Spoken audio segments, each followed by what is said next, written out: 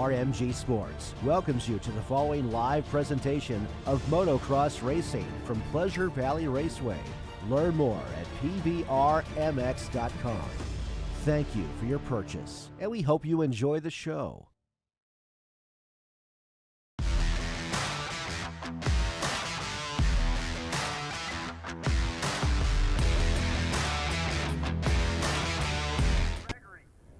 Good morning and welcome to Pleasure Valley.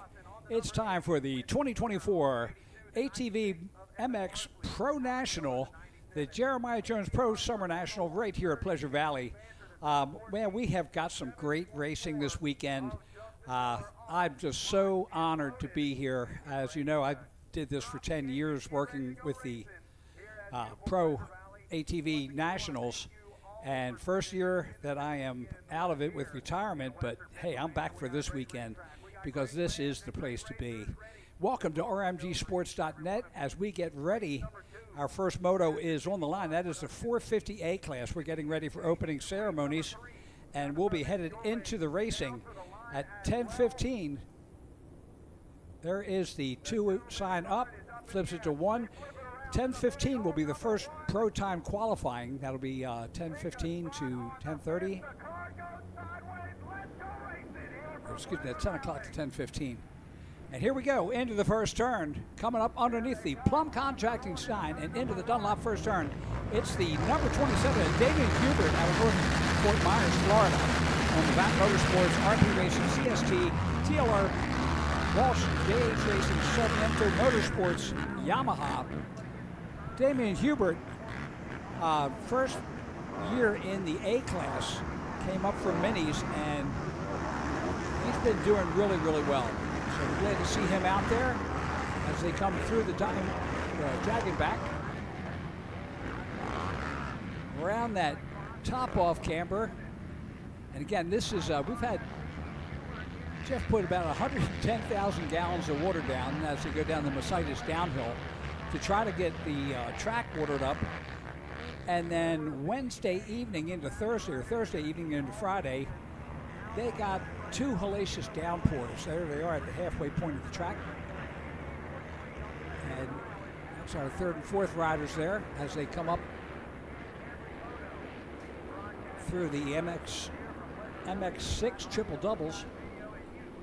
Here's our leaders heading into the Honda Bull turn. The 724 Justin Miller, and then the 17 of Jack Van Varick, another one that has moved up from the junior ranks. And across that MX tire off camber, you only think it's bad doing it on a bike. To turn around and do it on a quad, that's saying a lot. So we're hoping that's going to shape up good as they go past the Pro Action finish line and down to the Fuel Factory Tunnel. There's your leader, Damien Hubert, the number 27, 97 of Alec Miller out of Alaska, Ohio, in the All-Star United Motorsports Music Racing Honda. It's second. Third and 7th to Justin Miller out of Strasburg, Virginia, on the Miller ATV and Cycle. South Florida Motorsports, Connie's Cup Honda.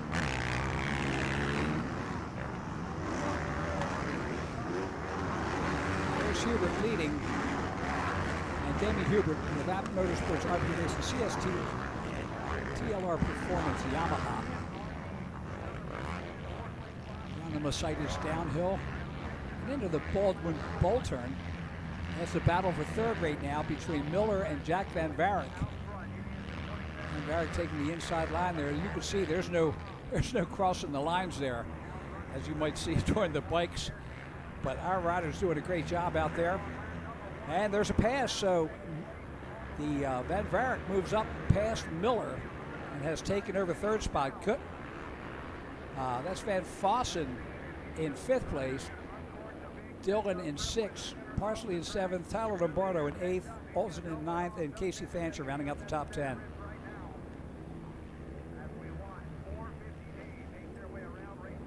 All right, here's your leader. Damien Hubert heads down towards the finish line area.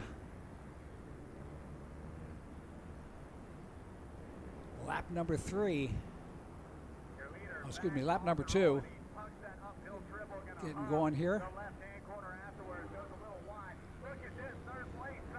So 97 of Alec Miller still in second place. You see the battle. And watch out, here comes Van Vark. Van Vark now taking over. Well, he's still in third. He's right there. I saw the blue and thought it might have been him.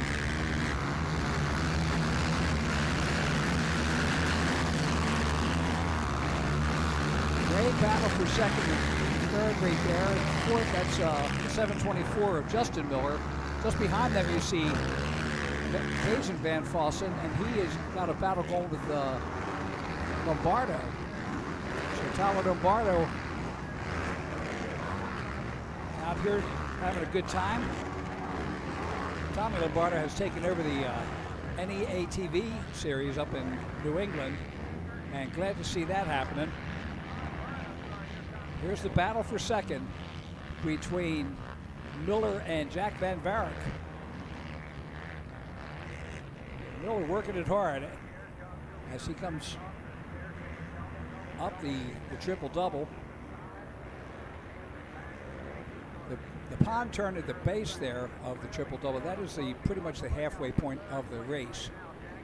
Come up through the Honda Bowl turn, and the leader just through the Himmler Construction triple there.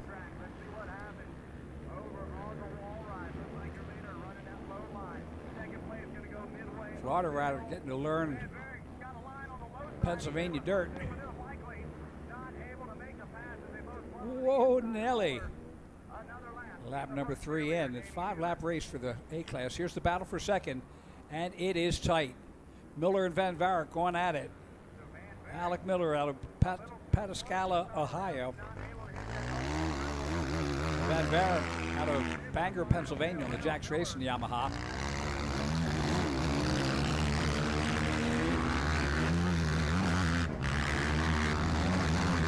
Their leader heading into the Diamondback.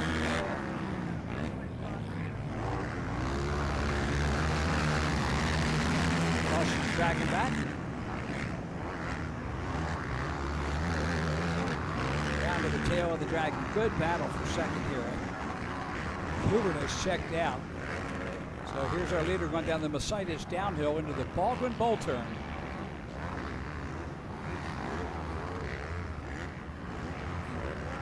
Here's the battle for second. Look at this. Van Vark making the shot to the inside. Side by side around the bell turn, and he makes the pass. Jack Van Vark taking over second place. And the 97 of Alec Miller back to third as they come up the triple-double.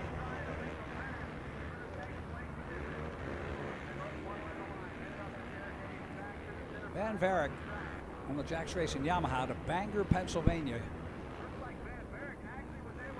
Over the Himmler triple. So very humid day.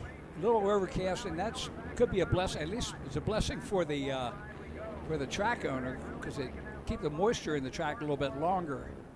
But it's also a blessing for these guys because it was hot yesterday with that sun out there. White flag is out for our leader. So Damian Hubert out of North Fort Myers, Florida. He's no stranger to this heat and humidity. One of my Florida neighbors, just on the opposite side.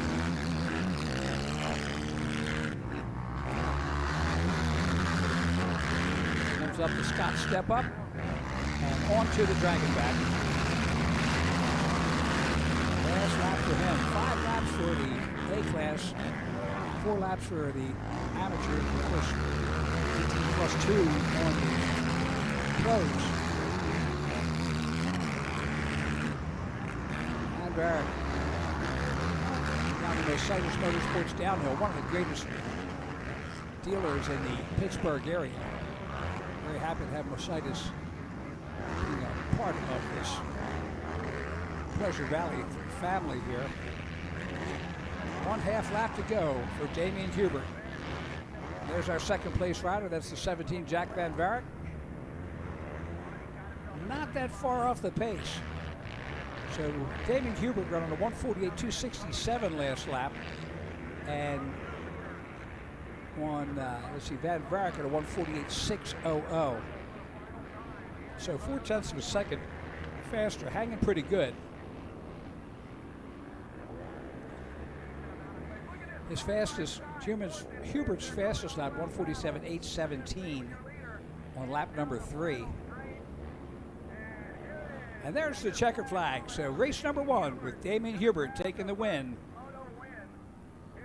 on that VAP Motorsports RP CST TLR Performance Walsh JH Sarmiento Motorsports Yamaha. Race number 2, the Masters 50 Plus and Production C is on the line. We've got just about 12 minutes till we start our first time qualifying for the pros. They'll be going off at 10 o'clock, 10 to 10:15.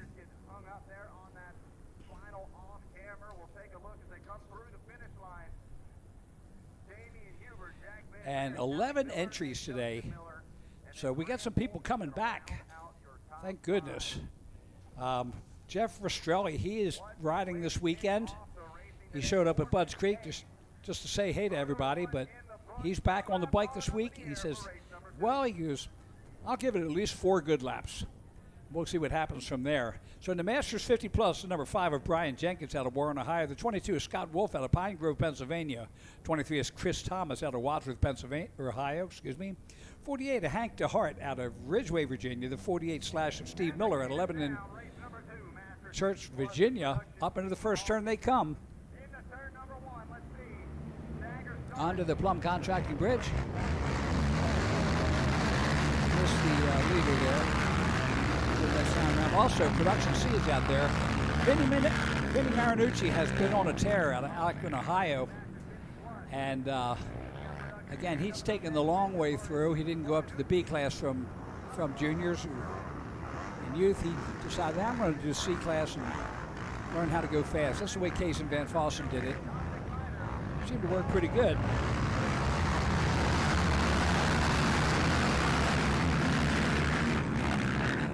Around the tail of the dragon they come. And that could be Brian Jenkins up there. He wheels up SSI Fast Company Kenda Golfer 4Works Suzuki. There's your top 3 right there. To get to a spot that I can see the number plates.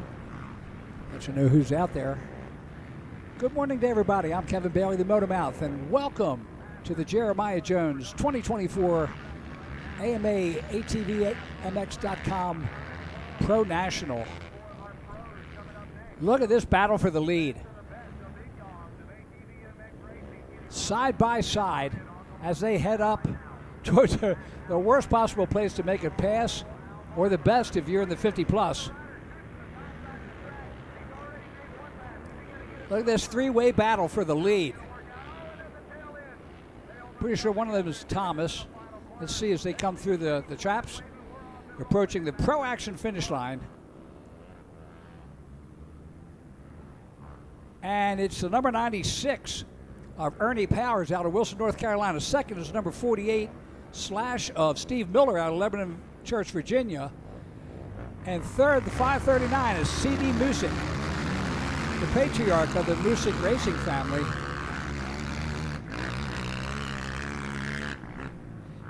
CD, great rider, great guy all around.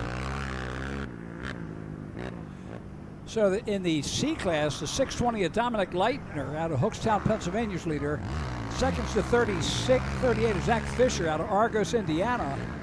Third is the number 20 of Mason Bostic out of Vidalia, Missouri. Fourth is the number 2 of Vinny Marinucci at Akron, Ohio. And fifth, the number 17 of Otakar Oliastro. There's the battle for the lead now. The 620 of Dominic Leitner and the number 38 of Zach Fisher. Up over the triple doubles they come. Headed back towards the tower now.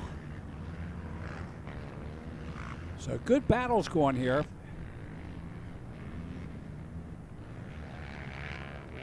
And I believe next up is going to be first time pro time qualifying. They're doing their riders meeting right now on the line. Here's the battle for the lead. Oh, what a battle. They're taking it right to that MX tire off camber, side by side coming down through here. Lap number 2 at their halfway point. And it's still the 96 of Ernie Powers in the lead. The 48 of Steve Miller on the Miller ATV Solid Air Motorsports Honda in second. Third is the 539 of CD Music out of Verdunville, West Virginia on the Coaster Racing Honda. Fifth is the number 5 of Brian Jenkins on the Wheels Up SSI Fast Company Kendrick Alpha 4Works Suzuki.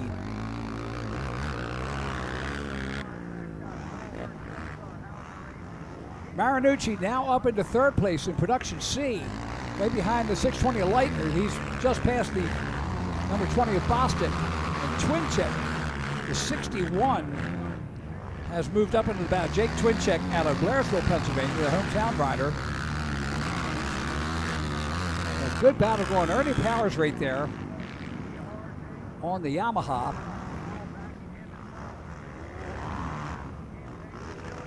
Here's the battle for third. And that is the 48 of Miller and CD Music.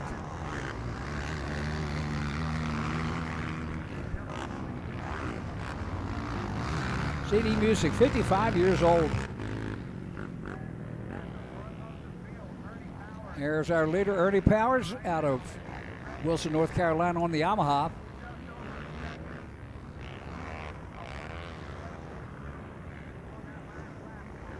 That's the battle. Watch this line here. Get a good idea what's the fast line. Actually, that's see, they're all getting carved in now. The problem is that there's bottom set of wheels will dig into that berm and scrub the speed off of you. Right when you'd really like to keep it going, and it's only going to get deeper all day. There's Miller, the 48, and CD Music, the 539. Brian Jenkins right there also. So here's Ernie Powers coming down through the Dunlop first turn. White flag is out on lap number 3 as they make their way around. Up over the Scott step up and onto the Dragon back.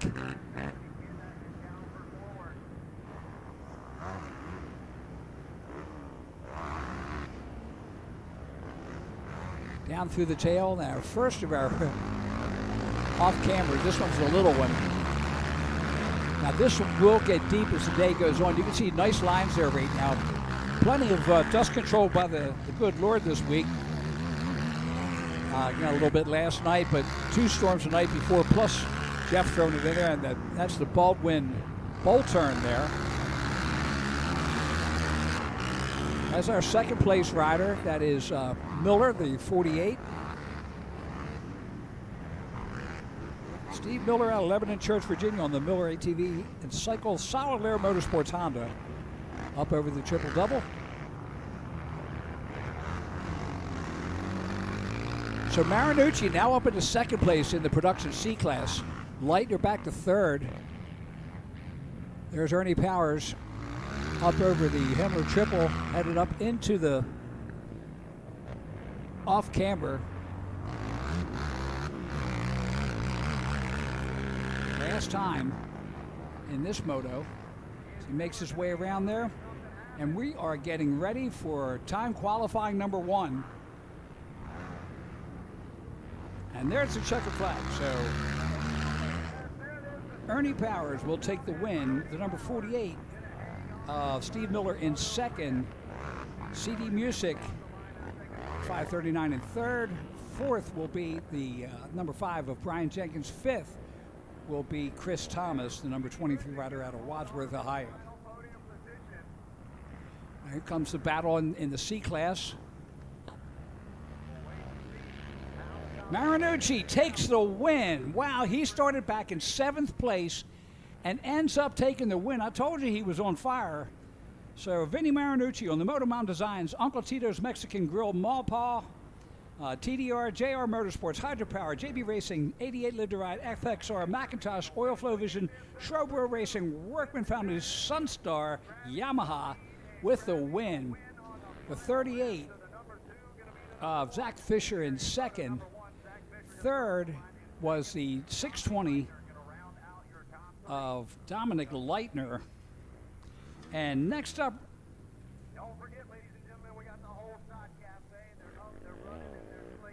should be our first time qualifying.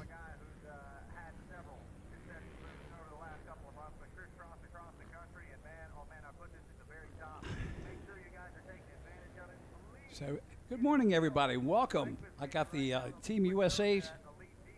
I'm decked out with that. That's a good thing. And we are here at Pleasure Valley. I big welcome to everybody in the ATV racing community. I'm very proud that you could be here. We're going to have a lot of people coming in for this weekend for some interviews. So we'll keep that going throughout the weekend. And again, we're getting ready for our first time qualifying. That'll be 10 to 10:15. The pros will be out there. And all important on this track to get that fast time in session number 1, because you never know what's going to happen for session number 2. Session number 2 will be going on at 11:15 to 11:20. We'll be doing the hole shot starts, and then 11:20 to 11:35 is the second pro time qualifying. 11 pros out here this weekend, and the first pro moto 1:30. Second is at 4 o'clock. So as we get ready to go for this, your fast rider right now and leading in points. Matter of fact, he has an undefeated season. He has won every moto this season on the Phoenix Racing, Yamaha, CST, Elka Suspension, Walsh Racecraft, Dasa Moose, Parts Unlimited Yamaha out of Mount Ola, North Carolina, the number 1 of Joel Hetrick. Second in points out of Springtown, Texas on the Ford Brothers Racing, SSI Baldwin, JP, RP, FXR Yamaha. It's the number 4 of Bryce Ford. Third in points right now out of Blair, Nebraska on the Westland Motorsports, JH Racing, Goldspeed Tires, PEP, Music Racing, Yamaha, the number 26 of Brandon Hogue. Coming back now after a hiatus for injury out of Palm City, Florida, the Rastrelli Racing, Rocket Machining and Design, Kenda, FXR, Elka, JB Racing, Williams Performance Engines, Yamaha, the 28 of Jeff Rastrelli. Max Lindquist having a great season this season at a little Suamico, Wisconsin. The number 2 Yamaha is sponsored by ML2 Motorsports, Walsh Racecraft, Maxxis, and Yamaha. Also up here, up and coming, hopefully Rookie of the Year out of Battle Creek, Michigan on the TDR Walsh CST Impact Solutions Rocket Yamaha, the number 53 of Mason Jackson.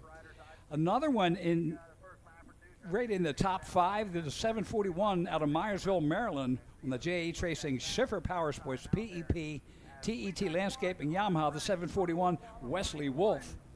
Another rookie this year, and also doing very, very well out of Punta Gorda, Florida on the Williams Performance, Hinson, Rath, 9-2 VAP Motorsports, FXR Florida Turf, Walsh Racecraft, RP Race, Forworks, Raw Connection, Moto Trim Yamaha, the 914 of Jody Chambers.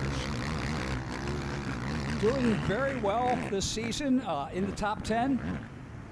And he's out of Parno, Estonia on the Music Racing, United Motorsports, Media All-Stars, JH Racing, Alcantara, Valiscar, Nonsense Yamaha, the 31 of Kevin Sarr. Also out there, the number 5 out of Springtown, Texas, on the Ford Brothers Racing, JB Racing, Baldwin Motorsports, SSI, RP Racing, Yamaha, the number 5 of Cody Ford, and the number 68 out of Wyomissing, Pennsylvania, on the Highline Racing, TDR, JB Racing, RP, Custom Access Yamaha, the 68 of Adam Aldrich. So that's our field for today, and we're looking forward. As you look in there, that is the number 1 rider in the United States and the world, Joel Hetrick, as he makes his way up Again, the free lap right now, they are out there and they're just dialing it in. Joel Hetrick, he and Carly's pregnant with child number 3. I got son and daughter already. And I'm just hoping everything goes well.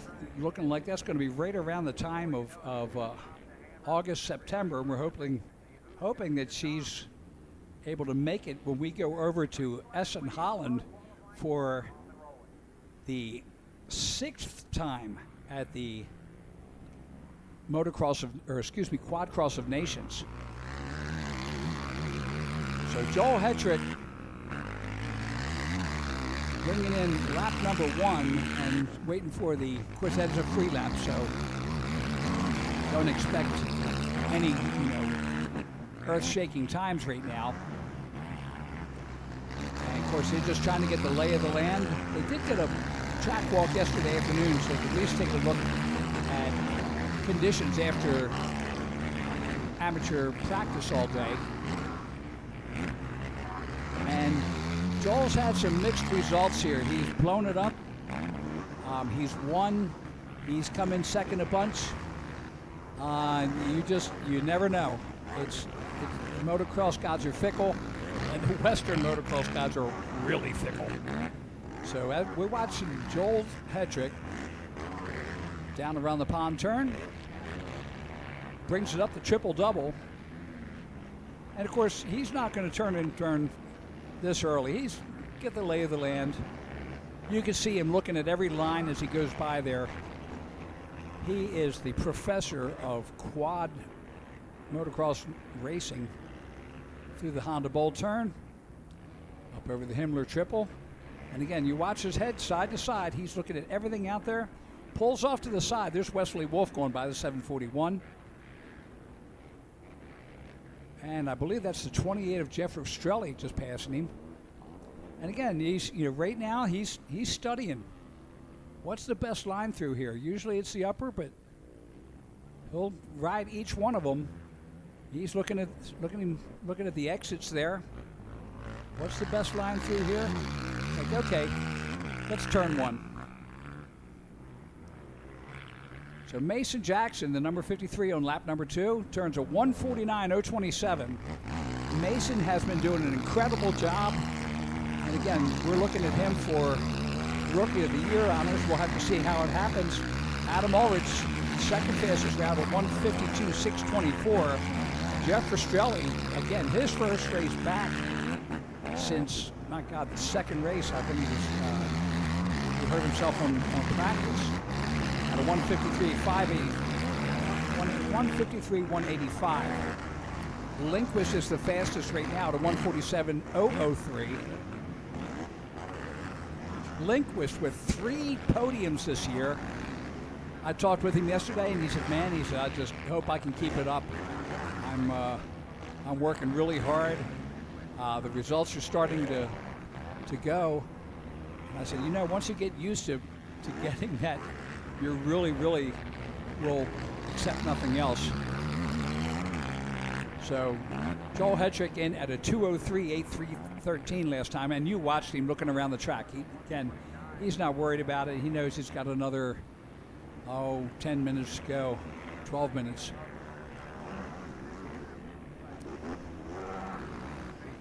So our riders right now, that should be Mason Jackson there as he makes his way through the top section. Again, he's vying for Rookie of the Year right now, along with Joseph Chambers. And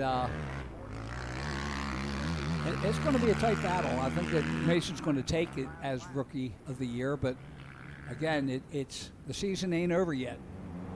Just past the halfway point. And that's the 26 of Brandon Hogue. Brandon Hogue, the number 3 rider on the Team USA as we head over to Essen, Holland this year for the Quad Cross of Nations, joining Bryce Ford, the number 4, and the number 1 of Joel Hetrick. So we're watching the number 26 there. Comes around the tail of the dragon. Brandon has been really stepping it up this year. Third in points right now, and he and Bryce Ford swapping back and forth. There's Joel Hetrick, the number 1, as he heads through down the Mercedes Motorsports downhill into the Baldwin Bowl turn and around the Phoenix turn there. Phoenix Motorsports, starting with Honda, and of course has evolved to Joel on the Yamaha. Joel very happy with it. Again, he's unbeaten this year. I did talk to him about that yesterday, and he'll be coming up for an interview probably tomorrow.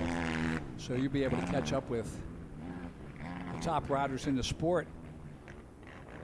We've invited a bunch of people up just to come up, sign the wall, and be part of the rmgsports.net live stream experience here.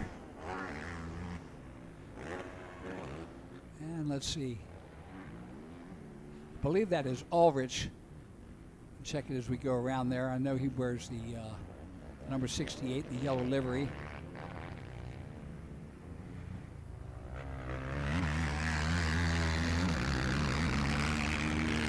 There's Jackson and Ulrich. So Mason Jackson and Adam Ulrich coming through the Dunlop first turn. Brandon Hogue turns in a 143.045. Joel Hetrick at a 144.072 in second. Lindquist at a 144.256 in third.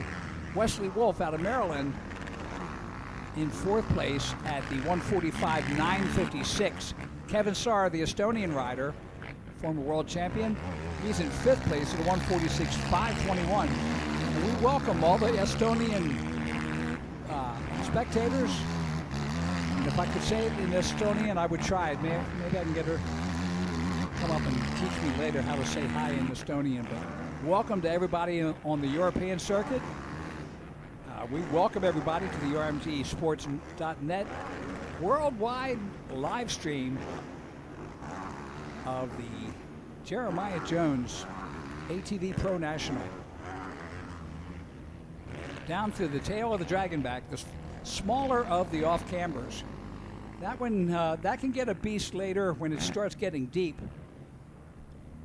Europeans, you would probably, look more like a Czech track. As we go around here,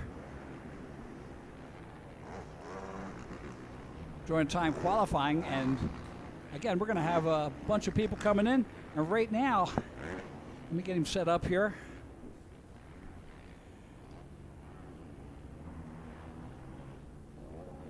My good buddy, Brian Jenkins. Brian, welcome to the booth up here. I'm glad you could make it up and be a part of this. Happy to be here and be a part of this. It looks like you've got one of the best seats in the house to be able to see all this footage as it happens. So we're watching Adam Ulrich right there, the number 68. He was just with Mason Jackson, and Ulrich and Jackson. Ulrich in ninth right now at 147.487. And of course, Mason Jackson in fifth at a 145.346. But yeah, you've been out here a bunch, and I know that you've always loved it out this way. You always at Breezewood and out of Ohio, so kind of the same dirt. But what do you think about this track? Love this track. And just some background information, Jeff Cernick and I go way back. Back in the day, he had the regional Suzuki PAMX series that he ran when Suzuki came out with the LTR in 2006. Right. So he started a series with a bunch of tracks here in PA, and Michelle and I jumped into that series with Suzuki's to earn contingency. So we've been running Pleasure Valley since, we had the Pastrana Highway over there at the finish line way back in the day. So we've been coming here a long time and seeing the progression of the track and the sport as well, and I love to come here. Jeff always treats us very well, gives us a phenomenal track no matter what kind of weather we get, and just like right here, there's some subtle changes from what we had last year, but I think they're really good changes. The flow is really good. That split lane over there, that is going to be key, because right there, I don't know who the outside rider was, but coming out of there, they actually pushed the berm over the side of the track. Right. So as you're coming off of that, you're dodging that hay bale over there and trying to get traction. So it's a real key area over there. Whoever can get traction coming out of that is going to be a slingshot move. Now, Joel Hetrick has moved into the top position at a 142, 167. Brandon Hogue. And Brandon Hogue turns a burner there at a 141.517. The Nebraska rider pulling out a great one. And we want to go back to Wheels Up and what you've done for WMX. We in the ATV motocross world just love the fact you lost Michelle and we lost one of our angels, one of the pure spirits of the track. But you have kept her alive in the WMX by sponsoring the whole shots and doing so much to keep the focus on WMX ATV motocross. Thank you very much, and I appreciate that. And that all came from Michelle. Michelle was the track butterfly. I don't think that there was anybody that had an issue with Michelle. I mean, I did as referee, but it was only the official stuff. Right. Well, and to be fair, it was probably legit. She was pretty, adamant. Like if there was something that was on her mind, you knew about it. But yeah, like her intentions were always pure. When we did the Wheels Up Girls posters that we put out to raise money and to promote the women's racing and to get young girls involved, all of that was from a pure spot. She's seen the future, and she knew that it was the young girls coming up that was going to advance to the class and make it what it was. So I started it originally out of pocket and trying to get that rolling, and then from there we had so many people that wanted to help out and loved Michelle and what she was doing. So we continued it, and now we even have Pro-Am this year. So we have, as a matter of fact, this weekend, Pro-Am whole shots are $300 a whole shot. Oh, my goodness. So look at that. It's Joseph Chambers there. He is the other rookie of the Pro Series in contention for Rookie of the Year. Like I said, I'm pretty sure that Mason Jackson's got it sewed up, but Joey Chambers is doing a phenomenal job bringing his aggressive style up from Pro-Am into the pro ranks. Of course, shoulder scrubbing at these speeds is a little harder than it was back in Pro-Am. These guys, they have so much flow and control of the bike too. You're talking about Mason Jackson, Joey Chambers, Adam Ulrich. These guys, it's amazing. You watch them, how smooth they are and how fast they are. And they make everything look easy. And these are just our rookies. Yes. The seasoned veterans, it's on another level that these guys are able to go, 5 mile an hour faster than that, which it doesn't seem like a lot. But look at the lap times. Look where Hogue's at, Hetrick, and Lindquist is up in third. Yeah, so ahead of Bryce. 141.517 for Brandon Hogue on lap number 6. Joel Hetrick, the lap before, did a 142.167. Now Bryce Ford turns in a burner. He's at a 142.187, so he's 2 100s behind Joel Hetrick. Max Lindquist, who was in third, now he's in fourth at a 143.437. Wesley Wolf, the Maryland rider, on the 741 at a 143.991 in fifth. Kevin Sarr sixth, Jessica Australia in seventh. Mason Jackson eighth, Joe Chambers ninth, and Adam Ulrich rounding out the top 10. Now, this is one of those tracks that that Joel's going to turn in the burner before the end of this session, because this track could go away in a heartbeat. Yeah. And right now it's pretty mint, but again, you've already been out there. Yeah, I was just out there before the pros went out. So it's slick in some areas. Like that split lane was very, very slick. The rest of the track, it's actually pretty nice. It's got some very good passing lines that are available. But in those slick areas, and the off-camber started to get hold down, and starting to develop a little bit more of a camber to it. Because I know I actually put my foot out and was running on the one berm. I started tipping. So it's starting to go away over there already, and that was Moto 2. Kind of mentioned earlier, I said that, on the downside, you've got to stay off of that wall, because that'll scrub the speed right off of you. Yeah. You got to stick a wheel in it and actually throw your weight to the other side as hard as you can. Yeah. Well, it's funny because I try to tell people on dirt bikes that, you weight the outer foot, and that seems like, not the thing to do. And of course on this one you've got to weight the inner foot because you want that inside to drag, so you're not dragging tires on the outside. Right. Because honestly, I used that outer foot. Like I said, I was actually pulling a Fred Flintstone and running on that berm to keep myself down. It wanted to peel out, and that was the lowest lane on that off camber over there. Now, so did you try the upper?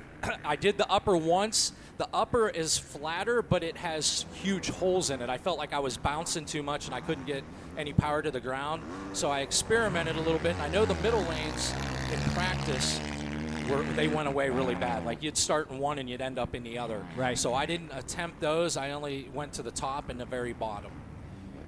Yeah, so there we go. We're looking at it. Brandon Hogue still at the fastest right now at a 141.517. Joel Hetrick in second place at a 141.982, so four tenths of a second slower than Bryce Ford in third, Max Lindquist in fourth, Wesley Wolf in fifth, Kevin Sarr sixth, Jeff Rastrelli in seventh, Mason Jackson eighth, Chambers ninth, Ulrich rounds out the top 10, and Cody Ford in 11th. So 11 pro riders. We got Rastrelli back. I'm real happy to see Jeffrey back. Me too. He's a crowd favorite, and he's got a very unique style. You know which one it is without even seeing the number. Absolutely. When he's riding, and I just hope he feels healthy and feels good out there, because when Jeff is in the right state of mind, I feel like he rides way faster than when he feels like, there's something a little off or he's a little under the weather or something doesn't click. So I'm really hoping the best for Jeffrey out there, because it'll make it real interesting. There's Bryce Ford, the number 4. He is sitting in the third spot in qualifying. He's doing a cool-down lap as he makes his way up towards the off camber.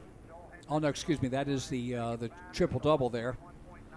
Now, something I didn't get to see, I didn't watch to see if these guys were clearing the uphill triple, all of them. I know earlier there was a couple little weird sticky spots on it on the takeoff. Yeah. I seen like 2 Pro-Am riders doing it, but I all didn't right, know. So that settles it. Brandon Hogue with the fastest run at a 141.517 in the first session. Joel Hetrick in second at a 141.982. Then Bryce Ford at a 142.187. Max Lindquist fourth place with 142.949. Rounding out the top 5, Wesley Wolf with the 741 rider at a 143.991. So, Brian, we want to thank you for stopping up. I know you got a couple of motos left in the day, and I'm not till later, so I'm going to cool down myself. Oh, you can now. do that? Yeah. I have some time. I don't think I'm until about 22 or 23, so I've got some time now in between. I just dropped the checks off downstairs, so.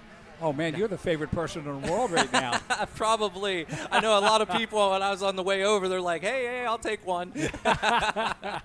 So those big checks are pretty popular. All right, there's our top 4 in the 90 shifters. They make their way around and get to the numbers. I'll see if we can call them out. This has been a lot of people moving up from the 50s, skipping the 70s, going right to this 90 class.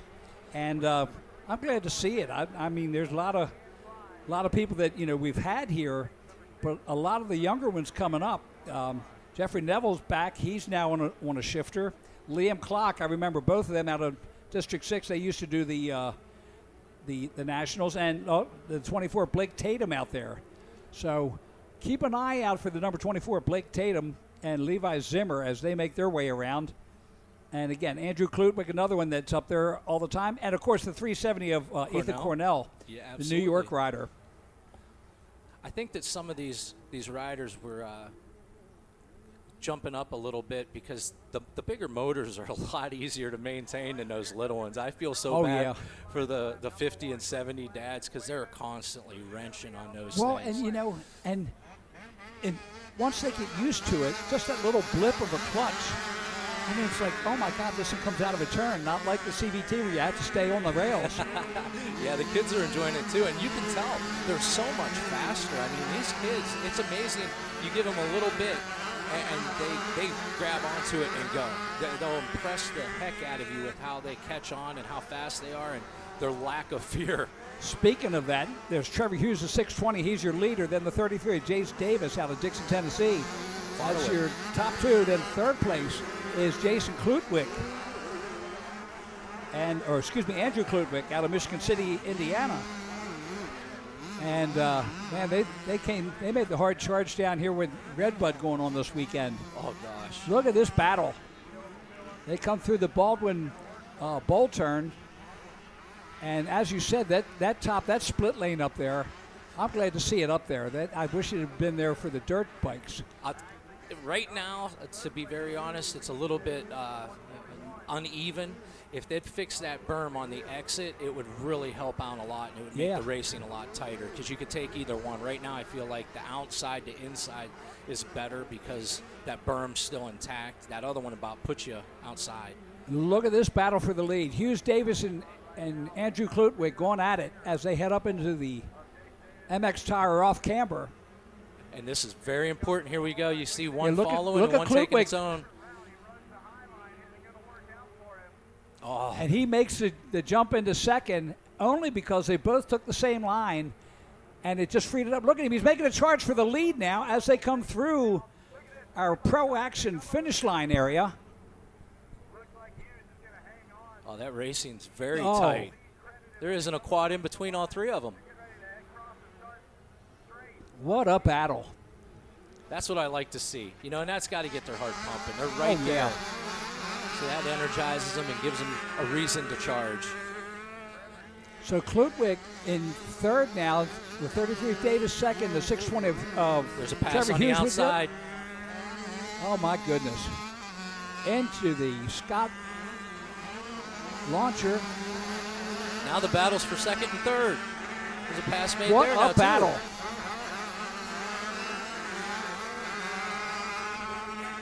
So it looks like Davis in the lead. Hughes and Klutwick going at it. Down through the tail of the Dragon. And down the Mercedes Motorsports downhill into the Baldwin bowl turn. There's our battle for second. And it's Andrew Klutwick.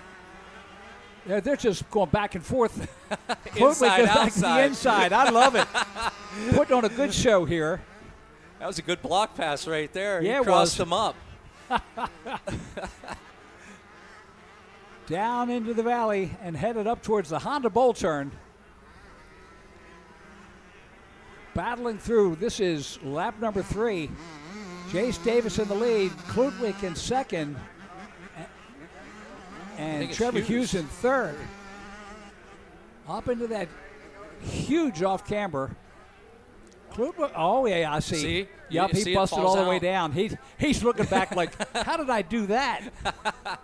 Started at the top and went to the bottom. That's okay. If you start at the bottom, there's nowhere to go. I don't know that. I seen somebody take it yesterday. They took the water truck road, and I thought, wow, that's pretty fast. Yeah. All right, white flag is out with Davis in the lead, the 33. Yep. Andrew Klutwick in second. Hughes in third.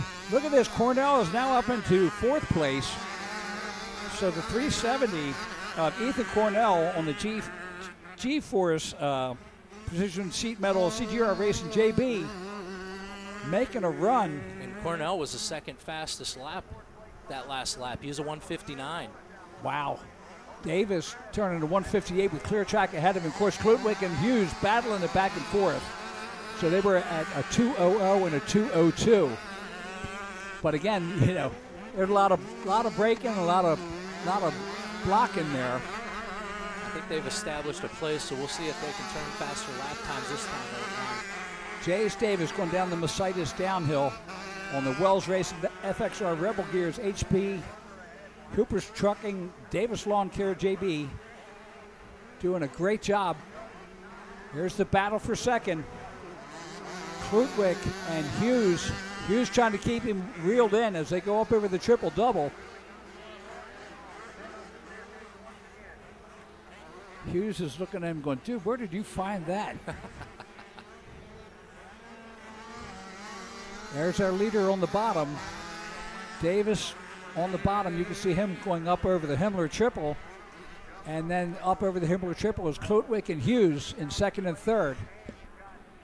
I'm interested to see what line he's going to take this time since he ended up on the bottom. Is he going to go to the top again? Yeah, they both do. They both go to the top. Well, again, you know, it's like if you end up on the bottom, it's not a problem. But if you start at the bottom and you dig in, there's nowhere to go. You got that right. So there we go. Checkered flag is out. And the 33 of Jace Davis from Dixon, Tennessee takes the win on the JB. Second place going to the 141 of Andrew Klutwick out of Michigan City, Indiana on the KTM. And third going to the 620 of Trevor Hughes out of Scott Township, Pennsylvania.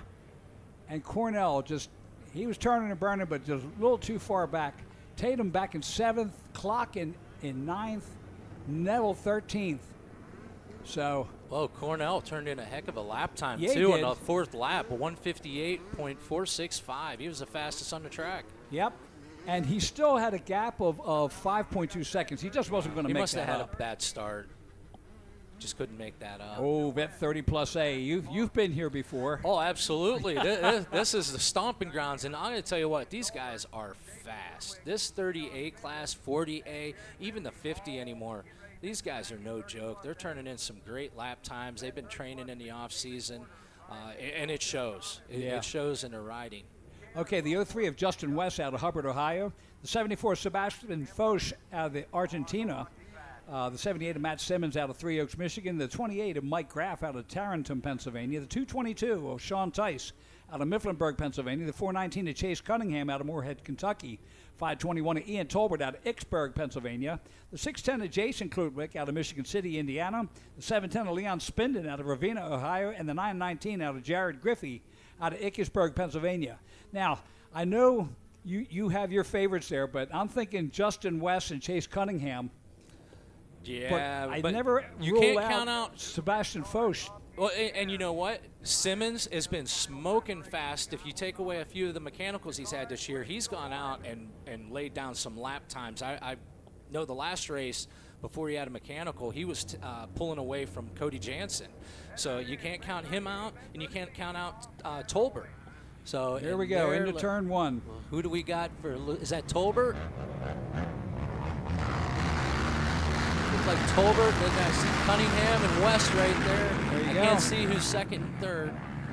So Ian Tolbert out of Ickesburg on the Sean Tice at Tice Racing TDR FXR. Ooh, somebody went flipping. Somebody went down over the hill on the backside. Oh, I see him still spinning. Yep, there's a quad in the trees. I don't know who that was, but hopefully the flagger's seen it.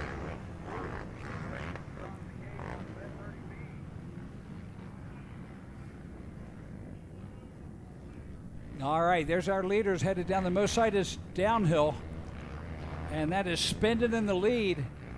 I think it's Tolbert. Isn't that Tolbert in the lead? Oh no, that's excuse me, Tolbert in the lead. I still can't tell who that is in second. I can't tell. Timing and scoring, once they catch up, we'll be able to tell you all the numbers and who's who. It's still showing 90 shifter. Well, we got to get a lap in and then it'll pop up. I know Tolbert's taken off. That might be Simmons in second. I'm not positive. I thought I seen Cunningham and West back in like the 3rd, 4th, and 5th area. Yeah, there's West right there taking the top line. The top line, and that's Foch that's underneath them. Okay. So I can So see the those Argentinian two. right there. Look at this. Good battle.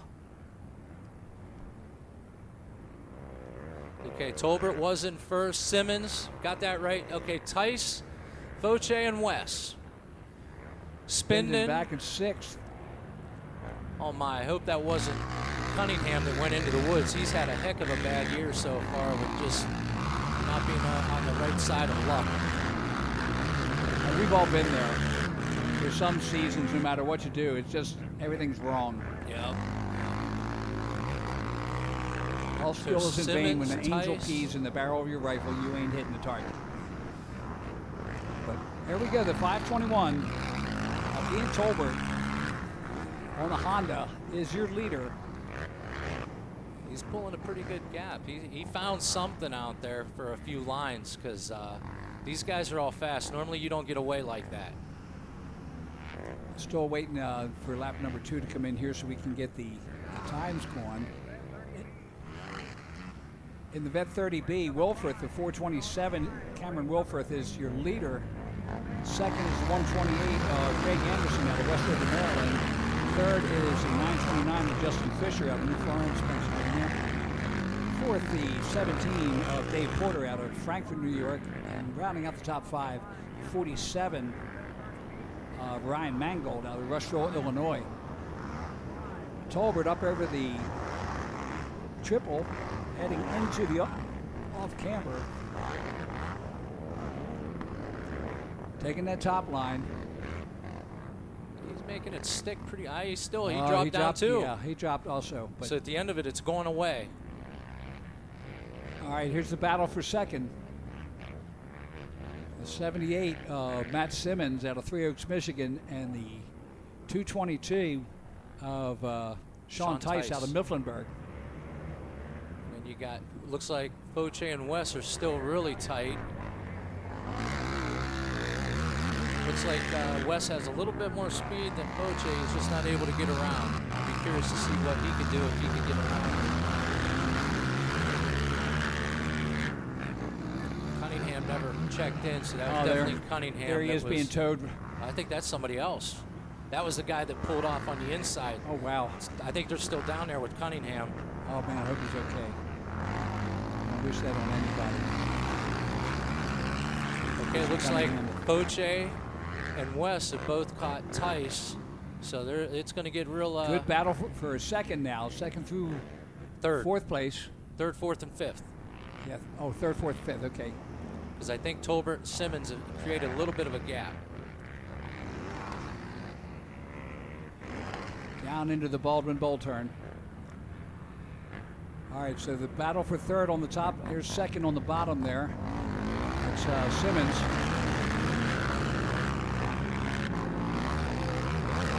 Tice, O'Shea, and Wes coming up the triple-double. That's just a nice triple-double there. You know, it's an uphill. You don't feel pressured that, you know, on the jumps that you know, you got to hang it out and do something stupid. If you face it, it's not going to kill you. Right. The last one is about the most peak. I've seen a lot of the younger kids don't quite have the motor, you know, second guessing that one. The 450s can get over it. They just got to commit and go for it.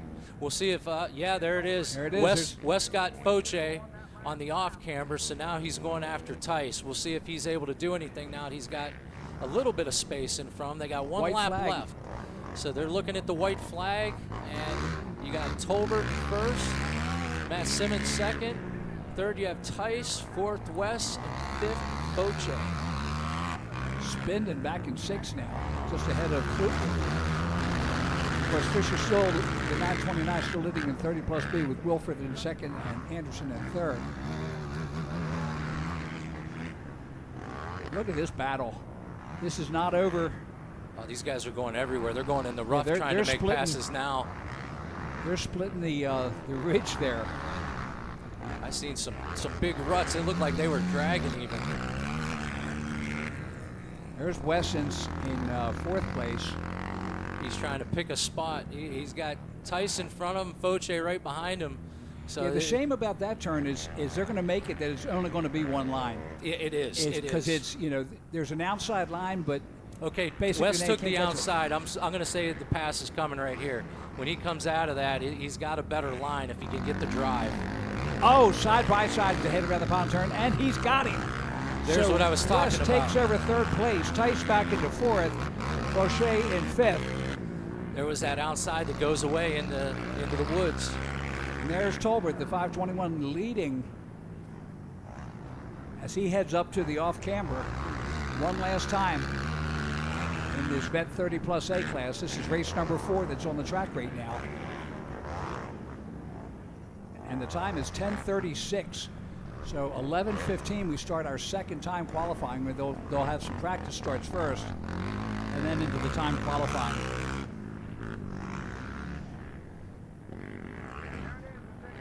There you have it. That's how it Tolbert ended up. with the win. Simmons in second. Wes, look at how much time he made up. He actually finished right behind Simmons. So Wes in third, Tice in fourth, Foche in fifth, Spindon in sixth, Griffey in 7th, Clothwick 8th, Cunningham. We're hoping he's check on okay. him. Yeah, for sure. They might be still trying to pull that bike out. I see it go in a tree. Hopefully he ended up okay. Bet B, you had Fisher, Anderson, Wilforth, Porter, Mangold, and Thomas for your 6 riders there. Next up is the women's 15 plus. Now this has been a good race this year. I've been trying to keep up with them. Natalie Jackson, number 3 out of Battle Creek, Michigan. I believe she's leading the points in this right now. Not sure, but I'm. Her and Joyner, I think, her and Joyner, are the 2 that have been back and forth. The number 9 of Ellie Roush out of Shoals, Indiana is out there. The 14 of Caitlin Page out of Midfield, Ohio. The 16 of Brooke Galley out of Uxbridge, Ontario. Blonde hair trailing behind her. That's a flag. That's a flag tucked in her neck brace. And this is the women's plus. Let's take a look here. Sway Day out there, and of course Alyssa Duncan. I think might be Alyssa Duncan that runs that tucked in her, like her neck brace, if I'm not mistaken, the red, white, and blue quad. It's a pretty tight pack right now. They're all together battling right now through the back tabletops coming out of the wood section. Is that Natalie in second? Kind of looks like her. You can tell she got some long legs. So I can she's pick too her tall. Out. As I can pick her out of the crowd, like I said, she's got long legs. And it's pretty wild. She's got a style kind of like her brother. Yeah. On that quad, the way she's so low and hunched down. It's always in attack mode. She's kind of lucked out that to be training with Mason Jackson all the time. How does it get any better than that? Yeah, and she gets the cast-off bikes, which is even better. Yeah. She probably has her pick of the whole stable out there. Oh, she made a pass. Here's the battle for the lead. And Natalie has taken over the lead. And let's see if they...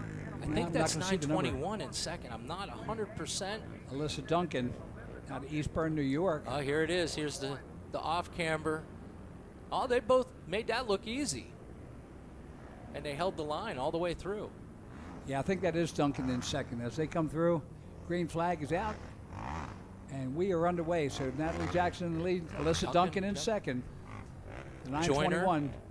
Joyner will make up some time, I think. Yeah, Olivia Joyner also racing in WMX class out of Canada, and she pulls some hole shots out. I mean, that girl, she can ride. Oh, absolutely. I believe she just got back to racing too. Wasn't she injured there for a little bit? I heard that. And she sat out around or something. So she was excited to get back, and she's starting to get back into racing. Always a smile on her face. Always. Real pleasant to be around. Going back through the tabletop section in the back, the leaders right now, coming back into sight up front. Still have Jackson out front with Duncan in second. It looks like Joyner starting to throw a tow rope out there to reel in Duncan a little bit. Roush is in fourth, Sway Day in fifth.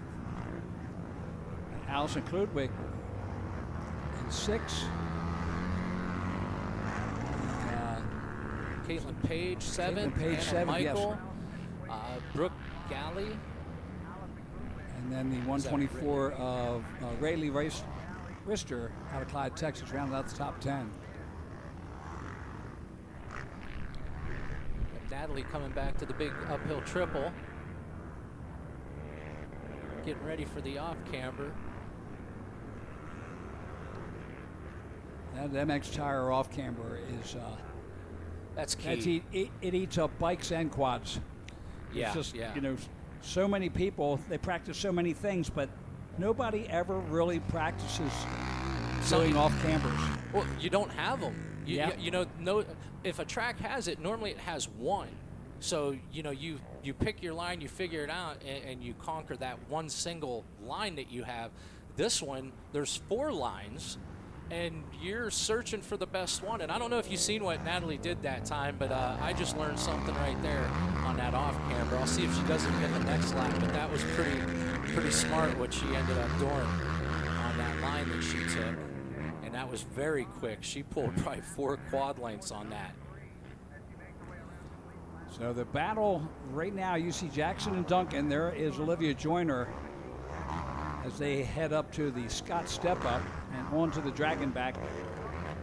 And I'm kind of glad they put that left-hander there at the end of the Dragon Back and bring it around, because it used to go straight down the hill. Yeah. And that caused a lot of problems. People carrying too much speed, and of course, that Mercedes downhill, always rough, the braking bumps. You see, it hasn't quite started yet. Yep. But after the pros get out there, that will be a rough downhill. See, I'd like to see them in that turn you're just talking about. Put a berm like they did in the switchback over there. There's Duncan. You see her following Jackson around, and had a gap of 2.5 seconds, but she has made that back. Olivia Joyner in third, Allison Klutwick in fourth, Sway Day in fifth, David Page in sixth, Hannah Michael in seventh, Brooke Alley in eighth, Adeline Libby in ninth, and Rayleigh Rister rounds out the top 10. That top 10 brought to you by MXTire.com. Natalie, she's got some pretty good lap time she's throwing down, a 155. Yeah. She's definitely on the gas out there. Oh, they didn't show it this time, what she did through there, but she had a line through there on the bottom that was key. Jackson and Duncan, you can see him. White flag comes out, 1 lap to go. Duncan making a charge on her as they head up to the Fuel Factory Tunnel, make the turn over the Fuel Factory Tunnel, and then down to the Plum Contracting Bridge area into the Dunlop first turn.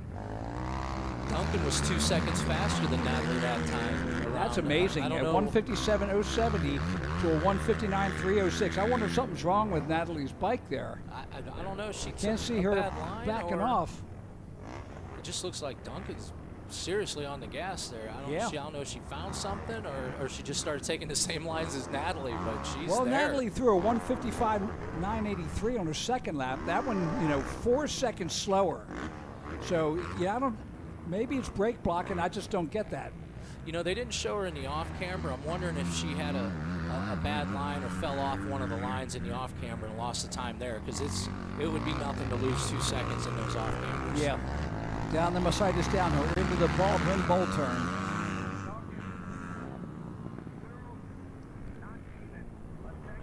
They got to watch too. They might have some lap traffic that's going to be a factor in this coming through towards the checkers.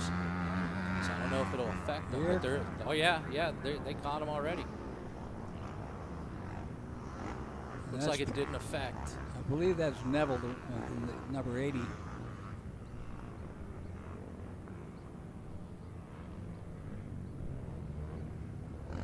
Okay, now there's the battle first and second over the big triple. This is going to be key.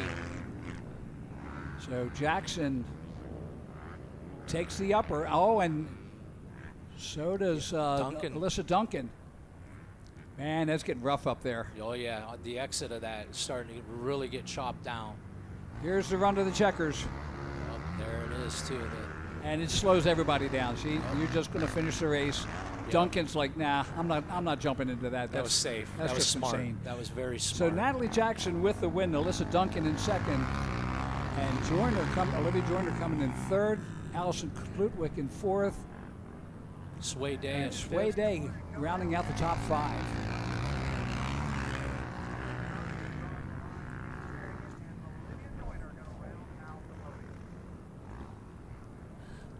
Appreciate it, Kevin. I think I'm going to take off here, but I just want to say thank you so much, and appreciate the time spent up here. I appreciate you talking about Brian, Michelle and I'm so glad you were here for the vet classes. That gave me a hey, I even sounded like I knew I was talking about. you give me a shout anytime you want. I'll come up and help and hang out. I just want to make sure I get down there. There's a couple people I help with their bikes. I want to make sure everything's on point and their races are going to go off without a hiccup, and everything's in place for them. So Brian, thank you very much for coming up, and I'll come check on you later if you need help. Oh, I will. I'll come check on you later. If you need help, I'll jump in again. All right. I appreciate it. Take care, Brian Jenkinson. Thanks for giving us a hand up here. Schoolboys Senior 13-17, race number 6 is getting ready. Coming up next, we've got race number 6, Schoolboys Senior 13-17. So in the schoolboys senior 13-17, we got the 11 of Josh Abood, the 12 of Aiden Hartle, the 16 of Jaden Schiffer, the 19 of Peyton Halstead, 24 Jaden Powell, the 31 of Brock Alexander, the 72 Drew Walford, the 97 of Seth Fitzgerald, the 124 of Calvin Capel, the 141 Andrew Klutwick, the 212 of Jesse Baber, the 231 of Colby Tucker, the 621 of Wyatt Leitner, the 929 of Keaton Thomas, and the 940 Camden Arnell. Watch out for the 24 Jaden Powell, Camden Arnell, Brock Alexander, Drew Walford. I'm figuring them top fives.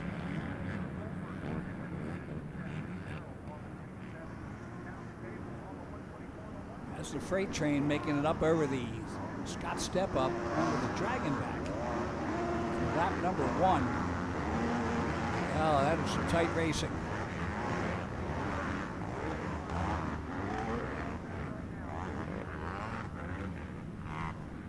Schoolboy Senior out there on those 90s, making them bark. Oh, and your leader goes down. He has dropped, went to the outside, and that's it for him for right now.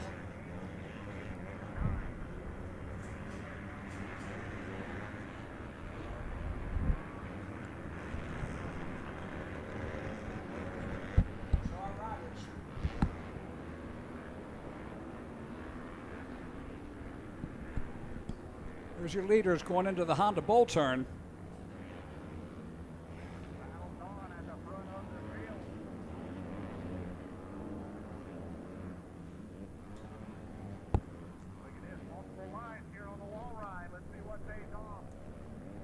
There's our top riders right there. There's the top 4. As they bring it down to the green flag. And that is the number 12 of Aiden Hartle out of Albion, Pennsylvania on the Baltimore Motorsport JB 88 Live to Ride SSI PEP Performance Scott Goggles Honda.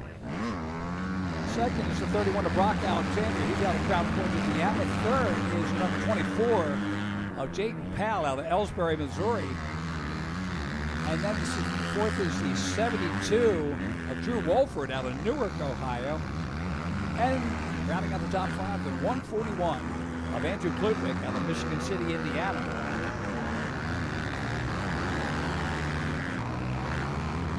There's your top 6 still going at it.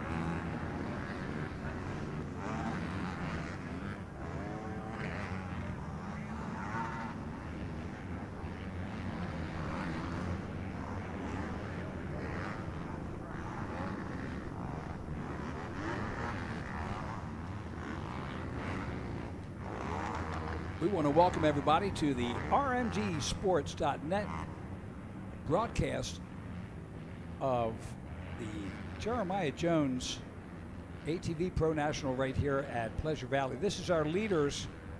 That's Hartle, Brock Alexander, and Jaden Powell. What a battle as they come through the Honda Bowl turn. A little bit of brake blocking going on there. Let's see what kind of lines they pick for this run through the, look at that, 3 riders, 3 separate lines. Bottom line worked for the leader.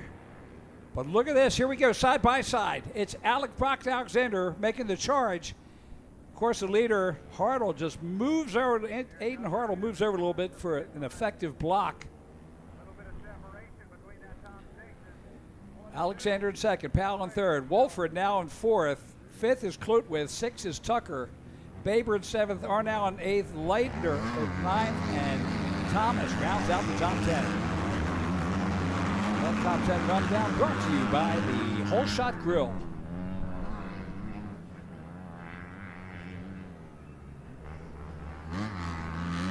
And the top 2 make a breakaway.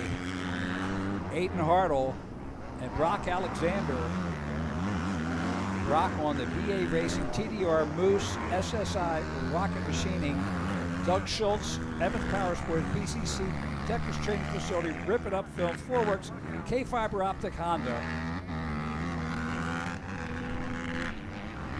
in second place.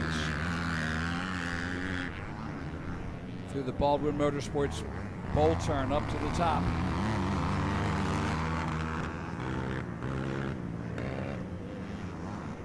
Here he makes a charge into the pond turn. Going for the triple-double on the uphill. Yeah, I'll hang right here, no problem. I'll watch your lines. Oh, a little bit of smoke coming out of Hartle's bike there. I hope nothing developing on that.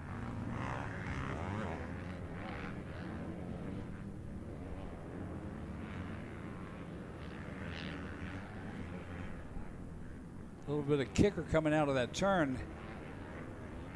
Hartle and Alexander take the same line. Look at this battle for third with Aiden Powell and Wolford. White flag is out, 1 lap to go. Two separate battles going there. The battle for the lead and the battle for third. It looks like fifth place. Tucker has now moved up into fifth. Powell's back in sixth. There's your leaders. That's how tight they're battling it. Alexander all over Aiden Hartle's back fender. And there goes Klutwick and Wolford going at it. Two separate battles, and all of them important.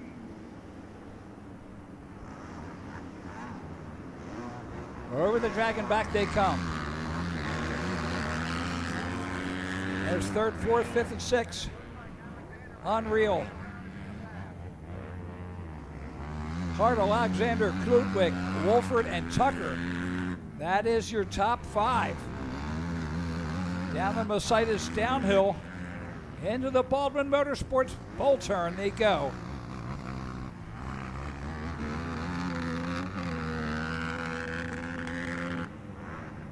Around the pond turn. That's the halfway point of the lap. Up over the triple doubles. Back into the center they come. This is it. Last lap. Who's going to take it? Aiden Hartle in the lead. Brock Alexander right behind him as they come over the triple. Yellow flags in the off camber. I hope that doesn't mess him up. All over the place. You can't make a pass on this one. There's your top four. Track is clear. Here they come. They'll run to the checkers. Aiden Hartle will take the win. Brock Alexander in second. Andrew Klutwick in third. Drew Wolford in fourth. The 231 of Colby Tucker rounds out the top five. Jaden Powell in sixth. Jesse Baber seventh. Noah Arnell, the 940 in eighth. And the 929 of Keaton Thomas rounds out the top 10. So it's 10:55 at 11:15. We will start the pro hole shot practice. Vet 30 Plus C now on the line. Hey, we'd like to thank RacerTV.com, SSI Decals, RP Race Performance, DWT Wheels, Rocky Mountain ATV MC, Hinson Clutches, Kenda Tires, Elka's Experience the Edge Suspension, VP Race Fuels, Defiance Lifestyle, Arma Sport, 88 Lived Around, CST Tires, and the AMA for their 100 years of service to motorcycle racing. Vet 30 Plus C in the Warrior class out here right now.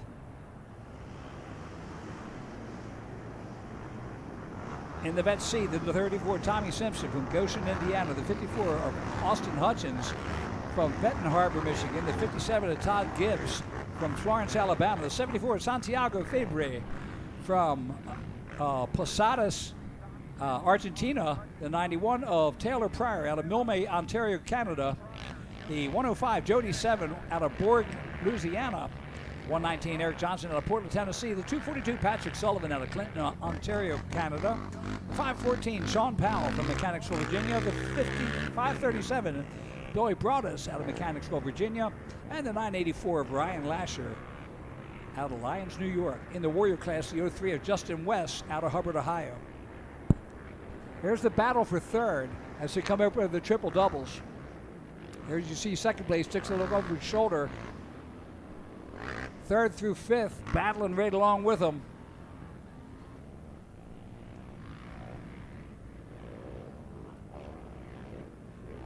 So there's your first place going up in the off camera. Second through eighth right there. Of course, this is Vet C, so the lines they're taking could be tell you a lot about this race.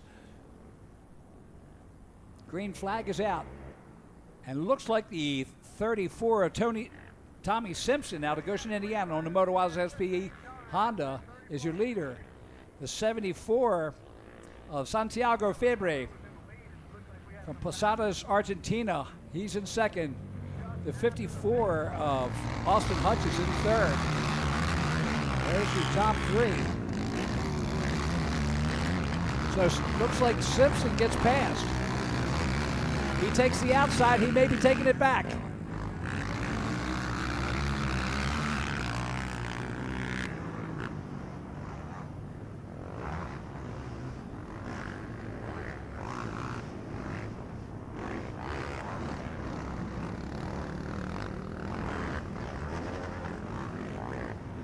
Down through the tail of the Dragon. Simpson in the lead, I believe, again. No, it's the red shirts. That could be Feber. It is the 54 of Hutchins. So Austin Hutchins out of Benton Harbor, Michigan on his self-sponsored Yamaha. Here's third and fourth, the battle.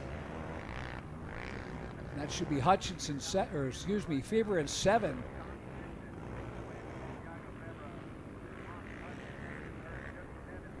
Up over the triple-double.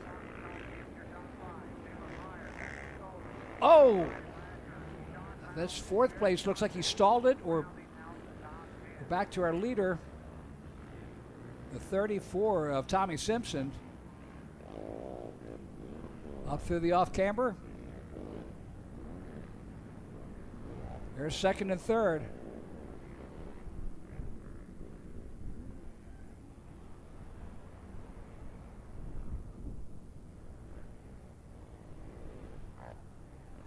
So there's Hutchins at 54. He's your leader. Up over the fuel factory tunnel. And down into the first turn. Here's Feber, the number 74, and Simpson, the 34. It's second and third as they go through the first turn. Feber out of Argentina. And great delegation comes out of Argentina to support AMA ATV motocross. Every year, love to see him come back.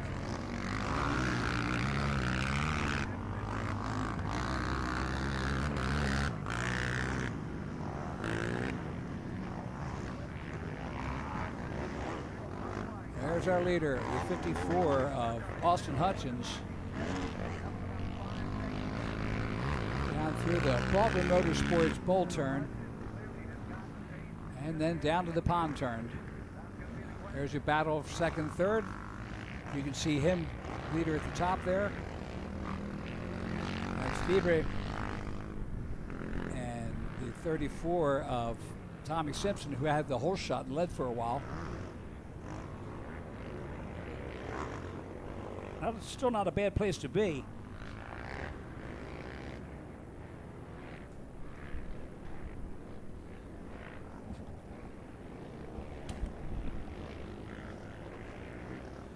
Up over the Himmler triple. And that's our leader, the 54 of Hudson. Austin bringing it around. White flag is out, 1 lap to go. Santiago Febre, the Argentinian rider, the 74 in second. Tommy Simpson, the 34 in third. Jody 7, the 115 in fourth. Taylor Pryor, the 91 in fifth. 242, Patrick Sullivan in sixth.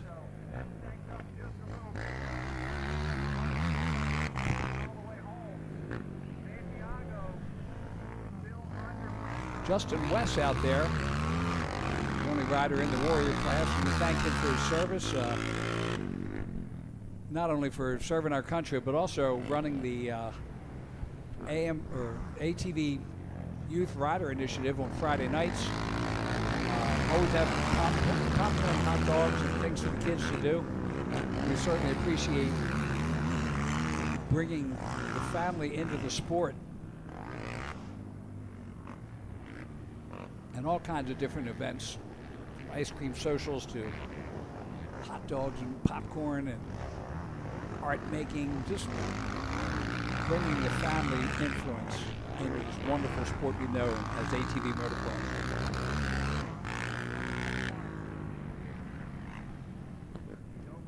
So the 54 of Austin Hutchins, bringing it up to triple-double one last time. There's that 30-plus seat.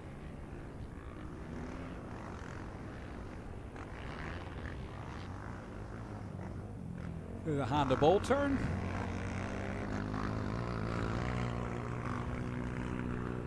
And doing a great job. He's turning a 159.853 on lap number 3. Everybody else is in the 202 to 235 range.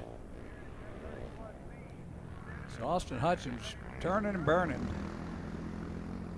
as he heads down to the Pro Action finish line, and there's the checkered flag. So race number 7, moto number 1 in the books now. Austin Hutchins with the win. Santiago Fibre, this Argentinian rider, comes in second. The 34, Tommy Simpson on a Honda in third. Patrick Sullivan, the 242 on a Yamaha fourth. And Jody 7, the 115, rounds out the top 5. Race number 8 is on the line. Let's check that time. 11:03. 12 minutes till we get practice starts. So possibly get 2 motos in, get up to race 10.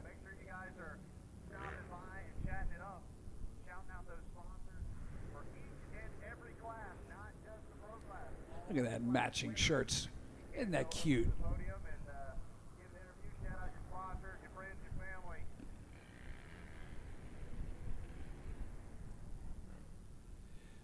Oh, we're getting ready to get it going here. On the line, the 70 automatic 611. The 17 of Bradley Schaff, the 23 of Reed Thomason, the 39 of Dean Schroeder, the 55 of Weston Nixon, the 055 of Owen Masters, the 100 of Madison Shepard, the 118 of Gavin Bauer, the 426 of Dylan Reitnauer, and the 518, Sammy Joe Baxter. Sammy Joe, he instead of sticking around for the 23, there's Reed Thomason with the whole shot. So that's your leader right now. Sammy Joe Baxter decided, you know what, I'm not going to defend my 50s. I'm going to move up to 70s and the 90s. And it's been a very good idea to do that. He's just doing a mass. Oh, look at that. Third place goes off the side of the track. I hope our flagger's all right. He may have swallowed his microphone.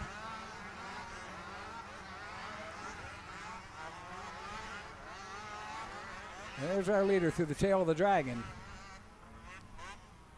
Reed Thomason.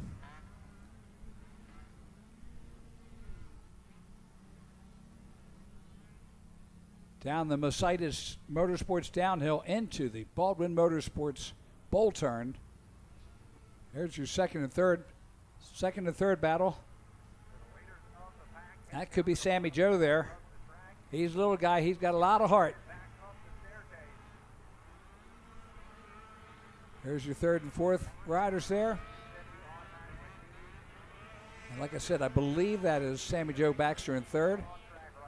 But we'll find out when they make it around this time. Oh, got a rider that was second or first place that stalled. There's the leader. And that is, I think that's still the 23 of Reed Thomason. Thomason on the Turner's Ready Mix Hetrick Racing, Motomom Designs, JC Racing, Liquid Performance DRR. There's first, second, third as they head through the off camber on these 70 automatics. It's like, yeah, that's a different animal, Dad. How do I get through that? All right, so there's Reed Thomason. Makes the fuel factory tunnel.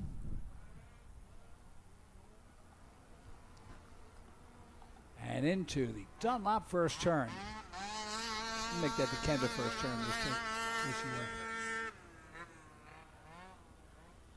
So Weston Nixon in the lead now. The 55 of Weston Nixon in the lead. Thomason, the 23 in second place. That's him right there. Gavin Bauer, the 118 in third. There's your leader. That's Weston Nixon. Weston Nixon on the Westland Motorsports, Hetrick Racing, JH Racing, PEP, O'Neill Scott 60, RAF Rocket, Goldspeed, DWT, all four, Guts, Aturby, ODI, SSI, B Squared Tech, Four Works, Blood, Streamline, ARC, DRR out of Cranberry, Pennsylvania.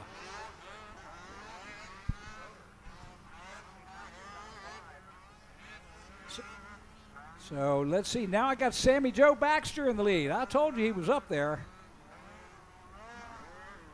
Sammy Joe Baxter out of Commerce, Georgia, on the Dexter Training Facility. Wells, Baxter & Son Trucking, Jones HVAC, Smith Iron Pin, CMA Agency, Jerry's Lock and Key, SSI, Blommel, FXR, JM Industries, DRR.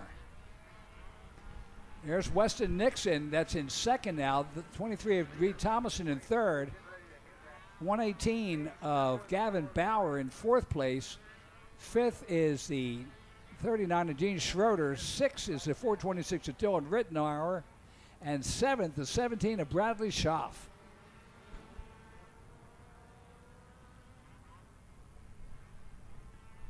So there's the 55 of Weston Nixon. There's the 518 of Sammy Joe Baxter. I'll tell you what, he's always got a smile on his face. All right, here's the third and fourth. That's Thomason and Gavin Bauer going at it. Yeah, they're not, oh, look out. He off the bottom.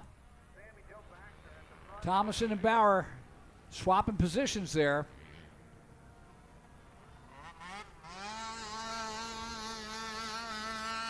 So Baxter makes it through. Nixon's through. Here comes Bauer and Thomason. Bauer up into third. Thomason in fourth. As you see them make their way over the fuel factory tunnel jump. Good battle for third.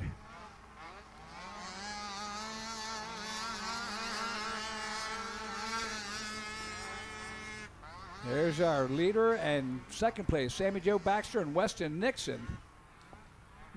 Sammy Joe Baxter running a 2:12.242. Weston Nixon at a 2:17.192. So you can see him. He is on the gas down that Mercedes down Motorsports downhill into the Baldwin Motorsports turn.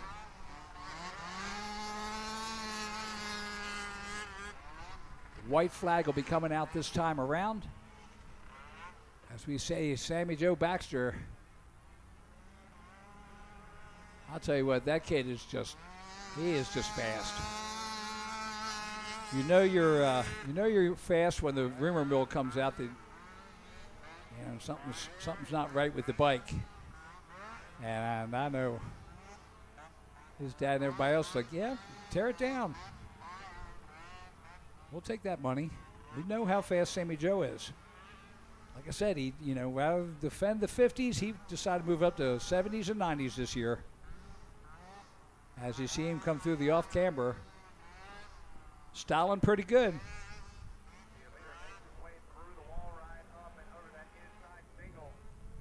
Always good to have him on the podium. He isn't quite the talker yet, but given time, he's going to be the man. White flag for Sammy Joe Baxter. Pride of Commerce, Georgia. Up under the Plum Contracting Bridge. Look at that lean angle. putting in the laps down at Decker Training Facility to get himself ready for this season. Dexter Training Facility, that's our nirvana. We've got all these. You've got Millsaps Training Facility and SOBMX, nice training facilities. But for quads, it's Decker Training Facility down in the Panhandle of Florida, all winter long. Always something to do. And bikes are welcome too, but it is quad heaven. So Sammy Joe down through the tail of the dragon, solidly in the lead. Weston Nixon in second. Gavin Bauer in third. And Schroeder, the number 39, Dean Schroeder moved up into fourth now. Thomason back to fifth. Right now is sixth. Schaff in seventh, and Shepard in eighth. Leader headed back up towards the staircase for the final time. Doing a great job. Saw that yellow flag. Checked up, not jumping. Oh, that's not. Something's not right there, Gat. Okay. There's a bike down, so that's why. Hey, I'm proud of him. He's doing the right thing. The yellow flag was out. He rolled the jumps. That is how you run a race. If you do the right thing, you never have to worry about it. Kind of like my dad said, they can't trip you up if you tell the truth. And truth is, Sammy Joe Baxter's winning this race. The 70 automatic.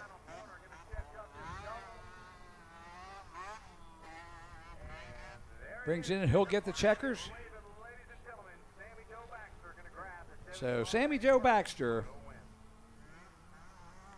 on the Decker Training Facility, Wells Racing, Baxter & Son, Jones HVAC, Smith Grading, Iron Pin Ranch, CMA Agency, Blommel Motorsports, DRR takes the win. Weston Nixon, the number 55 in second. Gavin Bauer, the number 11 in third. And let's see. Weston Nixon going to cross the line in the second place spot. Looks like Gavin Bauer going to round out the podium in 70 automatic. Junior 25 plus. So 70 automatic. Results are in. Let's see. It is 11:14. So it is time for the pro starts. So the pros are going to have 5 minutes to starts. And we're going to take a little break here while they start their start practice. And we'll come back with the time qualifying in just a few minutes. So about a 5-minute break, and we'll be back to time qualifying at 11:20. Ride MX34. Ride MX34. I'm Gavin Towers, Ride MX34. I'm Drew Adams, Ride MX34. Ride MX34. Ride MX34. My name's Colin Humphrey, and I ride MX34. My name's Adam Intignap, and I ride MX34. Check out the all-new MX34 from Dunlop. All new MX34 from Dunlop. Damian here, Ride Dunlop MX34. I'm Justin Cooper, Ride Dunlop MX34. Just Ride MX34. I'm Hunter Lawrence, Ride Dunlop MX34. Ride Dunlop MX34. I'm Hayden Deegan, Ride Dunlop MX34. I'm Jet Lawrence, Ride Dunlop MX34.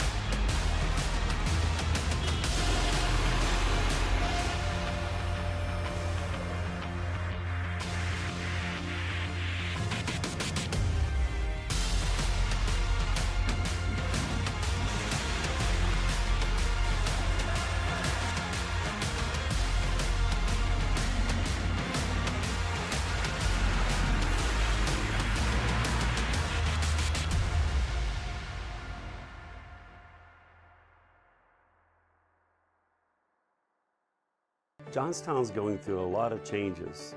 Our community is turning into this outdoorsy town that's very welcoming. And our company at JWF Industries changing, looking at the progress we've made with high technology and a family atmosphere. If you're from Johnstown, stay here, see the opportunities. If you left Johnstown, come back and see the difference in our town, see the differences at JWF Industries, the technology, and a great future here. We're at JWF, we're all about faith, family, and country. On or off the road, Honda builds it. You want it, and the new 5-star Power Sports Bedford County has got it. Conveniently located on Route 30, just across from the Bedford Everett Walmart. 5-star's got a huge selection of Honda bikes, quads, side-by-sides, and tons of parts and accessories. No one stocks more. 5-star Power Sports Bedford County. 5-star Power Sports. You were born ready for this.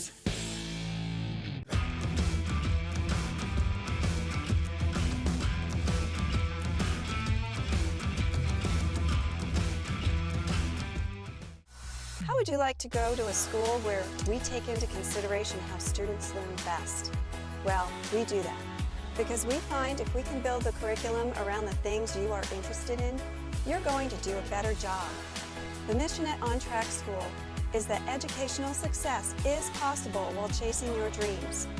Not only will our staff help students to achieve success, they will cheer you on to the finish line.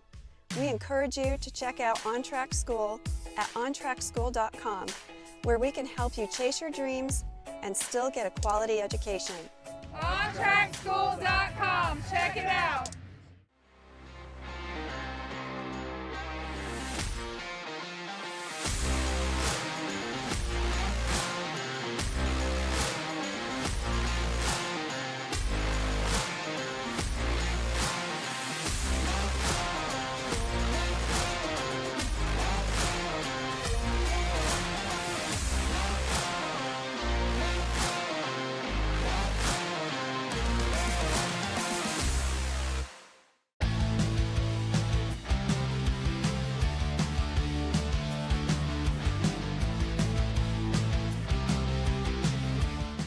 Valley Truck Centers and Valley Automotive Group. We're the proud sponsors of professional Supercross rider Jeremy Hand. For over 30 years, Valley has been a trusted teammate in the motocross community. Good luck to all racers for a safe and successful 2024 season. Hey guys, welcome to Cernic Cycle World, your premier power sports destination.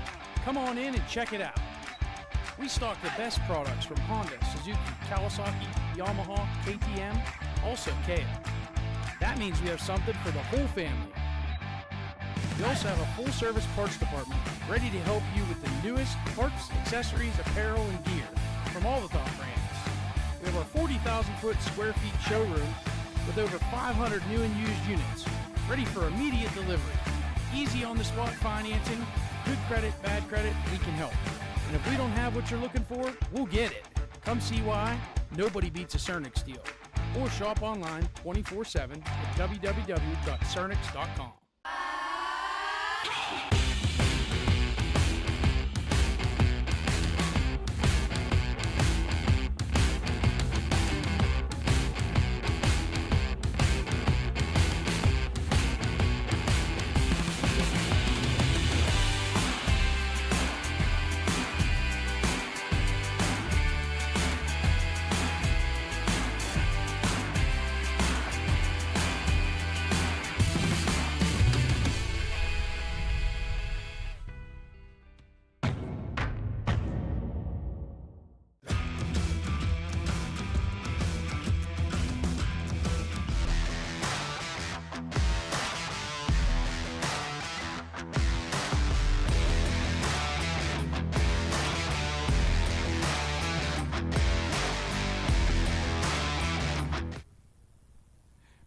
Welcome back to Pleasure Valley Raceway. We are getting ready for time qualifying number 2 on the Jeremiah Jones Pro Summer National Pleasure Valley Raceway. And right now, Joel Hetrick sitting second in qualifying with Brandon Hogue at a 141.517 and Joel Hetrick at a 141.982, just 0.4 of a second back there. Bryce Ford third, Max Lindquist fourth, Wesley Wolf fifth, Joe Chambers sixth, Kevin Starr, the Estonian rider, at seventh, Jeff Rastrelli on his first ride back from an injury is finally back here. He's in 8th, Mason Jackson 9th, Cody 4th, 10th, and Adam Ulrich in 11th, fastest qualifying. Welcome to the RacerTV.com SSI RP Race Performance DWT Rocky Mountain ATV MC Hinson Racing Kenda Elko VP Race Gas Defiance Lifestyle Arma 88 Live to Ride CST AMA Motocross Nationals right here at Pleasure Valley, and of course us at rmgsports.net are bringing it for you. This is the green flag lap right now, so they've got a chance to look at the track, see what's developed out here. You can see how the blue groove going through the tail of the dragon there. There is your second qualifier, and the number 1 rider, Joel Hedrick, heading down the Mositis downhills. And it looks like a blue groove all the way around there, which they're not going to have a problem with. Joel just stretching and look. Oh no, I'm sorry, excuse me. That's Bryce Ford. Bryce Ford waving to the crowd, doing a little bit of stretching as he makes his way around there. And I believe that's Adam Ulrich. No, that's the 741 of Wesley Wolf. So Wesley Wolf out there on the JH Racing quad. He's on the JH Racing Schiffer Power Sports PEP TET Landscaping Yamaha out of Millersville, Maryland. There's the 68 of Ulrich in the yellow. And Adam Ulrich on the Highline Racing TDR JB Racing RP Custom Access Yamaha out of Wyomissing, Pennsylvania. Just ahead of him is the, I believe that was the Yamaha Hetrick.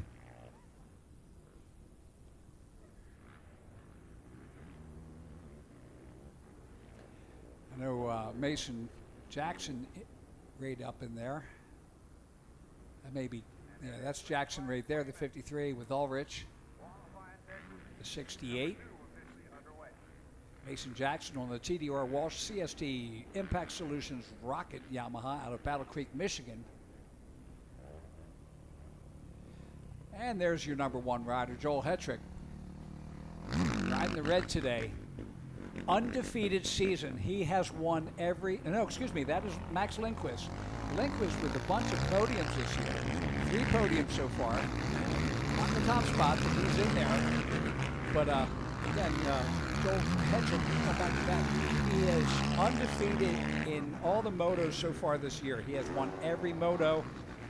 And, you know, nobody wants to talk about that, you know, how long it'll continue. We're hoping the whole season. Joel is just in that stratosphere right now that we're just very happy to see him doing what he's doing.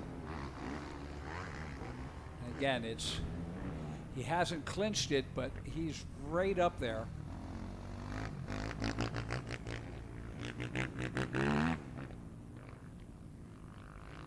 There's Bryce Ford, the number 4, coming through the ball turn, checking out the lines. There's a 28 of Jeff Rastrelli. They get on the gas, like, come on, buddy, let's go. What do you got? Look at Bryce taunting him. Oh, he's loving it. They're having a good time as they make their way up through the triple doubles, and it's like, dude, you rock. That was really cool. I got roosted and I lost a tear off, but that's okay. I had fun doing it. Like I said, Jeff Rastrelli out of Palm City, Florida, has had a injury break. He's on the Rastrelli Racing Rocket Kendo FXR Elka JB Williams Performance Engines Yamaha. And I believe that's Cody Ford there, the number 5 rider. We'll check it and see. Again, they're bringing it around so they can start their fast laps. So Joel Hetrick turns a 141.982 in lap 8. Max Lindquist up in 4th place on lap number 9 with a 142.949. Joey Chambers a 914. You see Adam Ulrich, the 68. But Chambers, the 914, is back in 6th place, just ahead of Kevin Sarr in 7th.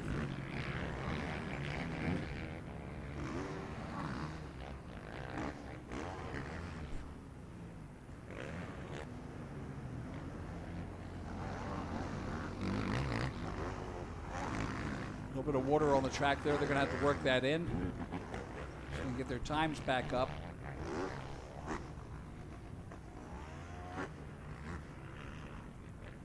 And again, that is so important in your first qualifying. You know the track is in good shape. Right now they're going to have to run their lines back. Yeah, this is the 914 of Joey Chambers there. Down through the Baldwin Bowl turn. Out of Punta Gorda, Florida.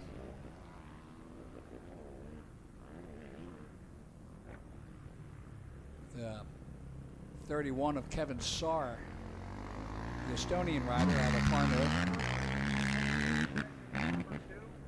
Back here for his 4th season now, 2nd in the pros.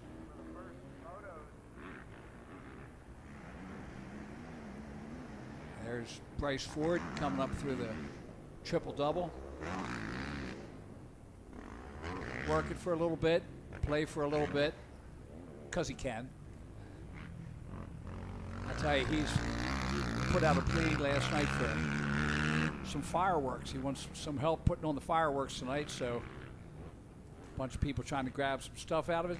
So fastest lap still holding at lap 6 for Brandon Hogue at a 141.517. Joel Hetrick, lap number 8, is a 141.982.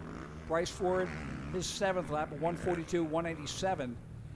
And nobody's turned anything any faster than that right now. In this second set, Max Lindquist up in 4th at a 142.949.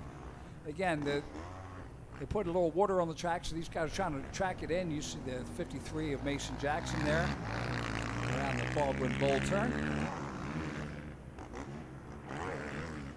Mason sitting in a pretty good position for Rookie of the Year this year in the pros. Man, what a crop we have coming in here. He and Joey Chambers just doing a great job moving up, which will also help a few key injuries this year. Again, Chad Weenan, I'm sorry to hear about him. Also, Rastrelli just making it back. This is his first race back since, I believe, Daytona. He did go to Texas. But training accident on that. And then Nick Janusa is still out. Now, Janusa just got on a quad the other day. I talked to him yesterday. So big shout out to Nick Janusa. I know he's listening to this. And just getting back. He said he's going to try to make it back for Briarcliff. He just did not feel comfortable coming out today. And of course, talking to Jeff Rastrelli, he said, yeah, he goes, I'll give him 4 laps. 4 laps, I'll be right on it. He goes, after that, we'll see what happens. But at this kind of pace, that's saying a lot.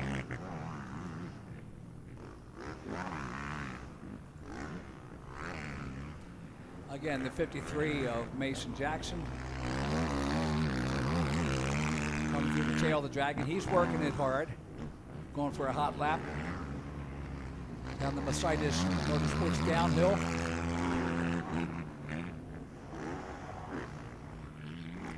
Last year I was watching Paolo Galizzi come into Decker Training Facility.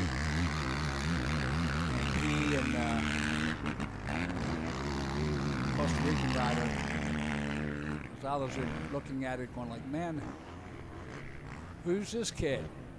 Oh, that's Mason Jackson. He's in B class.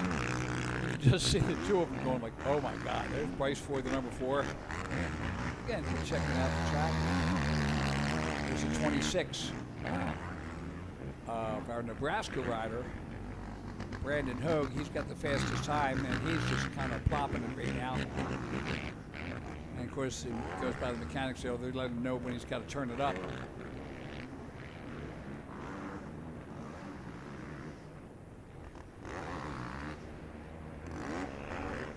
see Bryce and Rastrelli.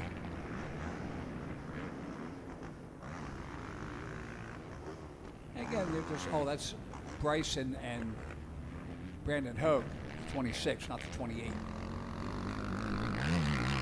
You see Ulrich right behind him. Ulrich is like, show me a line, show me a line.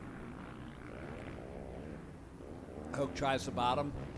Of course, they're each going to try each line, get some idea which they might feel more comfortable or might be faster. So again, Joey Chambers up in 6th at a 1:44.629. That was on lap number 9. Nothing. Well, he and Max Lindquist, the only ones in the second session, showing anything fast so far. There's Hetrick. Looks like he's on a burn going into the first turn. See how he does this time as he goes past Ulrich. There's Mason Jackson headed down to the pond turn, the 53 rider.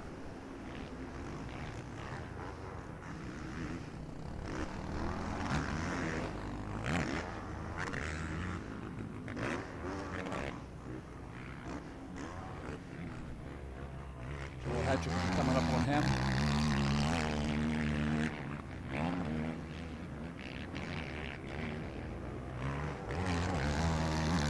Of course, the pro riders, a lot of situational awareness there.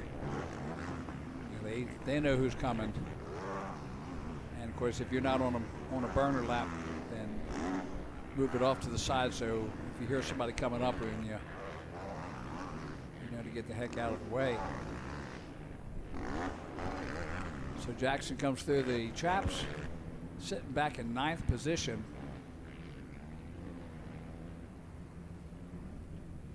Patrick on a burner, coming around this time. There's the 31 of Kevin Sarr. Kevin Sarr around the pond turn, headed up the triple-double.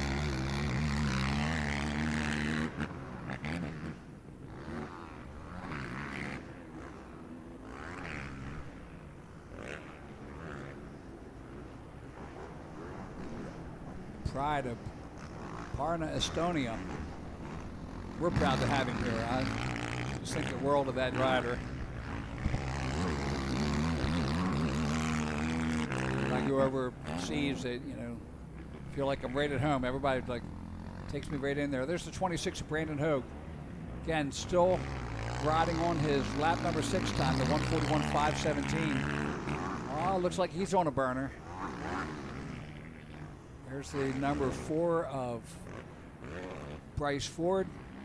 He's just kind of plopping around there. He's on the Ford Brothers Racing SSI Baldwin JB RP FXR Yamaha. Yeah, it might be time to turn one in there. Let's see if he pulls it out this time. Mechanics area right there at the base. There goes Ford. He's rolling, but that's not his fastest. Let's see what happens. Right now, still Brandon Hogue at 1:41, Joel Hedrick at 1:41.9, Bryce Ford still on his lap number 7, the 1:42.187. Tell you what, with the heat and humidity, they may be holding back a little bit. We do know that it's supposed to burn off sometime after noon and be bright sunshine. Of course, the humidity is going to stay right there, and it's going to be sapping. So as he makes his way through that Baldwin Motorsports bowl turn, Kevin Sarr on the Music Racing, United Motorsports, Media All-Stars, JH Racing, Alcantara, Valise Car, Nonsense Yamaha.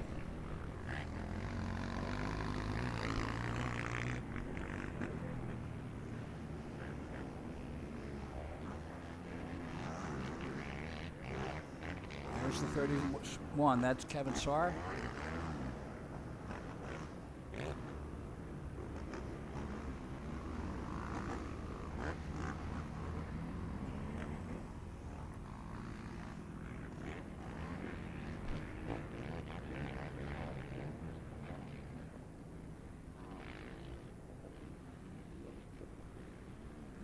There's the number 5 of Cody Ford, the other Ford brother on the Ford Brothers Racing. JB, Baldwin Motorsports, SSI, RP Racing, Yamaha.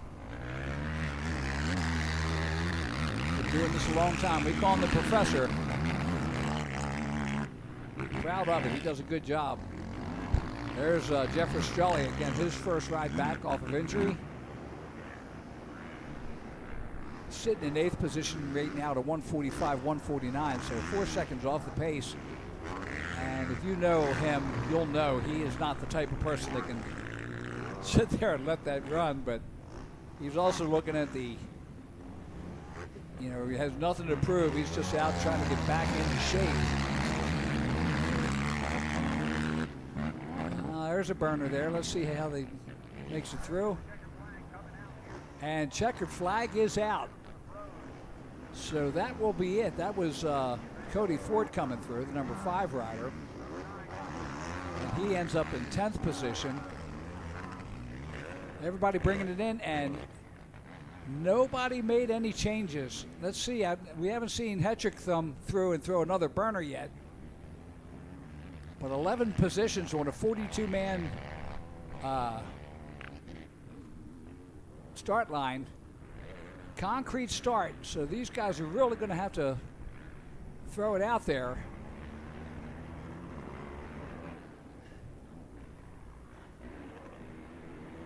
Hetrick usually, if he gets down close to it, he throws a burner usually on that last lap. Let's see if anything changes. He has not come through the traps yet. As we look back to the first turn, and Junior 25 Plus is the next race up on the line.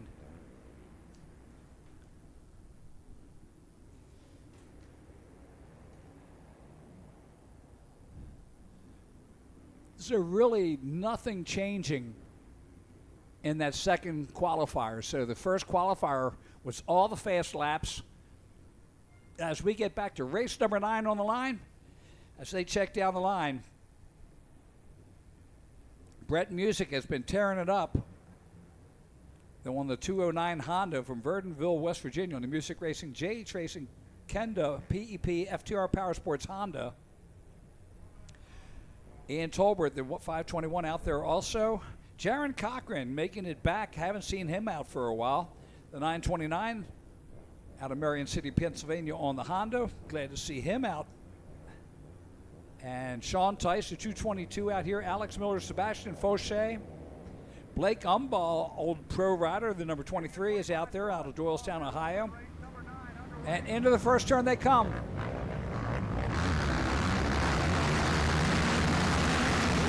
Fauché back in 4th place. And I'm pretty sure we're going to see Brett Music up there.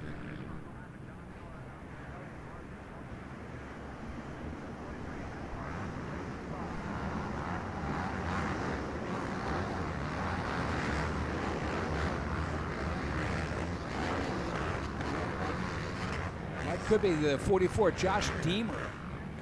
Take a look at it. It ends in a 4. Could be also Justin Miller. Down the Mositis downhill. This is the battle for second. You see the leader right there. Look at this battle for second as they come through here. And the 44 Deemer back in 3rd position. I'll have to check as they come up through that triple-double. That's 2nd and 3rd right there. Deemer in 3rd.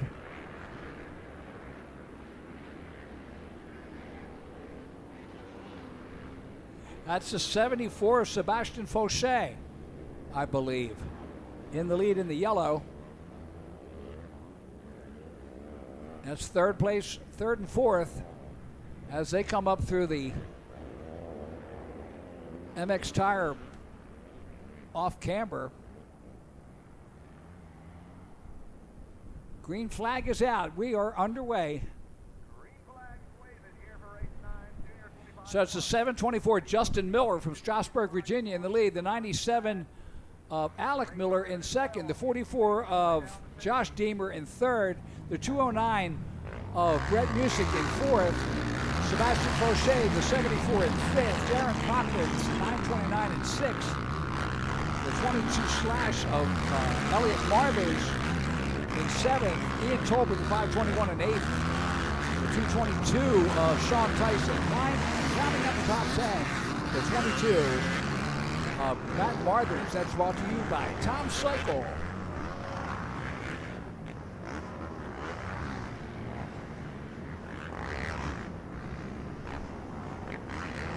So down through the tail of the dragon, there they go. 2 Millers, a Deemer, and a Music.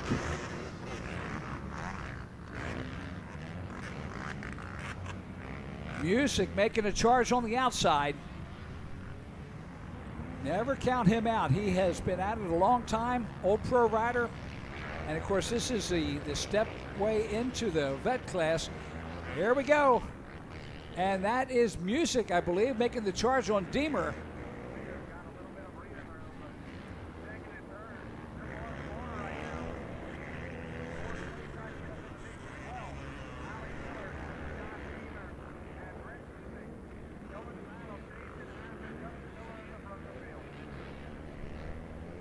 Up through there's your top 4 as we head up through the off-camber.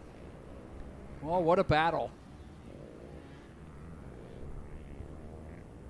Justin Miller just ahead. And it is the 97 of Alec Miller. So Alec Miller is taking the lead. Justin Miller in 2nd.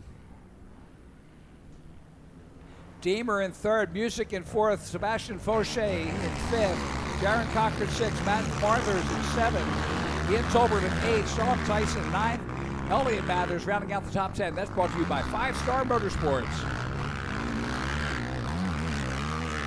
Marthers now back into 9th. Menzel in 10th. Sensing in 11th.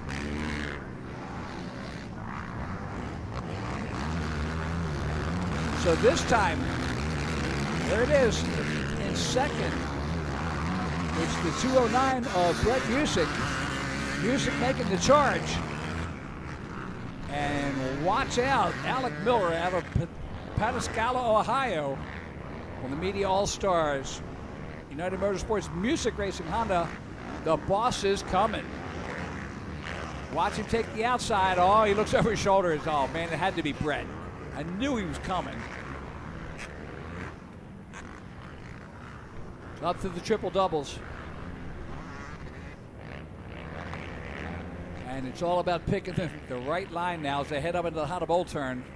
Music all over Alec Miller's back fender. Up over the triple.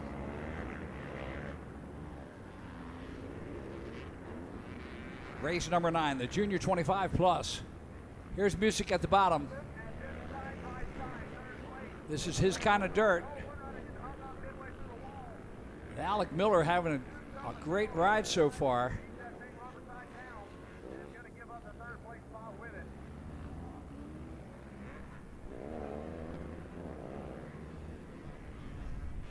So Miller just ahead of Music. The 44 of Deemer in 3rd. And Justin Miller in 4th. 5th is Fauché, the Argentinian rider. Then it's Darren Cochran out of Western Pennsylvania. Then Tolbert in 7th. Tyson 8th. Marthers in 9th. And Lake Umball back in 10th.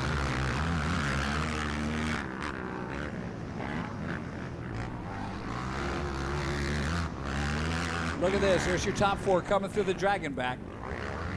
Miller, Music, Deemer, Miller. Brett Music in 2nd. Alec Miller in the lead. You see them right there coming through the tail of the dragon. Josh Deemer in 3rd place. Deemer out of Spring Church, Pennsylvania on the Yamaha.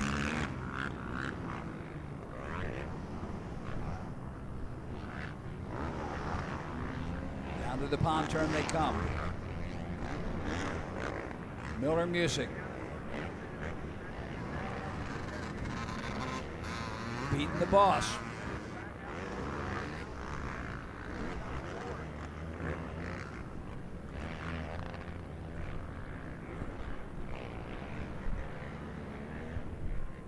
Oh, pulled a little on him. Justin Miller. And Miller ATV and Cycle Solid Air Motorsports Connor's Cupcake Honda in the lead with Brett Music. The Music Racing JH Kenda PEP FTR Power Sports Honda in second. White flag is out, last lap. 5-lap race in this Junior 25 plus.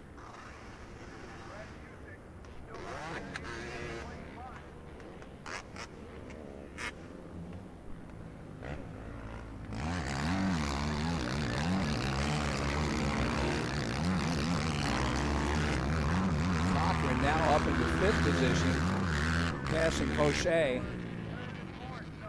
I remember Jaron running the pros for a couple of years on the Highline team. Glad to see him out here.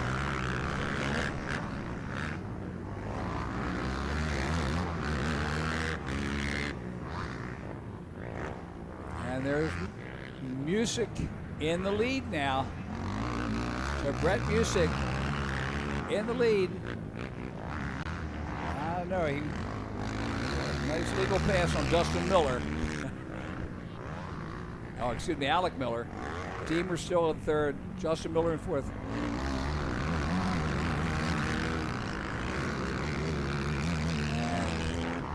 And there's Deemer we see right there in 3rd. So 2nd, 3rd up over the triple doubles. So Alec Miller just ahead of Josh Deemer. Deemer saving a little bit. There's our leader coming through the Honda Bowl turn. Battle for 2nd shaping up, last lap. So Deemer, this is the time to make the move. You see Brett Music, no stranger to this dirt and rock. He's from Verdonville, West Virginia. Just down from here. And checkered flag is out, Joe. Brett Music with the win. And look at that. I believe that he got him. So Miller comes in 2nd, Deemer in 3rd, holds him off. But boy, that was close. And then Justin Miller coming in 4th, Jaron Cochran in 5th. Cochran with a fast lap, but Justin Miller just ahead of him. Couldn't quite make up the gap. Race number 9 in the books. I hear the little guys on the line there. It's time for Super Mini. This, the old premier class in the youth races, still one of our fastest races out there in youth. Super Mini 12 to 15. The 7X of Blaze Ken, the 8 of Andrix Bellan, the Canadian rider, number 12 of Styles West, who's been pretty unbeatable this year. The 22 of Elliott Kane, 24 Aiden Case, the 31 of Barry Samuels, the 55 of Dirk Campbell, the 99 of Austin Cox, the 413 of Braden Merritt, the 454 Jonah Chappell, and the 555 of Caden Pearson, Texas rider. Again, it is, let's see, we'll do a time check there. And at 11:50, 10 minutes of 12. And boy, are we underway. I think 2nd place is the Styles West, number 12. Always see the E-Racer in the blue and white livery.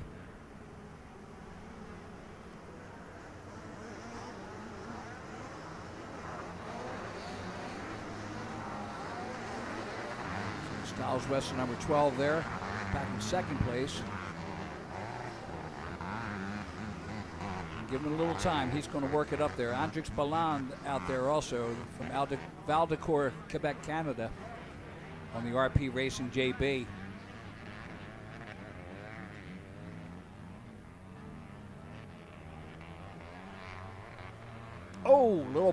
Then 2nd place goes down. What a kicker right there.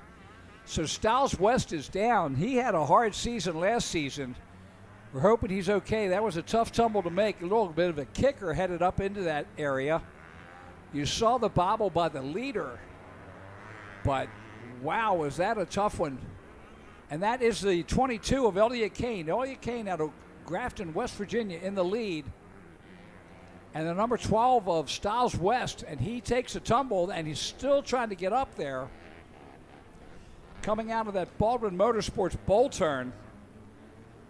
There's the 55 in third place. That's Dirk Campbell. As they head through the off-camber to put lap number 1 in. And there's the green flag, and the 22 of Elliott Kane is your leader. No, they're showing Balland, so Balland in the lead. Andrix Balland on the JB race out of Canada. Yeah, that's a good one. Caden Pearson, the 555 in second. Dirk Campbell, the number 55 in third. Jonah Chappell, the 454 in fourth. Elliott Kane, the 22 in fifth. Austin Cox, the number 99 in sixth. But I'll tell you what, do not count him out. Stiles West. He hasn't come around yet, but it ain't over.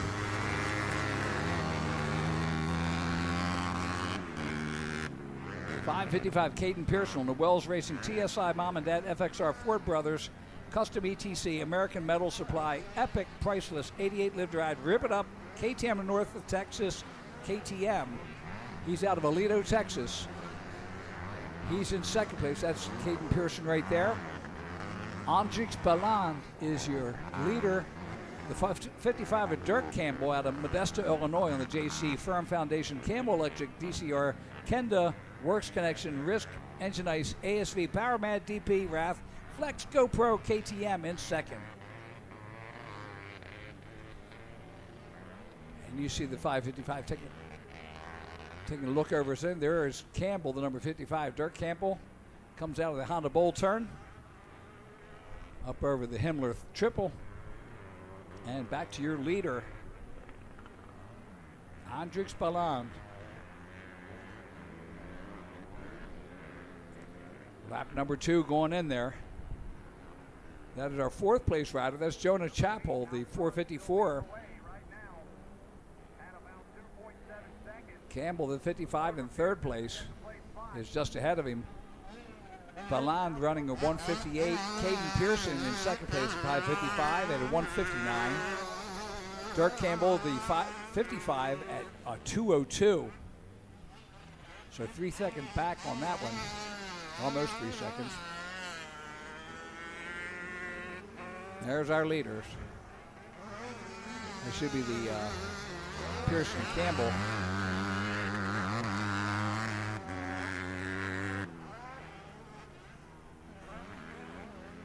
All right, there's your leader right there coming through the tail of the dragon. Andrix Balland.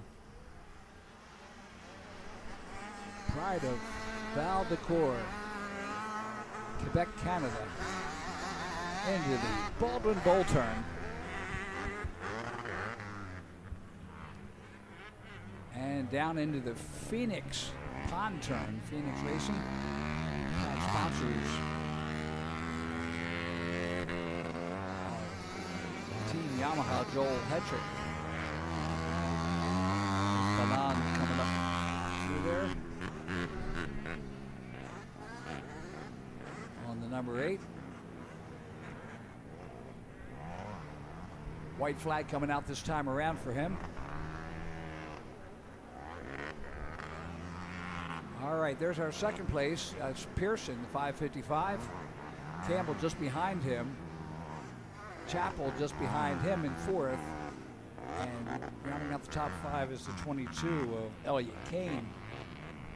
White flag comes out, 1 lap to go. You can see the gap there.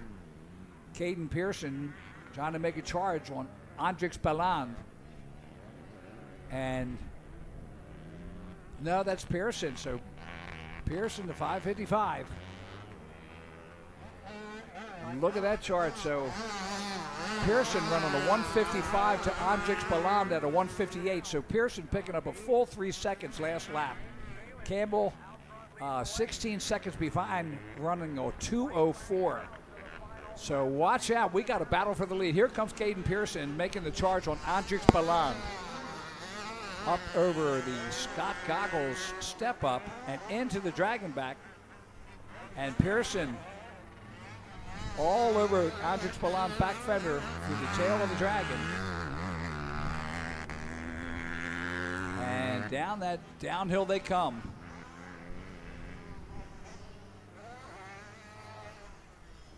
Look at Pearson.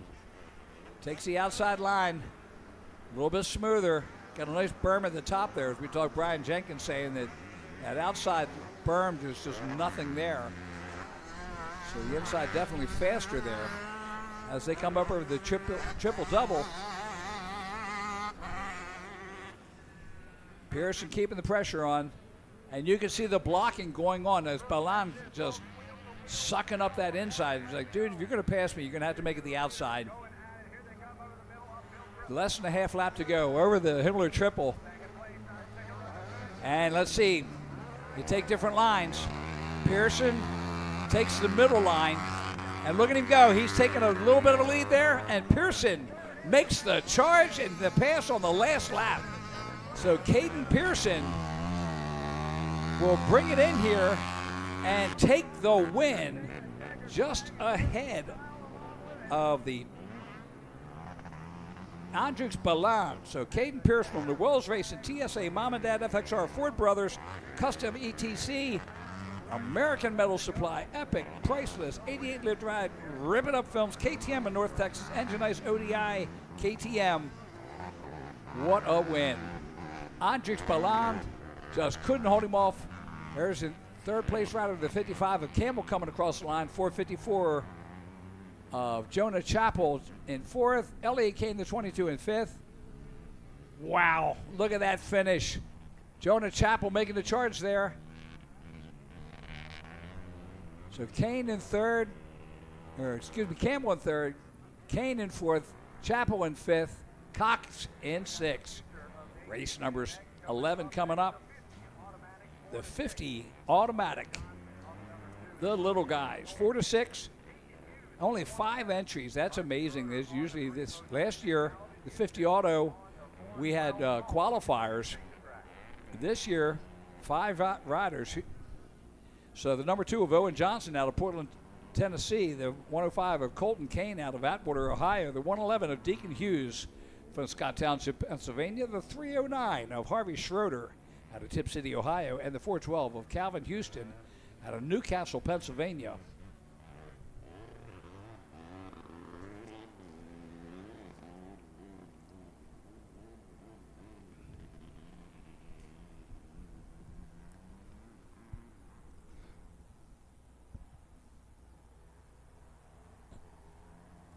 So the 50 automatic, 4 to 6, race number 11 on the line here.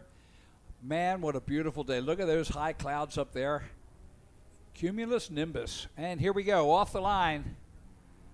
50's on the track.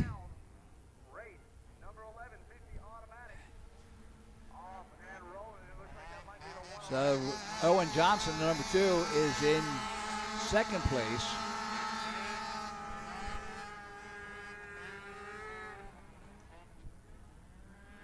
As our leaders make their way down to the base of the hill there, of course, shortened course on these little guys, I believe. Well, let's see what happens. The 50 automatic 4 to 6.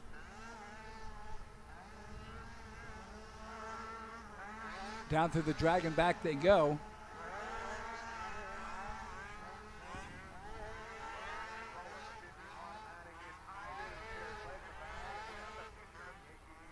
Not made for old eyes.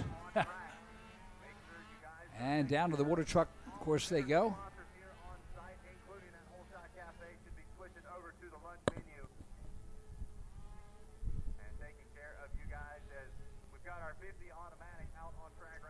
There's the battle for second going right now. The number 2 back to third position.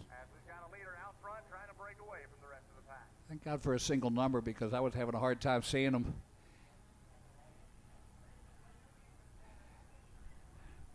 And that could be Deacon Hughes or Harvey Schroeder. I think it'd be Deacon Hughes, 111.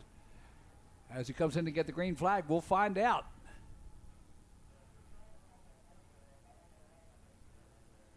Yes, it is. Deacon Hughes out of Scotts Township, Pennsylvania, on the JC Racing VPE AOT Flow Vision FTR Twin Air G-Force Custom Concrete DRR in the lead.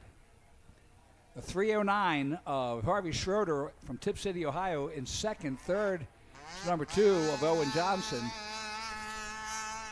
Fourth is the 105 of Colton Kane out of Outward, Ohio. And in fifth place, the 412 of Calvin Houston out of Newcastle, Pennsylvania. And this is also a District 6 race. So the Ultimate Quad Series of District 6, we want to thank Michelle for bringing them out here. And, of course, a big thanks to the District 6 riders, one of the best District ATV series in the country. Numbers are up there, and we really appreciate them and any ATV for coming down here and bringing their series. So great race going on right now in the 50 automatic 4-6. There's our leader, the 111 Deacon Hughes out of Scott Township, Pennsylvania. The 309 of Harvey Schroeder out of Tip City on the Shrobro Racing Hetrick Motomount Design Ryan Johnson Trucking Incorporated DRR. And look at this battle as they head through there. Blue Groove in the middle of that section. And hey, you know what? These little guys, I'm proud that they can make it through that section. That's got to be tough on them. You see the trepidation that the guys that know what they're doing picking the line there, and these guys on the 54-6, they're looking something completely foreign there. Up under the plum contract, and there's your first and second of Hughes and Schroeder. Already lapping riders.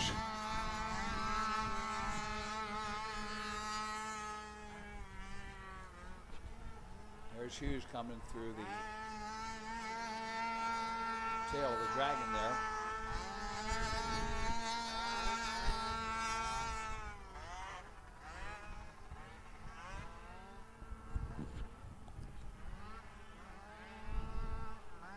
Schroeder, the 309, the number 2 of Johnson.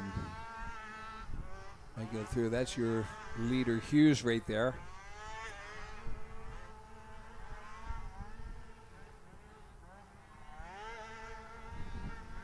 Future stars of tomorrow.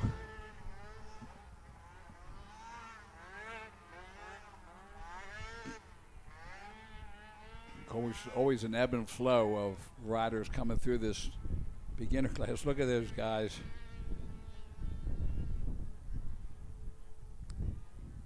Most of them 6 years old. A few of them 7 their last year because they started it. The white flag is out, 1 lap to go. Running 142 through 153. So Deacon Hughes at a 142.448. That was his 3rd lap. Harvey Schroeder, the 309 in second place, running to 147. There's your Schroeder in second place, coming through turn number 1. Johnson, the number 2, in third. And he's just about 2 seconds back. Schroeder about 15 seconds behind the leader of Deacon Hughes. You see Hughes come through. There's the second place of Schroeder. But you know what? They're giving it their all. And this track can be very forgiving and it can be very terrifying all at the same time. Depends on how fast you're going. Of course, they're going as fast as they can make it. Running a 141, which is just faster than the pros. But of course, they're skipping that whole bottom. So, again, the future stars of tomorrow out there.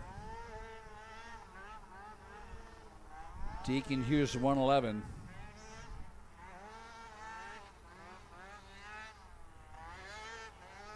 And he'll bring it around to get the checkered flag.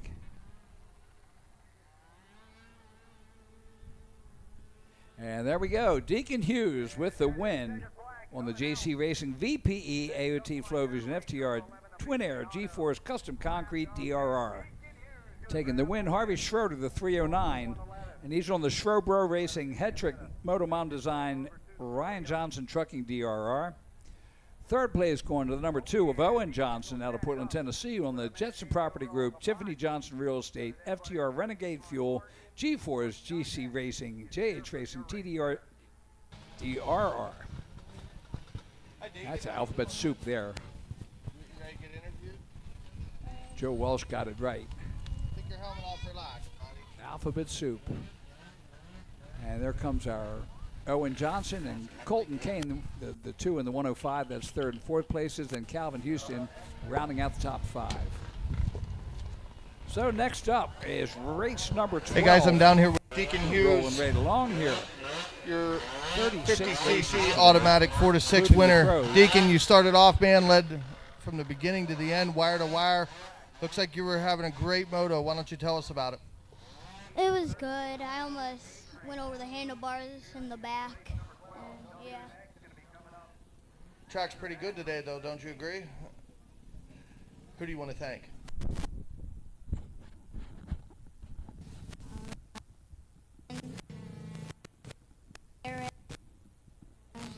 JC Racing. That's it. Okay, guys, again, that's Deacon Hughes, your first moto winner. All right, thank you. And now we are back to 4-6. live, and we are rating on the 90 automatic 813, the 17 of Bradley Shaw from Dover, Pennsylvania, the 100 of Madison Shepard from Angola, Indiana, the 420 of Jaden Blyer, St. Michel de Saints from Quebec, Canada on the Apex, the 518 Sammy Joe Baxter out of Commerce, Georgia, the 620 of Trevor Hughes out of Scott Township, Pennsylvania, the 720 of Blair Wilson from St. Johnsville, New York, and the 904 of Ada Padusnek out of Stone Ridge, New York. And I'll tell you what, watch Ada, the 904. She is a good little rider. Sammy Joe Baxter out there, the 518.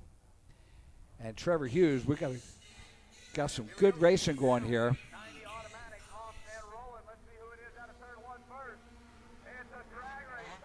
And into the first turn. What a battle.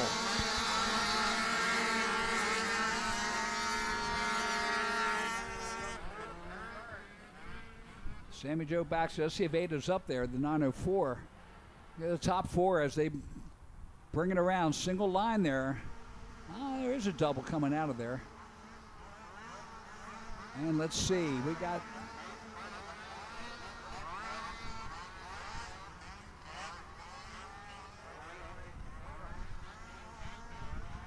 That could be Ada Padusnek in the lead there. See, it's 3 digits, and the last one's a 4. Wow. I told you, she's got the speed.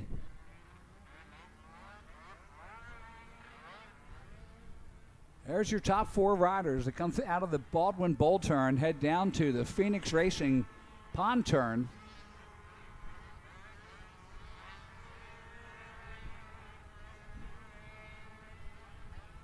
And up for the Ford Brothers Racing triple-double.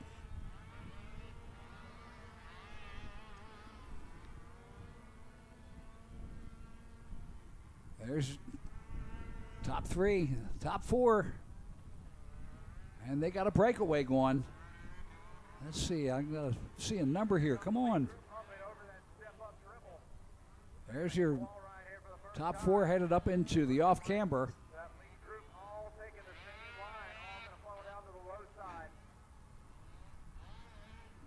Make it through clean. That could be the 620 Trevor Hughes. Let's see. Yes. Of course, the stats show up. Yes, it is. It's the 620 of Trevor Hughes out of Scott Township, Pennsylvania on the JC Racing AOT FlowVision FTR Twin Air G-Force Custom Concrete. Second is Ada Padusnek, the 904. And the McPhee Speed and Marine G-Force SAP Exteriors APX. 720 of Blair Wilson out of St. Johnsville, New York is in third. The 100 of Madison Shepard in fourth. The 420 of Jaden Blyer in fifth, the Canadian rider. There's Sammy Joe. All right, here's the battle for third between Wilson and Shepard. You see Padusnak just up ahead of him. So they come through the tail of the Dragon and down that long Mercedes Motorsports downhill. Once the braking bumps get in there, that is going to get rough. There's the Baldwin Motorsports bowl turn.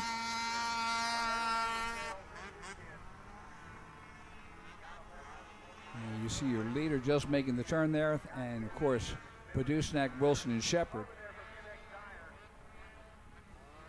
There's Shepard making a charge on Wilson as they come side by side at the top.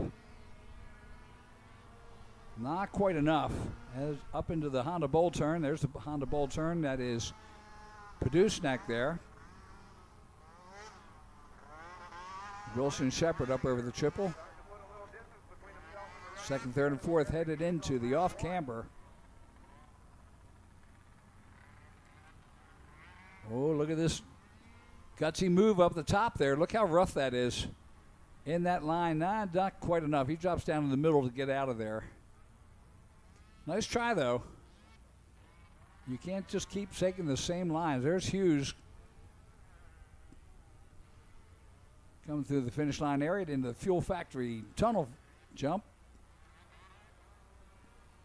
Padusnak in second. There's Wilson Shepard, second, third coming through. That's your first, second, third, and fourth. Wilson Shepard got a battle going royale.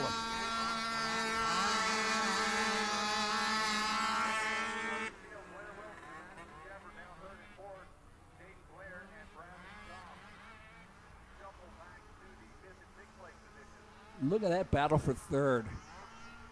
Padusnak just going by. There's Wilson and Shepard.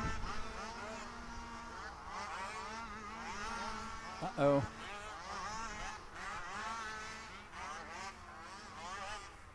Is that Wilson there? Where's Shepard? Shepard was right there before. That's no bueno. Okay, she's back. There's top four. Or top three. Shepard trying to work her way back. That's Madison Shepard. There's our leader. 620 of Trevor Hughes out of Scout Township.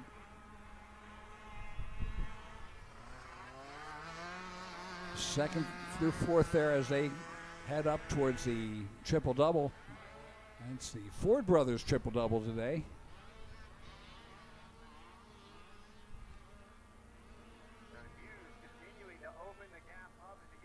Padusnak now has her hands full. Ada's on that McPhee Speed Marine G-Force Apex. Just ahead of Wilson. Wilson making a charge.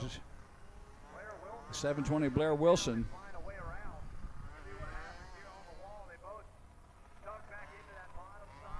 And of course, if they take the same line, you're fine. It's when they take a different one that you can't mess up. White flag is out. 1 lap to go. Padusnak in second. Blair Wilson in third. Madison Shepard in fourth. But right now, your leader, the 620 of Trevor Hughes. Shepard in third. Wilson in fourth now. There's your second, third, fourth right there. Padusnak doing a great job holding them off. But Madison Shepard, it's like, yeah, you mess up once, I'm right on your back fender.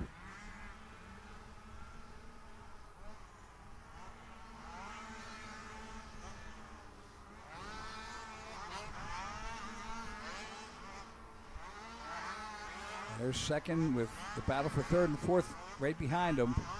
Third, fourth, fifth. You can see the fifth place rider moving up there. Jaden Blyer. There's your leader. All right, now we're going to go and check out this second place battle.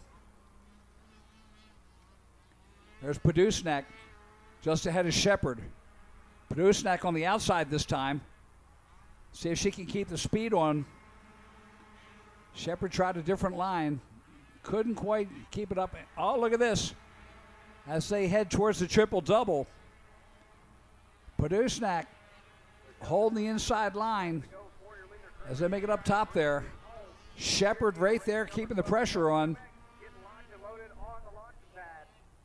And the leader on the bottom there, there's our battle for second and third in the Honda Bull turn. You just about see the leader head into the off-camber. And Shepard trying a separate line there. Here we go. Podusnak. Oh, look at that. Podusnak gets hung up. Then the now second place rider of Shepard, little bobble, he falls off the line. And Shepard will take second with Podusnak in third. The pressure was just too much this time. So Hughes with the win, Shepard in second, Podusnak in third, Wilson in fourth, and Blyer taking fifth. Wow, what a change of events on that one. As the boss said, boy, we got a barn burner here. Race number 13, WMX Moto number 1. As we get ready, and my buddy's coming in.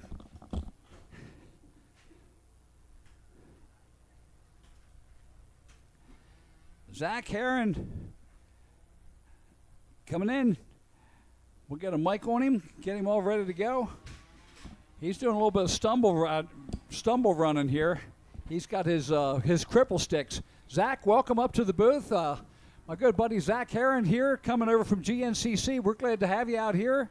And we got Moto number 1 of the WMX coming up. Absolutely, yeah, it's going to be exciting to watch. We've had some great racing throughout the day already, and only expecting more of it here with the WMX class. Excited to be out here at Pleasure Valley and excited to be experiencing the thrill of ATVMX here in person. Yeah, I'll tell you what, and Kinsey Osborne doing another one, doing her best to have an undefeated season.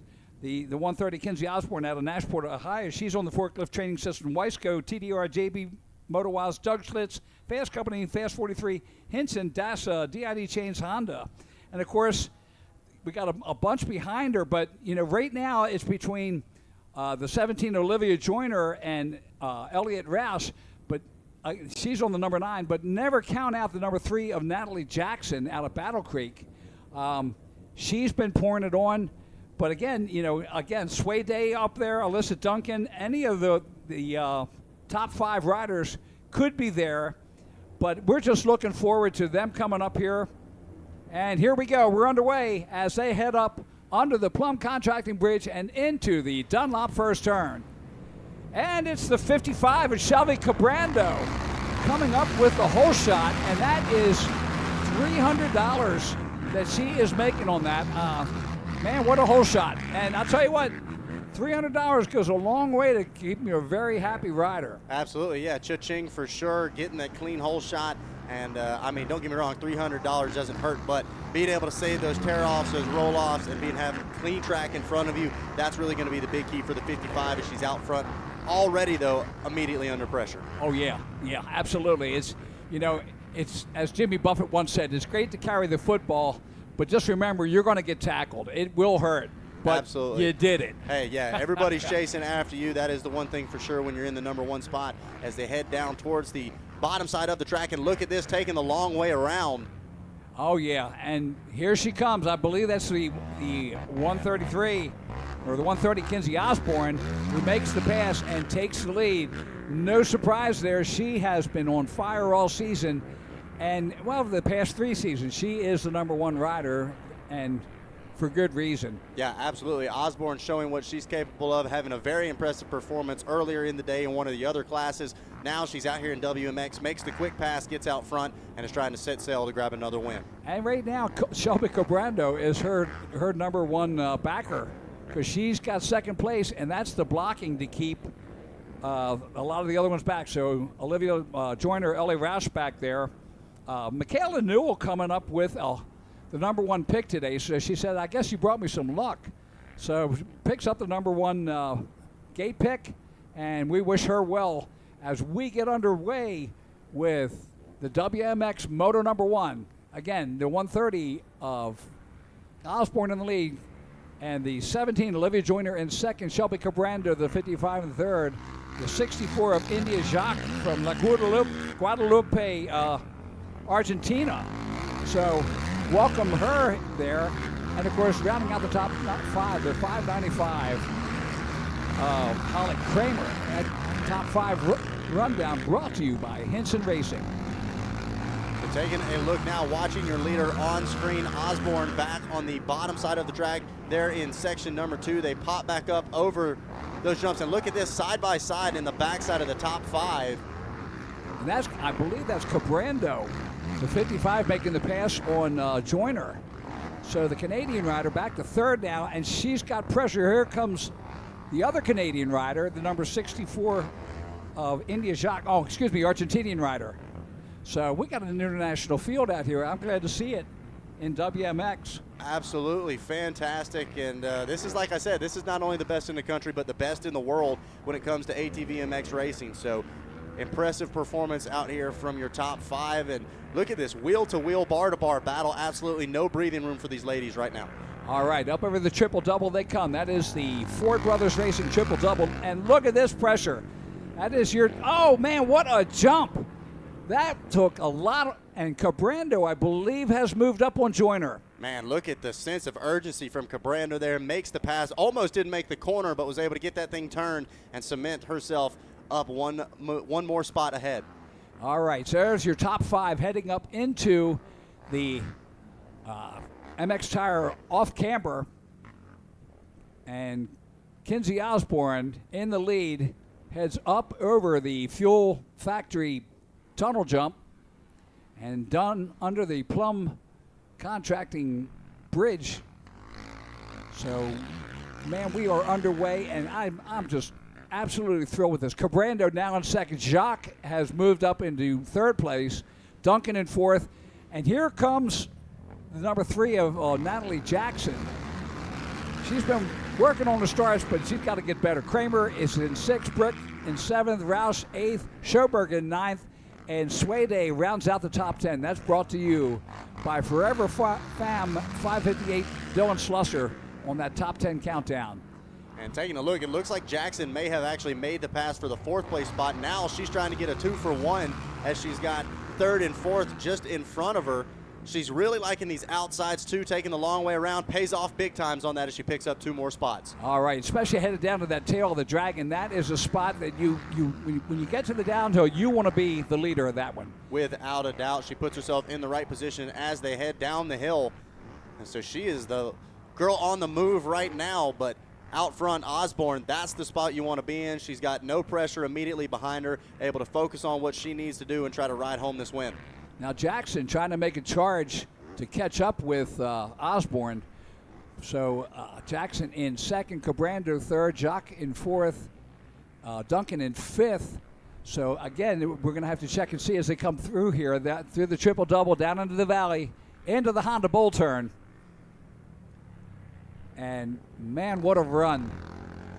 Look at this battle. They are side by side. There's another pass coming in, and that, I believe, is going to be either Duncan or Jacques. Of course, Cabrando back there, too. We're going to have to check and see as they make it around this time through the MX Tire off-camber. And that off-camber has been a hot spot all day long for passes. Line options coming into it really allows the riders to try out different things. Seems like it's either been the top or that bottom line that the riders are picking. So Duncan now in 2nd, Cabrando in 3rd, the Argentinian rider Jacques in 5th place, Kramer in 6th, Brick in 7th, Roush in 7th, Schoberg, in 8th, Brick in 8th, Schoberg 9th, and Swayday rounds out the top 10.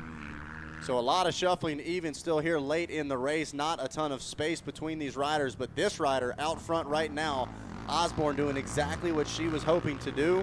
She's got clear track in front and behind her, and now it's just hit your marks and do what you know how to do. I'll tell you what, and watching her come through that section, she has really got it going. There's our 2nd place. That's Jackson and Duncan. No, 3rd and 4th, That is Duncan and Cabrando. So Cabrando making a charge on Duncan in 3rd. Looks like Jacques, the 64, back in 5th. She's off the pace a little bit. But, Kinsey Osborne running a 156, Natalie Jackson a 157. And then everybody else back 201 through 214 as they feed back to the field up to 10th place. So a lot of races going on. There's our second and third, Jackson and Duncan, as they head through the triple-double. That is the Ford Brothers triple-double uphill. And they make the turn, bringing it back around. 5-lap race. We're 3 laps into it. White flag should be coming this time as Kinsey Osborne makes her way to the finish line area. There's the white flag, and Kinsey Osborne, the 130, out there on the Forklift Training Systems Weisco TDR JB Montawaz Doug Schlitz Honda. And of course, oh, look at this, and she gets hung up on the berm. That off camera has been causing chaos all day long.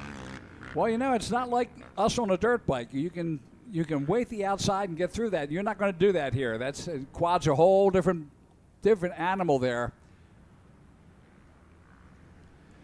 So Osborne, Jackson, Duncan, Cabrando, Kramer now in 5th. Jacques back into 6th. Roush in 7th. Brick in 8th. Suede in 9th. And Page rounds out the top 10. All right, white flag is out. Here's our leader coming through the tail of the dragon, Kinsey Osborne. And it's that she can take this in the WMX, but watching her in A-class is a whole different animal. And, proud to see her doing the job she's doing there. Absolutely, and I think the aggressiveness and just the overall riding style is transferring over to the WMX. You see, running a 157 on that last lap, but her best is a 154 on lap 2. Really having that sprint pace early, get out front, make the damage happen early. It pretty much allows her to focus on her and her only for the rest of the race. So right now, Kinsey Osborne doing exactly what she was hoping. Got out there early in one of those A classes, I believe got a nice top 10 finish. Now she's trying to cement it with a first moto win here in WMX.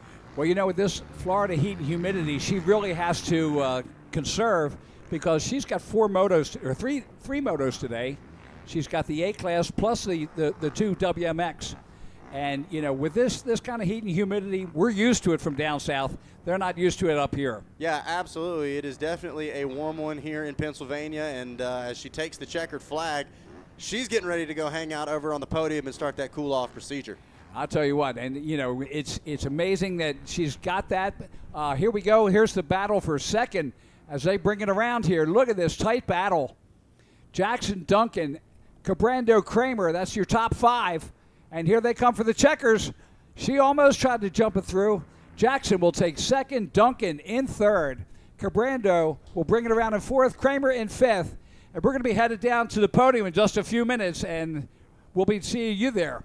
Absolutely. We'll chat it up with your winner and your Whole Shot Award winner. Thank you.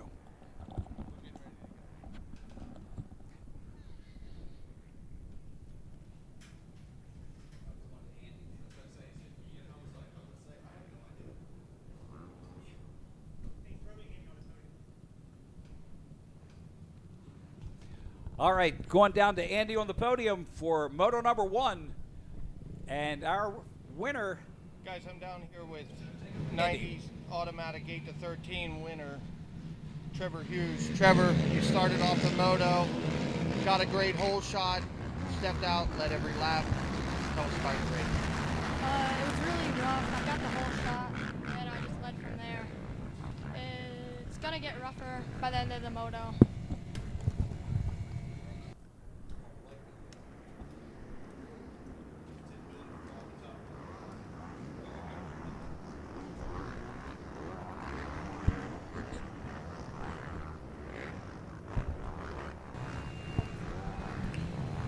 Okay, guys, that's Trevor Hughes, your Moto 1 winner, 8-13, 90 automatic. All right, here we are, back underway in race number 14. That's a 450C and senior 40 plus C.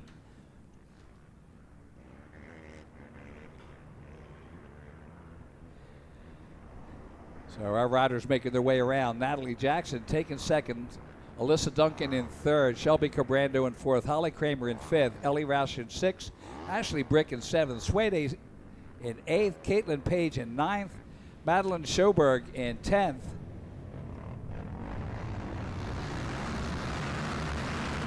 Idia Jacques ends up in 12th. Tough break for her, but hey, she was running good early, coming up from Argentina to make this day. And look at this battle we've got. There's your top four in the 450C class. Vinny Marinucci already coming from behind in his first moto out there in C-Class. Looks like he's in second right now. The green flag is out.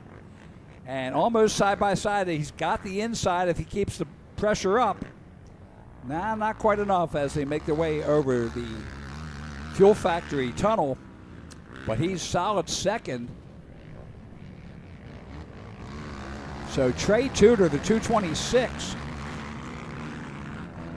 out of Titusville, Pennsylvania on the JB Weisco DWT Buchanan Department of Power Elka TNT ATV Honda is your leader. Vinny Marinucci on the Motomom Design Uncle Tito's Mexican Grill Mall and Paul TDR JS Motorsports Yamaha in second. Look at them side by side. Vinny takes a look over his shoulder. He's on the outside and he makes the pass by switching inside, and it's a double pass. So it looks like Grant Kane, the 227, also making the pass there. Zach Fisher in fourth, Mason Bostic, the 20, in fifth. Cole Moritz, the 821 in sixth. Josh Shamp, the 241 in seventh. James McKee, the 621 in eighth. Ashley Searles, the 519 in ninth. Tyler Miller, the 450C, rounds out the top 10. Glad to see Tyler Miller back out here. It's been a few years for him.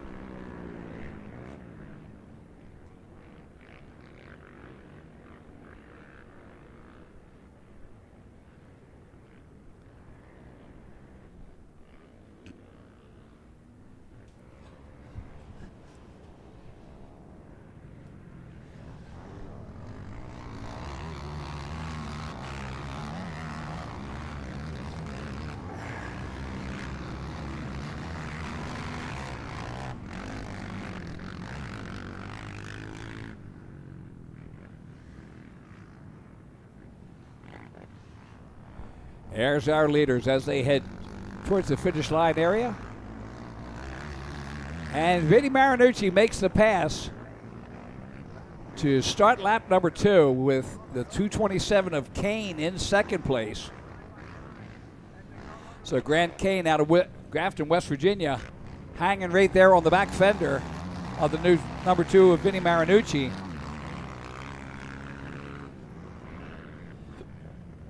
Zach Fisher, the 38 in third. Trey Tudor, the 226 in fourth.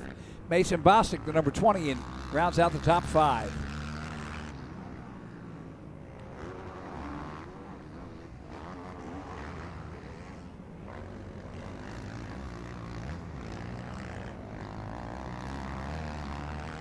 Down through the tail of the dragon, Vinny Marinucci leading Grant Kane, the 227 rider, started in fourth. Marinucci back, made his way up from third place, so he's up in second now. Or excuse me, in the lead. Making that pass on the last lap on Trey Tudor, the 226. And of course, the Grant Kane making the twofer. Zach Fisher, the 38 in third right there. That's our top 3 as they come up through the Honda Bull turn. That's our top 4, excuse me. So quite the battle. Oh, what happened here? Second place rider off the pace. Get a double pass there. So Zach Fisher, Trey Tudor moving up. Look out. Vinny Marinucci on the bottom there. He keeps it, but just barely.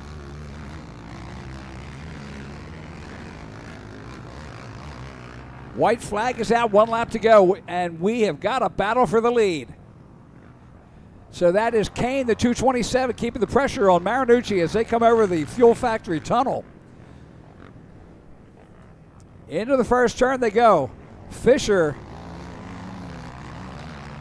Zach Fisher, the 38, in third place. Trey Tudor, the 226, in fourth. Mason Bostic, the 20, in fifth. Cole Moritz in sixth. Josh Shamp in seventh. James McKee in eighth.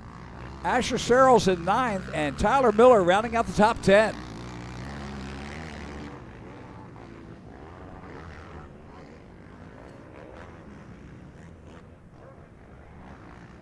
There's our second and third right there. That's Kane and Fisher.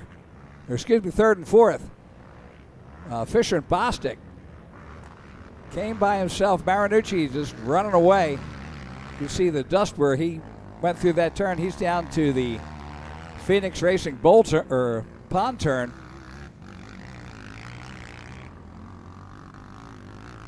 There, look at that charge. Now he's up on Kane. We have got some battles going on here in this 450C class.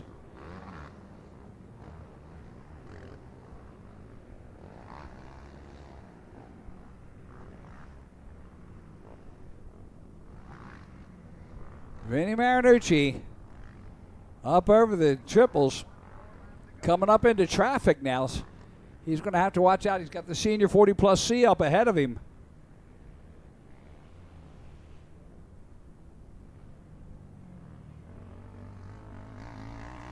Santiago Fibra is leading in the senior 40 plus C.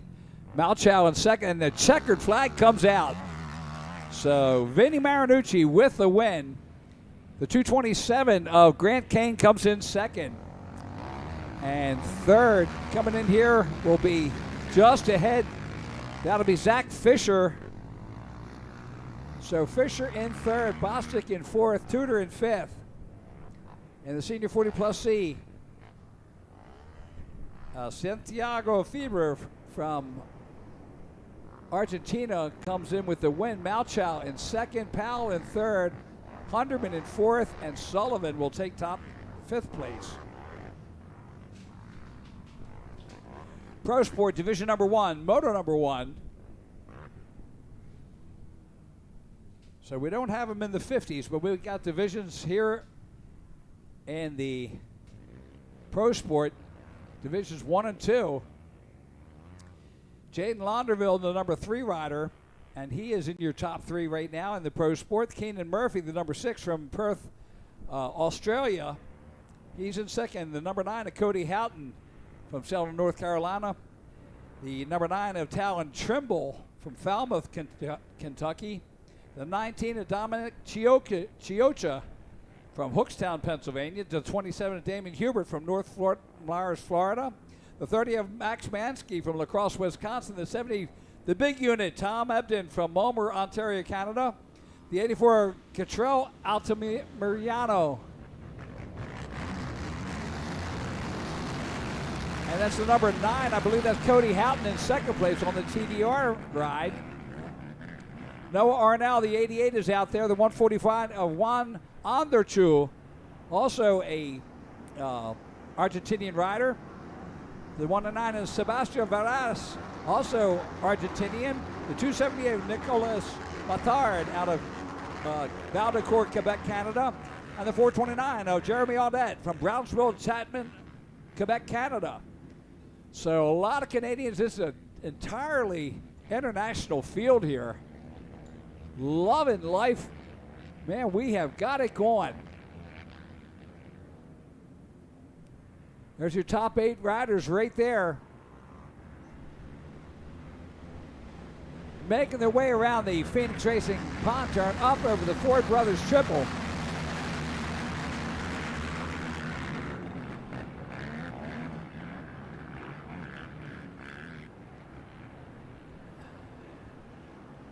There's your top 4 right there coming through the Honda Bowl turn. That might be Launderville out front. We'll check and see.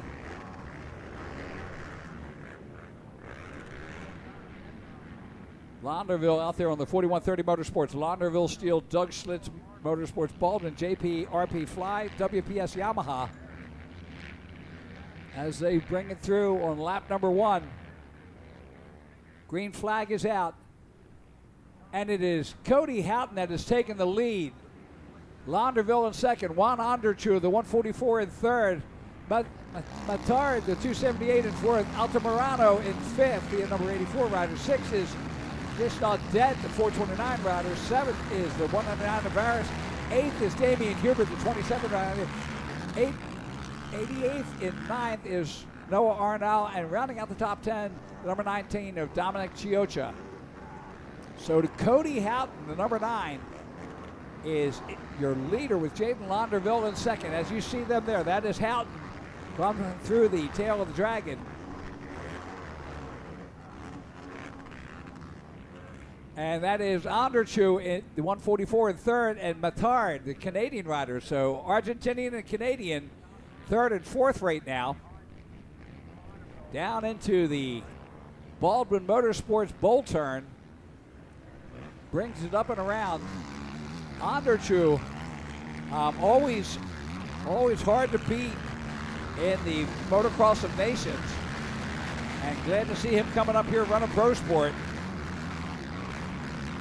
And again, for all our Argentinian fans, hola and welcome.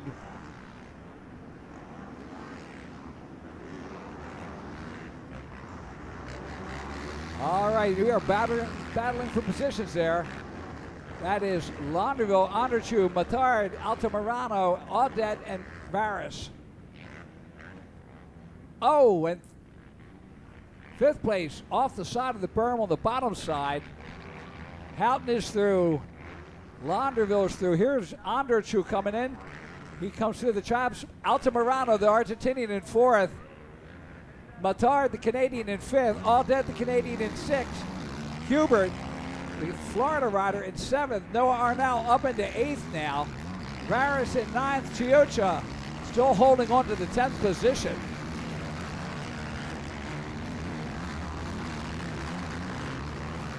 Houghton and Launderville running away to hide.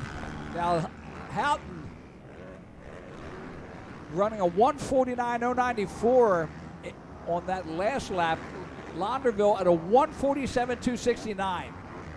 So 0.6 of a second behind Jaden Launderville. We got the battle going. Juan Anderchu in third. Catriel Altamirano, two Argentinian riders running third and fourth. Nick Mathard, the Canadian, in fifth.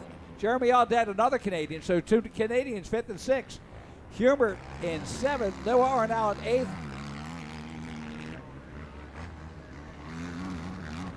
And there's Anderchu and Altamirano headed up towards the Honda Bowl turn. Houghton and Launderville, you can color them gone. Still a tight battle. Cody Houghton, coming out of Extreme Dirt Track, runs a completely different line than these guys. Always has been fast.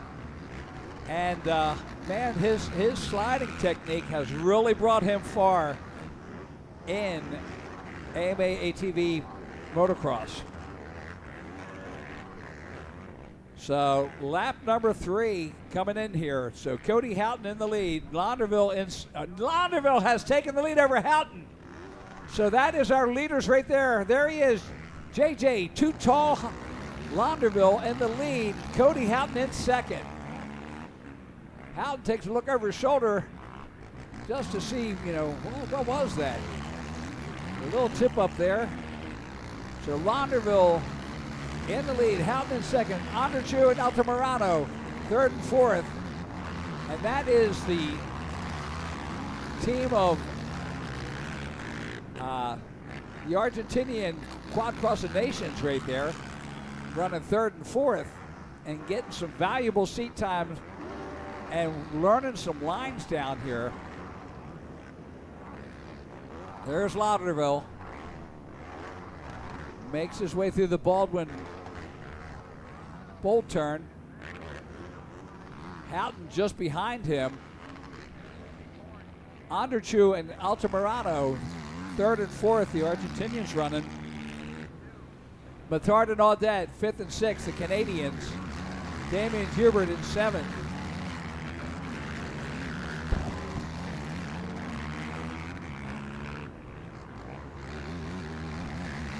Up over the triple.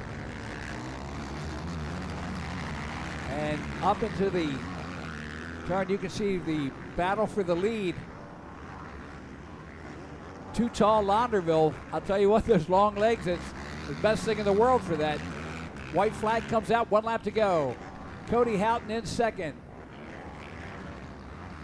You see Launderville there, going up over the Fuel Factory tunnel jump.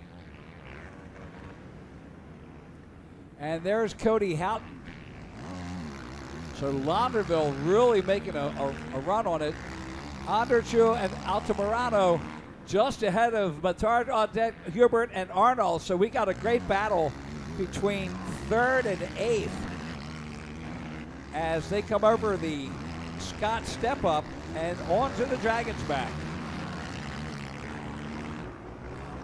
Launderville and Houghton. So last lap at a 148, 148. Wow. And Houghton at a 156.09. So Houghton's still running good numbers. He is still the second fastest guy on the track. But Launderville a full 2 seconds ahead that last lap. There you see JJ Too Tall Launderville down through the Phoenix Racing pond turn and up over the Ford Brothers triple double. Last lap with Cody Houghton in second. But the big battle is between 3rd and 8th with Anderchu, Altamirano, Matard, Audette, Hubert, Arnall, and Chioka. Chioka now in 9th, Trimble back into 10th. So there goes Too Tall. And I'll tell you what, there's one time that the legs really helped that rider. As he brings it in, so the pro action, a white flag goes out. Lap number 5 into the books. There we go. Here's the battle for 3rd. Anderchu and Altamirano. Again, this is the Argentinian Quad Cross of Nations team there. So Anderchu in 3rd. Altamirano just ahead of Matard. Matard, the Canadian rider. Then Hubert up into 6th. Arnall in 7th. Audette back to 8th now. Trimble in 9th. Chiocha rounds out the top 10. That's brought to you by Valley Truck Center on that top 10 rundown.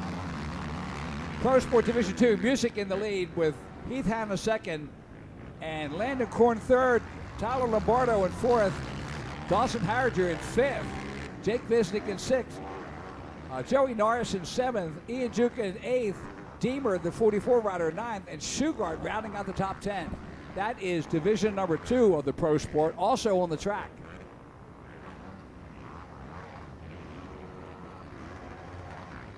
So Launderville, as we watch him make his way around through that Ford Brothers triple double, he's on the white flag lap, last lap for him. Through the Honda bowl turn, you can see how deep that bowl turn is getting there. 3 distinct lines. He can hazard and look over his shoulder at this point, looking to see where Houghton is back there. 149.538 on that last lap with Cody Houghton at a 155.52. Brett Music at a 156.45. So absolutely, David Launderville on the faster lap there. He takes the checkered flag. So JJ, Too Tall Launderville, will take the win on that 4130 Motorsports Launderville Skill, Doug Schlitz Motorsports, Baldwin, JB, RP Fly, WPS Leon, Jeffrey, Rastrelli, Decker, CST, DWT, SSI, Walsh, Yamaha. Cody Houghton in second. Juan Anderchu, the 144 in third. Altamirano, the 84. Both of those are Argentinian riders. Damien Hubert makes it all the way up to 5th place. Noah Allnow in 6th. The 278 of Matard coming in 7th. The 429 of Audette. The other two Canadian riders, 7th and 8th. The number 9 of Talon Trimble in 9th, and Dominic Chioka in 10th, and the Australian of Colton Murphy rounds out the top 11. In division number 2, Brett Music will take the win. Heath Hanna, the 61 in second. Landon Quinn, the 999 in third. Tyler Lombardo, the number 15 in fourth. Dawson Harriger, the 6X in fifth. Jake Visnick, the 55 in sixth. Joey Norris, the number 900 in seventh. Deemer, the 44 in eighth. Ian Juke, the 71 in ninth. And Shugart, the number 48, will round out the top 10. So in this battle, the top 8 will move to the final, and the LCQ will be the top 4. So again, that will come up in a little while. Next up will be Production B. Production B is on the line.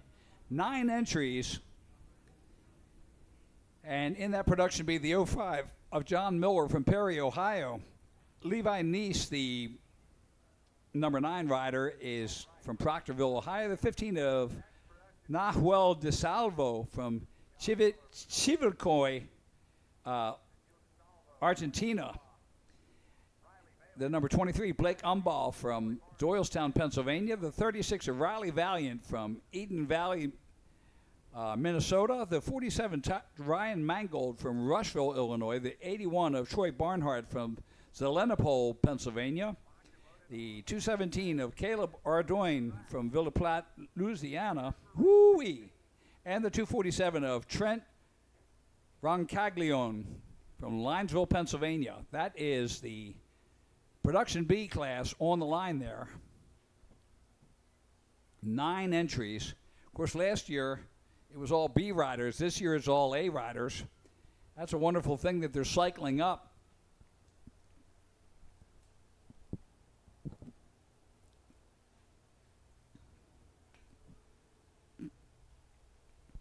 So Production B on the line. That is race number 16. It is, oh my goodness, it is 1 o'clock.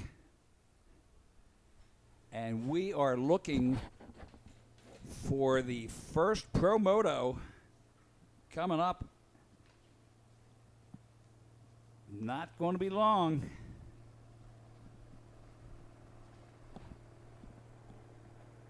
At 1:30, so 1:15 we'll start our opening ceremonies. So we should get another couple motos in here before moto number 1 comes to the line.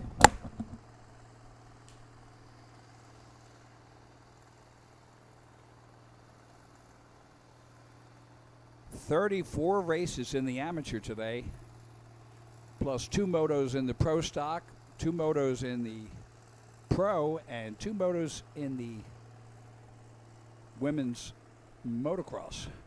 So we got a lot more coming up for you, and we are getting ready for Production B to come out on the track.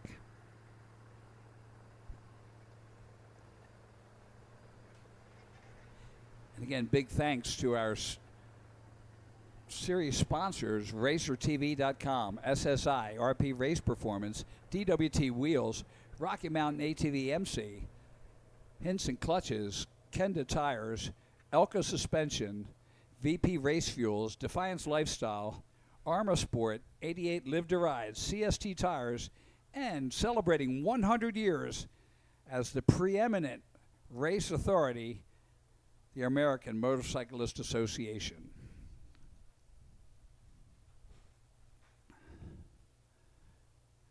So again, 1:15 we'll start our opening ceremonies, and at 1:30. So let's go to commercial. We've got a little bit of track maintenance going on right now, and we will bring it back in just a few minutes as RMGsports.net brings you the Jeremiah Jones ATV National from right here in Pleasure Valley.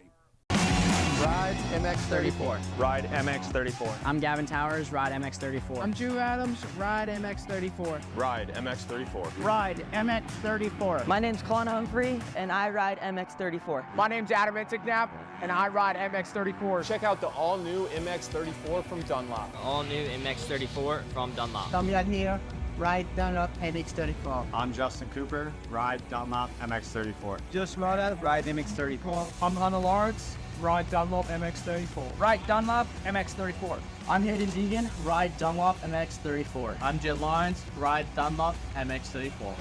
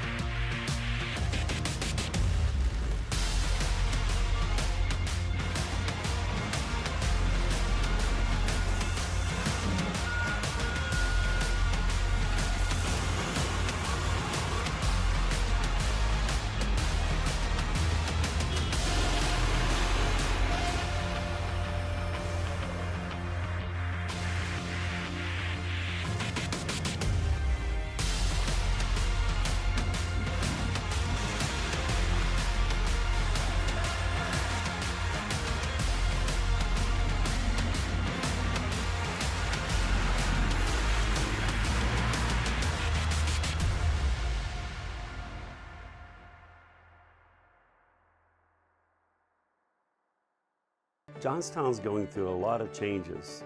Our community is turning into this outdoorsy town that's very welcoming. And our company at JWF Industries changing, looking at the progress we've made with high technology and a family atmosphere. If you're from Johnstown, stay here, see the opportunities. If you left Johnstown, come back and see the difference in our town, see the differences of JWF Industries, the technology, and a great future here. We're at JWF, we're all about faith, family, and country.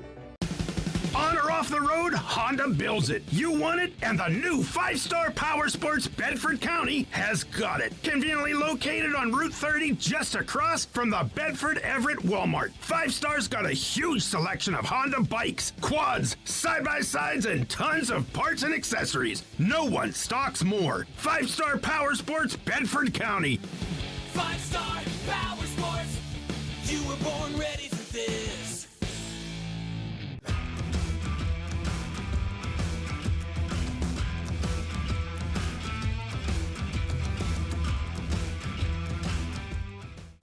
How would you like to go to a school where we take into consideration how students learn best? Well, we do that because we find if we can build the curriculum around the things you are interested in, you're going to do a better job. The mission at On Track School is that educational success is possible while chasing your dreams. Not only will our staff help students to achieve success, they will cheer you on to the finish line. We encourage you to check out On Track School at ontrackschool.com, where we can help you chase your dreams and still get a quality education. OnTrackSchool.com. Check it out.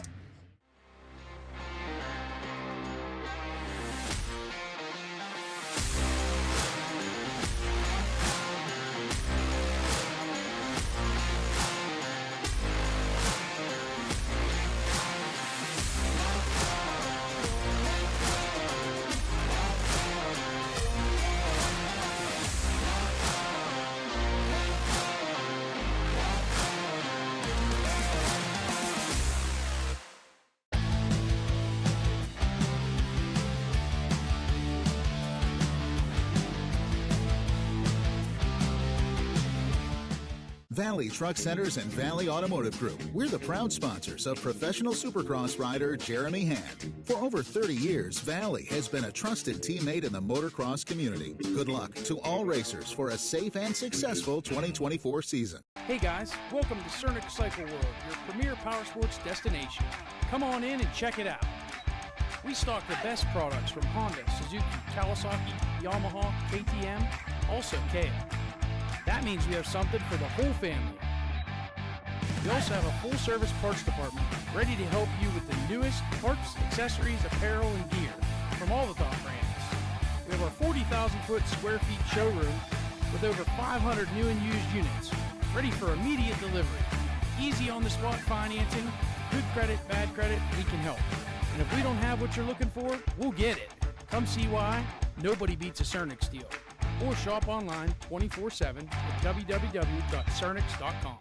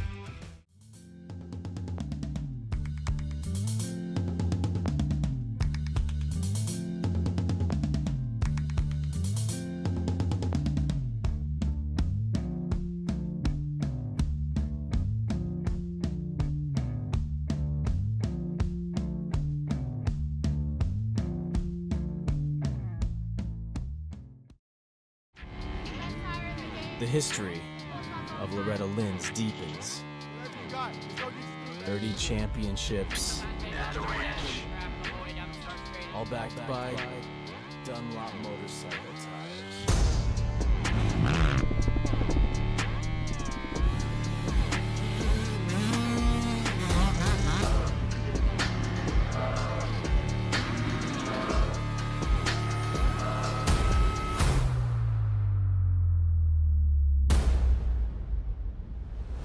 Kid's got heart. Win the title, Casey Cochran. It's Harry Stallings.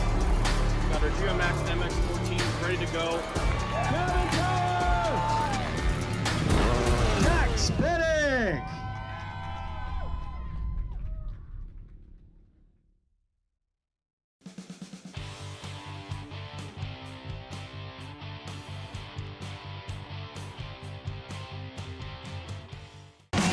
Ride MX34. Ride MX-34. I'm Gavin Towers, ride MX34. I'm Drew Adams, ride MX34. Ride MX-34. Ride MX34. My name's Colin Humphrey, and I ride MX34. My name's Adam Intignap, and I ride MX34. Check out the all-new MX-34 from Dunlop. All new MX-34 from Dunlop. Damian here, ride Dunlop MX34. I'm Justin Cooper, ride Dunlop MX-34. Just Mota, ride MX34. I'm Hunter Lawrence, ride Dunlop MX34. Ride Dunlop MX34. I'm Hayden Deegan, ride Dunlop MX34. I'm Jed Lyons, ride Dunlop MX34.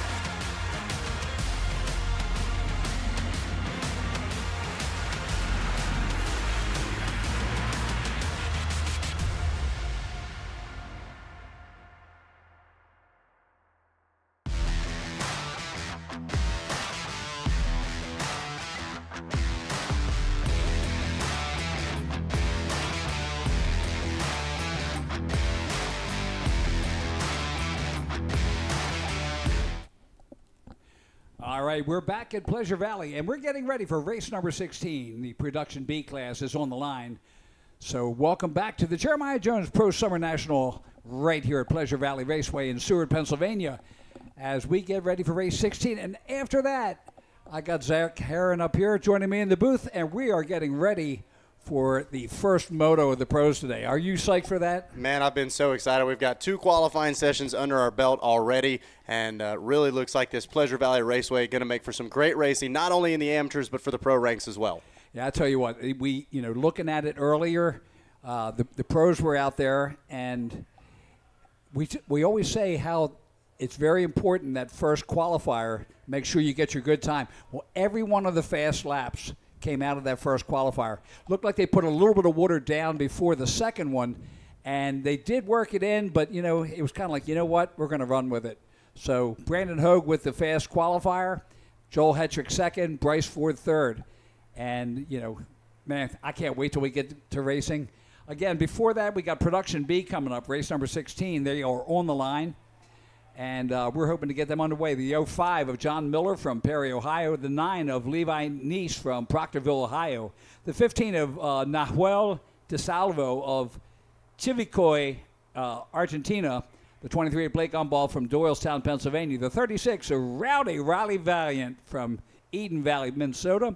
The 47 of Ryan Mangold from Rushville, Illinois. The 81 of Troy Barnhart for Zelianople, Pennsylvania. Well, that's a tough one. The 217 of Caleb Ardoin from Ville Platte, Louisiana. Whoo, boy, we got the Cajun here. And then the 247 of Trent Roncaglione from Linesville, Pennsylvania.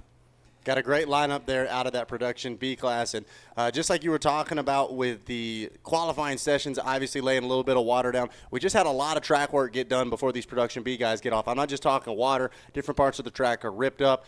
Traction is going to be absolutely prime. So really interested to see what these production B riders are able to do with a recently prepped course. Oh, I tell you what. And also, that gives a chance for all of that line to get settled in, because we'll run the B class out there, and then the pros cut a line so they can't say, you know, we want it rough. Why'd you mess with the track? So we'll get a good chance that they'll get a look at it, and the lines will be in there from the B class. Yeah, absolutely. And while they did do some prep, they didn't prep every square inch of the track. So there's plenty of braking bumps, plenty of ruts, plenty of difficulty out on the track still for all those pro riders. So they don't need to fear. Boy, I'll tell you what, and that off camber is going to be key today. Here we go. Here comes the B class off the line, and up into the first turn. Oh, nice hole shot. Yeah, wasn't quite able to see the number on that quad, but cutting over from the outside, and pinches off the rest of the competition and grabs that early race lead. It looks like a single number, and that would be the 9 of Levi Neese from Proctorville, Ohio. So we'll take a look as he goes out there. I know Levi is capable of it. Let's see if he has the lead at this point as they come down through the Dragon back. You can see a little bit of water laid down between those jumps, but a lot of traction there on that off camber. Really kind of tilled up some of these corners, especially this next coming off camber section. So look at that, absolutely prime dirt right now. Riders able to do whatever they want, wherever they want on track. I'll tell you what, coming down that Mercedes Motorsports downhill into the Baldwin turn, that's one of the places that's pretty key. Hopefully they did a little bit there. You can see that Baldwin bull turn there. It's got a little chicane coming out of it now. They've just worked it that much as they come around through the Ford Brothers triple double. You can see the water down, and again, these guys will work it in, get it ready for the pros as they come down. You can see the slide coming out of there. This is pretty much a blue grove. They could do an extreme dirt track on this track right now. Absolutely, but then the camera switches over and you can see just how touched up that corner is. So lots of traction in the corners, but on those exits and entrances, you've got that hard pack slick stuff like you were talking about. So riders able to get on it in the meat and potatoes of the corner, but they got to be careful entering and exiting. If you watch that, they did not do anything to that off camber up there. So that is just gnarly, and the pros are they're gonna love it and they're gonna hate it. If you want a technical track, that's technical. Otherwise, it's just going to be, it just is what it is. So DeSalvo, the number 15, is your leader. Nahuel DeSalvo, the Argentinian rider. Roncaglione, the 247 from Linesville, in second. Third is Rowdy Valiant, the 36 rider out of Eden Valley, Minnesota. And then the 47 of Mangold in fourth, and Umball, the 23 rider, Blake Umball, in fifth place. So that is your top five, and man, they are going at it. There's your top four. A little bit of a breakaway to Umball as they go through the Dragon back. Yeah, DeSalvo doing a great job putting a little bit of distance between himself and the rest of the pack, not getting caught up in the fight, really able to get that clean first lap. And we've seen it before earlier today. If you're really able to put the pressure down early, kind of makes it hard on the rest of the field. They got to chase you down. Absolutely. And, you know, unlike motorcycles, it is very tough to pass. You know, you can, yeah, okay, I'll get him on the next turn, but you better be setting it up, because on a quad, if you control that inside, yeah, good luck passing me on the outside. Yeah, absolutely. And got to give props where props is due. Jeff Cernick and the entire crew here at Pleasure Valley, they do a great job of creating those multiple lines. They've got the hay bale set out in practice, so every turn's got an inside and an outside. Some have a middle line in it as well. So the options are there, but you're 100% correct, Kevin. These quads are a lot wider than motorcycles. It takes a lot more to be able to get them past one another. And so if you can get that good start and get out front, it really makes it difficult for anybody to chase you down. All right, that was DeSalvo. You saw him head into the off-camber. Now here's your second through fourth. That's Roncaglione, Rowdy Valiant, and Mangold as they come through there. And speaking of mangling, oh, my goodness, good luck with that. It looked like a pass, but I'm not going to call it until I see him come past the line. So DeSalvo comes through, and here comes second through fourth. It's Roncaglione and Umball, Blake Umball. making a charge. He's up into third place. Valiant in fourth, Mangold in fifth, Nice in sixth. So good run there. I'm just amazed at Umball making that run in one lap. He made up 4 positions. So Blake's on his way back. He took a year off to have a baby, sold everything off, and he's like, I got to go back to racing. And back he is. Absolutely, yeah. That off camber there on the far side of the track, really probably the make or break section of the track. I've seen riders lose 2 positions at once there. I've seen riders make up 2 positions there. Really seems like either the top line or the bottom line is the hot lines right now, but you see a lot of these riders not following one another. If the guy in front of me goes low, I'm going to go high. Sometimes it pays off for you. Blake was able to make the most of it there on that last lap. Now, I've seen a lot of them that they're starting on the top and ending up in the middle. So, popping out of there, because you can see that there's a bunch of brake bumps or acceleration bumps in the last part of that off camber. So a lot of them just like opting to drop down, or they just going to drop down anyway. Yeah, the creativity is there for sure. Even watching some of those qualifying sessions for the pros, they were really making the most of that whole section, not limiting themselves to one line throughout a pass. They'd jump all the way from the top down to the bottom over the course of one lap. So impressive to see what those top riders are able to do and some of these B riders able to pick up on that. Now, of course, you do the GNCC, so you add a bunch of trees into the same mix with the same quads. So that makes a big difference. But, man, just watching pure motocross is kind of cool, and I'm glad you got to do it with us. Yeah, absolutely. I'm a motocross racer at heart. I grew up doing the 2-wheel side of things, and then now getting more familiar with the 4-wheel side of things out on track as we do see the white flag coming out. So 1 lap to go for DeSalvo, your leader. It's impressive. I was hoping to maybe see John Glada Jr. out here, some of my GNCC Racing Nation jumping up and doing some moto with us, but I think everybody's out enjoying the Independence Day weekend on summer break from GNCC. Oh, I'm sure they would be. They need it. They absolutely need it. That is a tough season, and when you finally get to the midpoint, you don't want to be out sweating this bad in the woods. Absolutely. You're over it by this point. So not surprising there, but very excited to see. I got to call round 1, obviously, out there in Daytona. So got to see what Joel and everybody's really capable of. And I say it to anybody all the time. If you can watch these guys in person, it is poetry in motion. Really impressive to see the cream of the crop here in ATV-MX. All right, and here we go. DeSalvo, Umball, Ron Caglione, and Rowley Valiant.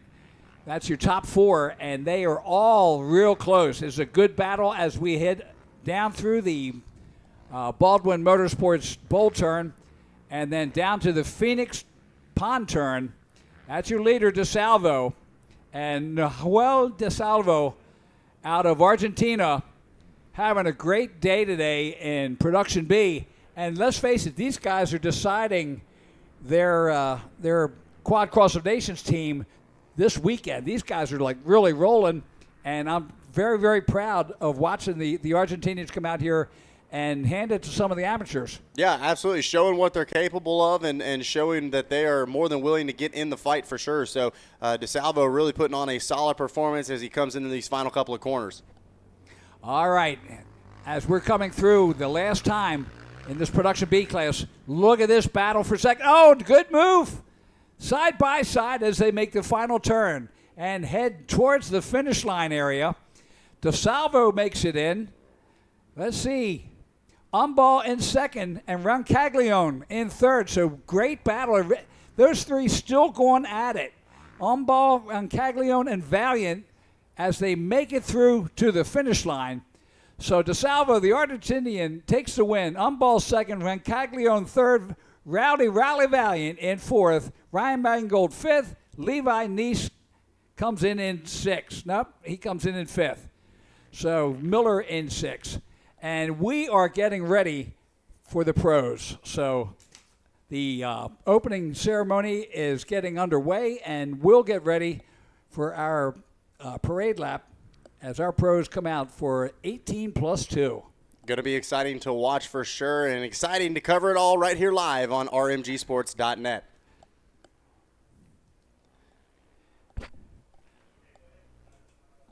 Am I supposed to be playing a national anthem or something? Like nobody?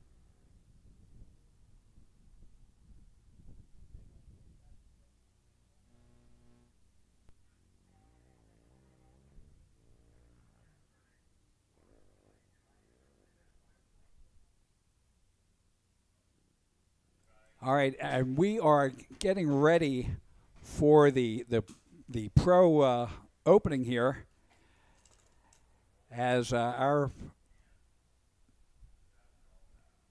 opening ceremony is commenced. I'm sorry, I got a radio in one ear, and I'm trying to keep everything going between television and track radio. So as they get ready for our national anthem and the opening ceremony, Zach Heron busy with that, and we are getting ready for Moto number 1. So as we get ready, you take a look at the tracks there, and if y'all would please stand. If you're at home, take your hats off, and let's give homage to the greatest nation in the world, the United States of America.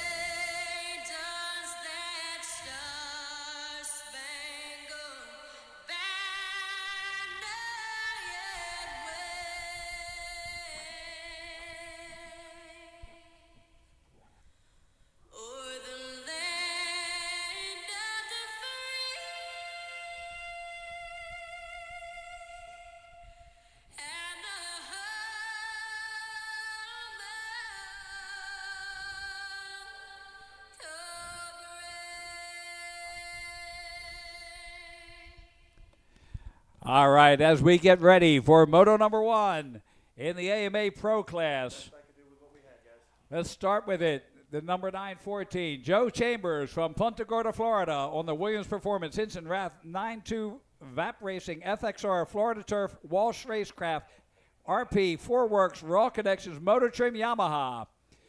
The number 741, he's in the top 5 this week, from Myersville, Maryland, on the JH Racing Schiffer Power Sports PEP TET Landscaping Yamaha.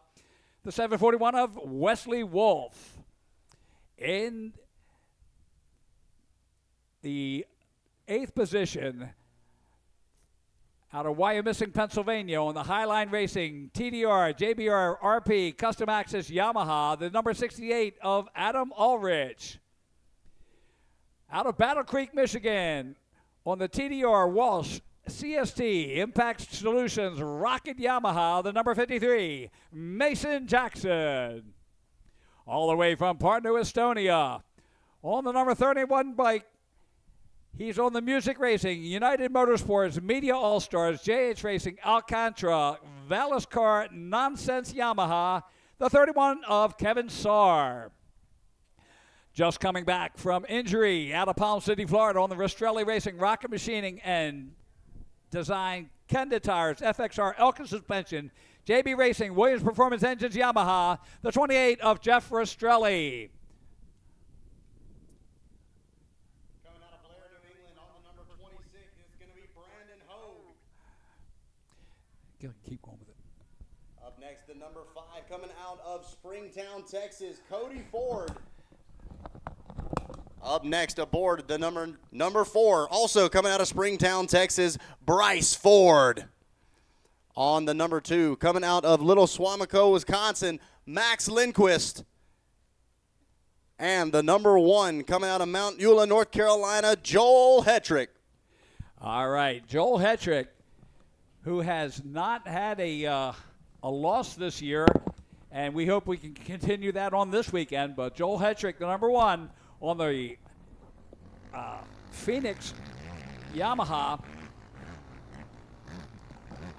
as they go out for their parade lap, checking out the track, and they will be coming back. We'll be getting underway at 1:30. So our riders out on the track right now.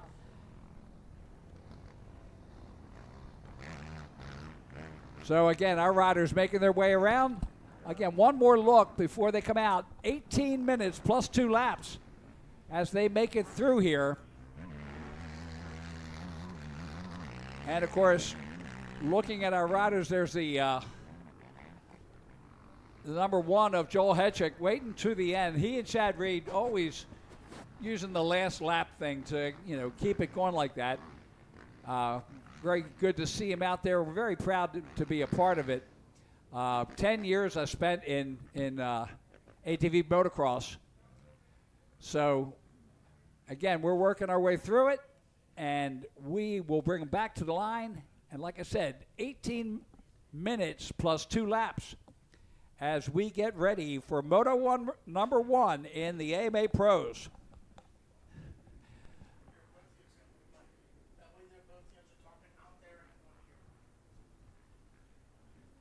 So as we get ready, again, the track is set.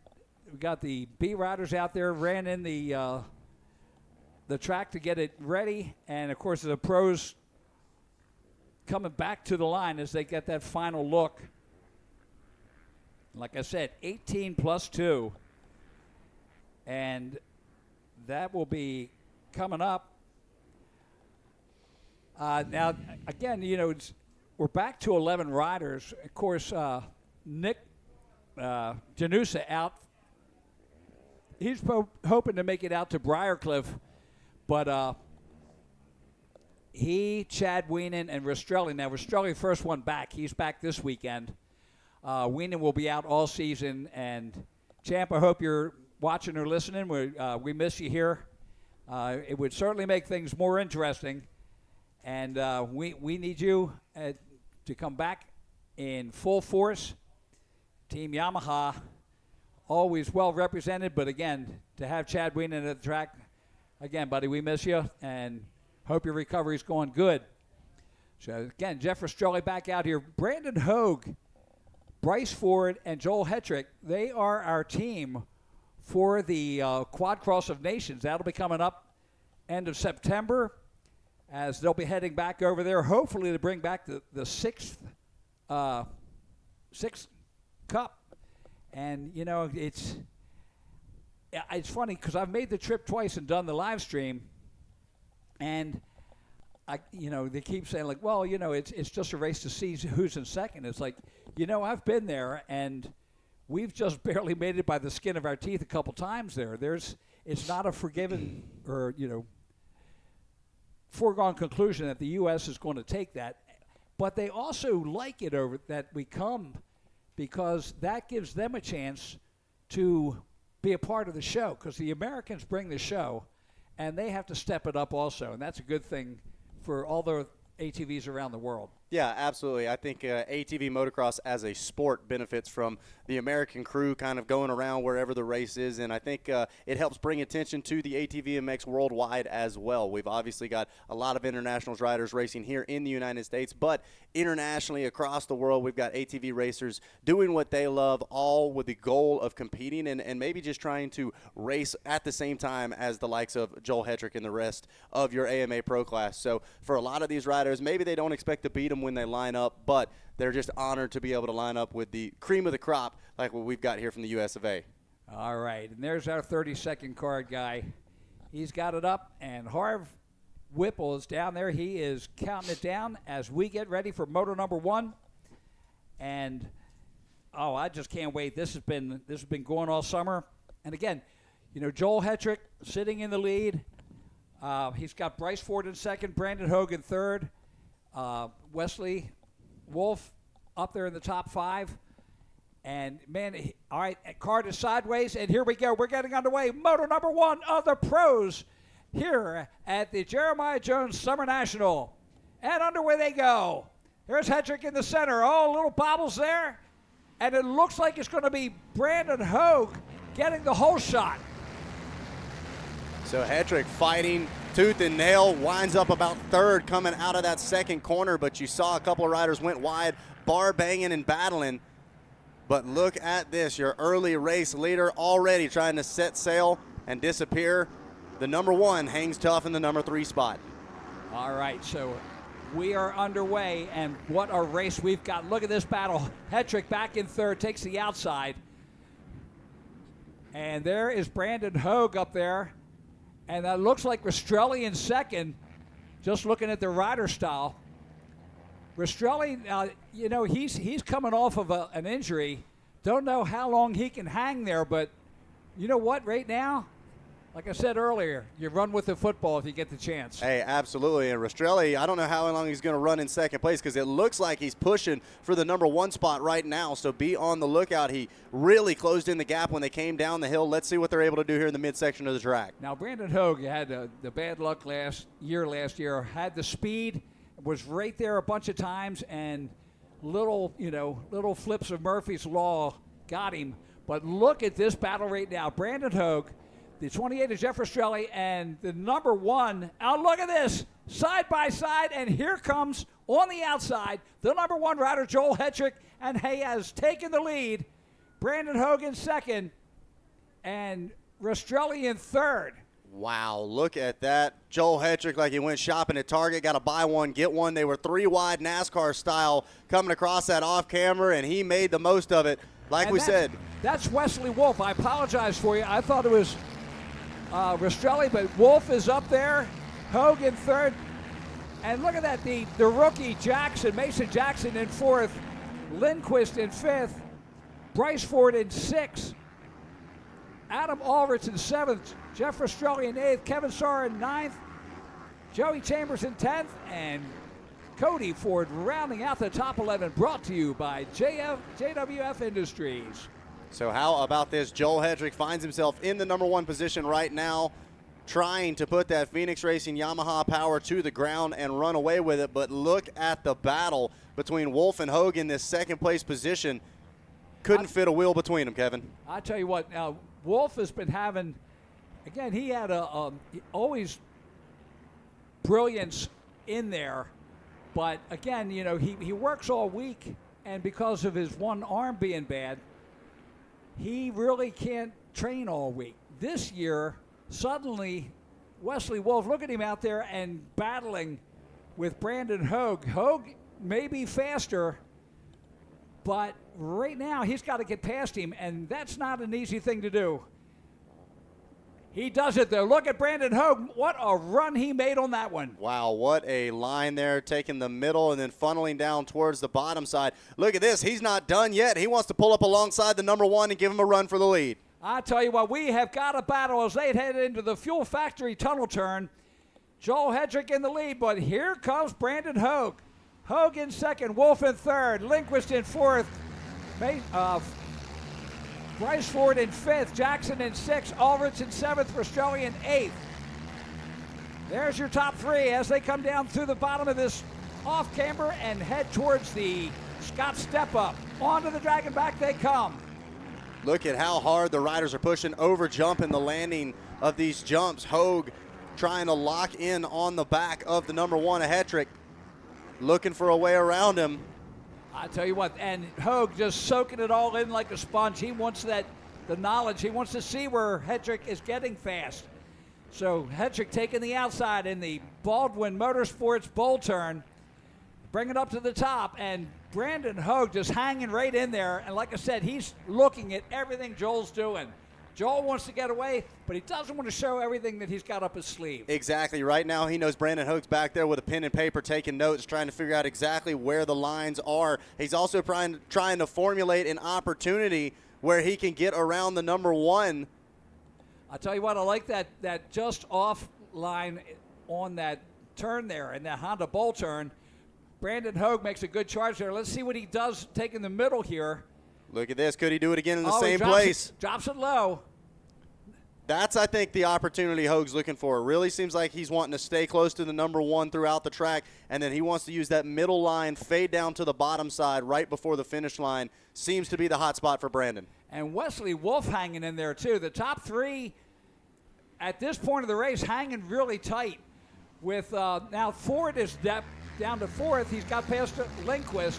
Jackson in sixth. Ulrich in seventh. Australia in eighth. Kevin Sarr in ninth. And Chambers rounds out the top 10. Absolutely. Check back into the front of the field. You see them making their way through that off-camber, and this is not what Brandon Hogue wants to see. Already Hetrick has now opened up a couple of bike lanes. You give this guy an inch, he'll take a mile or two. Both of those riders running 141s. Joel Hetrick at a 141.044. Brandon Hogue at a 141.868. So he is 0.8 of a second slower. But let me tell you, those guys are flying. Everybody else is in the 142s and up as they go around this track. Well, and the 141 was the top qualifying time that we saw in qualifying one. So these guys, they've bumped it up to race pace. Like you said, the production B class, getting things in tip-top shape as you see Hetrick with a quick look over the shoulder. Now they're running almost a 141 flat on that last lap.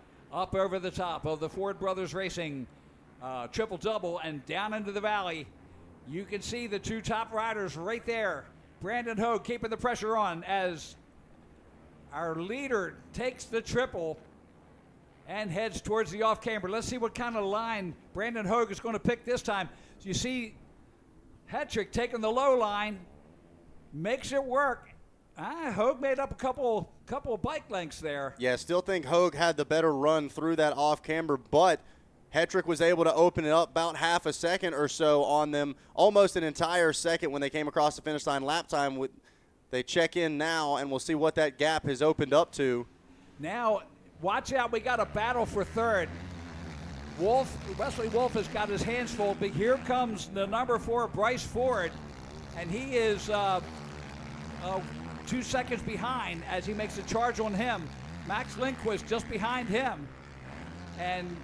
But right now, the big worry that Wesley Wolf has is Bryce Ford, because Bryce Ford can turn it on.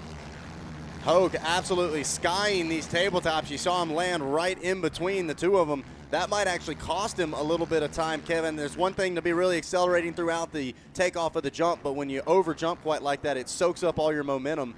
Oh, and it soaks up your energy, too. Ooh, I'll tell you what. Right on that. It will beat you up for sure. And just seems like Hetrick right now, maybe a 10th here, a 10th there, but not really running away from Hogue right now. All right, and here's the battle with Wesley Wolf and Bryce Ford as they come down to the bottom and that Phoenix River pond turn. You can see him make the turn, and Wolf trying to stay away from Ford. He knows what he's going to have to do, and keeping a good gap as they head up there. Now there's the battle for the lead. As we watch them come over top of the triple, there's the number 1 in the lead there at the base with Brandon Hogue in second. Up to the off-camber. Hogue makes a good run there. He's all over the back fender as they make the turnaround there. 8 minutes and 7 seconds into the race. So we're just at the halfway point. I'm pretty impressed by what I'm seeing from Hogue right now. It looked like maybe the writing was on the wall and Hetrick was going to start to ride away, but he has really got a fire lit underneath him, and especially in that closing quarter of a lap, he seems to have the hot line figured out. I'll tell you what, and he came in at a 141.418 versus Joel Hetrick with a 141.714. 0.3 of a second faster on that last lap. Absolutely. It was a 0.6 second gap when they came around for lap 4 complete. We'll see what it is when they refresh coming across the line next, but without a doubt, it's got to be closer than that. I'm thinking more of a 0.3, 0.2. Now, Jeff Rastrelli has moved up into 7th place. Kevin Sarr in 8th, Ulrich in 9th. So Rastrelli making the charge, and he is about 2 seconds behind Max Lindquist, Mason Jackson in 6th, Max Lindquist in 5th. And here's the battle for the lead. Look at this. We have got a barn burner here. Joel Hetrick in the lead, and he's the only person this year that's kept up. Brandon Hogue is keeping the pressure on as they come up with that Ford Brothers triple. And wow, what a battle. Yeah, this one's going to be exciting to watch. The question is if Hogue is able to get close enough in these next 2 corners. He's really got to be right on the rear end of Hetrick as they get ready to go through that off-camber if he wants a chance to make a pass. All right, we're coming up on the halfway mark of the race as they bring it around this time. Here we go, up into the off-camber, and they both take the same line this time. Hogue I think he's like, you know what, I'll rest it this lap. I'll just stay right where I am. I'm right where I want to be. I can still make a charge on him, but I'm saving my goggles too. Well, and I tell you what else Hogue's probably saying. He's probably shaking his head, realizing Joel Hetrick has got his line figured out. Hogue's been running that lap time for the last little bit. It was only .174 the last time, now less than a second separating them. So definitely lost some time on that last lap. It went from a .17 to now to a .94. All right, as they make their way down to the Scott step-up, great battle as Hetrick brings it up. He runs a 1:46.55. That is the fastest lap of the day, with Brandon Hogue at a 1:41.429. So the track is definitely working into his advantage. Of course, he loves a rough track. You get a technical, you got Joel's interest. Without a doubt, and that's what it's going to come down to, technicality, as you see Hetrick once again able to keep the power to the ground and stretches the gap out even more. Look at this battle for third, though, as it looks like Ford's made the pass. And Ford has moved up. Wesley Wolf back to 4th now. Lindquist in 5th, Jackson in 6th. And, of course, you know, Bryce right now is like, oh, dude, you held me up for way too long. He's, let's see, Bryce Ford was a 1:44.300 last time, with Wesley at a 1:45.179 on that last lap. But again, Bryce Ford powering his way through that triple-double. And we got the battle for the lead on the bottom and the battle for third on the top. So your first, second rider, and look at that, Brandon Hogue. I am absolutely impressed. He is hanging it tough today as they make it through, and we are 11 minutes and 40 seconds into this race. So another 7 minutes to go, and we'll see the 2 card. So we're past the halfway point and 7 laps in. I think these next 2 laps are really going to be make or break for Hogue. He's got to find a second win and find a way to close back in on the back of the number 1 if he wants a chance by the end of this race, as now he falls just beyond the 1 second gap between first and second. Yeah, I'll tell you what, and it has become a 3-way. So Bryce Ford, Wesley Wolf, and Max Lindquist going at it. 0.8 of a second back for Wesley Wolf behind Bryce Ford, but Max Lindquist is sitting back there at 2 seconds back. He wants to join into the fray. Yeah, Lindquist trying to get up in the mix and make this a fight all the way throughout the top 5, as now you are starting to see a little bit of distance between our top 2. And it looks like Hogue is really starting to see he's got to step it up. Seems like he's charging hard into those corners, maybe a little too hard, costing him some time. Well, I'll tell you what, Brandon Hogue is looking at him now. It's like, where did this come from? Where did you come up with this speed? A 1:41.067 for Hetrick last lap, and then Brandon Hogue at a 1:41.137. It's only 1/10 of a second, but look at the distance between them now. And it's like, dude, I'm not doing anything any different. You're still pulling away. Yeah, it seems to be the tail of the tape with Joel Hetrick. I mean, you even look at the best lap times for first and second, both running a 1:40.6 for Joel, a 1:40.7 for Brandon. So these guys are clearly, overall speed is not the thing. It's Joel's ability to keep the power to the ground, keep that Yamaha moving forward, and little by little, inch by inch, he starts to wheel away, as now what was 1.01 seconds going to open up as soon as timing and scoring. Now 2.04 seconds, so a full second gain for Hetrick on that last lap. All right, and we're 13 minutes and 30 seconds into it as you watch the number 26 of Brandon Hogue go by. Ford, Wolf, and Lindquist. What a tight battle for third. The number 4 of Bryce Ford turning a 1:43.160. Wesley Wolf with a 1:43.169, and Max Lindquist with a 1:42.636. So Bryce Ford 13 seconds behind Hogue. Wesley Wolf 0.8 of a second behind Bryce Ford, and Max Lindquist 2 seconds behind them. So they are taking the battle to it for that third place. Yeah, I tell you what, Bryce Ford and Wesley Wolf better watch out, because Lindquist running almost a second plus faster on that last lap. He wants to get up in the mix, and it looks like he's trying to push straight through to that final podium spot. All right, behind Lindquist is Jackson and Rastrelli. And this is our third place rider. That's Bryce Ford as he makes his way down. And of course, there's a 71 Wesley Wolf right there behind him. And up through the Ford Brothers Racing triple-double, you can see the both of them. That's Ford and Wesley Wolf as they go down through the valley into the Honda Bowl turn. And look just behind there, there's Max Lindquist. So all three riders in that, up over the triple and into the turn. And we are 15 minutes into it. So 3 minutes looking at 2 laps before we get the 2 card. And again, that's an estimation, so we won't hold it to that. Of course, it again depends on just how they get through this section. Well, and looking at the lap times is now Brandon Hogue able to drop it back underneath 2 seconds. He matches the lap time of Joel Hetrick with a 1:41.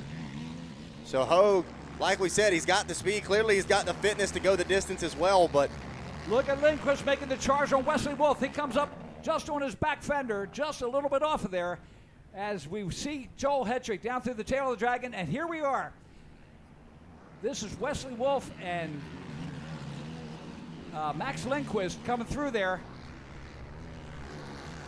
Lindquist takes the outside on the Dragon back and makes the pass on Wesley Wolf. So Lindquist has now moved up into 4th place, Wolf back to 5th. Not sure if there's something going on with Wolf or what. He continues to look back, maybe having some kind of issue, but yeah, looked like Lindquist was able to get around with relative ease throughout that section. Yeah, and I'll tell you what, Wesley Wolf, he's for 2 years now, he's been just like one arm injury right from ending his career. So, you know, just the fact that he's out there hanging it out the way he is, I'm proud of him on that. You can see coming through there, Joel Hetrick, the back wheel digging into the sidewall. It is sapping the energy as he goes. But we're 16:35, so next time around, we may see the 2 card coming out. So Hetrick and Hogue through the traps. Hetrick at a 1:41.088, and Brandon Hogue at a 1:41.770. So 0.7 of a second. Joel Hetrick makes up on that last lap. Now we got the Bryce Ford, Max Lindquist, Wesley Wolf battle. So Ford in 3rd, Lindquist in 4th, Wesley Wolf in 5th. And you see Bryce Ford taking a look back over his shoulder, I believe. Believe that might actually be Hetrick, and he's looking back going, man, Hogue is still back there. I know. This guy's on rails right now. I think, you know what? I think he's looking back going like, good for you, Wes. Yeah, absolutely. Good for you, Brandon. Bring it. And it's, you know, the good part of it is you saw him run on lap 6. He turns a 1:46.55, which is the fastest lap of the day. And if he sees Brandon coming up on him, it's like, dude, I'm just going to turn it up. But I'm still glad you're hanging there. Yeah, I think it's a cap in the feather for Brandon Hogue, obviously, to be able to match that pace. He was able to run a 1:41 on that last lap, just as Joel Hetrick did. So realistically, it's coming down to tenths of seconds. Little things here, bumps here, an inside versus outside there. And there we see Max Lindquist just ahead. I believe that's Max with Wesley Wolf there. There we go. Oh, the 2 card is out for Joel Hetrick. 2 laps to go. White flag will be coming out next time around. There's, you see Lindquist, and just ahead of Wesley Wolf. That maybe that isn't. Is that Ford? No way. Could it possibly be Rastrelli making a pass? I don't think so. That's the 31 of Kevin Sarr. So that is, I believe that's might be Mason Jackson, Kevin Sarr. So Kevin Sarr, the 31. All right, now we're back to the leaders. There's Joel Hetrick as he comes out of the tail of the Dragon. Brings it down the Mositis Motorsports downhill into the Baldwin Motorsports bowl turn. He knows he's only got 2 left. 1:41.1 last time with Brandon Hogue turning to 1:41.9. So 0.8 of a second he made up on that last lap. And you know, at this point, Brandon Hogue is probably like, that's okay. We got the next moto. I'll hang second. Yeah, you got to think Hogue maybe playing a little bit of the long game here. Second's as good of a first in the first moto. And I think this is a big confidence boost for him. He was able to get up there, able to run with Joel, especially those first 5 laps. And so maybe he can regroup, get recovered, and come out swinging for the second moto. All right, the Corn Rider out of Nebraska, bringing it around. The white flag coming out, 1 lap to go for Joel Hetrick as he crosses the finish line area. Brandon Hogue right behind him in second. Then we got the battle of Bryce Ford and Max Lindquist for third. The number 4 and the number 2. Then Jeffrey Rastrelli. Rastrelli up into 5th position. That is amazing. And look right behind him, the number 6 of Kevin Saar, the Estonian rider. Mason Jackson in 7th, vying for the Rookie of the Year awards. Wesley Wolf now back to 8th. There's got to be something wrong with the bike there. And then, of course, Cody Ford in 9th, Adam Ulrich in 10th, and Joey Chambers has withdrawn from the race. He's only got 8 laps in. So tough luck there for Chambers. Watching Hetrick on your screen right now. Poetry in motion, not under any immediate pressure behind him, as Hogue still holding tough, but about 4 seconds back. And at this point, it's just hit your marks and bring this thing home. Oh, yeah. I'll tell you what, I grew up, I remember him racing extreme dirt track on a 50, you know, before he ever thought about motocross. And it was, even then, it was like kid dynamite. He was always fast. And, of course, moving over here to motocross in the time zone he did, you know, coming up here trying to beat Chad Wienen. And, of course, now working on a perfect season. We'll see how that goes as he gets closer and closer. So his last time up through the off-camber, we watched Joel Hetrick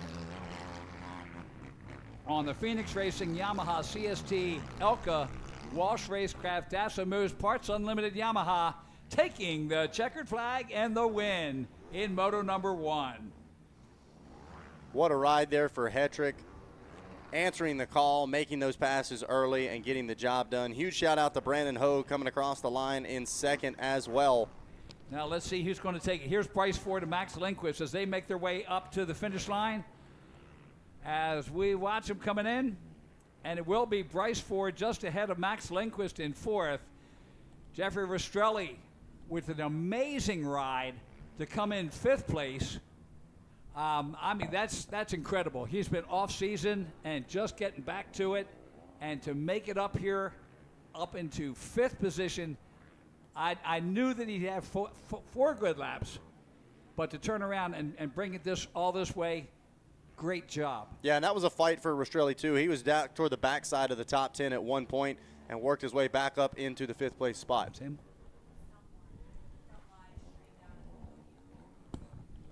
Okay, yeah, that's fine. No.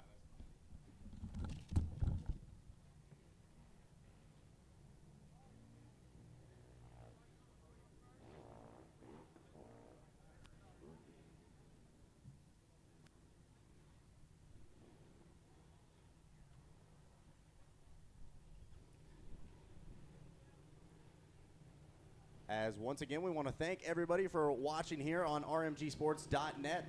That was moto number 1 of your AMA Pro race. Joel Hetrick, Brandon Hogue, and Bryce Ford coming across on the podium. Max Lindquist and Jeffrey Rastrelli rounding out your top 5. Kevin Sear, Mason Jackson, Cody Ford, and Adam Ulrich going to round out your top 10.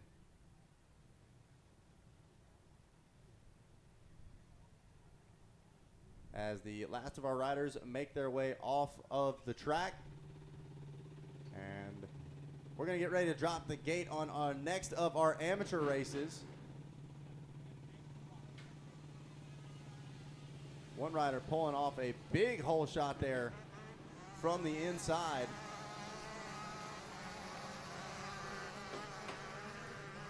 As we get ready for race 17, 70 shifter, 6 to 11, taking to the track.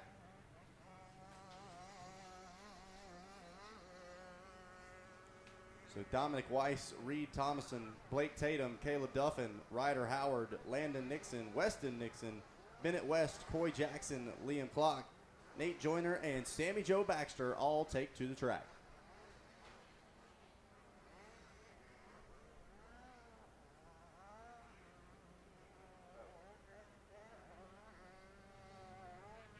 Looks like we've got a 3-rider breakaway here at the front of the field. Already seeing a little bit of distance between them.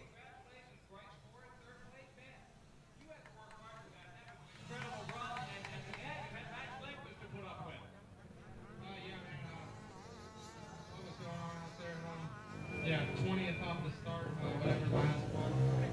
Those two got out to a good start, and they ran from me. Max, past 10.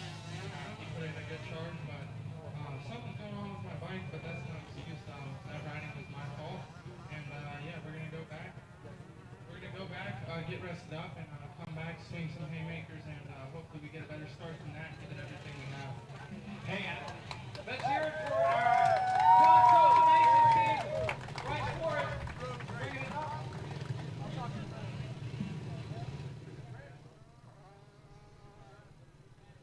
All right.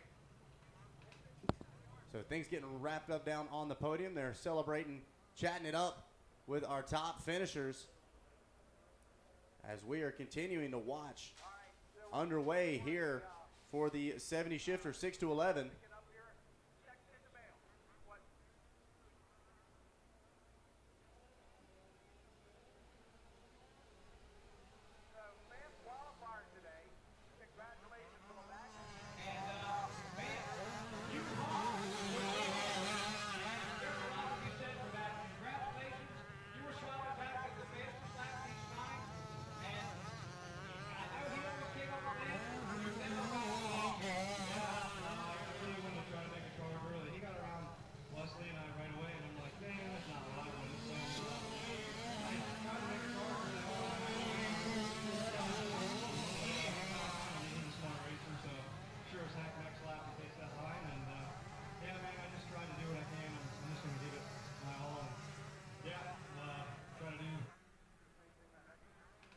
All right, so back out on track, the 70 shifter class out on track right now, race 17.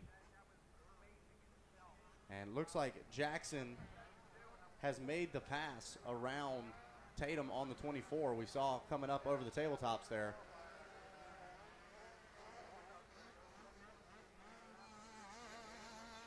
We believe it is Weiss still in the number 3 spot with Nixon in 4th. Joyner rounding out the top 5.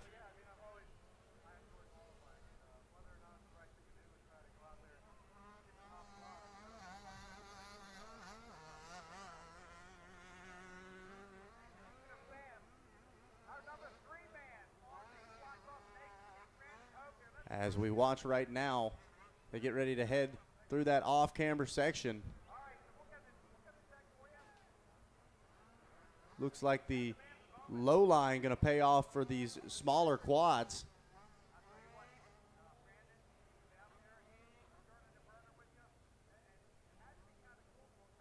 Able to get through clean up and over the finish line they go.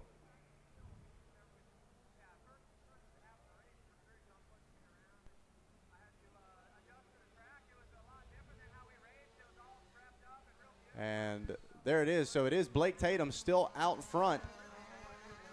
So some close battling back and forth between Tatum and Jackson. Coy Jackson 1.8 seconds back on the number 55. Dominic Weiss in the mix as well. About 5 seconds back from that. In the 3rd place position. And then Landon Nixon and Nate Joyner rounding out your top 5. Here for the 70 shifter class.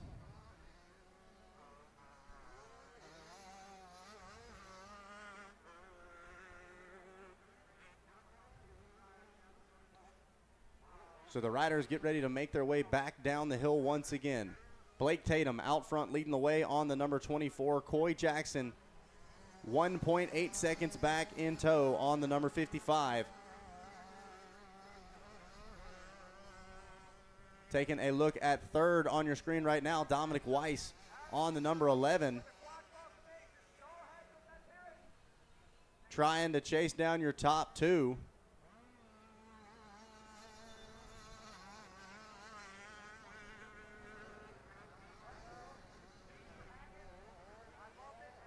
As we check back in with your leaders.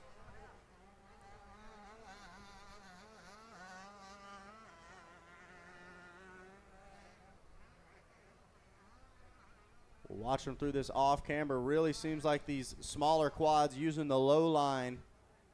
You can see just how hard they're fighting the machines, trying to get them to go in the correct direction. Look at that. Your leader absolutely skying it out as they go to the white flag. So 1 lap left to go for Blake Tatum.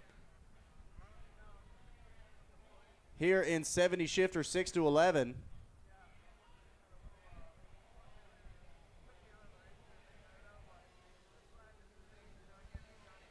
And Coy Jackson cutting that lead down just a little bit, drops it down to 1.5 seconds, but going to need some more than that if he wants a chance to grab the win.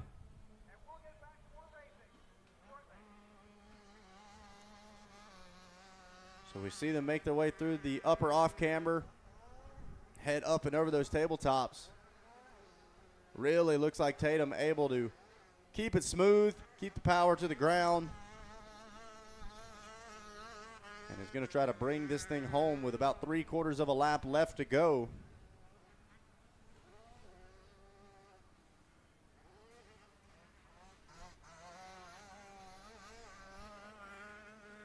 They head down for the final time to the bottom side of the race course.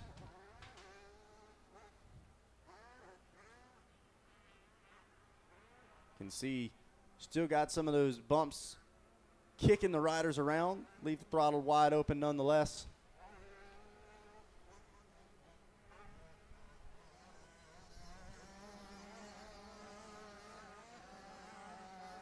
And Weiss still back there in the 3rd place spot. Landon Nixon holds down 4th with Nate Joyner rounding out your top 5. Decent amount of space between the rest of the top 5, but only a 1.5 seconds between Blake Tatum and Coy Jackson. You saw a flash of Jackson there just at the bottom of your screen. We'll see whether or not Tatum's able to get a good drive through this off camera here on the final lap. Up and over the inside, and that ought to be enough to get the job done. Absolutely sending that double. And there it is, the checker flag's waving, and Blake Tatum gonna grab the first moto win in your 70 shifter 6 to 11 class. Coy Jackson, a hard-fought effort, going to come across the line in 2nd place.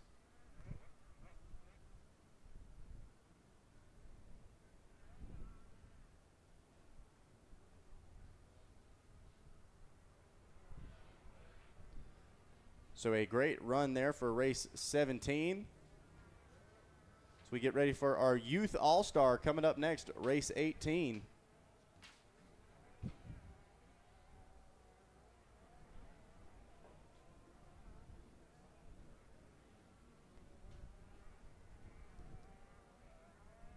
So they are locked and loaded on the launching pad. The 1 minute board is up.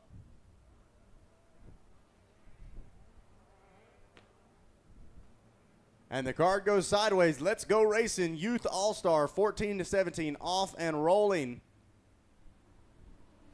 Is that a little, not sure if that was an early celebration or what, but a hand in the air for one of the riders. As looks like everybody going to make it through the first turn clean. Already got jockeyed for the top position.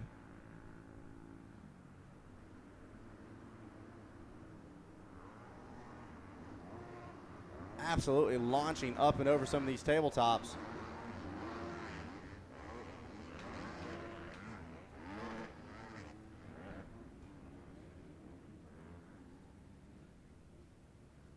As they make their way around and get ready to head down the hill here for lap number 1.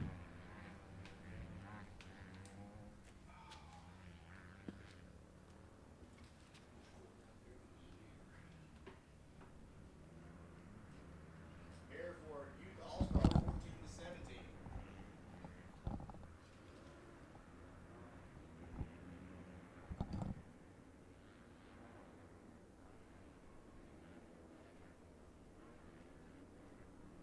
Really got some great racing action side by side between that 2nd, 3rd, and 4th place spot. And up over the middle triple they go.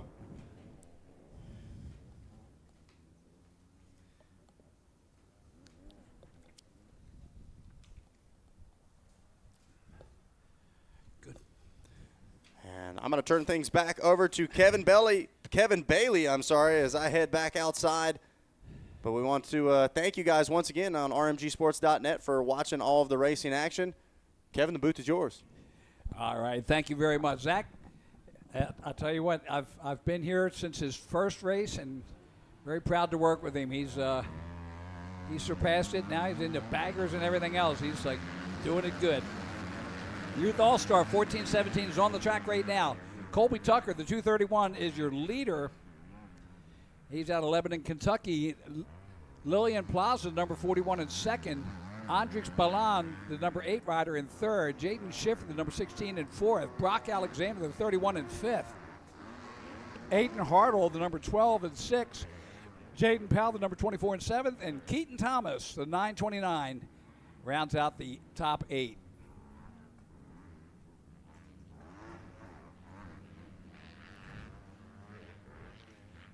So you see the 231 of Tucker.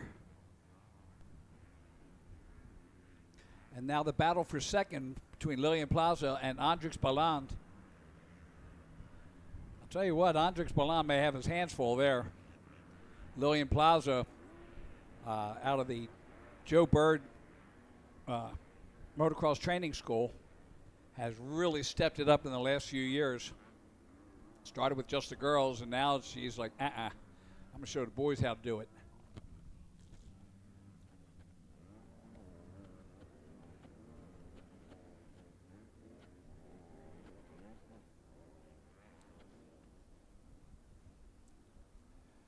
So one lap in, Colby Tucker in the lead. There's our battle for second between Plaza and Beland.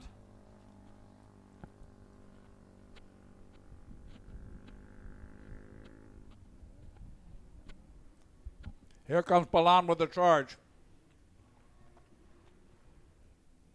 Got the inside line. And he takes over second. So Lillian Plaza back to third. Brock Alexander in fourth.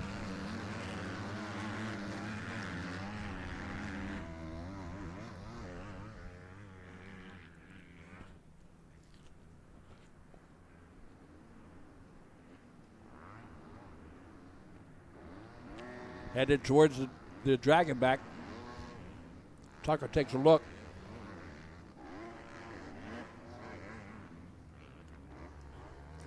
And wow, is that a pass to the lead? Well, yeah, right there.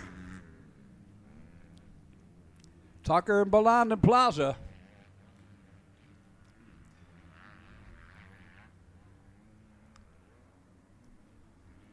Tucker getting nervous. Here's Baland on the outside.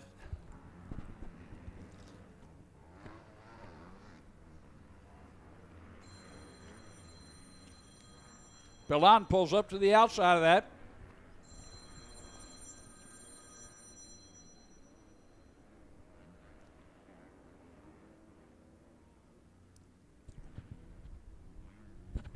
As they make their way out of the Honda Bowl turn. Look at this three-way battle. Tucker, Baland, and Plaza.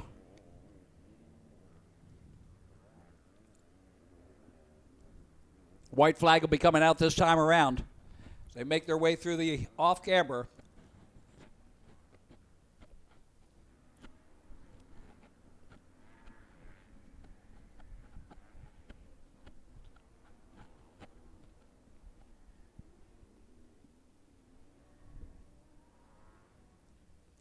Tucker and Baland going out. It looks like Baland got by him.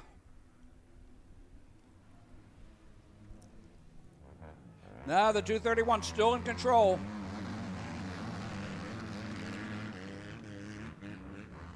Tucker's still hanging there.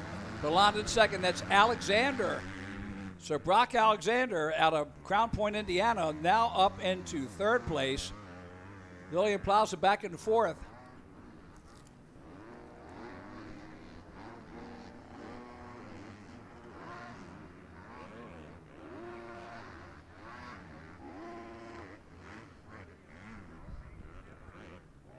Through the tail of the dragon they come. Tucker, Belland, and Alexander down the Mositis Motorsports downhill.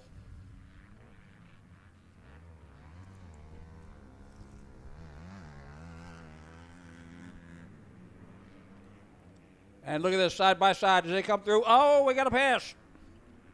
So Belland, just before the Ford Brothers triple-double, makes the move.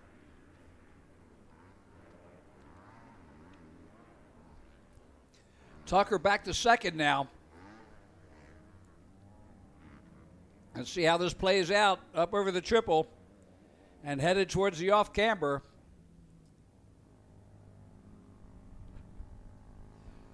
Oh, everybody's hanging up equally.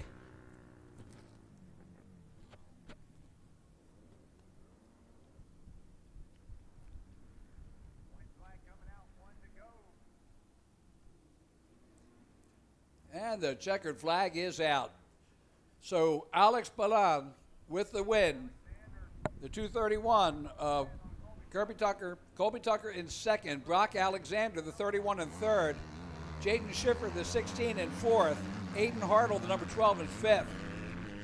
Lillian Plaza, the 41, rounds out the top six.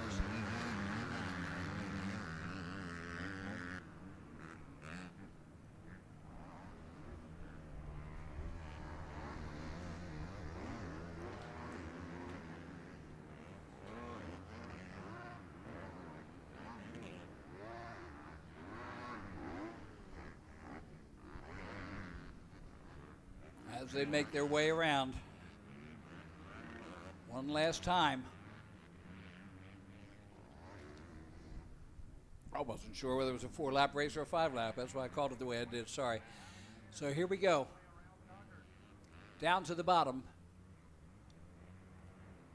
Around the Phoenix Pond turn and up through the triple-double. That's Andrix Belland, the number 8 rider out of Val d'Or, Quebec, Canada, on the JB.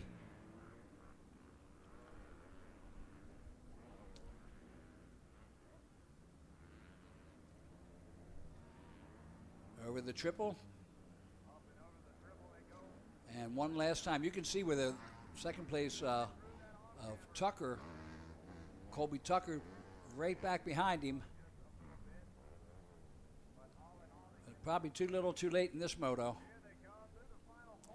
So Andrix Belland brings it in. Checkered flag is out on race number 18.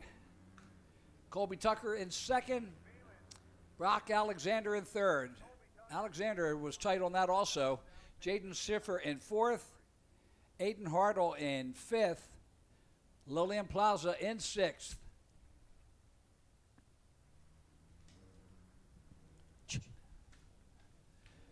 Next up, it's the 50 Open. 50 Open 4 to 8. On the line here.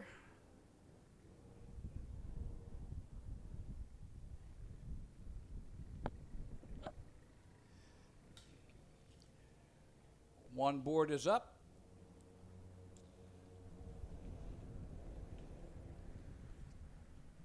And this isn't the 50 Open. Yeah, I must have missed something.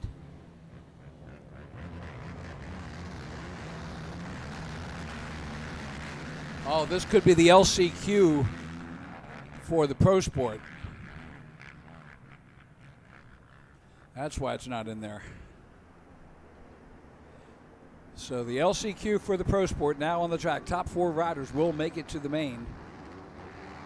Top 8 from the qualifiers or the divisions went up. And top 4 out of these riders will make it to the second moto.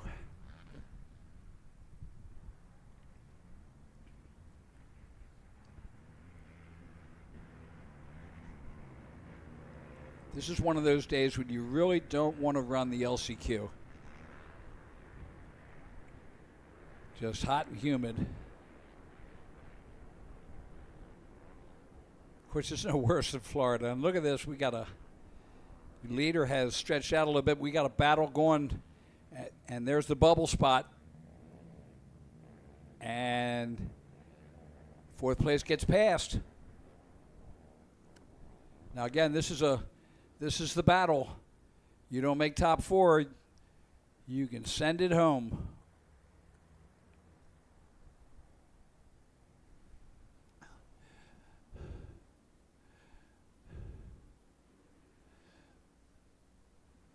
Gage Beebe, the number 99. Dominic Chioka, the number 19.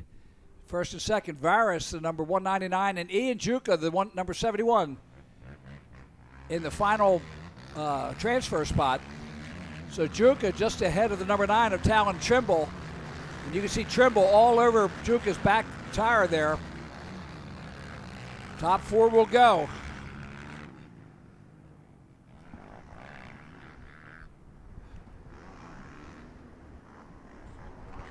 So this is the battle.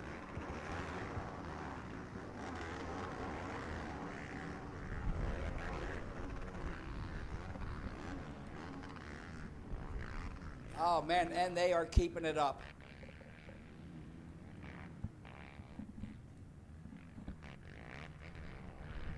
Gage Beebe in the lead. Dominic Chioka in second, the number 19. Varus, the 199 in third.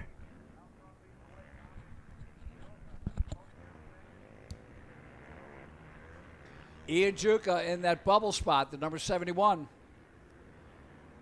Talon Trimble just behind him. Again, if you ain't fourth, you ain't. There's your top 4. Gage Beebe way out there. Chioka in second. There's Varus and Juka. So that's the ones you want to watch. Juka down the bottom. Varus up top. Trimble in fifth, but fifth is nothing. Fifth gets you a trip home. So Beebe makes it. Chioka makes it. Varus makes it, and Juka makes it. So your top 4 will move into the second moto. Now next up is the 50 Open.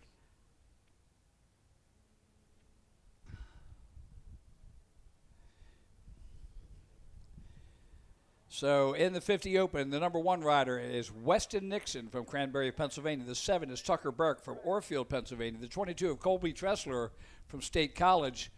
The 26 of Jackson Schiffer from Elizabethville. The 39 of Dean Schroeder from Tip City, Ohio. The 44 of Ryder Howard from Calhoun, Kentucky. The 52 of Owen Gregory from Franklin, Kentucky.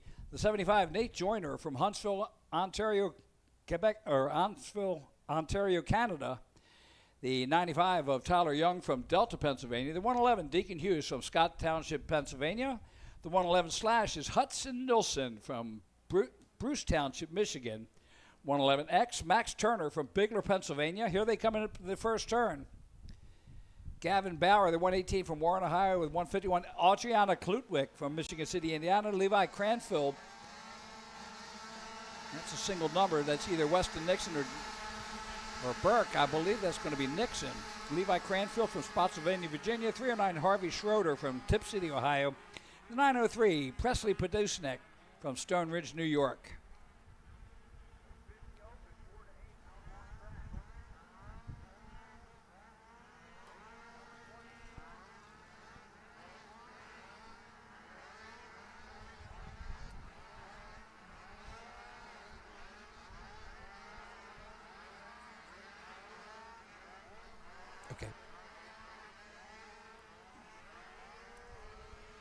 So here's the 50s. That is Weston Nixon as he takes it in there.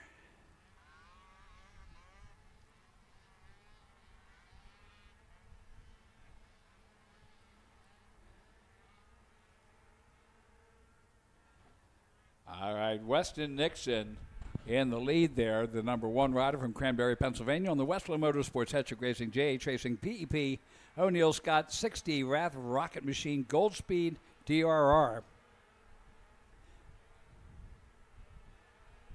And this 50 Open 4-8. You make the run over the triple. There's your leader. as they make the turnaround, going through the off camber first time. All right, there's your second through fourth as they make their way through the off camber. And we'll get names once we get our leader through there. That's your number one, Weston Nixon, in the lead.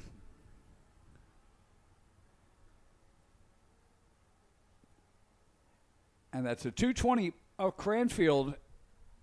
Levi Cranfield is in second. The 75 of Nate Joyner in third.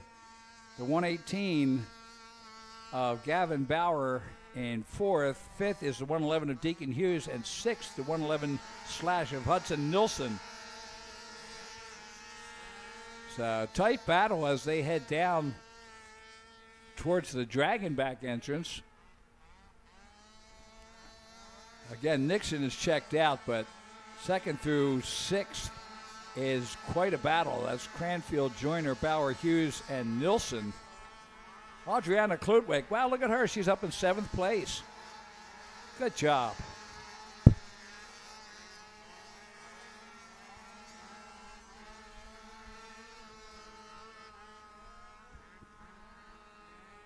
Here's third, fourth, and fifth. That is Joyner, Bauer, and Hughes headed down that long Mositis Motorsports downhill. Here's the battle for second. Cranfield and Joyner.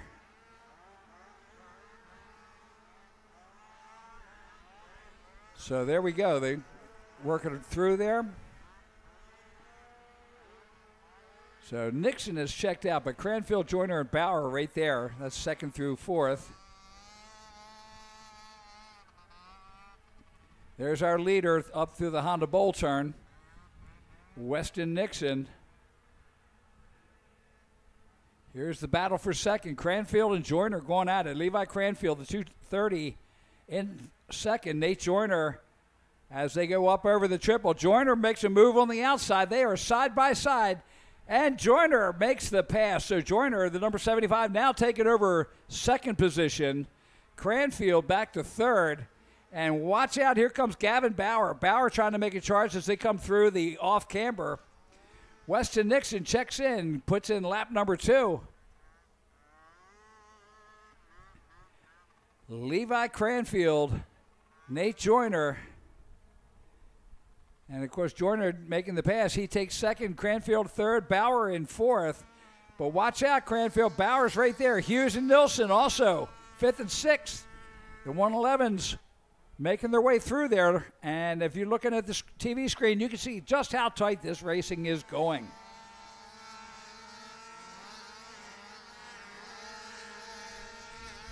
So Nate Joyner on the number 75. You can see as they come down the hill there, Nixon, Joyner, and Cranfield. And look at this, Bauer and Hughes going at it. Tight battle for fourth and fifth.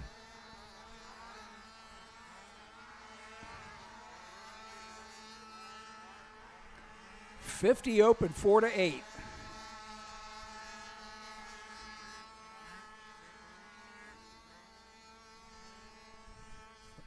And we're back to the leader now. So there is Weston Nixon, the number one rider.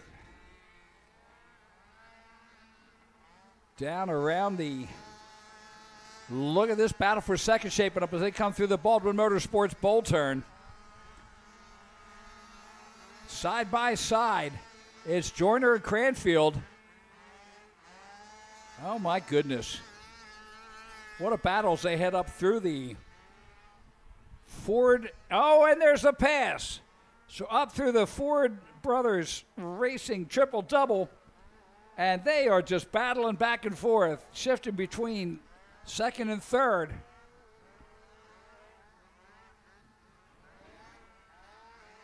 They make the turn, head towards the triple.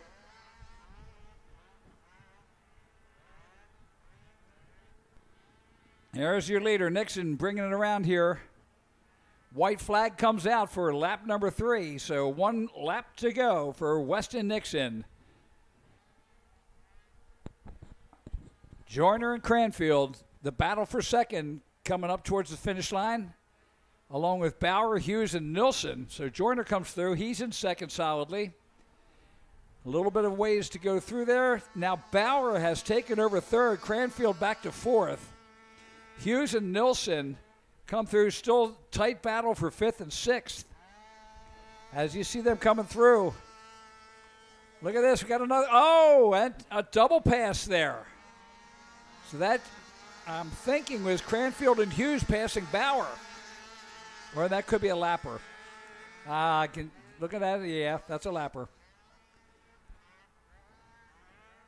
So heading down the hill here, we're looking at Joyner, Bauer, Cranfield, Hughes, and Nilsson.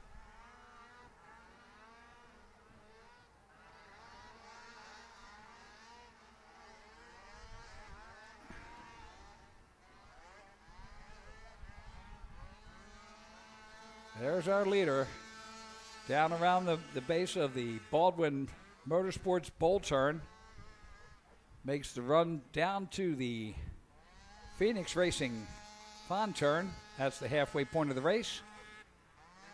And then up the Ford Brothers triple-double. Of course, on the 50s, it's just 6 single jumps. Nixon up through the bowl turn. Actually, the track's looking pretty sweet. One maintenance so far. Bright sunshine now. Humidity's still up there, but all in all, a great day. There's Nixon through the off-camber. He's bringing it around and bringing it in for the checkered flag. Of course, he could still go for another 16 laps. So Nixon will take the win. Nate Joyner coming in second. Now here comes the battle. Bauer, Cranfield, Hughes. Let's see what happens here.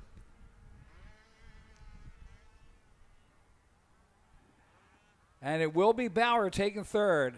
Cranfield in fourth. Hughes in fifth. Nilsson in sixth.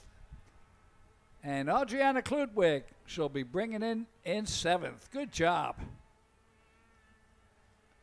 So race number 20 is in the books. That's the 50 Open. Race number 21, Schoolgirl 1317, is on the line.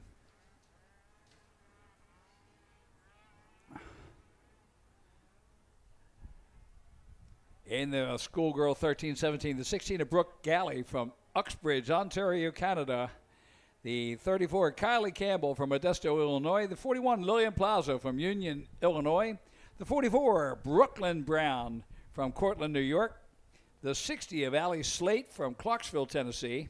The 124, Rayleigh Rister from Clyde, Texas. The 131 of Allison Klutwick from Michigan City, Indiana.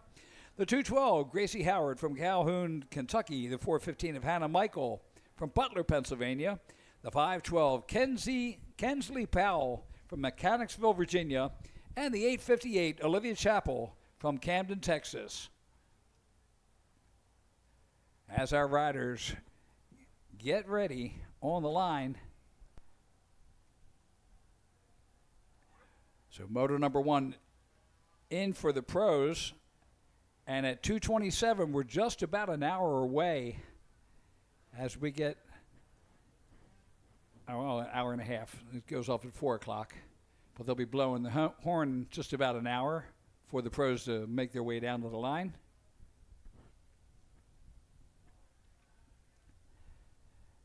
Hey, next big race after this is going to be the Travis Pastrana Invitational, along with the Wes Kane Last Man Standing. That'll be at the end of September, and we invite everybody up here for the race. If you can't make it, rmgsports.net will be here for it. So just a fantastic season so far. I'm so proud to be here with rmgsports.net.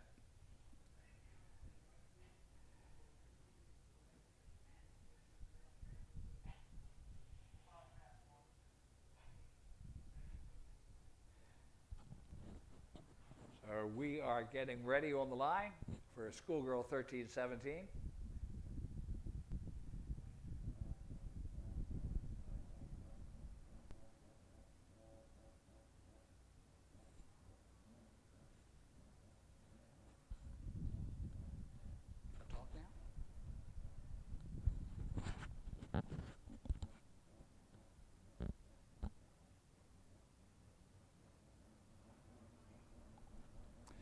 All right, here we go. On the line, one sign is up. Schoolgirl 1317. Our future WMX riders right here coming out. Lillian Plaza, number 41. Odds on favorite to get the whole shot here, and there she goes. And that could be Kylie Campbell, the 34 from Modesto, Illinois, in second.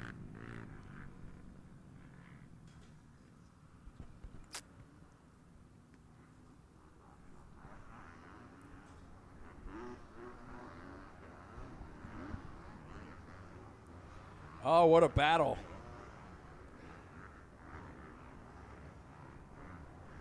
Battle for second and third right now. Second, third, fourth. So, Lillian Plaza from Union, Illinois. 14 years old on the Honda. Makes it around through the Baldwin bowl turn. Headed down towards the Phoenix Racing pond turn.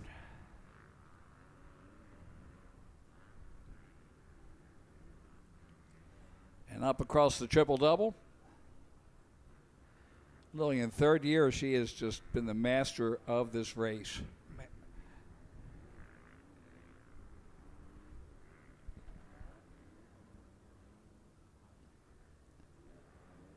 Also doing pretty well on the Schoolgirl Senior. This is the battle for second now. You see Lillian up ahead. She just went across the triple.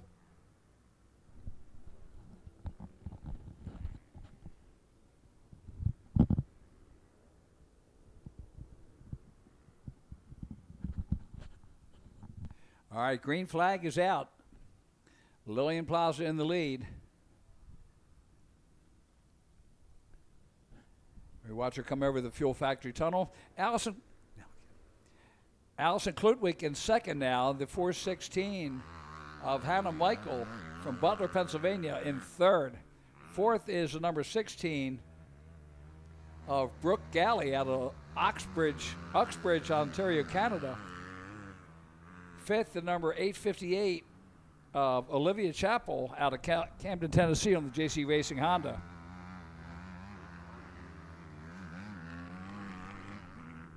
Plaza around the first turn heads down the start of lap number 2. All right, so there is Lillian Plaza down through the Mercedes Motorsports downhill.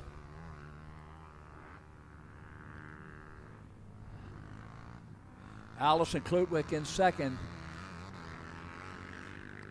Hannah Michael in third.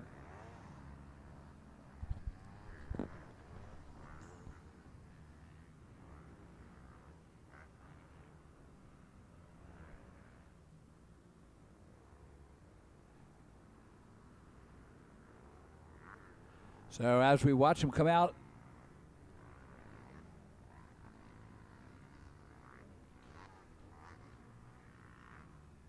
all right, so this is Allison Klutwick.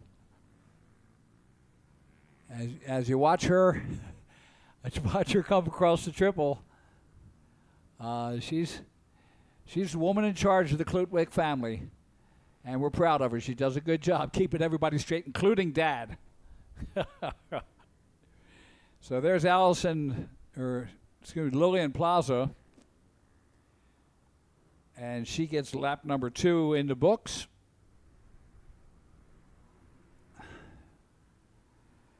Brings it up underneath of the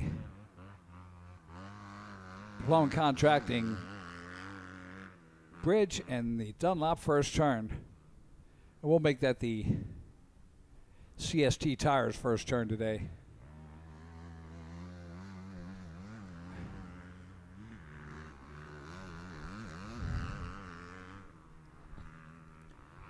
Across the dragon's back she flies.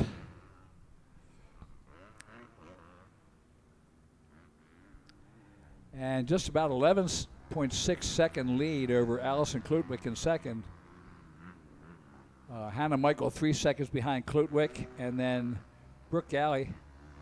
This is the 4:15 of Hannah Michael, and Hannah sponsored by A&B Construction, Del Power Coating, Engine Ice, Fast Company, Forworks, Liat, ODI, JC, JSR, NGK, Rath, and Wiener Motorsports on the KTM.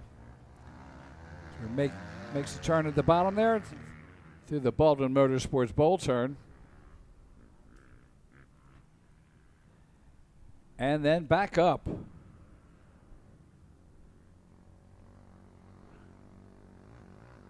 Back on the leader, there's Lillian Plaza over the Himmler triple. Himmler Excavating doing a great job this weekend on the track. Track is just absolutely mint. It's rough. This is fourth place, so this is Galley, the number 16. That's Brooke Galley, the Canadian rider. White flag coming out for Lillian Plaza as she makes her way towards that last lap. Looks like a little cautious there.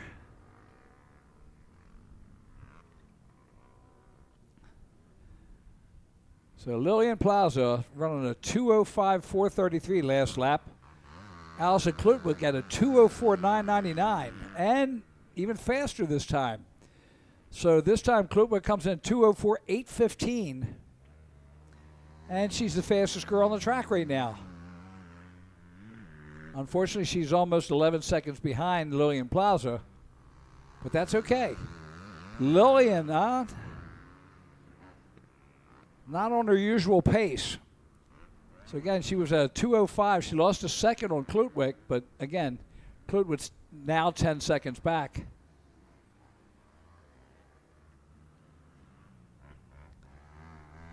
And you saw Klutwick there as she was making the charge. Down around the bowl turn. Lily Plaza.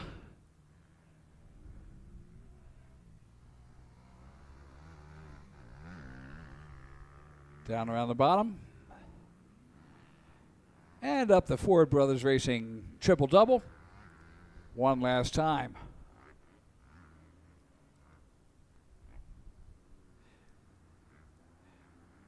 Yeah, here we go. Now watch, you can see Plaza there. And let's see, and there is the second place. That's Allison Klutwick. So she can be the fastest rider, but making up a second when you got a 10-second lead is just not going to cut it.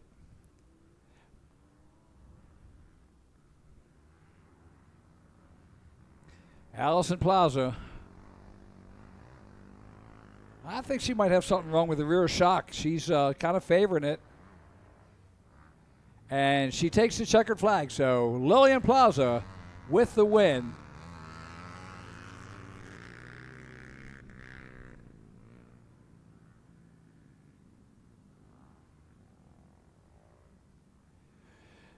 Next up, so the schoolgirls done. Allison Klutwick in second. The Hannah Michael, the 4:15 in third. Brooke Galley in fourth. Olivia Chappell rounds out the top five. Next up, a senior 40 plus A and the senior 40 plus B.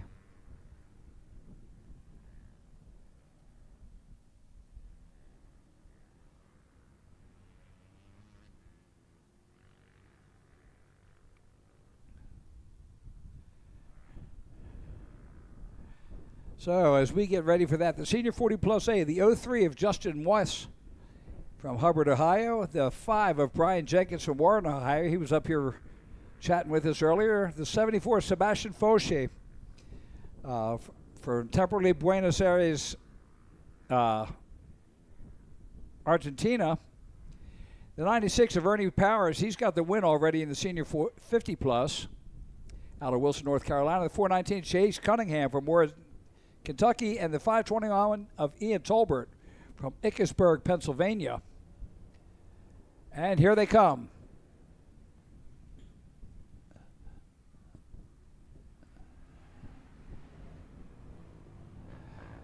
And looks like the 55,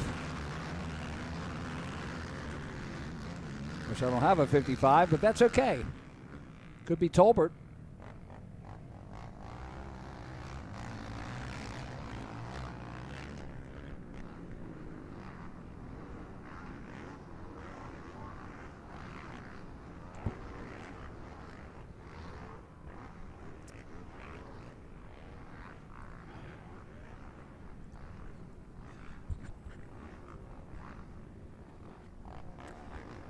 Oh, they're jammed up as they head down the Mositis Motorsports downhill.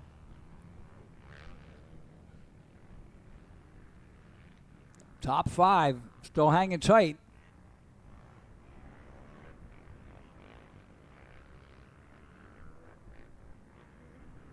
That could be Sebastian Folche, the Argentinian rider, in the lead. It's either him or Ernie Powers. I know it's a 2-digit out in the lead. Probably Ernie Powers. Out of Wilson, North Carolina on the Yamaha.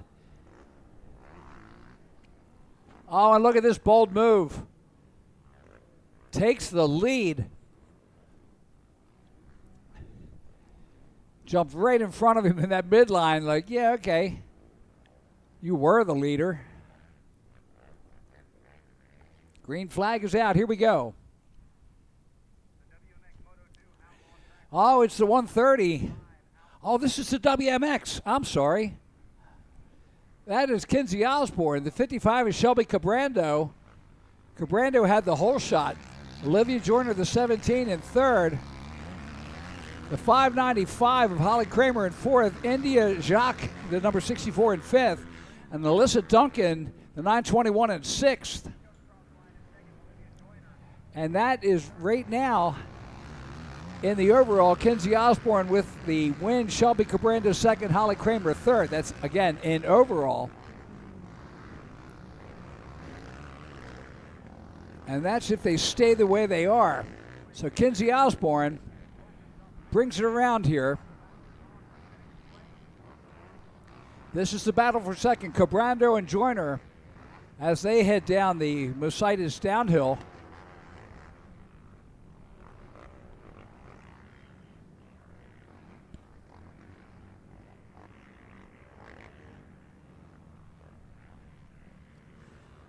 So Cabrando, the 55, in second. Olivia Joyner, the Canadian riders, the 17, in third. Holly Kramer in fourth. India Jacques in fifth. She is the Argentinian rider.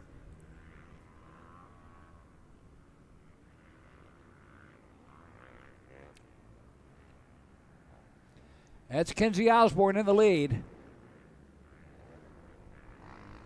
And this is the battle for second. Cabrando, Joyner, and Kramer going at it.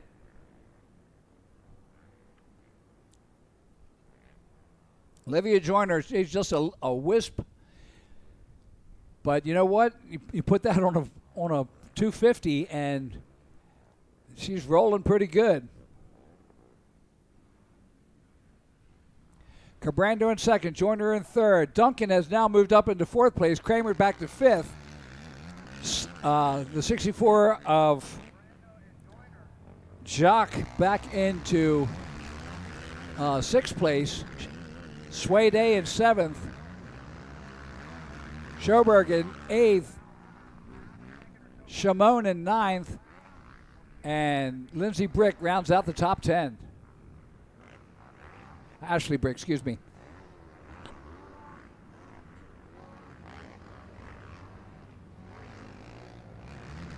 There we go.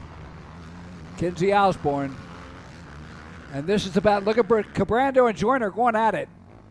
Joyner all over her back fender, trying to get in her head.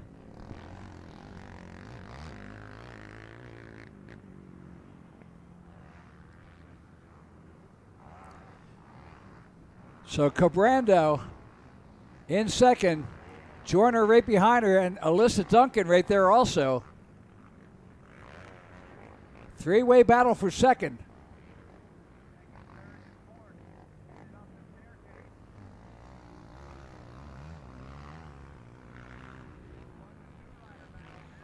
Looking like a one-lane track there and a blue groove around the turns.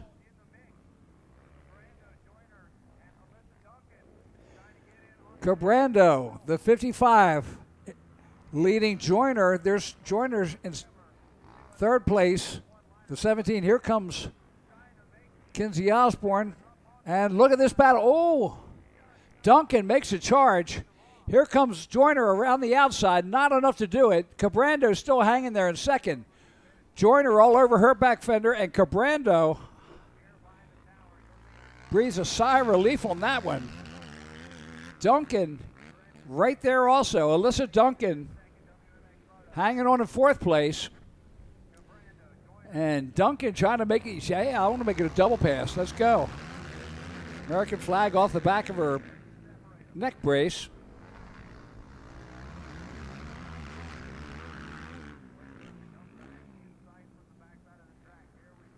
Joyner is all over Cabrando. Can't quite get enough momentum to make the pass. But right there nonetheless, keeping the pressure on. Here comes Alyssa Duncan. She's joining in the fray, trying to get everybody there. Olivia Joyner trying everything. Let's see if she takes a different line down the downhill. She does. She goes to the outside. Let's see if she can make it effective. Joyner brings it up. Cabrando. Let's see. Oh, just not enough. That jump making the difference on the inside. As Shelby Cabrando and Olivia Joyner up over the Ford brothers triple-double. As I said, Alyssa Duncan, the 21, right there also.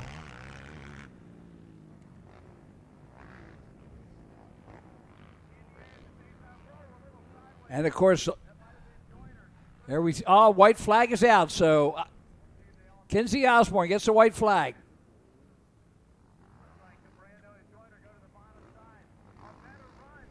Oh, look at this. Joyner gets past.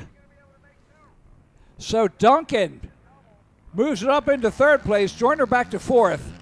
And let's see if Duncan can get on Cabrando. White flag is out. This is the time to do it. They come over the Fuel Factory tunnel jump and down the front straight. Cabrando, Duncan, and Joyner. Joyner right there also. But Duncan said, you know what? If you ain't going to challenge her, I'm going after her.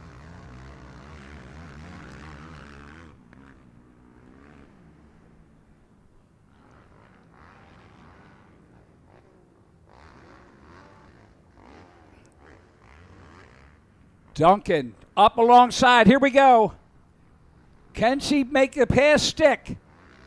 They head into that off camber, and yes, she does. Allison has taken over second position. So Allison Duncan, the 921, now into second. Cabrando in third. Olivia Joyner in fourth. Now Joyner's like, you know what? If she can do it, I can do it. There's your leader down on the bottom screen. She comes up over the triple this one last time. And there's our battle for second. And I'll tell you what, Allison Duncan's like, nah, I'm out of here. Here's Kinsey Osborne as she runs to the checkered and will take the overall. So Cabrando with 2 hole shots, but Kinsey Osborne with 2 wins. Here we go. This is the battle.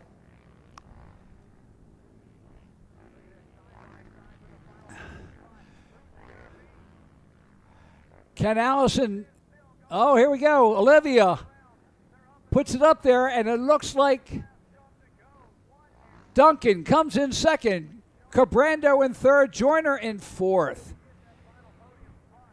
Oh, she tried it, but she could not do it, so. Allison Duncan second, Shelby Cabranda third, Olivia Joyner. And what's that going to mean? That means that Kinsey Osborne with the overall, Alyssa Duncan coming in second overall with a 3-2.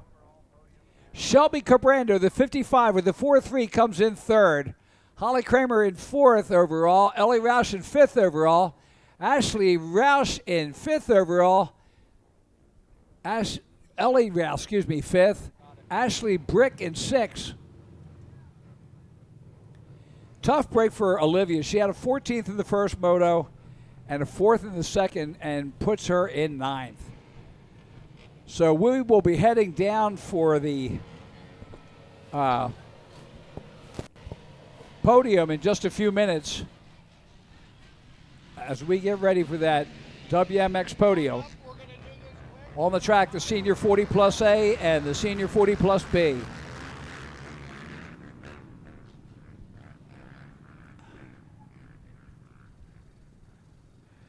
After this will be the Pro Sport Moto number 2. All right, down on our stage, Randy's down there, and he's got the first and second position. Here comes third position.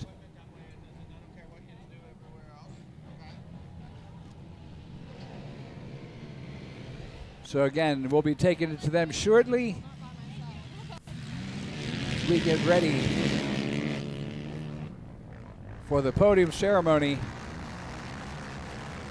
Senior 40 Plus A, Justin West in the lead right now, I believe. Or Ernie Powers, either way. Check, check. That might be Ernie Powers.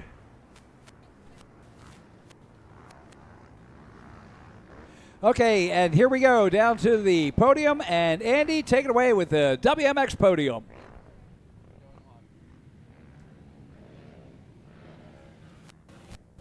Thanks, guys. I'm down here.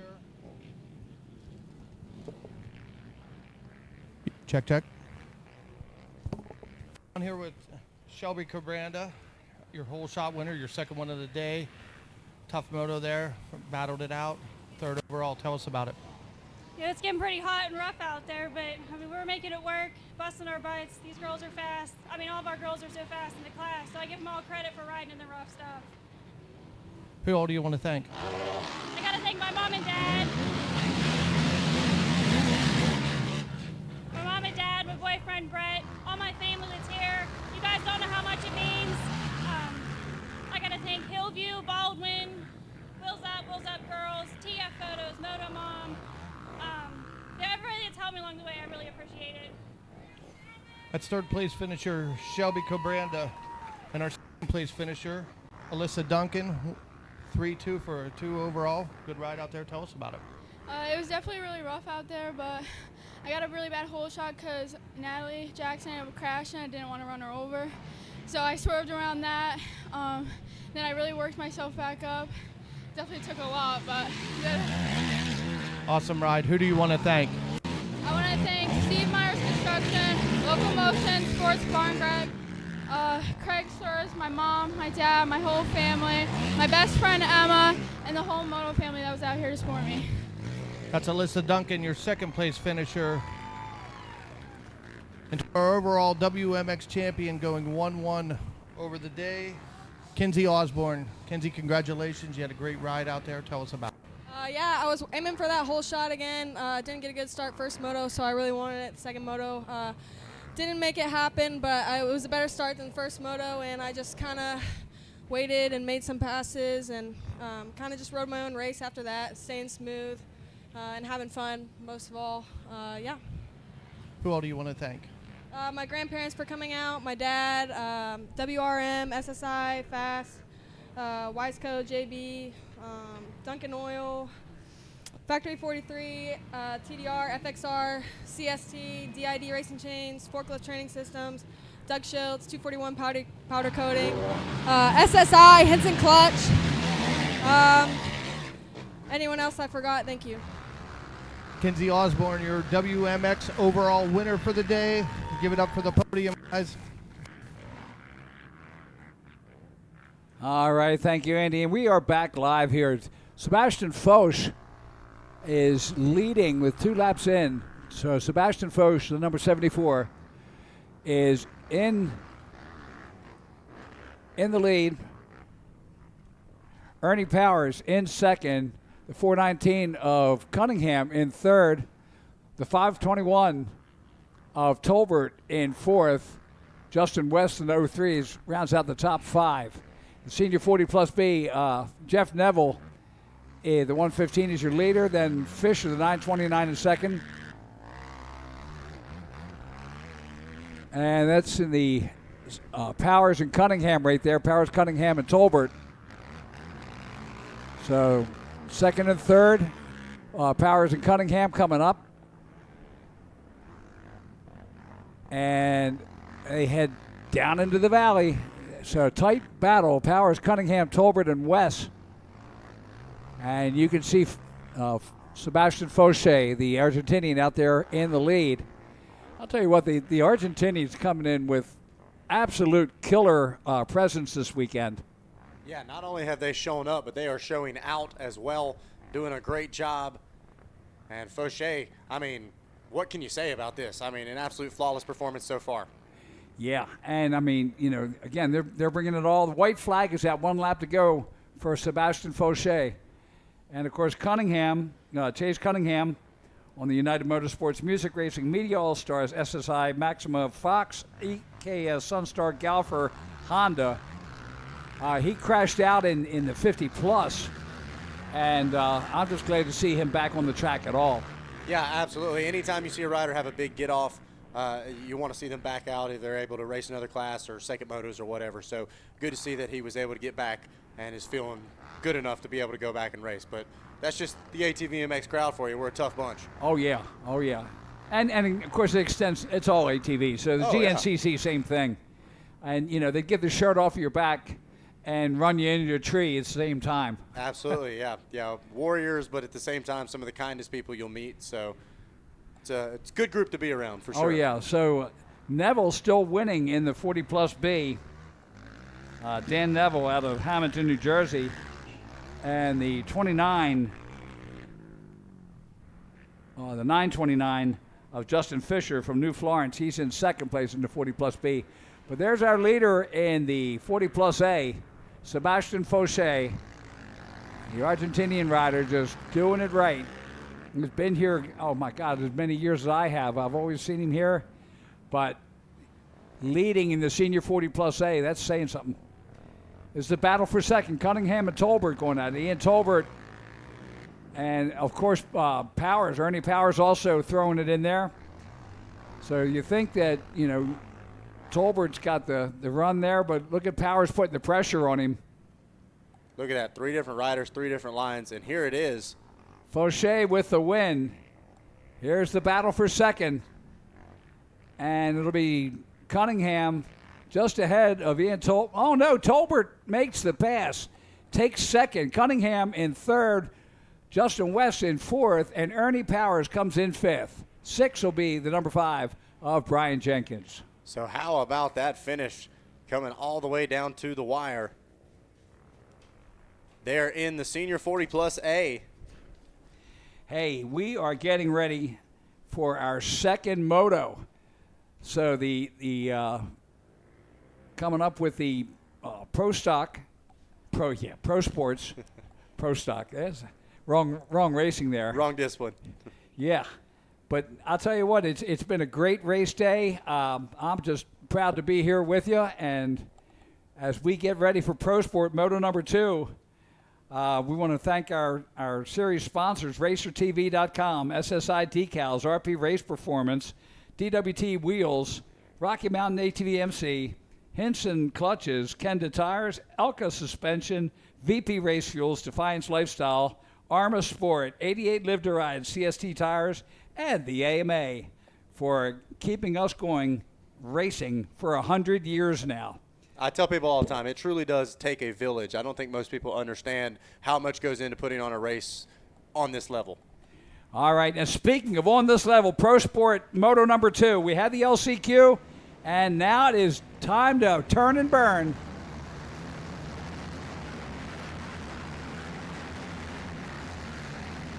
I see Joey Norris way back there.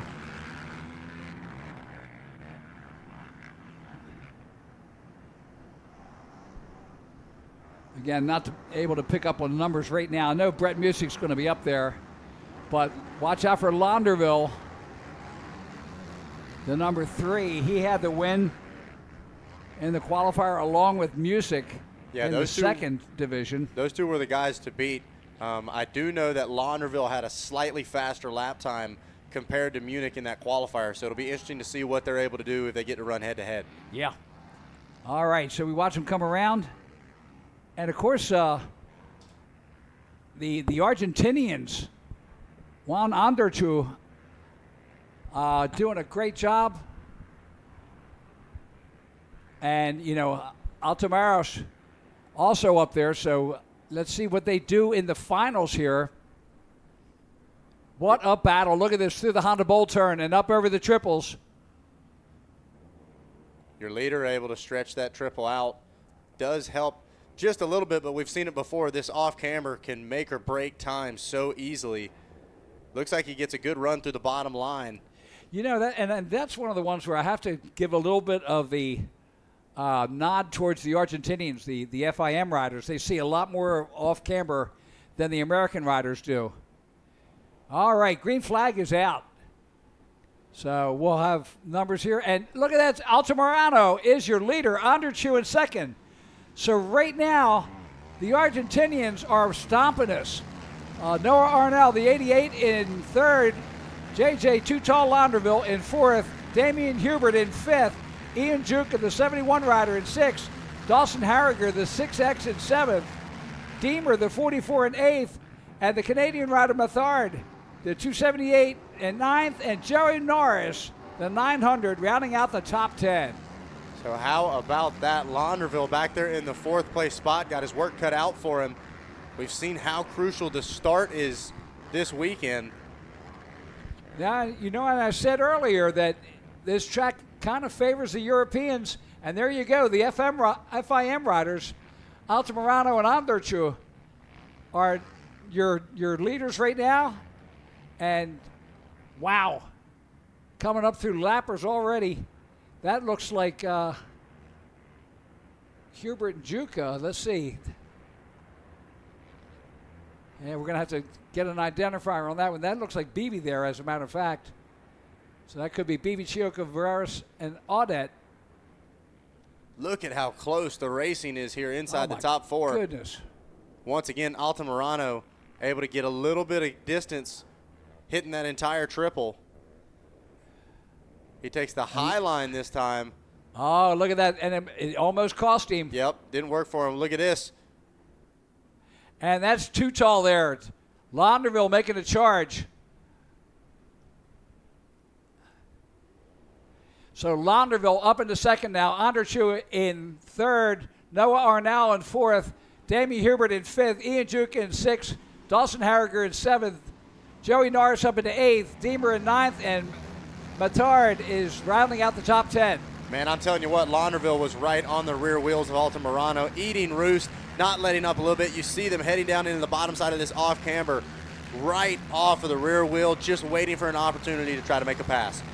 And look at this battle as they come through the dragon back. Altamirano and Launderville. Anderchu in third, Arnold in fourth. Hubert in fifth, Juka. They're all right there. Here comes Launderville pushing through the end of the tail of the dragon. And down the Mositas downhill, they make it to the bowl turn. We'll see. Launderville tucks to the inside. We'll see if it pays off for him. He's going anywhere that Altamirano isn't, and it might have just paid off for him. Altamirano, a mistake coming out of the corner. Launderville going to take over the lead. Oh, here we go. Up the Ford Brothers triple-double. And, man, what a battle. The Altamirano and Anderchu putting the absolute statement out there. They are out here and ready to go. And looking like right now, Launderville will take the overall, but Catriel Altamirano in second, Juan Anderchu third, Noah Arnall fourth, Damian Hubert fifth, and that's in the overalls. That's not in this moto right now. Yeah, and anything is liable to change. Oh, look at this. We almost have a pass once again through that off-camber. It's so crazy, Kevin. Sometimes it seems like the low line's the fast line. Other laps, riders are making passes up top. You really never know what's going to be the best line. As it looked like Launderville checked up a little bit on that uphill triple. Yeah, it looked at that and not sure. He took a look over his shoulder. Yeah. So Altamirano second, Onderchu third, Arnell in fourth, Hubert in fifth, Juka in sixth. I'll tell you what, you could throw a blanket and cover your second through sixth right now. Yeah, there's no breathing room, especially in the backside of that top 5. You are under pressure with a freight train of riders behind you. What an amazing run here. Launderville in the lead, Altamirano second, Onderchu in third, Arnell in fourth, Hubert in fifth, Juka in sixth, Harriger in seventh. Oh, look at that. One rider, big mistake. Oh, man. Big mistake. And I believe that's one of the Europeans. So how about that? One rider getting off kilter there in the inside of that line, shot over to the outside, and unfortunately that rider getting the short end of the deal. Yeah, who'd have thought we'd have had dust at this time of the day? Launderville in the lead there. And Altamirano and Onderchu, I believe, second and third. But, again, Arnell, Hubert, and Juka all right there. We know that one rider shot off to the side. Let's see what happens as they bring it around this time. Altamirano on the inside, and I think that's Hubert now in third. So Damian Hubert making a run at him as they make it around and head into the MX Tires off camber. Hubert going to run that low line. Oh, man, that could pay off as they head to the inside. Just not enough. So Launderville comes through the traps. 3 and 3 to go. Altamirano in second. Onderchu in third. Hubert in fourth. Harringer in fifth. Ian Juka in sixth. Joey Norris up into seventh now. Eighth is Arnell. Ninth is Deemer. And Matard still hanging there in 10th. 10th and 11th, the two Canadians. I tell you what, I'm watching the 27 of Hubert right now, and he is really looking, showing a wheel anywhere he can to try to make a move for that third place position. I'll tell you what, Altamirano and Hubert both at a 151.389, and Hubert actually the fastest behind Jaden Launderville. So J.J. Launderville fastest at a 148. Second fastest is Hubert and Harriger. Yeah, Launderville absolutely hitting the afterburners right now out front, dropping all the way down to a 148. Best lap time a 147.7, and so he has really got some speed. I'll tell you what, this track does favor long legs. It's, definitely helpful, especially when you're pushing off in that up top the off camber. So long legs, you can take that top line and put up with all the nasty bumps. But look at this freight train coming through. There's our leader. Wow. Altamirano hanging right in there. So Jaden Launderville, Altamirano, Onderchu, Damien Hubert, everybody in. White flag is out, 1 lap to go. That is 2nd through 7th right there in front of us. As Altamirano, Onderchu, Hubert, Harriger, Juka, and Joey Norris, and Noah Arnell back in 8th. Looked like Hubert was trying to maybe show a wheel around the outside. Did he get the job done? Look at that, he does. So Hubert makes the pass. Wow. Allowing the outside, too. Wow. How about that? And he showed a 151. Onderchu at a 150. Those are the two fast ones. Joey Norris at a 156.32. So he is third fastest behind Onderchu and Launderville. So Launderville still turning and burning at a 147.786. And second fastest is Joey Norris. But Hubert, look at this. He is starting to put the pressure on as they head down the hill. Hubert, what a battle.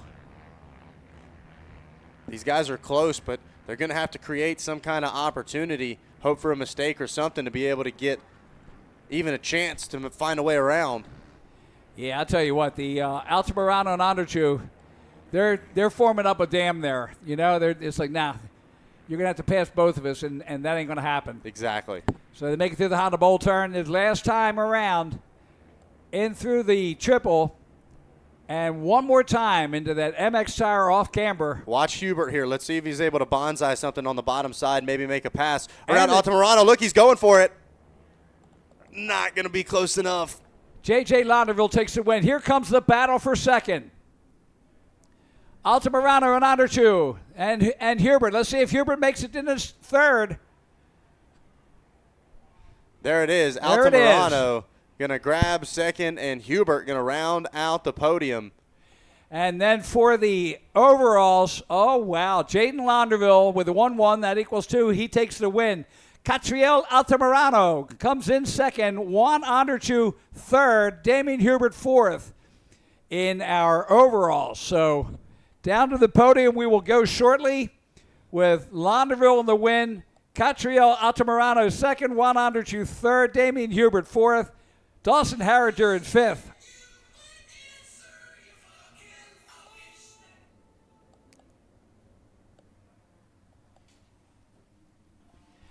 And here we go, the 250 mod, 13-15. Go with it. This one's going to be an exciting one. Whoa, a big kick there from the back. Looked like that might have been Schiffer on the 16. Couldn't quite make out the plate as they get ready to head down the off camera for the first time. Race 25 on track right now.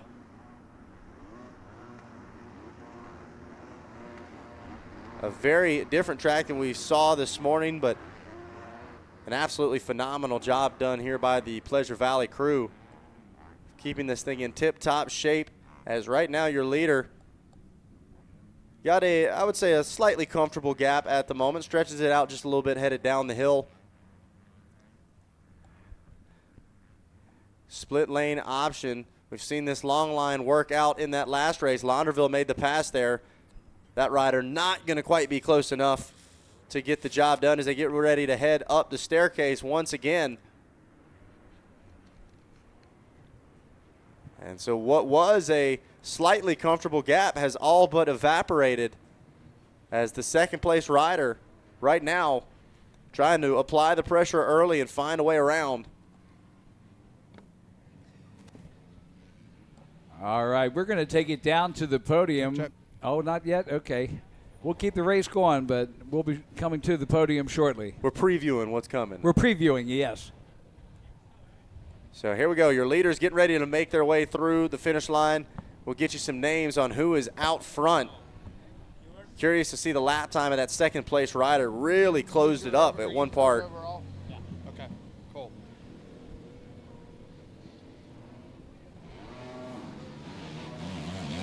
And it looks like here out of the 250 mod class, that's going to be Beeland out front on the number 8. And it was Brock Alexander in that second place spot trying to find a way around. So these riders already been out on course a couple of times. Andrew Klutwick rounding out the top 3, Styles West, Jace Davis, your top 5. But how about that? The number 8 out front early. Now just trying to ride defensively, keep the rest of the pack behind him. All right, we're going to take it down to the podium, and we'll keep that going. And we will be back shortly with more racing in the 250 mods. Take it away, Indy. Okay, guys. If you want to run. Okay, guys, I'm down here with your third place overall Pro Sport winner. No, that's Damien not going Huber. over the Damien, track, correct? That's not going over the track, correct? Okay, 1. Let's move out of here. Here, come on. Had a good moto, second moto, third overall. Tell us about your race. Yeah, I do a good hole shot in both motos, so nothing. In the first moto, I finished 3. I pushed all the race, and in this race, I feel good. I finished in the podium, so I'm happy with that. thank you for all my team, Sabecor, and very good Shay and Altamirano for the race. So nothing more. That's your third place finisher, Juan. Help me out with your last name. Ondarsu. Take it over here to our second place overall finisher.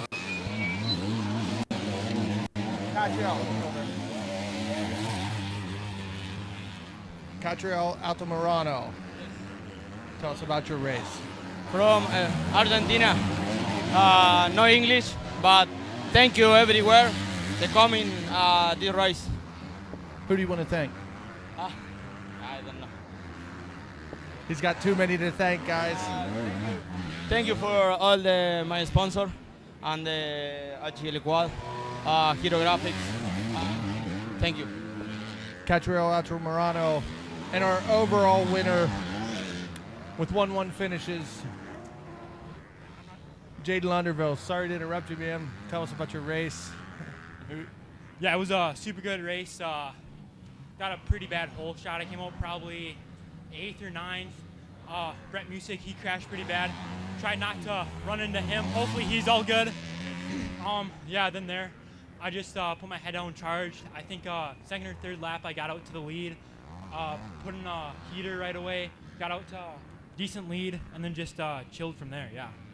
Who do you want to thank, Jaden? Yeah, let's thank God, my mom and dad, 4130 Motorsports, Leon, Doug, Hogwan, Jeffrey Rastrelli, CST, RP, Maxima, Fly, Baldwin, and yeah, everyone else who helped out. Thanks.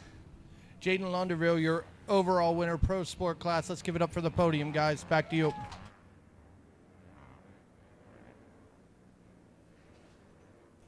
All right, thank you. We are back, Andy, as we get the white flag out. And Andrix Balan, the number 8, is your leader with Brock Alexander, the 31 in second, 141 of Andrew Klutwick in third, the 12 of Stiles West in fourth, Jace Davis, the 33 in fifth, Drew Wolford, the 72 in sixth, Jaden Schiffer, the 16 in seventh, Jaden Powell, the 24 in eighth, Jesse Barber, the 212 in ninth. Sorry.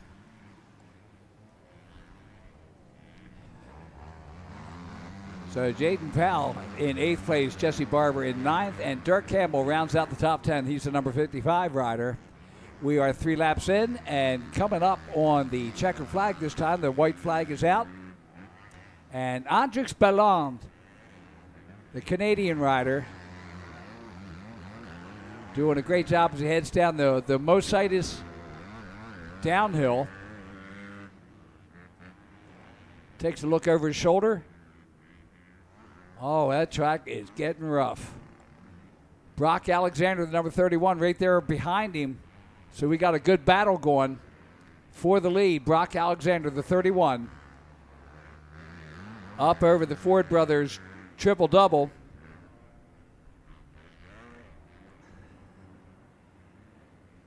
Up into the Honda Bull turn. You can see the gap between them.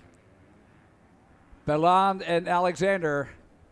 Balland's just waiting for, Alexander's just waiting for Balland to have a screw up so he can pounce. Something just like and that. And there is one. He gets sideways coming out of the corner. They both, once again, though, take that low line. As my friend Johnny Gallagher likes to say, you're not going to make a pass if you take the same line as the guy in front of you. So these guys going to have to try to figure out some other way around. Too little, too late. So Balland with the win. Brock Alexander in second. Andrew Klutwick in third. Stiles West in fourth. Jace Davis in fifth. Drew Wolford in sixth. So that's going to finish it up for the 250 mod 13 to 15. We're going to take about a 15-minute break, and we'll be back with more broadcast action on the RMGSports.net network. Ride MX34. Ride MX34. I'm Gavin Towers, Ride MX34. I'm Drew Adams, Ride MX34. Ride MX34. Ride MX34. My name's Colin Humphrey, and I ride MX34. My name's Adam Intignap, and I ride MX34. Check out the all-new MX34 from Dunlop. All new MX34 from Dunlop. Damian here, Ride Dunlop MX34. I'm Justin Cooper, Ride Dunlop MX34. Josh Mota, Ride MX34. I'm Hunter Lawrence, ride Dunlop MX-34. Ride Dunlop MX-34. I'm Hayden Deegan, ride Dunlop MX-34. I'm Jet Lyons, ride Dunlop MX-34.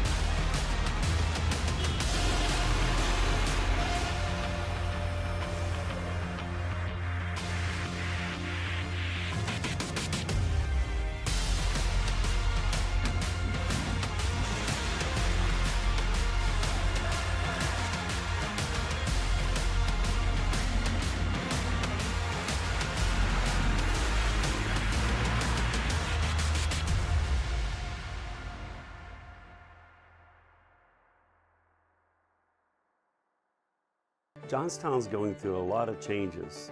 Our community is turning into this outdoorsy town that's very welcoming. And our company at JWF Industries changing, looking at the progress we've made with high technology and a family atmosphere. If you're from Johnstown, stay here, see the opportunities. If you left Johnstown, come back and see the difference in our town, see the differences at JWF Industries, the technology, and a great future here. We're at JWF, we're all about faith, family, and country. On or off the road, Honda builds it. You want it, and the new 5-Star Power Sports Bedford County has got it. Conveniently located on Route 30, just across from the Bedford Everett Walmart. 5-Star's got a huge selection of Honda bikes, quads, side-by-sides, and tons of parts and accessories. No one stocks more. 5-Star Power Sports Bedford County. 5-Star Power Sports. You were born ready for this.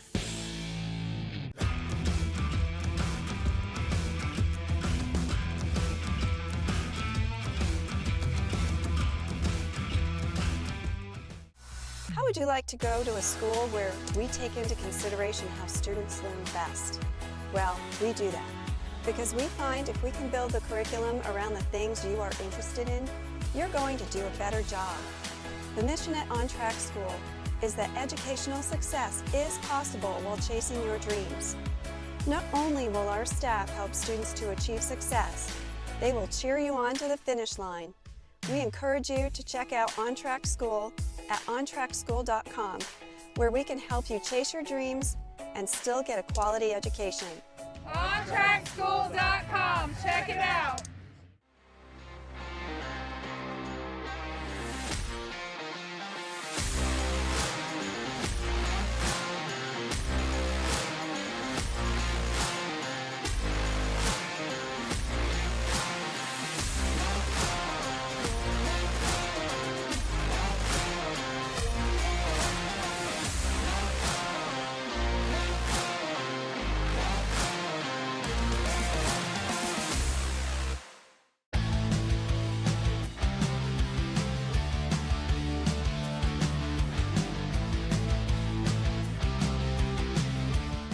Valley Truck Centers and Valley Automotive Group. We're the proud sponsors of professional Supercross rider Jeremy Hand. For over 30 years, Valley has been a trusted teammate in the motocross community. Good luck to all racers for a safe and successful 2024 season. Hey guys, welcome to Cernic Cycle World, your premier power sports destination.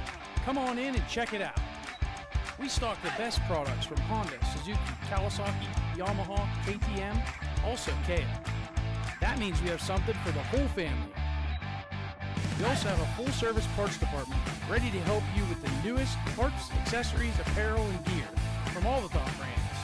We have our 40,000 square feet showroom with over 500 new and used units, ready for immediate delivery. Easy on-the-spot financing, good credit, bad credit, we can help. And if we don't have what you're looking for, we'll get it. Come see why nobody beats a Cernix deal. Or shop online 24/7 at www.cernix.com.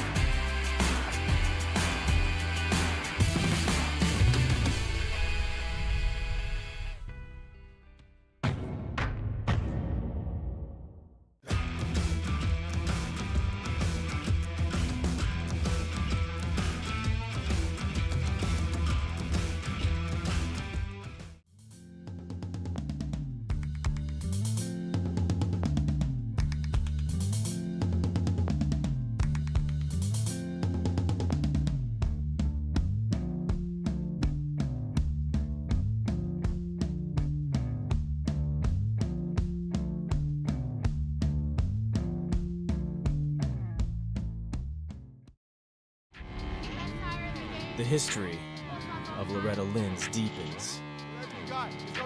30 championships, all backed by Dunlop motorcycle tires.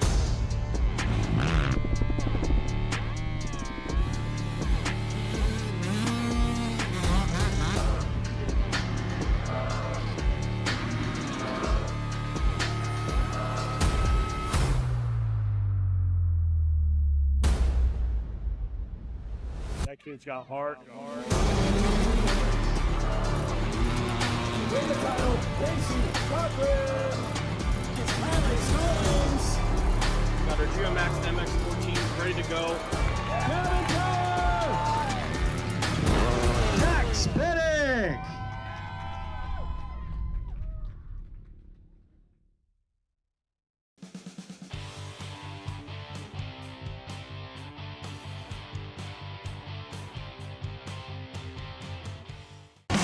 Ride MX-34. Ride MX-34. I'm Gavin Towers, ride MX-34. I'm Drew Adams, ride MX-34. Ride MX-34. Ride MX-34. My name's Colin Humphrey, and I ride MX-34. My name's Adam Intignap, and I ride MX-34. Check out the all-new MX-34 from Dunlop. All new MX-34 from Dunlop. Damian here, ride Dunlop MX-34. I'm Justin Cooper. Ride Dunlop MX-34. Just Mada, ride MX-34. I'm Hannah Lawrence, ride Dunlop MX-34. Ride Dunlop MX-34.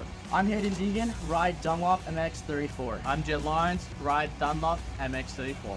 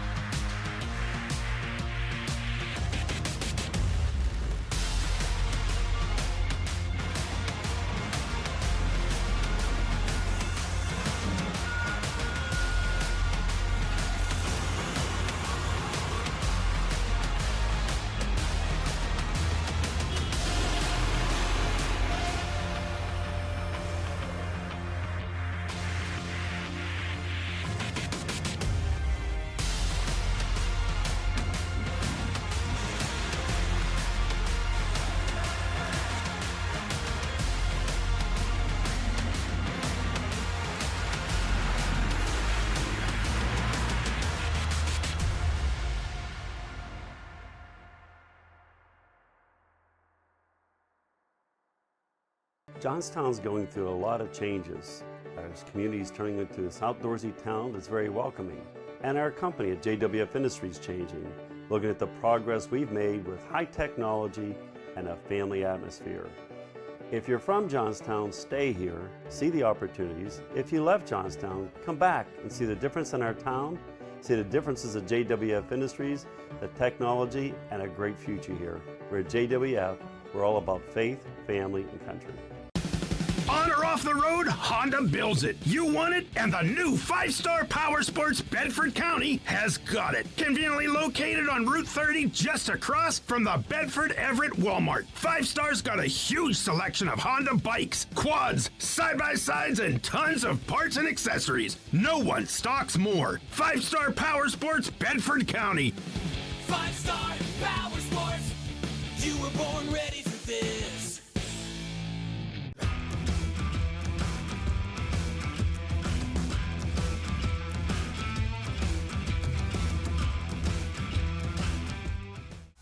How would you like to go to a school where we take into consideration how students learn best? Well, we do that because we find if we can build the curriculum around the things you are interested in, you're going to do a better job. The mission at On Track School is that educational success is possible while chasing your dreams. Not only will our staff help students to achieve success, they will cheer you on to the finish line. We encourage you to check out On Track School at ontrackschool.com, where we can help you chase your dreams and still get a quality education. OnTrackSchool.com. Check it out.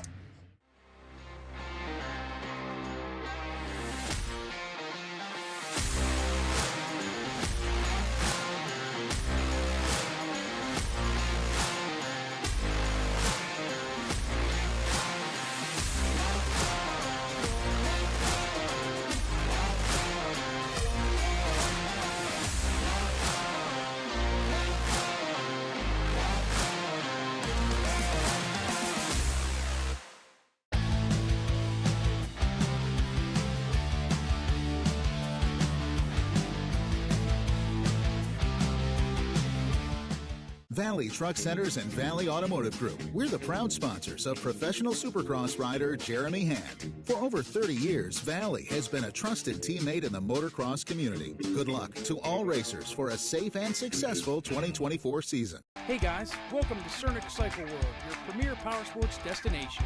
Come on in and check it out. We stock the best products from Honda, Suzuki, Kawasaki, Yamaha, KTM, also Kia. That means we have something for the whole family.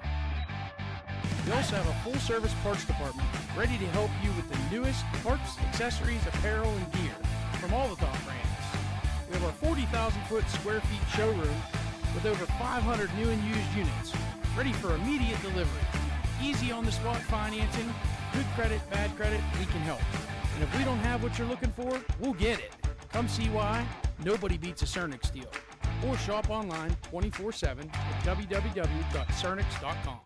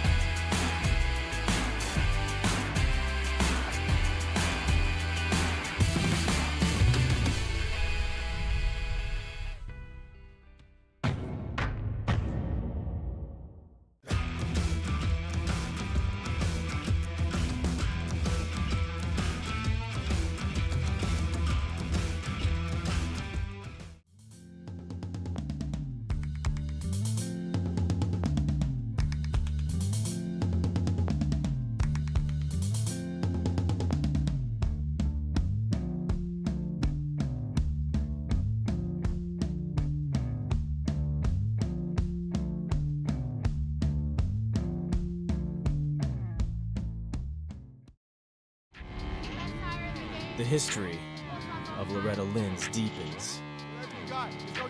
30 championships at the ranch. All backed by Dunlop motorcycle tires.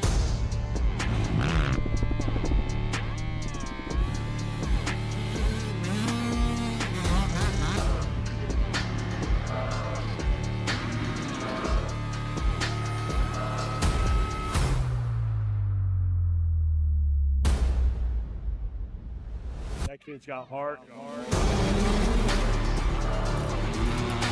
the title, Casey Cochran.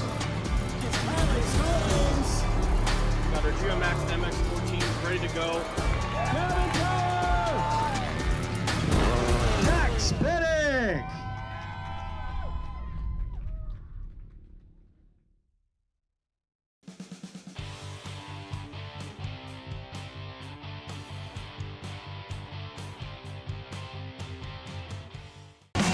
Ride MX34. Ride MX34. I'm Gavin Towers, Ride MX34. I'm Drew Adams, Ride MX34. Ride MX34. Ride MX34. My name's Colin Humphrey, and I ride MX34. My name's Adam Intignap, and I ride MX34. Check out the all-new MX34 from Dunlop. All new MX34 from Dunlop. Tom here, Ride Dunlop MX34. I'm Justin Cooper. Ride Dunlop MX34. Just Ride MX34. I'm Hunter Lawrence, Ride Dunlop MX34. Ride Dunlop MX34. I'm Hayden Deegan, Ride Dunlop MX34. I'm Jet Lyons, Ride Dunlop MX34.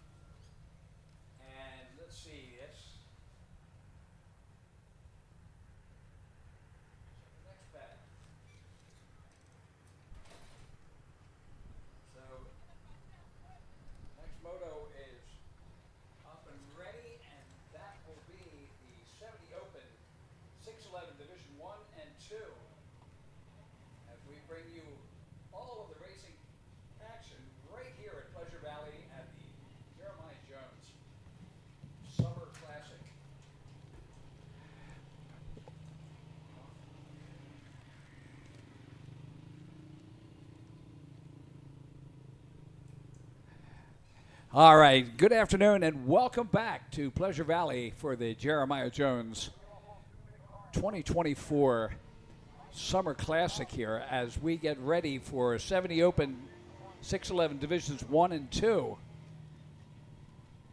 And they are on the line getting ready to go. The track maintenance is done and we are getting ready. So it is 3:37 and we may be able to get this set of races in before it's time for our 4 o'clock start of the second Pro Moto.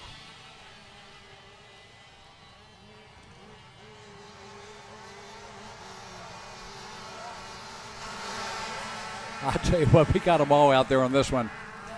Division number 1, the number 1 of Ethan Cornell, the 11 of Dominic Weiss, the 13C of Colt Etzweiler, the 26 of Jackson Schiffer, the 32 of Ayrton Brown, the 44 of Ryder Howard, the 52 of Owen Gregory, the 54 of Landon Nixon, the 55 of Coy Jackson, Nate Joyner, the 75, and the 426 of Dylan Rittenauer.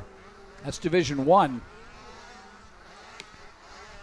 Division 2 is out there. That's the number 7 of Tucker Burke, the 17 of Bradley Schaff, the 22 of Colby Tressler, the 24 of Blake Tatum, the 31 of Barry Samuels, the 55 of Bennett West, the 66 of Liam Clark, the 111 of Deacon Hughes, the 220 of Levi Canfield, and the 399 of Grayson Domowski. Now, there are 2 different divisions, 8 moving from each division going to the second moto. That's the battle for second right now.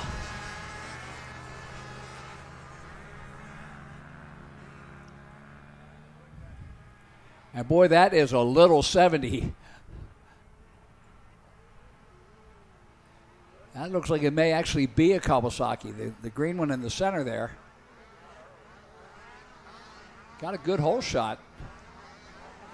But the DRRs are definitely getting by as they head down through the valley into the Honda Bowl turn. That's second and third right now. Here's your leader in the off-camber.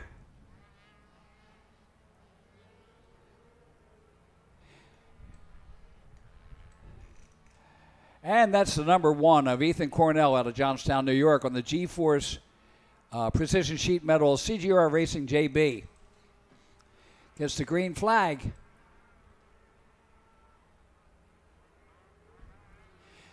So the number 11 of Dominic Weiss from Norwalk, Ohio in second place. Third is the 55 of Coy Jackson out of Barnesville, Ohio. Ethan Cornell takes a look over his shoulder.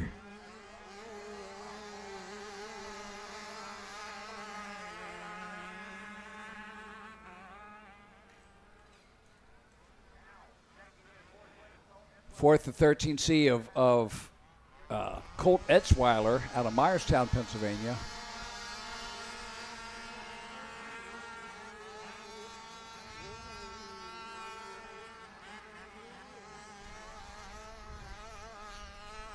So waiting for Division 2 of the 6'11" Open to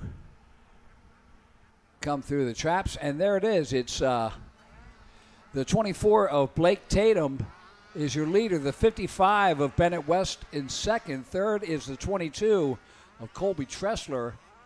And fourth, the 66 of Liam Clock. But that's our leader right now in Division 1, Ethan Cornell.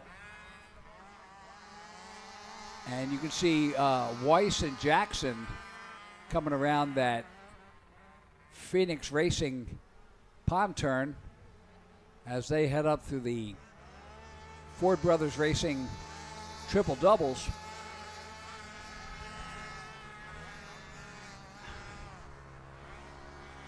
One lap in. And there's Ethan Cornell, our leader, headed up into the off-camber. And there's Dominic Weiss and Coy Jackson running through the off-camera. Jackson looks like he's picking up a good amount of space. There we go. He takes over second. So the bottom line works versus Dominic Weiss's upper line.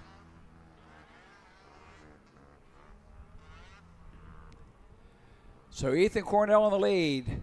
Coy Jackson second. Dominic Weiss in third.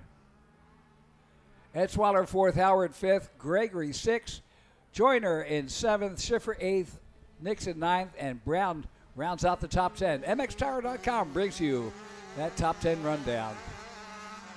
In Division 2, Blake Tatum is still in the lead, and Bennett West in second, Colby Tressler in third, Liam Clock, the 66 in fourth, Levi Canfield, the 220 in fifth, Tucker Burke, the number 7 in sixth, Deacon Hughes, the 111 in seventh, and Grayson Domowski, the 399, rounds out the top 8.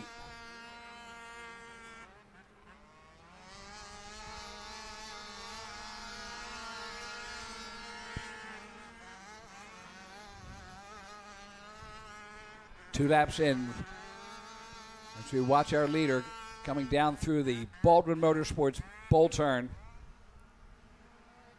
And that's our second place rider. That is the 55 of Coy Jackson on the Hetrick Racing Westland SSI Atlas BH Butchery Kemp Storage Braces Brick Construction Corrosion DWT Kenda Rath Hinson JB Motomount Designs NGK ODI Scott JB.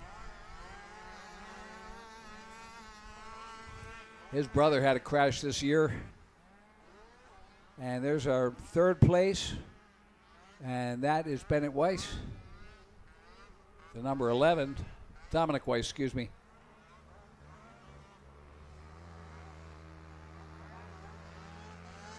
Nate Joyner out there in fourth. He's the number 75 rider just behind him. Here's our leader. Cornell comes around. He'll be getting the white flag. One lap to go as he comes through the Pro Action finish line area. The white flag is out for Ethan Cornell.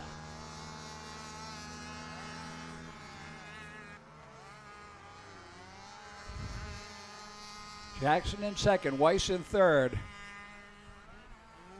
Joyner in fourth. And in Division 2, look at that. Tatum, West, Clock, Tressler, Cranfield, Hughes, Burke, and Samuels. The top 8 will be moving on. In Division 1 right now, it's Cornell, Jackson, Weiss, Joyner, Etzweiler, Howard, Gregory, and Nixon. Your top 8 that will get the automatic transfers to the second moto. And it looks like it's going to be 4 riders in the LCQ. So basically, they're just going for placement.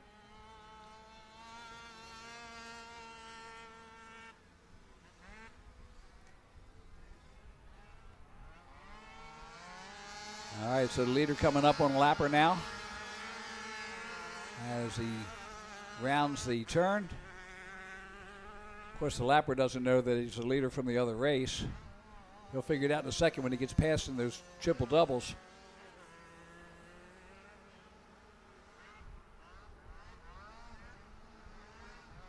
So he brings it up and around. Ethan Cornell, look over his shoulder. Yeah, I passed you. That was the G-Force Precision Sheet Metal CGR Racing JB that passed you. That and $1.50 gets you a cup of coffee. Ethan Cornell running into more lappers as he comes through there. Hopefully not running into. He takes the upper line. Gets the pass. And brings it in for the checkered flag.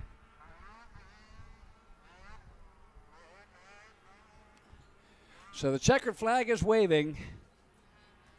And Ethan Cornell with the win.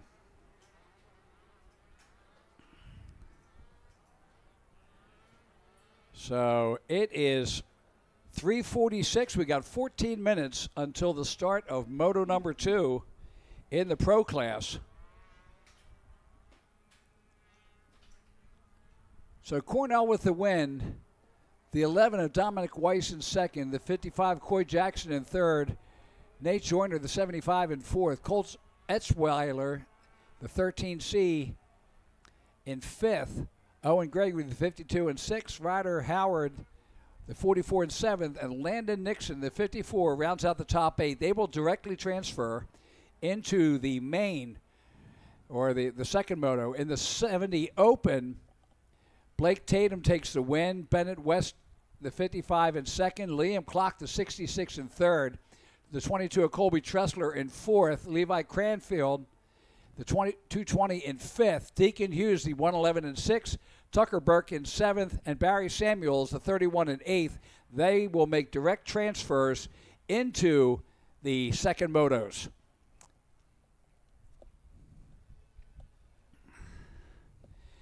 All right, as we get ready for the second pro moto, hey, if you're up there wondering what to do, I think you ought to be going down to the fence right now and find yourself a great spot ever so you can watch all the action of the pros on the fence.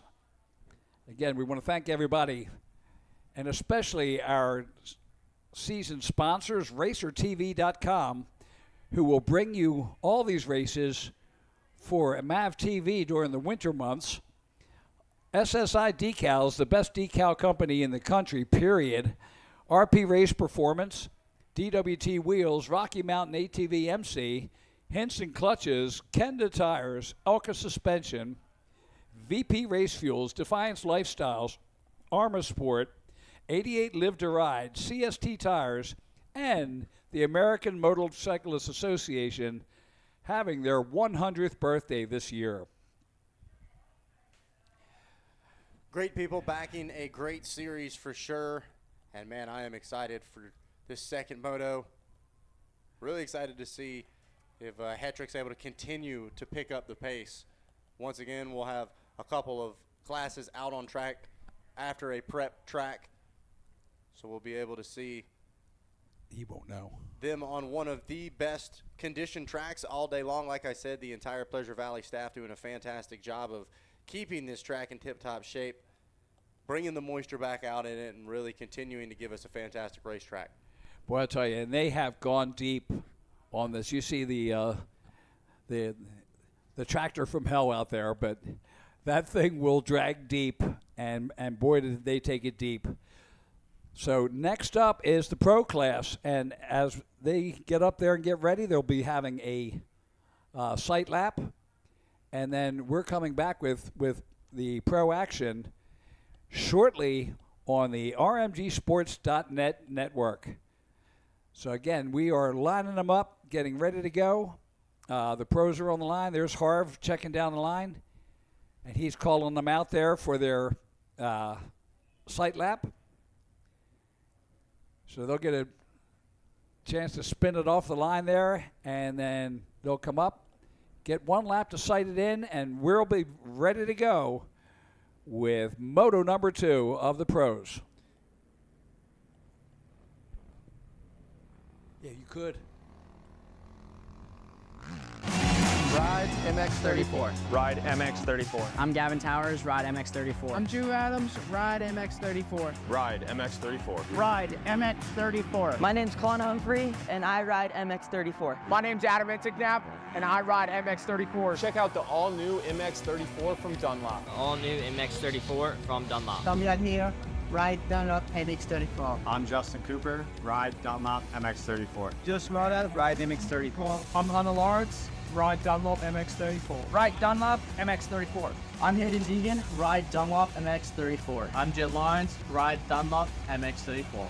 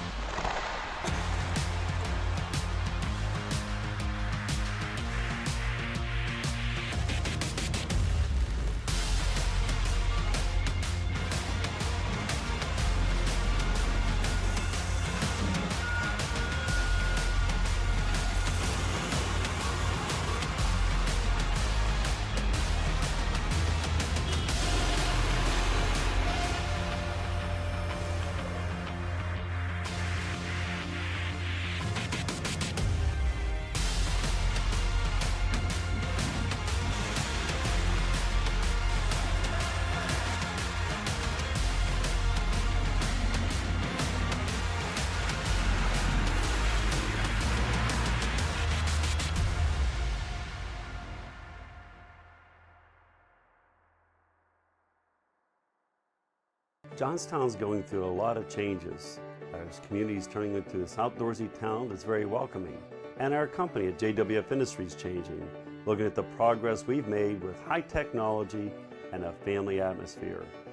If you're from Johnstown, stay here, see the opportunities. If you left Johnstown, come back and see the difference in our town, see the differences at JWF Industries, the technology, and a great future here. We're at JWF, we're all about faith, family, and country. On or off the road, Honda builds it. You want it, and the new 5-Star Power Sports Bedford County has got it. Conveniently located on Route 30, just across from the Bedford Everett Walmart. 5-Star's got a huge selection of Honda bikes, quads, side-by-sides, and tons of parts and accessories. No one stocks more. 5-Star Power Sports Bedford County. 5-Star Power Sports. You were born ready for this.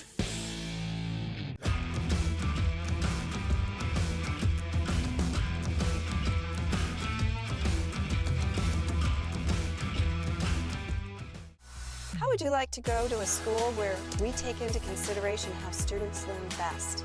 Well, we do that because we find if we can build the curriculum around the things you are interested in, you're going to do a better job. The mission at On Track School is that educational success is possible.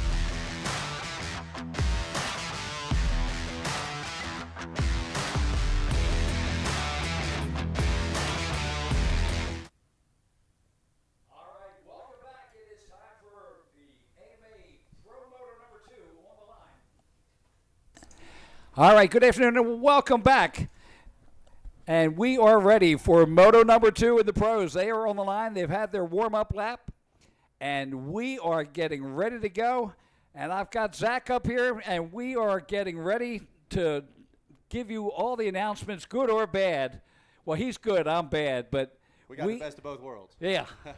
It's going to be exciting for sure. Obviously, Joel Hetrick doing what he's done so far in the 2024 season, getting out front on that first lap and pretty much riding the defensive race after that. But I'm telling you what, I'm really impressed with Max Lindquist. Obviously, Brandon Hogue, an impressive performance as well. He had the pace. The question is he going to be able to go the distance and keep that fight all the way to the finish? And here we go. The 30-second card is up. Harv is counting them down as we get ready to go. Hetrick with the win. Brandon Hogue second. Bryce Ford third. Max Lindquist fourth. Fifth, a surprising Jeff Rastrelli. Sixth place going to Kevin Starr, the Estonian rider. Seventh to Mason Jackson. Eighth to Cody Ford. Ninth to Adam Ulrich. 10th to Wesley Wolf, who was up front and had the whole shot. In Moto 1, number 1, here they come into the whole shot. Up in the corner.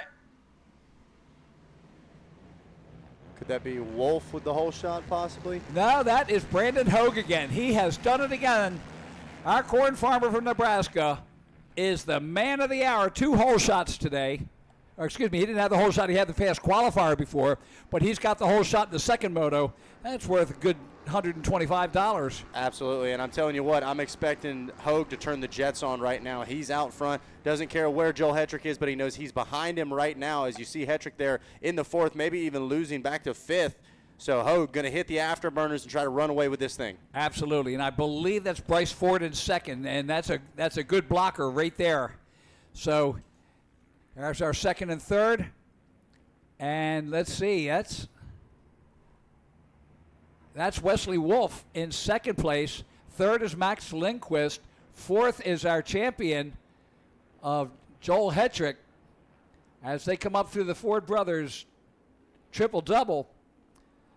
So Wesley Wolf, he didn't quite get the whole shot, but guess what? He's the number 1 blocker right now for Brandon Hogue, who just wants to run away and hide. Yeah, absolutely. If you are Brandon Hogue, that's exactly what you're hoping for, is you guys make it tough on him. But unfortunately, as we see Hetrick making a pass quickly there after that triple, which I don't believe I've seen a pass there today. I haven't either. That's amazing. Just goes to show, when he wants something to happen, he's able to make it happen.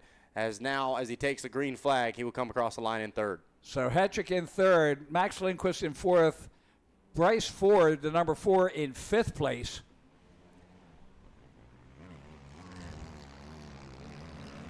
And away we go. Looking like a nice little battle there between Lindquist and Ford. And I'll tell you what, Lindquist is good, but Bryce Ford has he's just been running it. He's 2 years as in the Quad Cross of Nations, and it's just given him a confidence that is just amazing. And you see the 2 of them there. Bryce Ford just behind Max Lindquist. On the screen now, down through the tail of the dragon. Hetrick, Wolf, and Hogue, 3, 2, and 1. As you see them side by side. Oh, and wow. Hetrick makes a move on Wolf. Has now taken over second. As Mikey Wayne says, that's a grown man move right there from the number 1 of Hetrick. Like I said, when he wants something to happen, he makes it happen. Oh, yes, he does. Made that pass for second. Now he's trying to chase down Brandon Hogue. All right, now, as they come up over the last of the triple doubles, Hogue knew that it's going to be coming. Yeah, Hogue really has not been able to stretch it out a ton.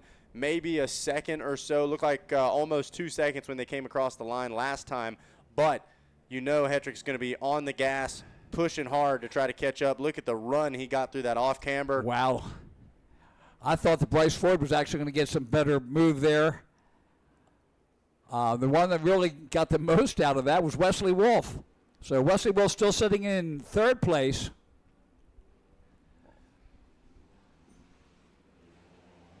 as our riders come through.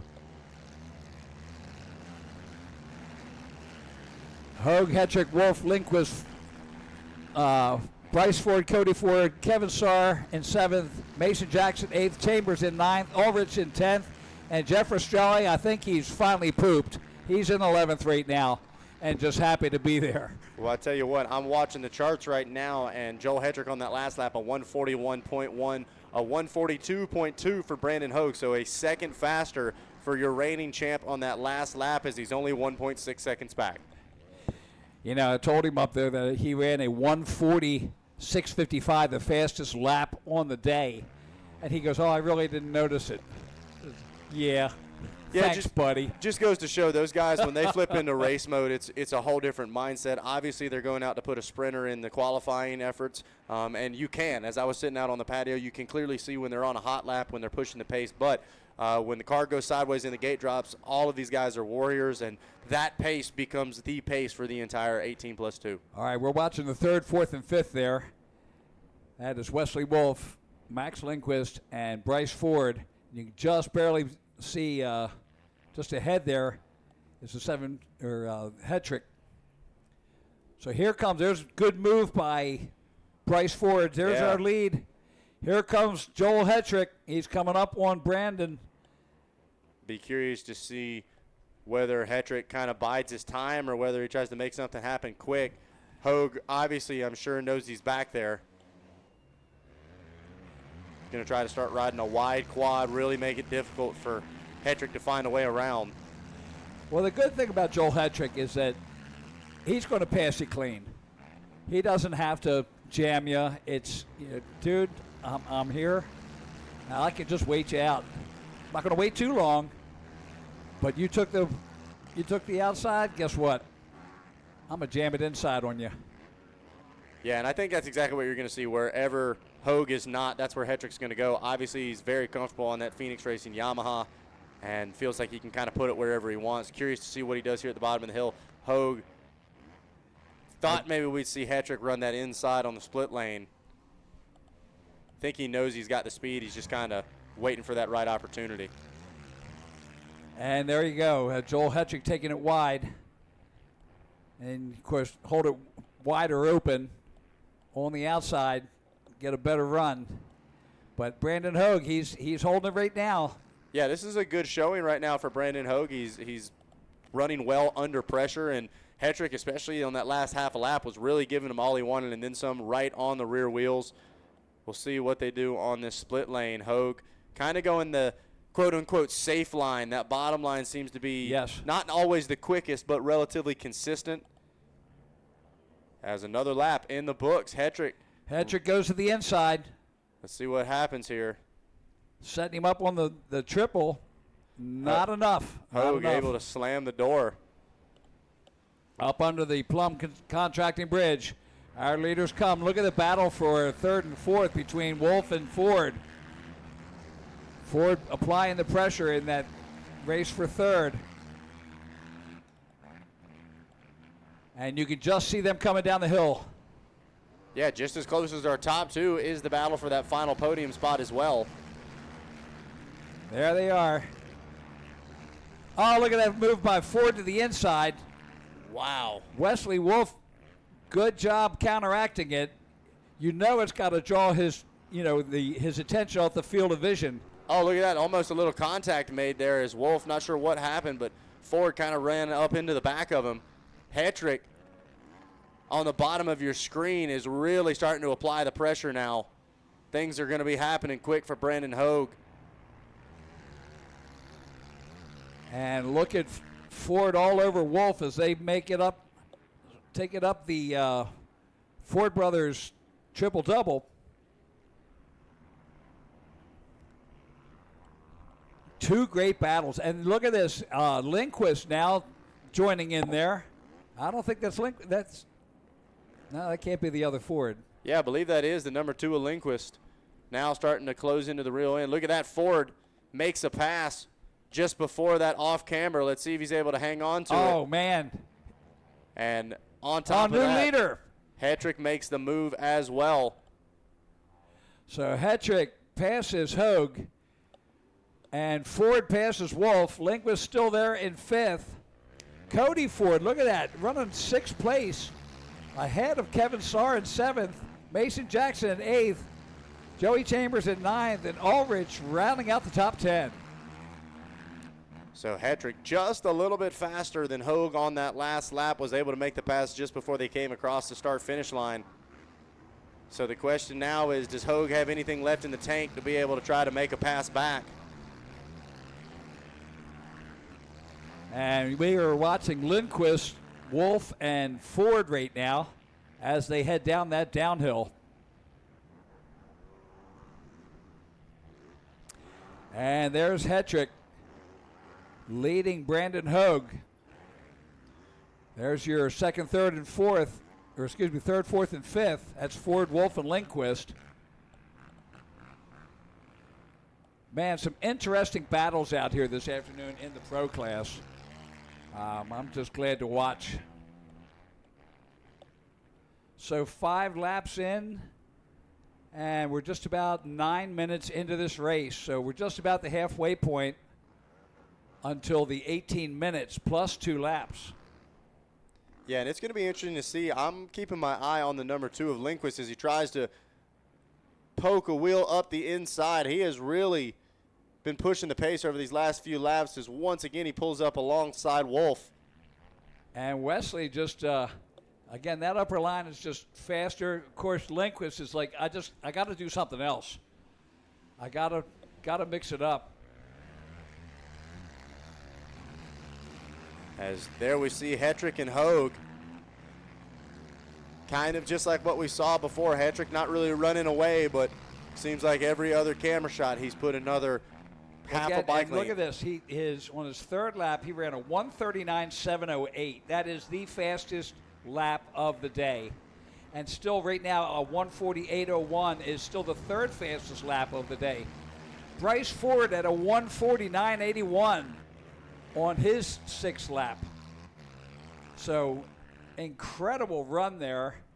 Bryce Ford is like, he's pulling all the stops. He wants to get up there. And again, he's 4 seconds back from Brandon Hogue. There's second place right now.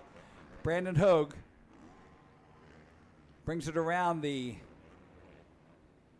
Phoenix pond turn, up over the triple-double, and into the Honda Bowl turn. There is our leader, Joel Hetrick. Does the triple and into the off-camber. Just so technically sound as he makes his way around. Even when he's not attacking, he clearly is pushing the pace. And like you said, running a 139.7 just shows that he never seemed out of control, really never seemed like he was out of his comfort zone, and was just able to continue to drop seconds after seconds. And there we go. He has got lap number 6 in the books. That's just about 11 minutes into it. It's about 7 to go before the 2 card comes out.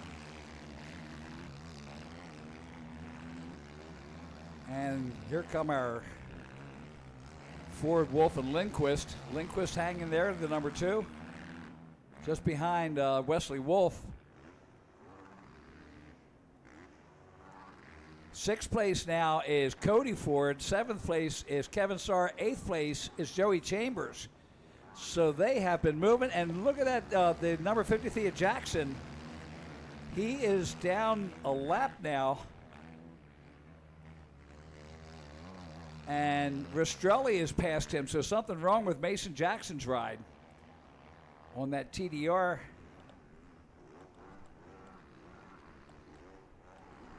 There we go, Joel Hetrick bringing up the triple doubles. And you can see just how comfortable, even the way he hit that last double, angling absolutely into the corner, coming up next. This is what you call a flow state now for Joel Hetrick out front. And here's Ford and Wolf. I think that's Wolf and Lindquist. Wolf and Lindquist up over the triple. Joel Hetrick coming down to put another lap in. That's 8 laps. And we are into the 15th minute now.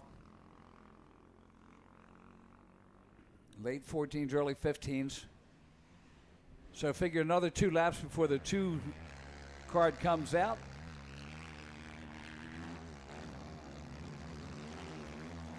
Brandon Hogue just churning and burning. 145.59 for Joel Hetrick, a 141.717 for Brandon Hogue. And look at this, Bryce Ford at a 146.05. He's now made it. He's only got a 2-second gap behind Brandon Hogue now. So we're going to have a battle. Yeah, I'm not sure what Hogue's mechanics said to him, but it probably said get ready for war, because look at that. The number 4 breathing down the neck of Brandon Hogue. You can see that's a rider you can tell is pushing the pace right now, swapping all over the place, hanging on for dear life. Look at that, up on 2 wheels. Bryce Ford, our future.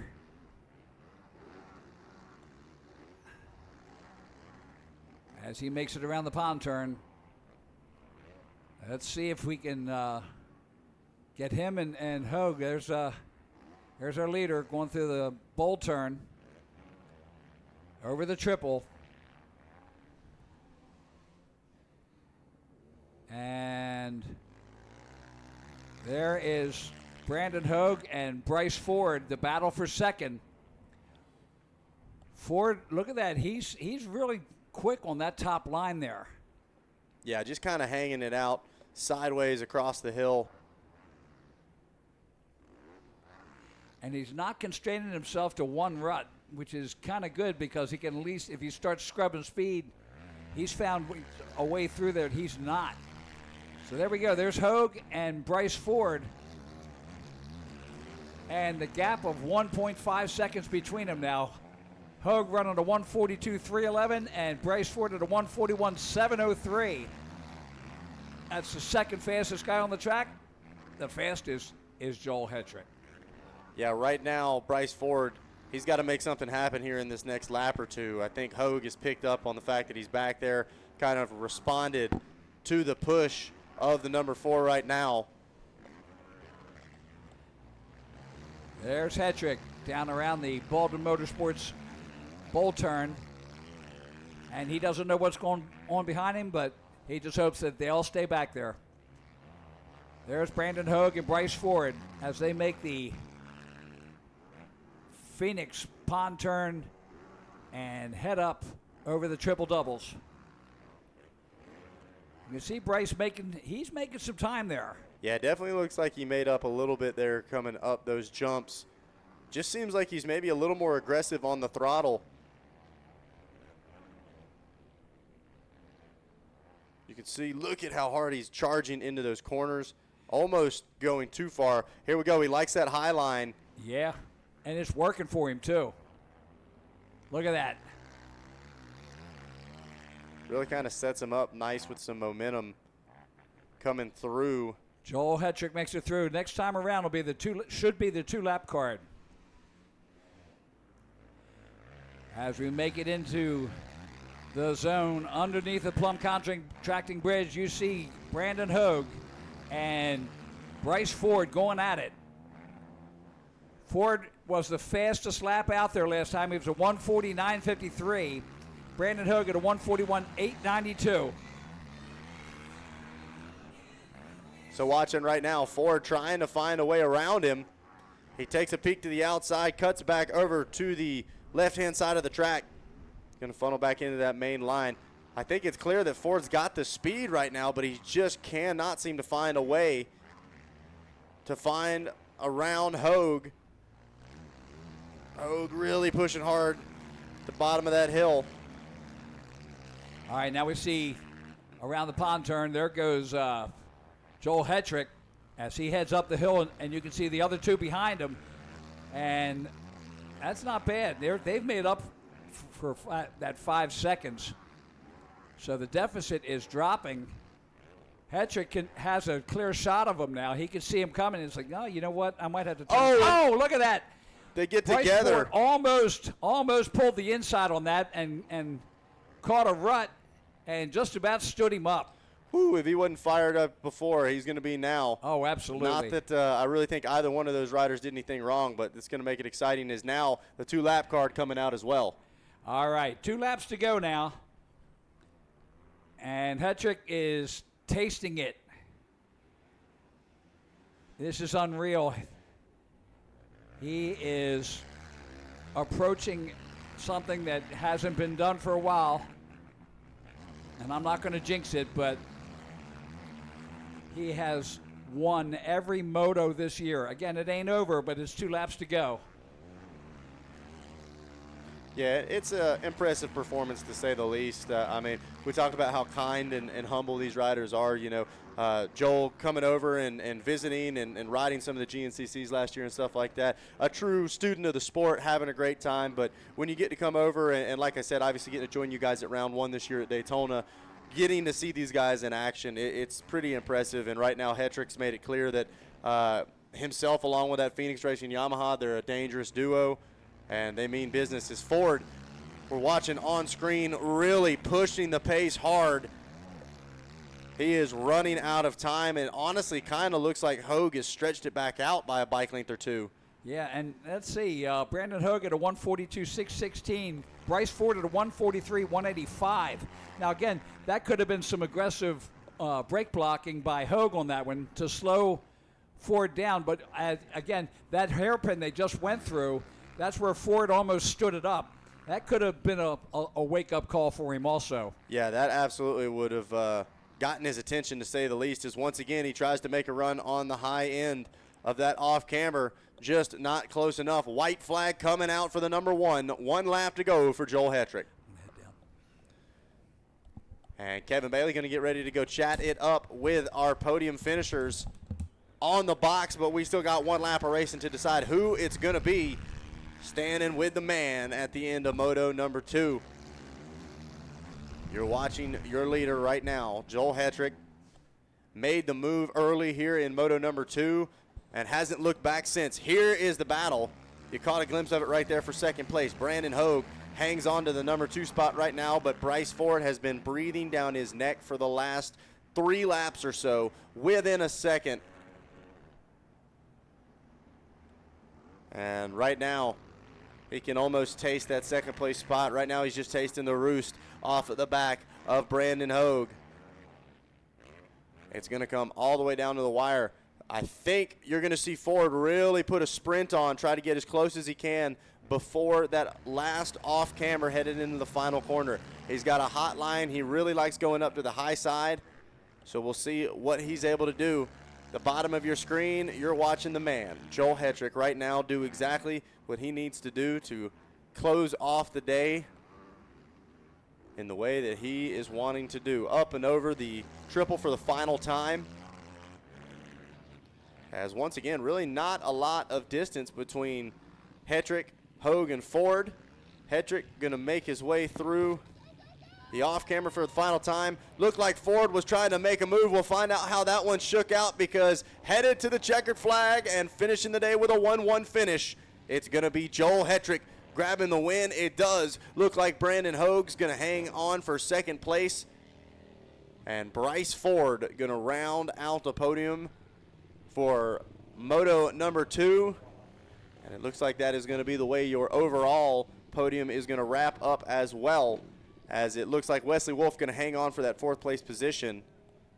And Max Lindquist going to round out your top 5 on the number 2.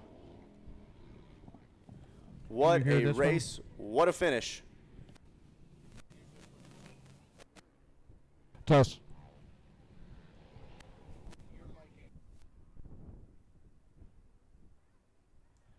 And we're going to get ready down at the podium to chat it up with all 3 of our top finishers, Joel Hetrick, Brandon Hogue, and Bryce Ford.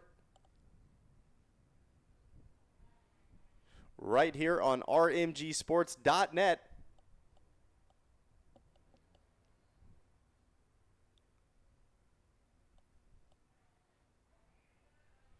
That's a great shot of all of the fantastic fans hanging out with us here this weekend, celebrating Independence Day weekend with us out here at Pleasure Valley. We couldn't do it without each and every one of you.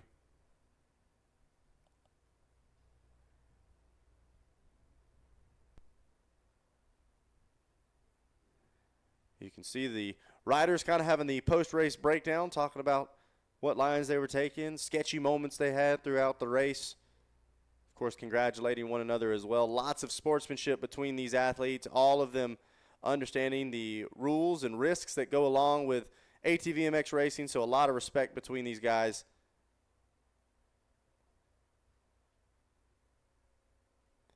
Especially after 18 minutes plus 2 laps of battle out here in Western Pennsylvania. A fantastic second moto here for round 8 of the 2024 season.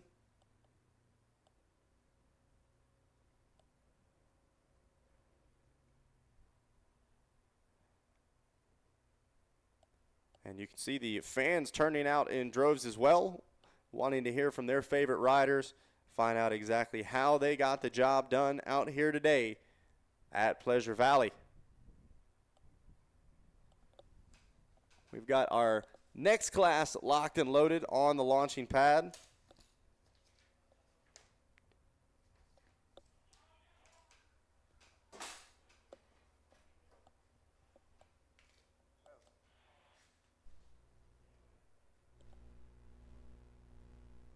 Yes.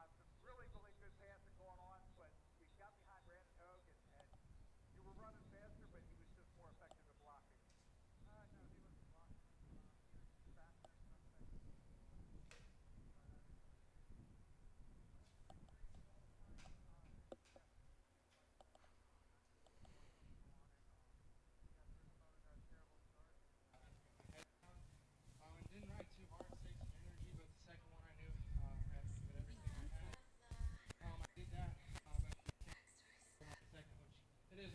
Those two guys are ripping out there, and you know it's cool to ride with those guys when they're riding that fast, and to be 2 or 3 seconds off the first one, and then come out the second one and feel competitive is what we want.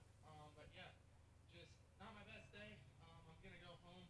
It's a 2-week break, 3-week break, and we're gonna be better. All right, you want to put it out there for your sponsors? Yeah, if it wasn't for my whole family, my mom, my dad, my brother, this would never be possible. So thank you guys so much. Check. For building this amazing bike, and I'm very fortunate to ride it. My girlfriend Liza for everything she does. John Natali for coming out, helping me groove my tires. Just helped me all day. It really means a lot. That's who I look up to.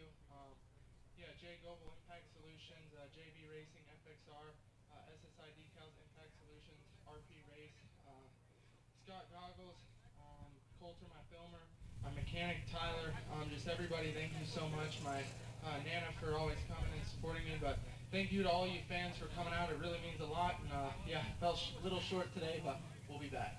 Hey, did you see Cody got a 6? I didn't see that, but that's awesome for my brother. He works a full-time job. He's doing good for himself, which, yeah, is awesome, but I need to try to do a little better myself.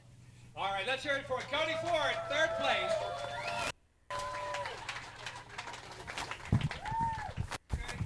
Test.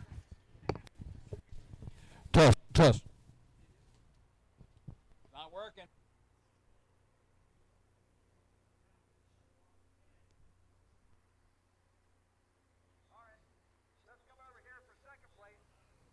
Come on over here a little bit. Brandon, I'll tell you what, you had speed all day. Check.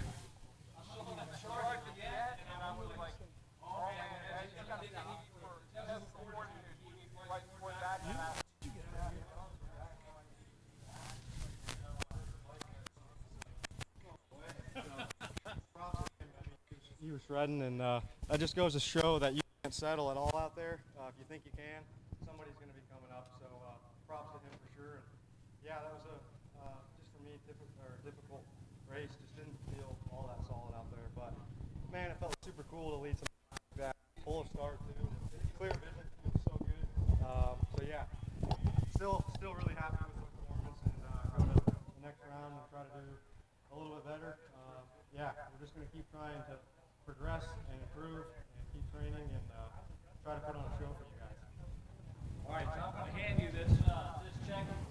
I know this means a lot. Yeah, this feels good. This helps with the fuel money coming here and everything. So, yeah, there's nothing better than pulling a whole shot and knowing you can play defense a little bit. All right, you want to put it out there for your sponsors? Absolutely. I couldn't thank Luke and Emily Nixon enough. The whole Westland Motorsports team. Thank you guys so much for everything you do and keeping me racing. Johnny Hale with my engines, thank you. This is going in your shop for that whole shot, and I appreciate what you do so much. PEP suspension, Gold Speed tires, RP, we just added a cool part there, and it's really good with my machine, and it helps my package, so thank you so much, RP, with that sweet pipe. And yeah, Music Racing, Precision, Blood, SSI decals, Streamline brakes, 6D, O'Neill, C-Square Tech, my girlfriend Ava, my mechanic Chad, thank you so much. Vinny Mofford Excavation, Scott Ellis, Chris Hunt, sorry, I'm trying to think of everything. And if I forgot you, I'm so sorry. Thank you so much. All right, let's hear it for Brandon Hope taking second.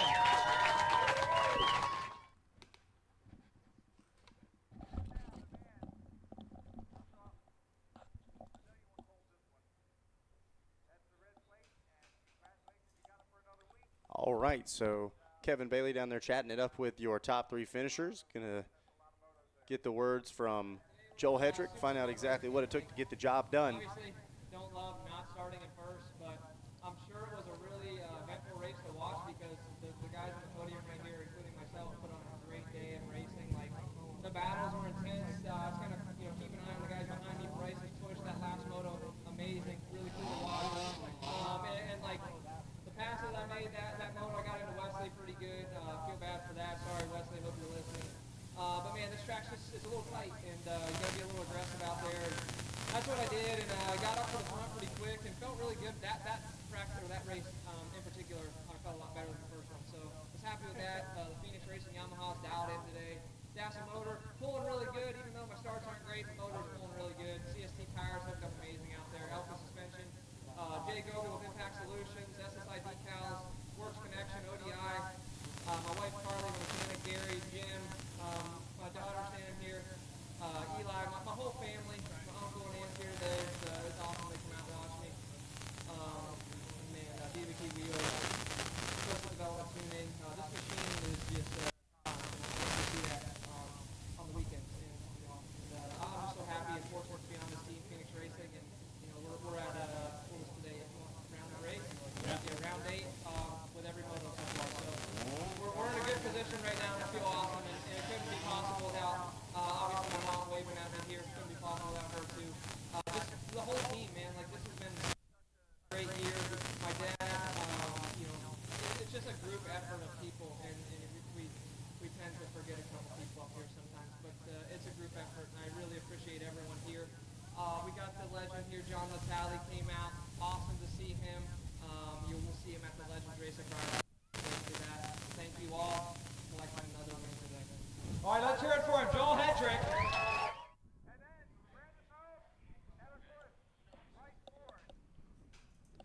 All right, ladies and gentlemen, so podium celebrations getting wrapped up there for ATV Pro Moto number 2 in the overall, as we get ready to kick things off with race 27.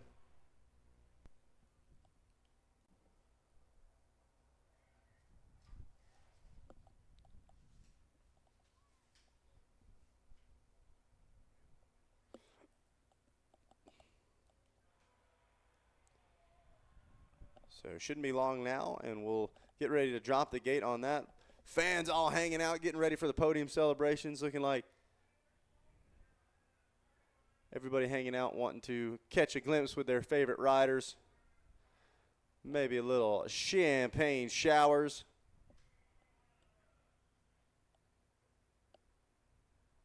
And that's what it's all about. That's what these guys work hard for.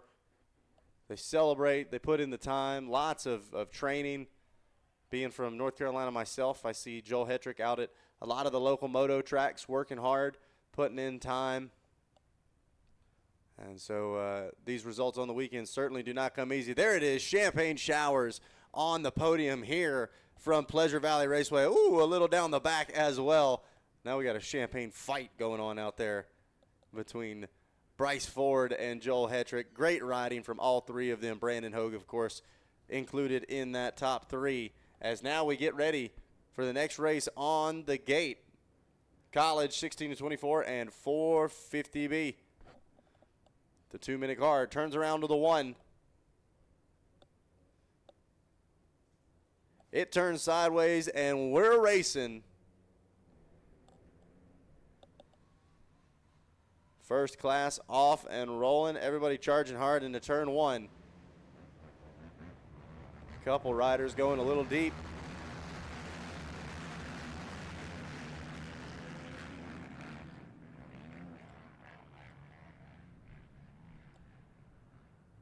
Down the off camera they go.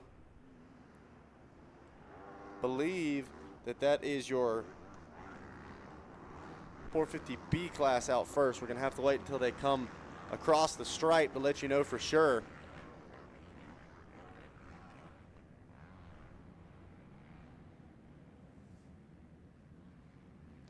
But one thing that is for sure, your leader out front already opening things up. As it sounds like second gate drops off and rolling.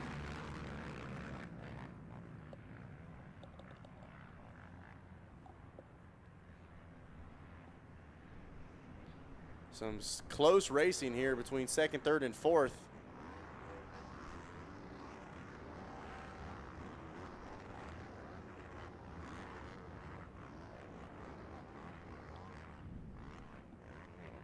Looks like maybe just a little bit of water thrown down between that pro moto and this moto. So riders proceeding with just a little bit of caution there over that jump here on lap 1.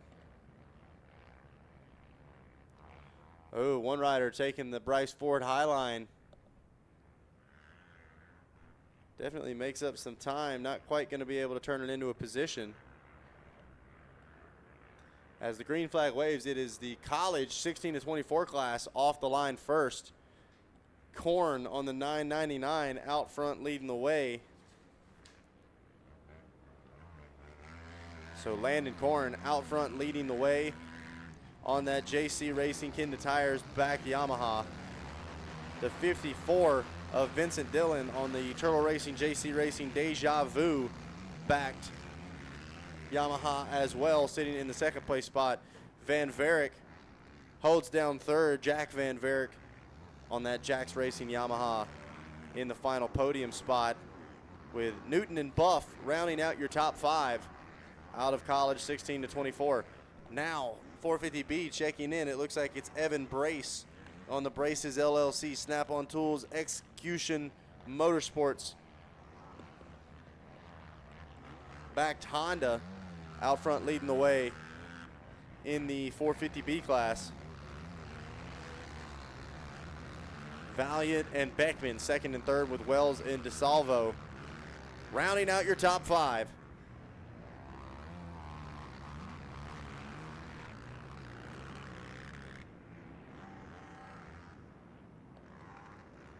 Oh, and a big get off for one of our riders at the top of those doubles. We saw Joel Hetrick doing it in that last race, kind of setting the quad up for that corner just ahead. This rider, unfortunately, not quite able to take the brunt of that hit and got tossed right over the quad.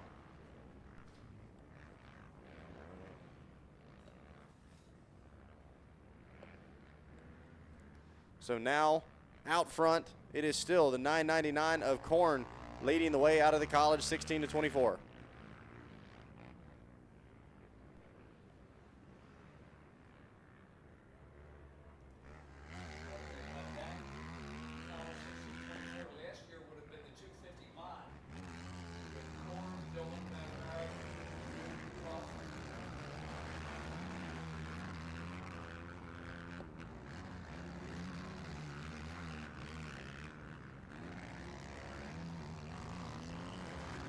So our riders making their way around.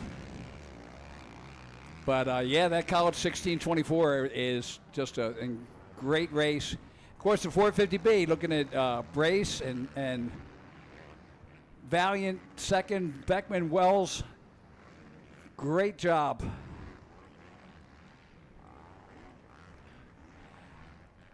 And there's our, that's a $9.99 a corn, I believe. Looking at that.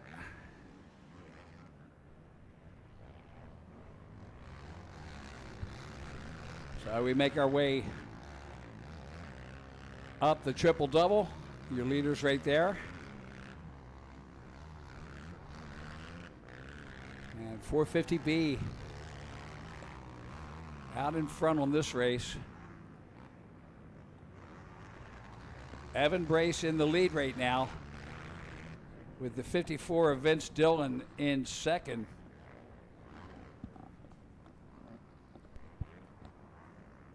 Here's our leader. That is Korn, gets the white flag, 1 lap to go. Landon Korn, call him the Cornholio. He said Cornado. I was like, nah, we're not going with that. I kind of like Cornado. Yeah. So would he, but I can't give him that. Yeah, you can't name it yourself, especially if it's a good one. So, yeah, Korn having a very solid ride, been able to kind of shake off any pressure here on this last lap. Vince Dillon running second, Jack Van Varick third, and Newton, the number 93, doing a great job out there. Jeremiah Newton.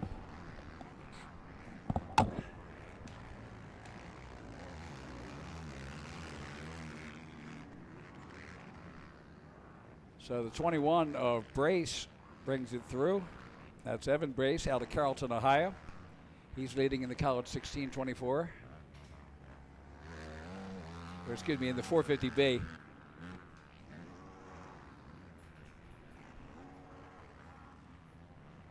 The 150 of Aiden Wells in second. The 36 of Rowdy Riley Valiant. Bring around in fourth place. Thank you. Good. So Landon Korn brings it around. This is checkered flag coming out. So Landon Korn will take the win. Vince Dillon in second, Jack Van Varick in third, Jeremiah Newton in fourth, Carter Buff in fifth, Grant Olson sixth, Casey Van Fossen in seventh, Casey Fancher eighth, Braden Orr ninth, and Wyndham Spooner, the number 82, rounds out the top 10 in the college 16-24. The 450B, Evan Brace will take the win. Aiden Wells, the 150 in second. Rowdy Rowley Valiant, the number 36 in third. Carson Beckman, the 87 in fourth. Nahuel de Salvo, the Argentinian rider, comes in fifth place. Trent Roncaglione, the 247, comes in sixth. Levi Neese, 9 and 7th. Nick Malchow, the 21X, in 8th. And Caleb Ardoin, the 217 and 9th. Troy Barnhout runs out the top 10 in the 450B. Next up, race number 28.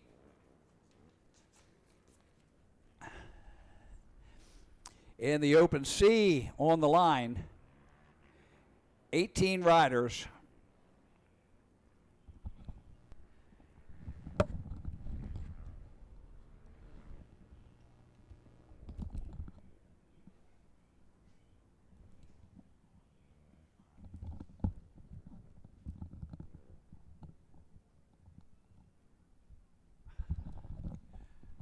So I had to rearrange the headgear there. So on the line, Open C, Vinny Marinucci back out there again. So Vinny Marinucci, the number 2 from Akron, Ohio, the 04 of Desmond Heeman from Dundee, New York, the 09 of Kyle Hughes out of Westminster, Maryland, the 14 of Maverick Simpson from Goshen, Indiana, the 17 of Ottokar Alastrio from Beaver Falls, Pennsylvania, the 19 of Jordan Hunderman from Allegan, Michigan, the 33 of Josh Foster from Macungie, Pennsylvania, the 54 of David Cunningham from Glen Rock, Pennsylvania, the 57 Tanner Gibbs from Florence, Alabama, the 74 Santiago Fabre from Posadas, Argentina, The 89 of Tyler Lund from Newcastle, Pennsylvania. The 91, Taylor Price from Mildmay, Ontario, Canada. The 226 of Trey Tudor from Titusville, Pennsylvania. The 514, Dave Murray from Mechanicsville, Virginia. The 517, Justin Sensing from Landisville, Pennsylvania. The 712 from Terry Drumheller from Bluebergs, Pennsylvania. The 821, Cole Moritz from Jessup, Iowa. And the 984 of Ryan Lasher from Lyons, New York.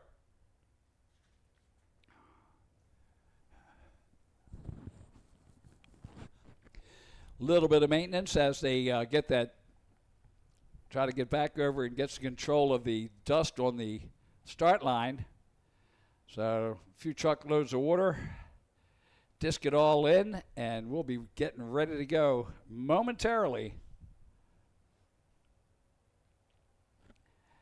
Right here on the RMG Sports.net network.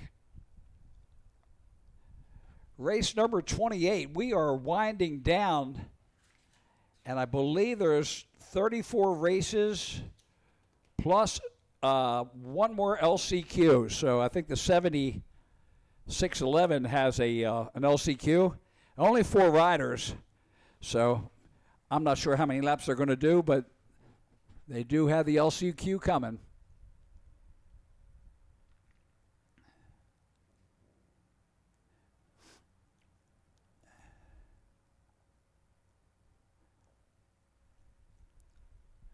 Oh, what a gorgeous day out here in western Pennsylvania as we get ready for the Open C-Class, race number 28.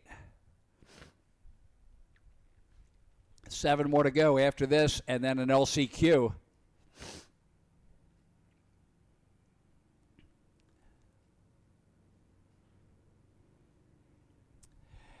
And it looks like they're pulling off the track, so the disking is done. Got some water in there. The bikes are fired up. We're fired up. I'm fired up. Everybody's fired up. It's time to go racing. Now, if we could just get the card man fired up. There we go.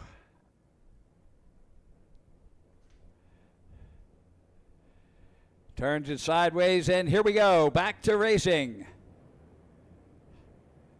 18 riders.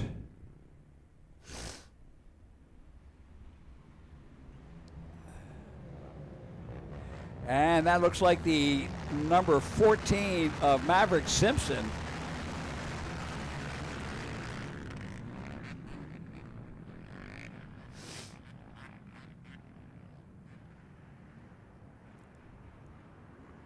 Oh, yeah. C-Class on the track.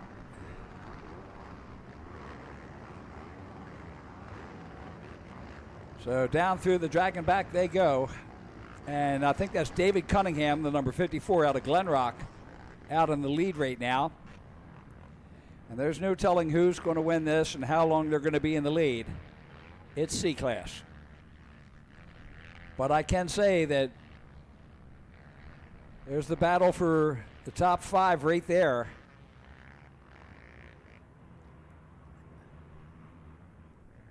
Side by side for third as they make the turn to head up.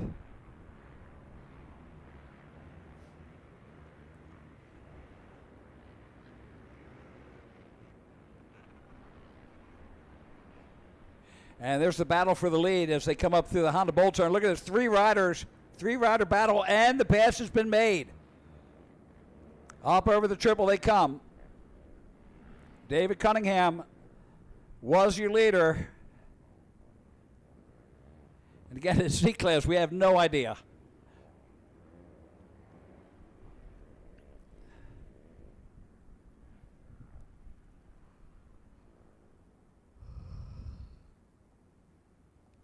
Green flag is out. And it's Marinucci. So Vinny Marinucci out of Akron, Ohio, now the leader on the Motormom Designs, Uncle Tito's Mexican Grill, Paw TDR, JS Motorsports, Hydropower, JB Racing, 88 Live to Ride, FXR, Macintosh, Oil Flow Vision, Shrobro Racing, Workman Family, Sunstar, Four Works, Ford Brothers, Racing, CST, Yamaha. That's a lot of sponsors for a C Rider. Second is the 09 of Kyle Hughes out of Westminster, Maryland. Third is the number 54 of David Cunningham. Fourth is the 74 of Santiago Febri out of Argentina. Posadas, Argentina, as a matter of fact. And I'll tell you what, the Argentinians very well represented today. I'm so glad that everybody came up.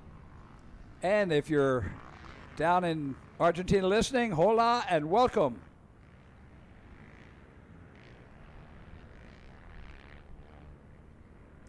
Vinny Marinucci heads down into the valley.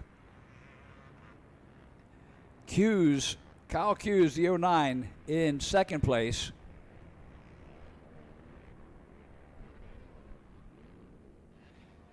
Vinny Marinucci, second time through the off-camber. Hughes just playing foul with the leader.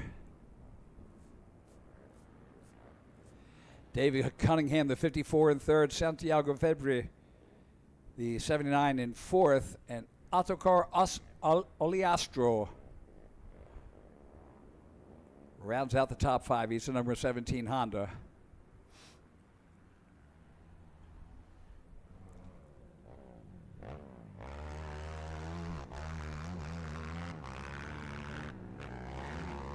And Vinny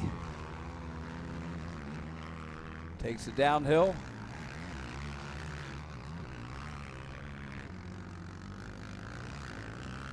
Up over the Scott step up and onto the dragon back.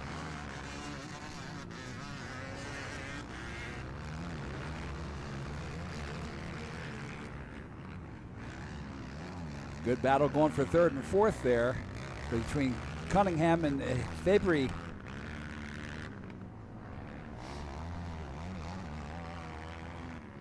Marinucci takes down to Mositis downhill through the Baldwin. And this is your second place rider. This is Hughes. Kyle Hughes, the 09. Haven't seen him on the national circuit last year. Out of Westminster, Maryland.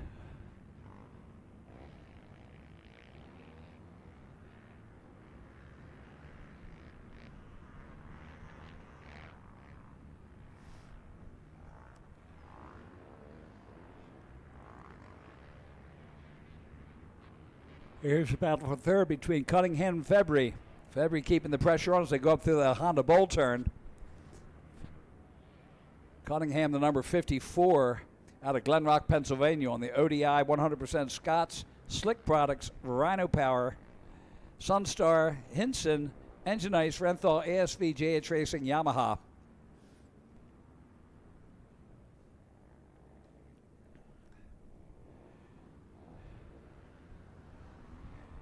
And there is Marinucci.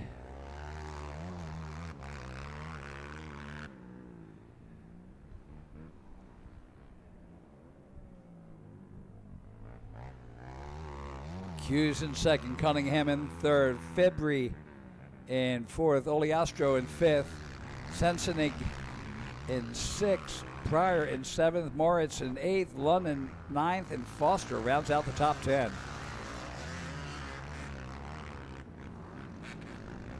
Vinny Marinucci running a 155 last lap. Everybody else is 6 seconds slower.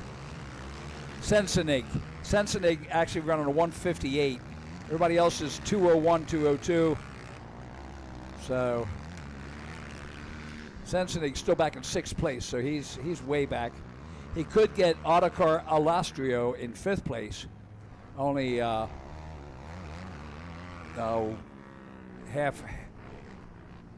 a second back. All right, here's your third place. That's Cunningham, the 54. And Febri should be right behind him. You see Febri just coming into the camera angle there. Up over the triple-double they go. That's Febri. The Argentinian rider, look at the charge he made on that uphill. Wow. Cunningham not holding it there. Here comes Vinny Marinucci. This should be the checkered flag, and checkered flag is out. Vinny Marinucci, 3 for 3 today. So great job for him. He's going to earn going to B class for all that trouble this year, but he'll get a national championship in hopefully in 3 of the classes. There's our second place rider. That's Kyle Hughes, and then Cunningham and February. 3rd and 4th come through. Oliastro coming by. Let's see if he can take 5th, or is it? No, it's going to be Pryor. So the Pryor, number 91, moves up and takes 5th. Oliastro in 6th. Moritz in 7th. Sensenig in 8th. Simpson 9th. Foster rounds out the top 10. Girls 8 to 13 on the line. And here they come up into the first turn.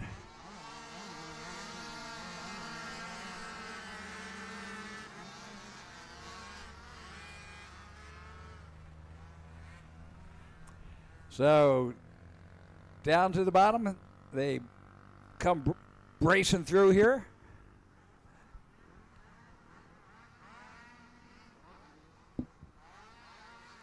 Ada Padusnak, the 904 out there. Lily Pfeiffer, the 813. Blair Wilson, the 720.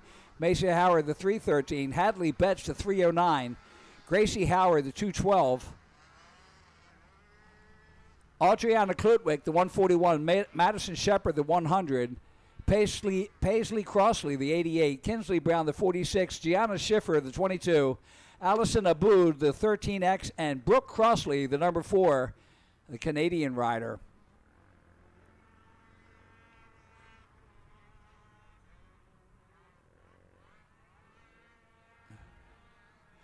So here's the battle for second as they come up the triple-double. These girls aren't backing off. There's your leader heading into the bull turn. Second, third, fourth there.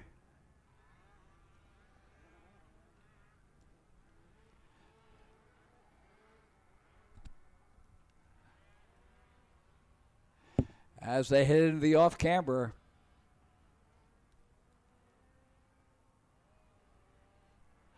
What a battle. Second, third, and fourth. Bring it around here, and as they come down along the line, we'll get some stats.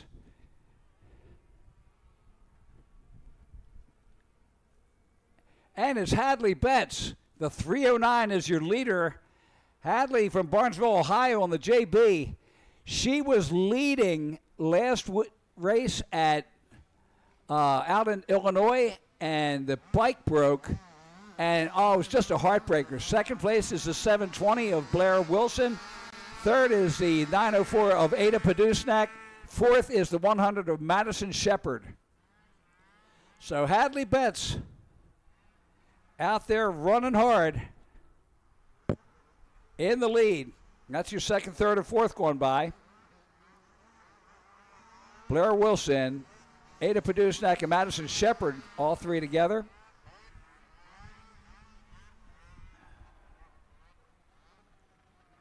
And there's Hadley Betts, the 904, and quite a softball pitcher, too. Doing it all. And, of course, right now she's just like, oh, please don't break down. Please don't break down. Not 2 weeks in a row. Here's your second, third, and fourth. And that's Wilson, Padusnak, and Shepard as they head down towards the pond turn. 1 lap in, 3 to go on race 29.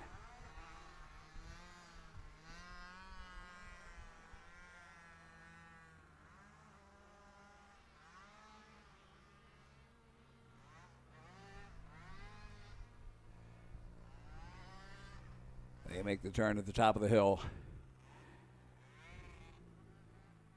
Up over the triple they come. And you can see up ahead of there, the 309 of Hadley Betts out of Barnesville on the JB, all by her lonesome.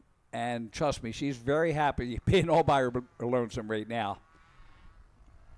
The battle for second, Wilson, Padusnak, and Shepard coming out of the off-camber, and look at this. Padusnak pulling up almost alongside of Wilson. She's pushing it and makes the pass just as they go past on that Shepard. So Shepard makes the pass on Wilson.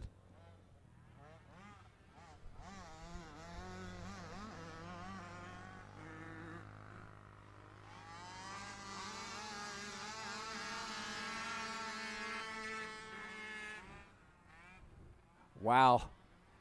Running really well. Howard in 5th, Adriana Klutwick in 6th, Pfeiffer in 7th, Aboud in 8th, and the two Crossleys, number 4 and the 88, rounding out the 9 and 10.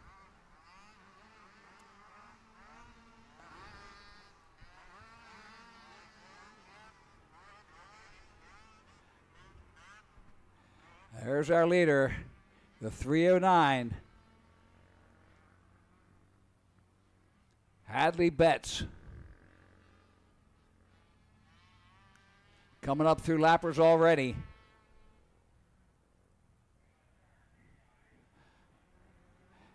All right, here comes the battle. 4th, 5th, 6th. So that's Padusnak, Howard, and Klutwick.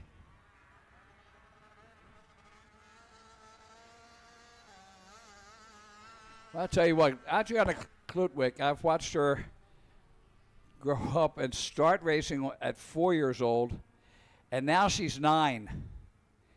And coming into her own right, she's not backing off anymore. She's actually out there racing. Good job, Adriana. So Blair Wilson in 2nd, the 720. Madison Shepard, the 100 in 3rd. Ada Padusnak, the 904 in 4th place. Our leader coming through the traps, and she will put in the start of lap number 3. The white flag comes out. And here we go.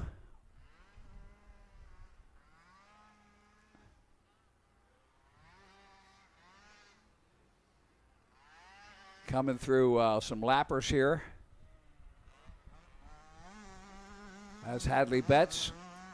And there's Madison Shepard and Blair Wilson. And Ada Padusnak. So tight battle. Look at that. Padusnak all over Blair Wilson's back fender now, the 720. As they make the turn to the bottom. There's Madison Shepard there. Blair Wilson, Ada Padusnak, and then a lapper as they go pie.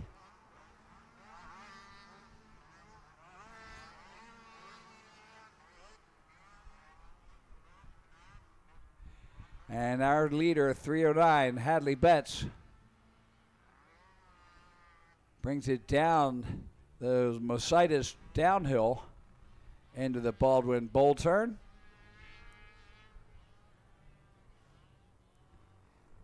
And down to the bottom one last time for today in the girls 813. Race number 29 is on the track. Race 30 is on the line. And that's the Schoolboy Junior, 12 to 15.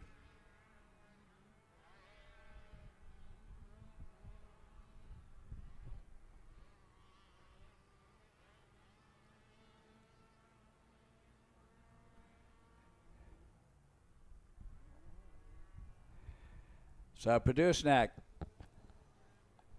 brings it around one last time through the off cambers. That's Hadley Betts right there. Makes the turn and runs for the checkers.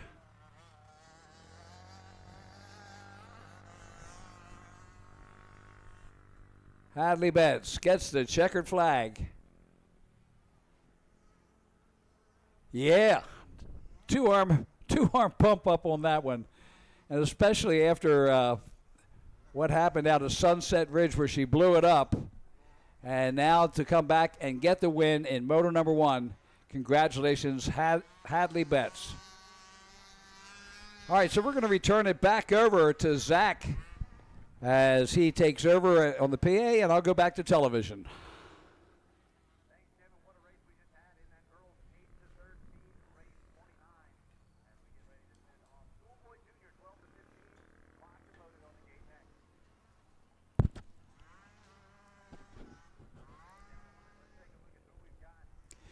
So the girls 813 is in the books. Race number 30, Schoolboy Junior, 12 to 15, is now on the line. 9 riders. The number 4 of Colin Michael out of Butler, Pennsylvania. The 12 of Styles West out of Owensburg, Kentucky. The 14 of Braden Broadus from Mechanicsville, Virginia. The 22 of Elliott Kane from Grafton, West Virginia. The 24 Aiden Case from Columbia Station, Ohio. The 25 Weston Howard out of Calhoun, Kentucky. The 55 Dirk Campbell from Modesto, Illinois. The 99 Austin Cox from Hannibal, Missouri. And the 555 Caden Pearson from Aledo, Texas. Keep an eye on Caden Pearson, the 555, and of course the number 12 of Styles West. Dirk Campbell, always good for a solid third there. Got him on the line. And of course we have to wait for the girls to clear the track, at least most of the way, as Schoolboy Junior gets ready. Race number 30 is on the line. Race number 31, the 50 CVT 4-8. Is coming up next. That'll be race number 31.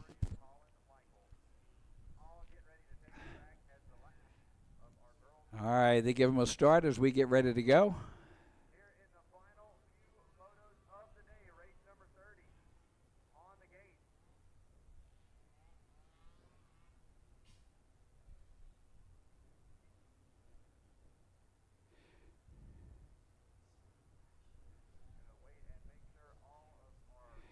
So riders ready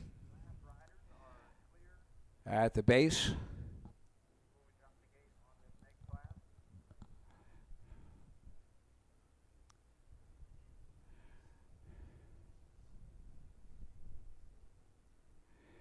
And again, welcome to everybody. If you're just joining us, this is RMGsports.net's live stream race coming out here, and we're showing live for Pleasure Valley and the Jeremiah Jones ATV race for 2024. And here we go, off the line, Schoolboy Junior, 12 to 15.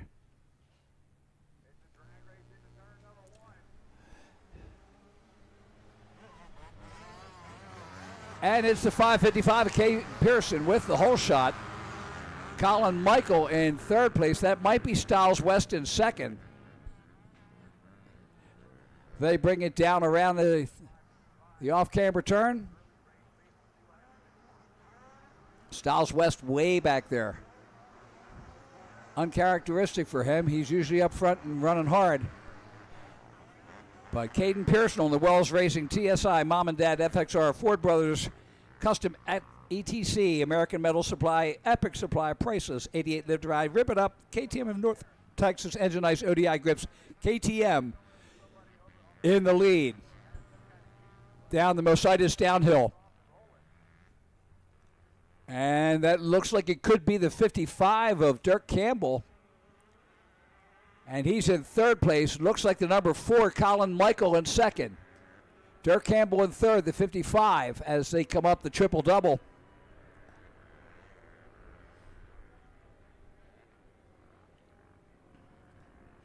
Caden Pearson takes a look over his shoulder.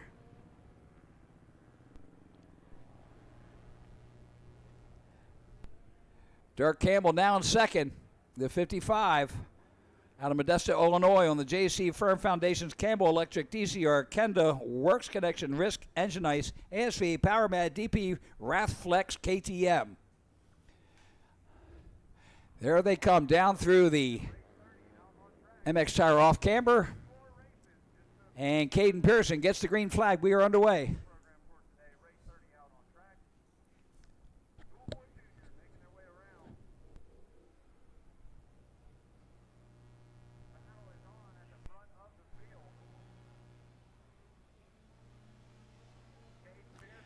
Up into the first turn. Caden Pearson, Dirk Campbell in second. The 4 of Colin Michael in third.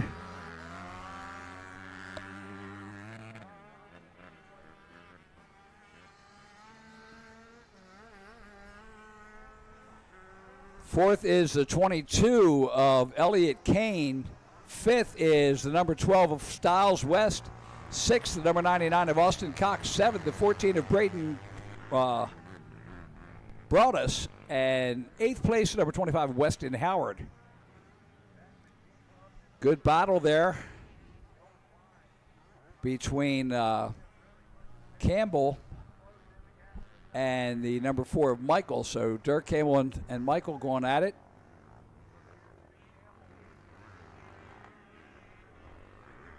Down around the base there. Kane, the number 22, just starting to come into focus in this battle for second. Michael in third, you see in the back there, that's Dirk Campbell in second. And across the 555, Caden Pearson, he's checked out. Coming up on the halfway point of the race. As they bring it up through that off camber.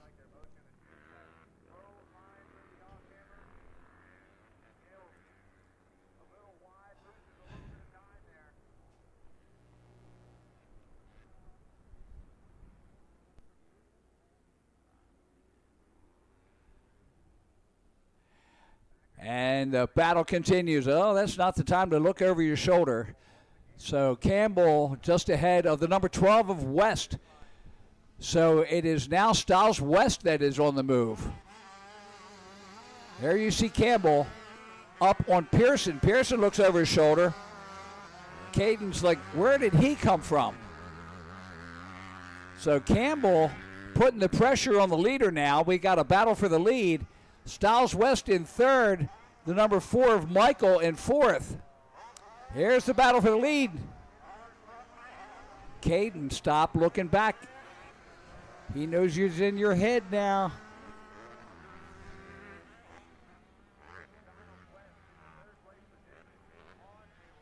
Dirk Campbell, the 14-year-old, coming down the Musitis downhill. He takes a different line. Let's see if he can make it work. Oh, a little bobble there, and Kate, look at that. Dirk Campbell takes the lead away from Caden Pearson. So up they come on the triple-double.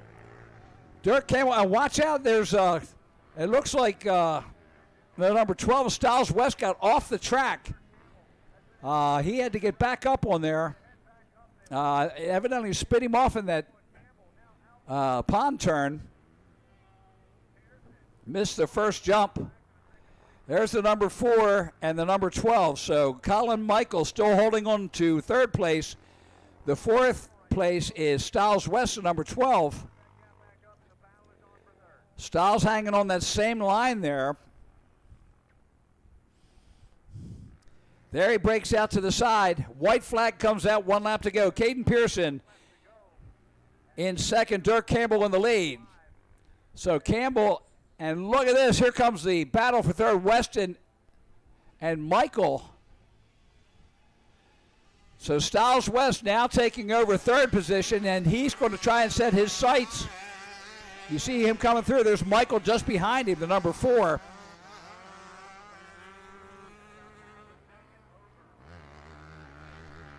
So there's your leader, Dirk Campbell, then Caden Pearson. Here comes Styles West and Colin Michael.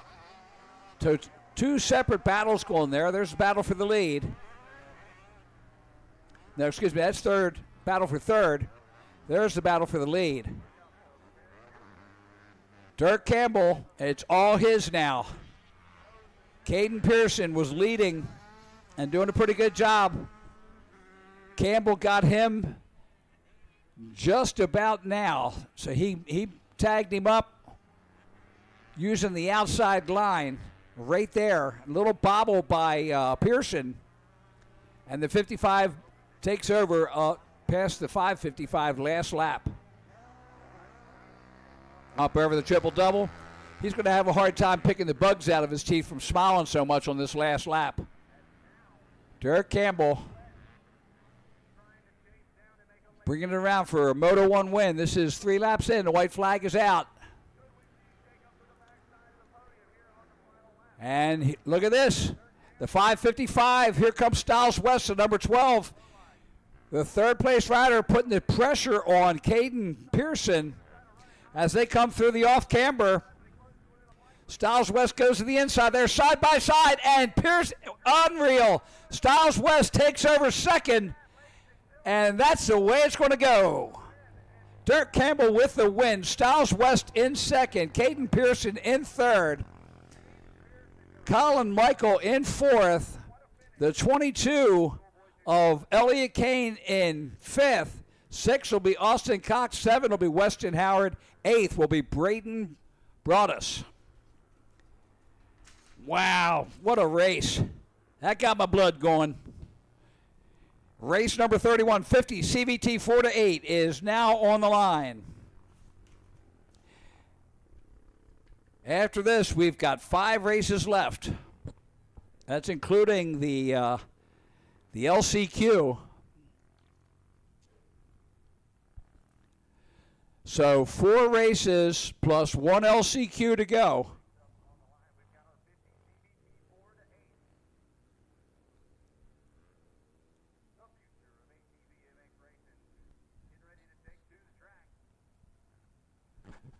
So here we are, the 50 CVT 4-8.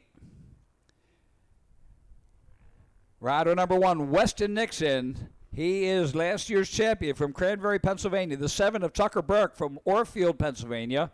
The 11 of Rowan West out of Hubbard, Ohio. The 22 of Colby Tressler from State College, PA. The 23, Reed Thomason from Rocky Mount, Virginia.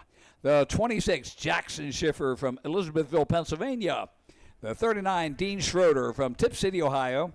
The 111, Deacon Hughes from Scott Township, PA. The 111X is the Hudson Nilsson from Bruce Township, Michigan.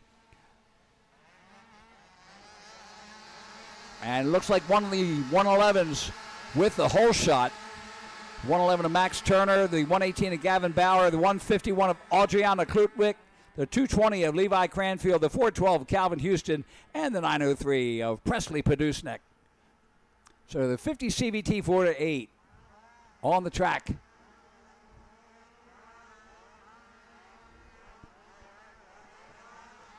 And look at this battle for the lead already. These guys trying to break away.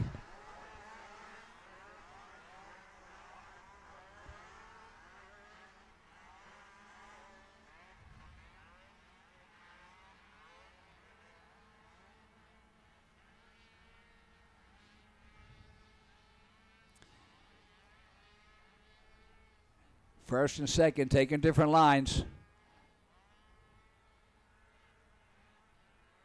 And I think that might be Weston Nixon in second place.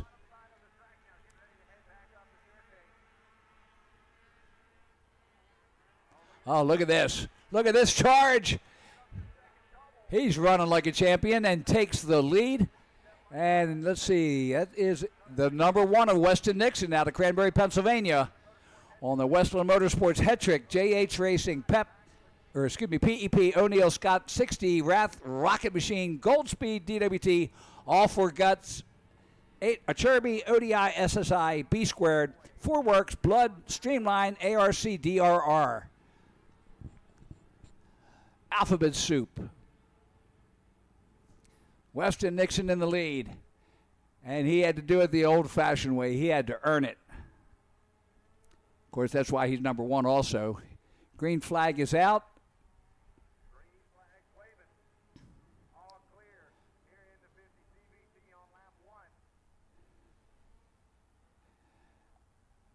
So Weston Nixon in the lead. 111 of Deacon Hughes in second place out of Scotts Township, Pennsylvania on the JC Racing VPE AOT Flowvision FTR Twin Air G-Force Custom Concrete DRR.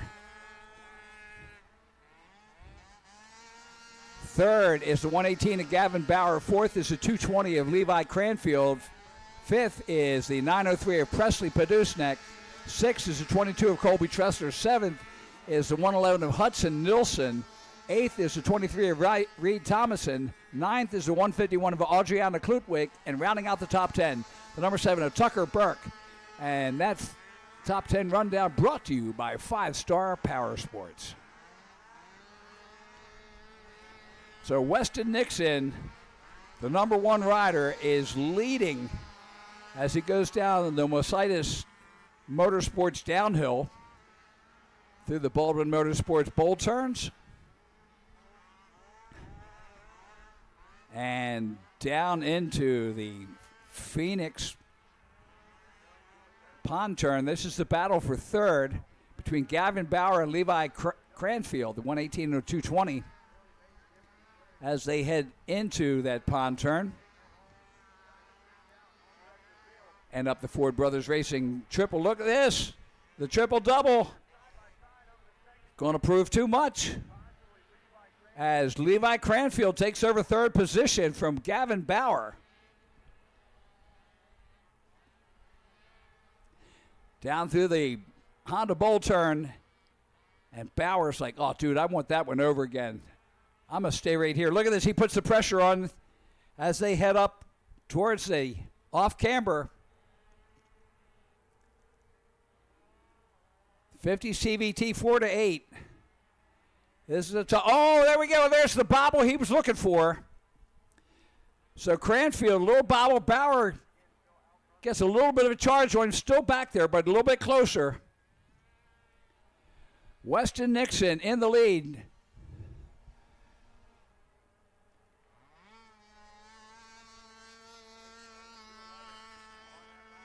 And Deacon Hughes, let's see.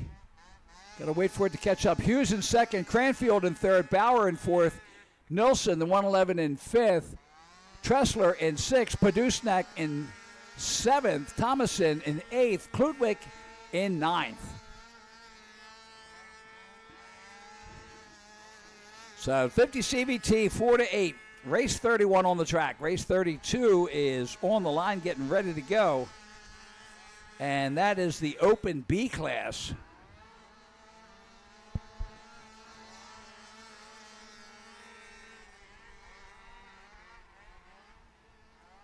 There's our leader, Mr. Weston Nixon, the number 1 rider, last year's national champion. And he's showing why right here on this triple-double where he took the lead from the 111 of Hughes, Deacon Hughes, who's still in second place. He's 8.6 seconds back. Levi Cranfield, 6.5 seconds behind him. Gavin Bauer is still hanging tight, less than 2 seconds behind Cranfield.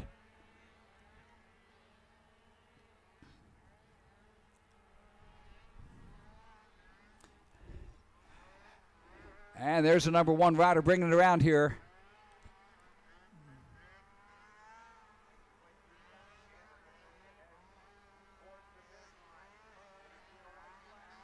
White flag comes out, 1 lap to go. For Weston Mojo Nixon.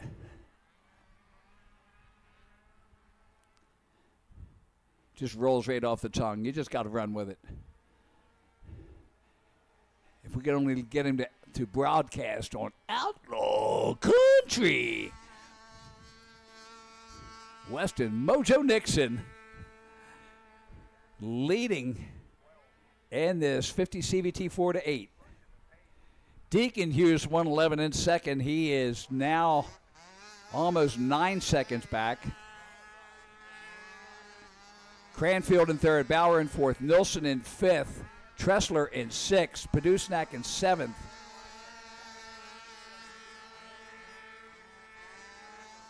And Deacon Hughes now 14.5 seconds behind Weston Nixon. Nixon running a 2:12, 4:38 last lap. And Deacon Hughes at a 2:18. Here's your second place rider. That is Deacon Hughes out of the tail of the Dragon. Brings it around. Levi Cranfield, 4.5 seconds behind him. And Gavin Bauer now 6 seconds behind Cranfield. So he's got to worry because Hudson Nixon, the 111 slash, in fifth.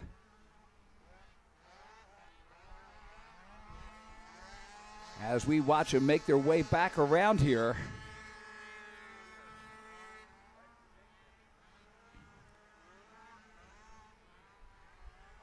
There's our leader up over the triple. All right, well, double single.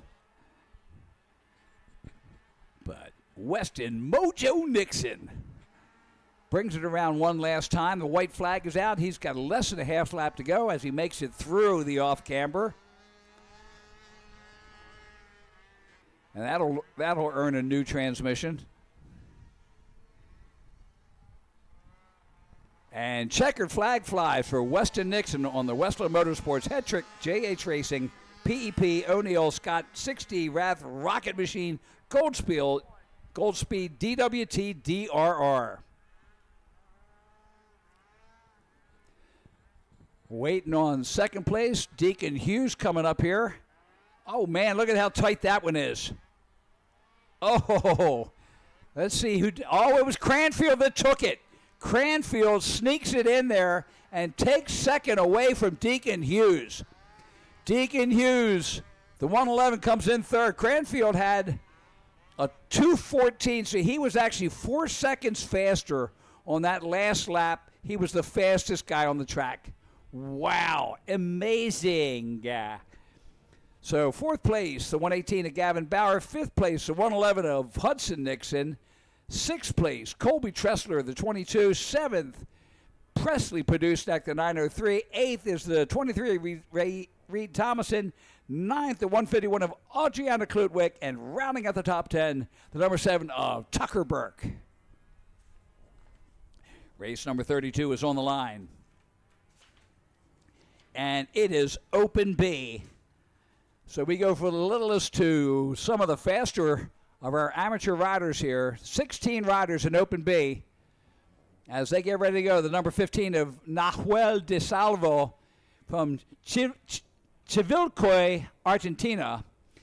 The 15X of Cody Wagner from Muncie, Pennsylvania. The 16 of Jaden Schiffer from Millersburg, Pennsylvania. The 21 of Evan Brace from Carrollton, Ohio. The 21X of Nicholas Malchow out of Medford, Wisconsin. The 87 of Carson Beckman from Dubois, Indiana. The 116 of Caleb Metzler out of McGraw, New York. The 128 of Greg Anderson out of West River, Maryland. With the 131 of Campbell Thacker out of King George, Virginia. The 150 Aiden Wells out of Trenton, Illinois. The 211 of Jake Engelhardt out of Loyersville, Pennsylvania. The 306 of Dalton Thomas out of Quincy, Illinois. The 396 of Justin Menzel out of Yardley, PA. The 420 of Dan Blyer. The 427 of Cameron Wilforth. And the 444 of Sam Nail. And here they come.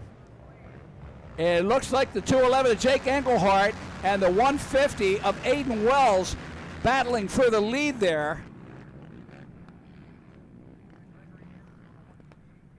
It looks like Wells settling into second right now. Of course, it's B class. A lot of great racing to go. One rider off to the side. He's going to wisely wait until everybody else goes by before he jumps in there.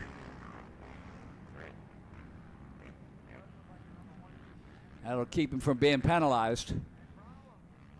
And down to the base of the Mercedes Motorsports downhill.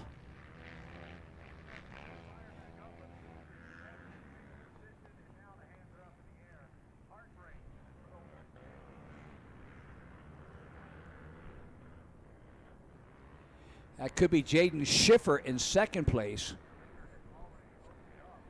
As our riders come up across the triple-double.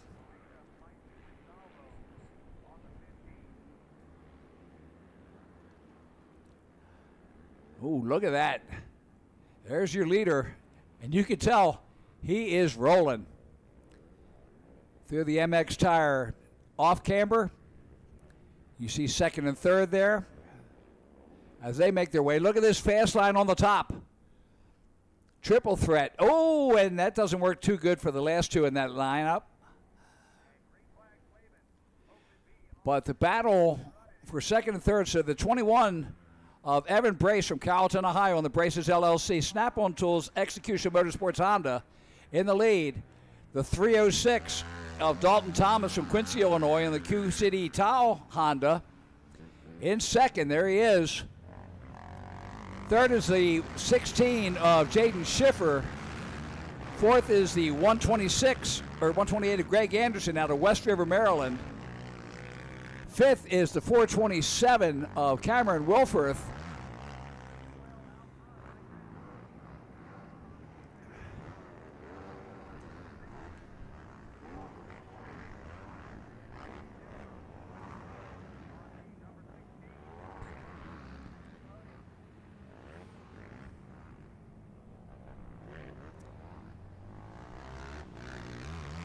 There's our leader, bringing it down towards the Phoenix.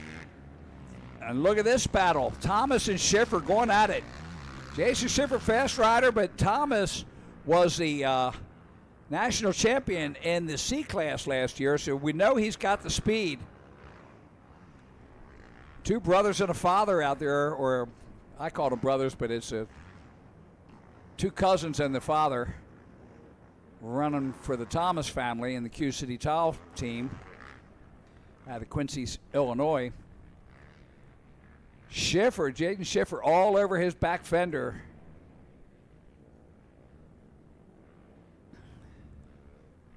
Gregory Anderson in fourth, Cameron Wilforth in fifth, Carson Beckman, the 87 rider, in sixth, Cody Wagner, the number 15X, in seventh, Judson Menzel, the 396, in eighth, and Caleb Metzer, the 116 in ninth. Nick Malchow, the 21X, rounds out the top 10. That's brought to you by Roundhouse Power Sports and their top 10 countdown.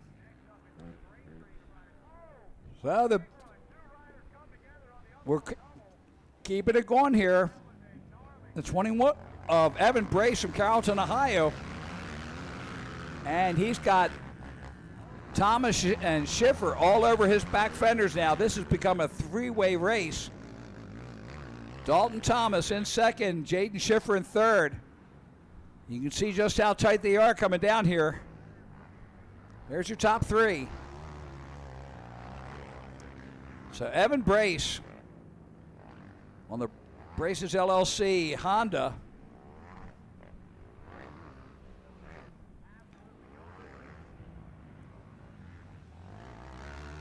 This is the battle for second, so you see Thomas and Schiffer. So Thomas in second, Schiffer in third. Let's see if Schiffer can make this work. He's got that little stutter jump. And he didn't lose any time. Dalton Thomas hits a hay bale. That's got to scrub a little speed off.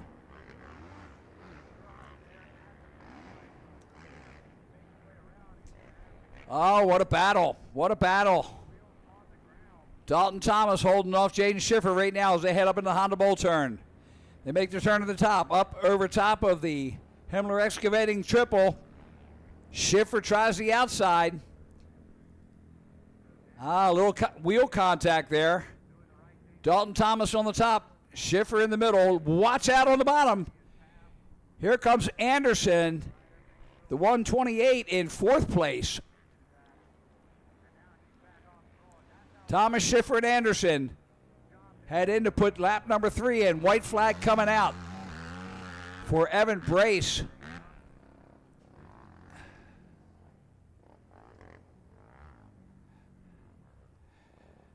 So Schiffer in third, Anderson in fourth, Wilforth in fifth, Wagner in sixth, Menzel in seventh, Beckman in eighth, Metzler in ninth, Malchow rounds out the top 10. Brought to you by Henson Clutches.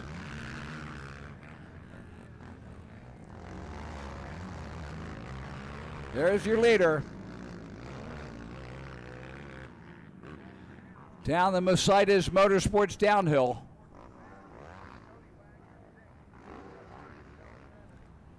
Evan Brace to 21. Embracing the lead.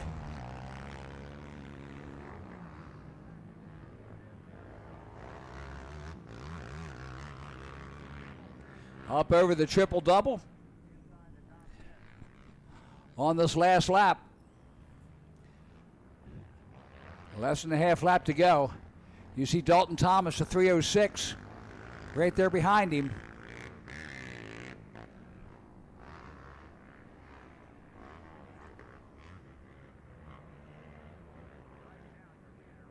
Aaron Brace going past the lapper there. He'll bring it in. Checkered flag coming out. And Evan Brace, the number 21 from Carrollton, Ohio, on the Braces LLC Snap-on Tools Extrication Motorsports Honda, takes the win. Dalton Thomas, the 306 on the Q City Tall Honda.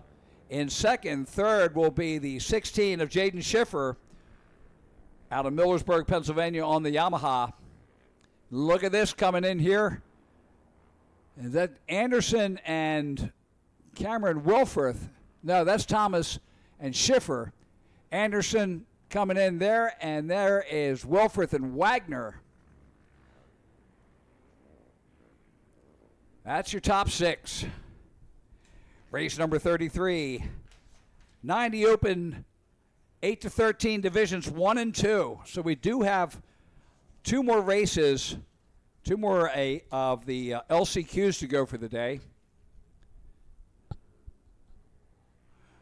One race left after this before we start into the LCQs. LCQs are going to be going out there shortly. 90 Open 8-13, division number 1, the 7X of Blaze Kim, the 13C of Cole Etzweiler, the 33 of Jace Davis, the 66 of Liam Clock, the 73 of Levi Zimmer, the 80 of Zach Darns, the 99 of Austin Cox, the 220 of Levi Cranfield, the 399 of Grayson Domowski, the 426 of Dylan Rittenauer, and the 454 of Jonah Chappell. Into the first turn they come. And it's the 73 of Levi Zimmer, and I believe it's the 454 Jonah Chappell. Maybe your leader. We'll have to check it out as they bring it through. That is division number 1. Division number 2 will be coming off the line momentarily.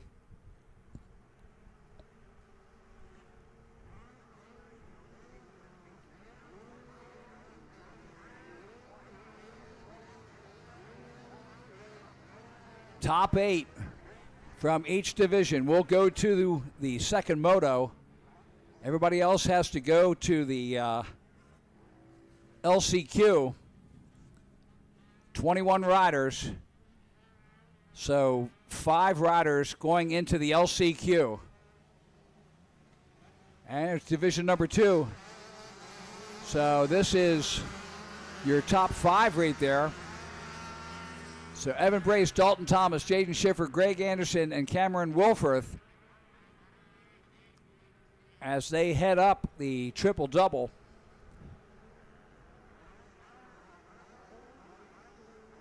Oh, Case in that last jump. I believe that was your second place rider. No, that was third place.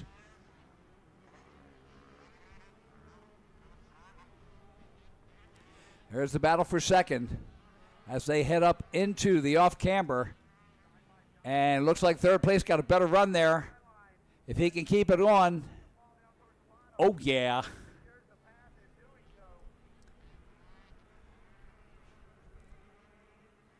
Green flag is out as we get ready to go.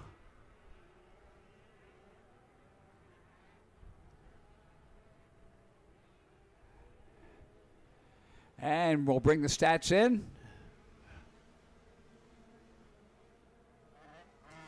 So that's the 80 of Zach Darns from Heath, Ohio in the lead. The second place, the 33 of Jace Davis. Third is the 454 Jonah Chappell. Fourth is the 73 of Levi Zimmer. Fifth, the 66 of Liam Clock. Sixth is the 99 of Austin Cox. Seven is Levi Cranfield, the 220. And eighth, the 7X of Blaze Kim. And right now, those 8 will advance to the second moto and will not have to do the LCQ. Division number 2 coming up. And right now, it's the 620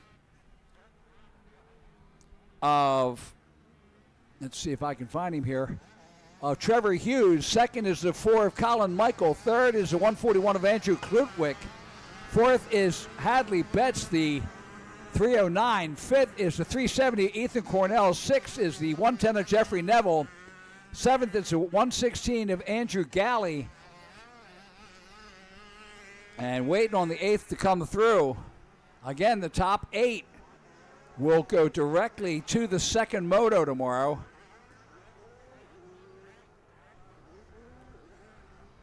This is the battle for second between Davis and Chappell. Jace Davis, Jonah Chappell going at it as they head into the off-camber. Jonah Chappell taking that top line. Jace Davis on the bottom. Oh, and they switch it up. Jonah Chappell making the run at him. He may not be able to get him on this lap, but he's certainly right there in the run. So Zach Darnes, he's in second. So Davis, the number 33, is your leader. Darnes in second, Chappell in third. That's who we see right there. Clock has moved up into fourth place. Zimmer back to fifth. Cox is in sixth. Cranfield seventh. And Kim, the 7X, Blaze Kim, rounds out the top 8. And they are right now sitting in a sweet spot. In Division 2, Hughes is your leader, the 620. Then it's Colin Michael, the number 4 in second. Andrew Klutwick, the 141 in third. Hadley Betts, the 309 in fourth.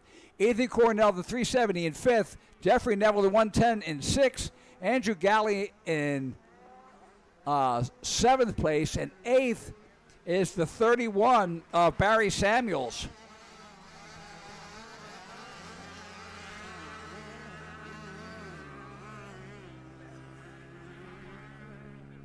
And this is Chappell and Darnes still going at it.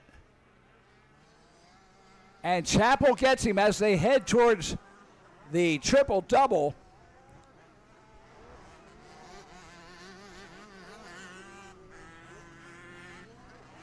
Oh, little bobble as he catches the top of that jump. But Chappell sitting in second with Darnes in third. Davis, the 33, out of Dixon, Tennessee, on the Wells Racing FXR Rebel Gears H&P Hooper's Trucking Davis Lawn Care JB Racer in the lead. There you see him. He gets the white flag. 1 lap to go. Jonah Chappell, the 454 in second. Zach Darnes, the 80 in third.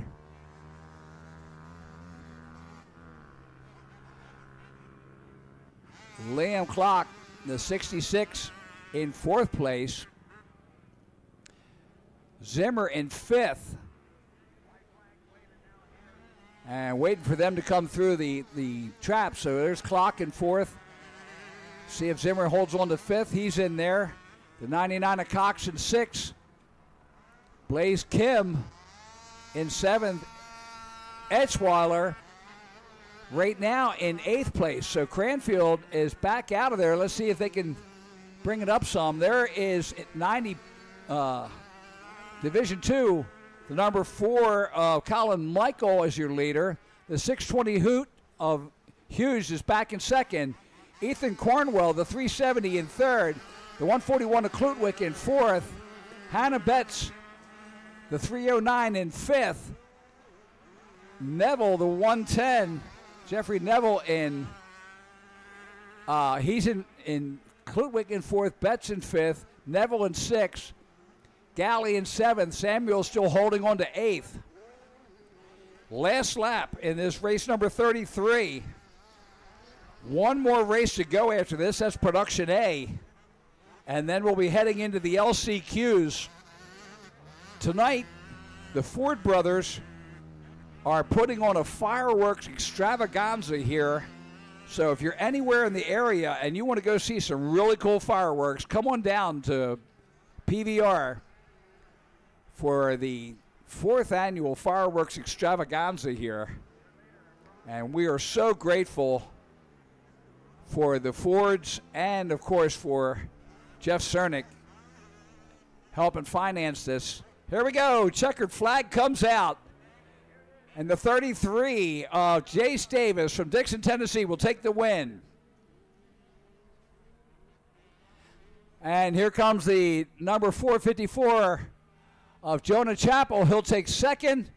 Third will go to the 80 of Zach Darnes. And let's see, clock is about 12 seconds back, so we're waiting on him to come through. Liam Clark brings it in fourth place. Fifth will go to the 73 of Zimmer.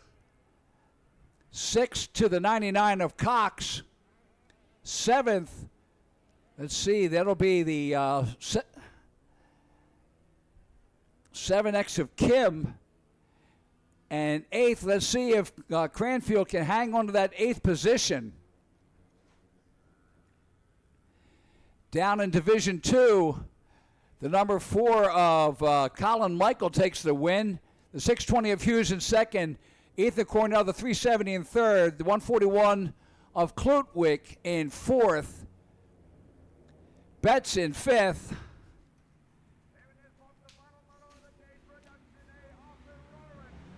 Levi Zimmer comes in fifth in Division 1. Sixth will go to Austin Cox. Seventh to Blaze Kim. And eighth to Levi Cranfield. Last race of the day for the main races is on the track now, and it is Production A. Let's bring a barn burner out there. Whoa, Nelly, we got a race.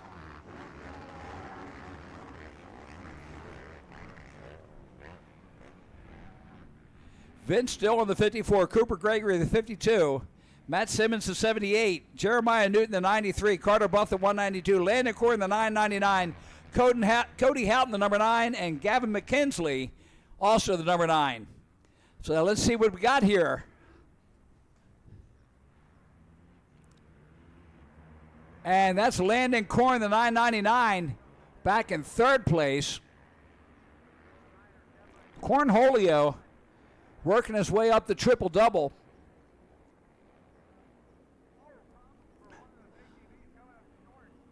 Almost running too fast there. He tries the outside in. And I think that's the 54, Vince Dillon, just ahead of him. Good battle for second. The Cornholio taking the upper line on, boom! Little contact there, but Landon Corn takes over second place. And I believe that is Vince Dillon in third.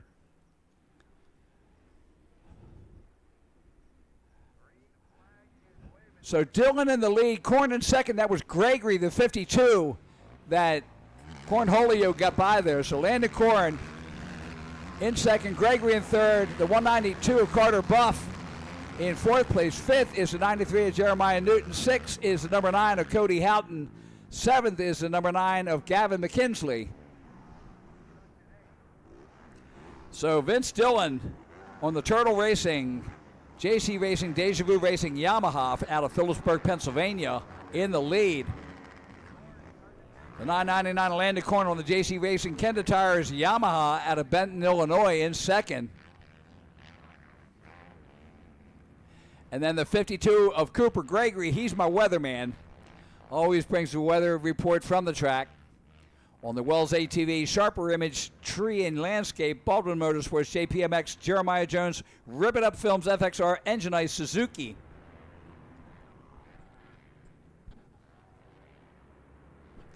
So you see Vinny Dillon, that's third, fourth, and fifth, and sixth right there. So that is Gregory, the 52, the 192 of Carter Buff, Jeremiah Newton, the 93, and Cody Houghton, the number 9, in fourth. Houghton makes a move and takes over Carter Buff's position, the 192. Houghton, completely different racer here, came up through Extreme Dirt Track, the EDT TT Racing.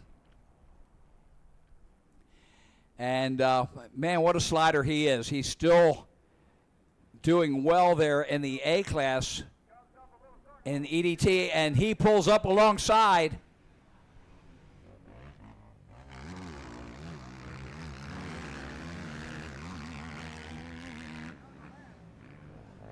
So Cody Houghton on the move. Gregory, the 52 in second. Carter Buff, the 192 in third.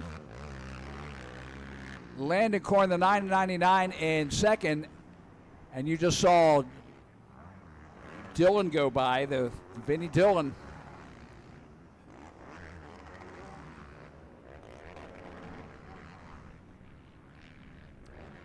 Oh my goodness, we got battles all over the track. That's 5th and 6th. That's Houghton and Newton. Nah, wrong colors. That could be the, could be Dillon there. Yes. Dillon.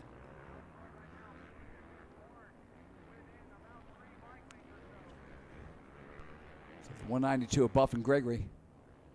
Battle for the lead now, so there's Vince Dillon and Landon Korn, the 999, as they head up into the off-camber. Now, Landon Korn seemed to have a faster run last time through that by taking the top.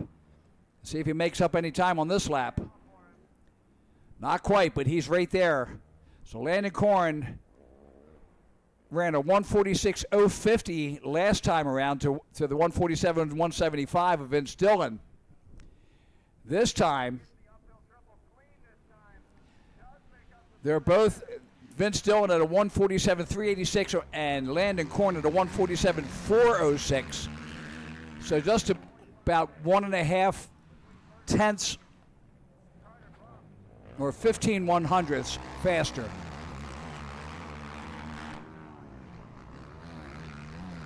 There's the battle. Vince Dillon and Landon Korn.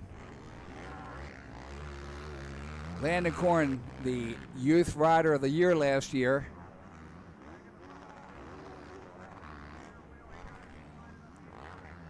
Vince Dillon, as they head down the Mercedes Motorsports downhill into the Baldwin Bowl turn.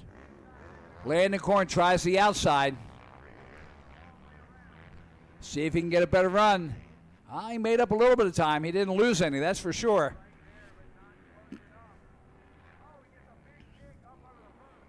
So 5-lap race, white flag will be coming out this time around. Vince Dillon and Landon Korn up through the Honda Bowl turn. Boy, that's smoothed out nice. Over the triple. Bringing it around for the white flag this time. Landon Korn, he scoots to the middle. Let's see what he can do with it. And looks like Vince Dillon, faster line through there this time. Landon Korn's got to keep on trying, though. White flag is out, last lap. Dillon takes a look over his shoulder. Landon Korn up over the fuel factory tunnel jump and down into the first turn.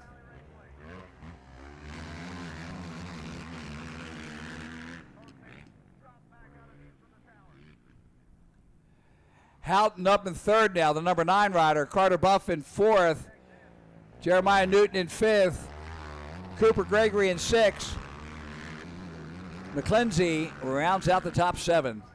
Here's the battle. 1 and 2 as they head through the tail, and Landon Korn gets him.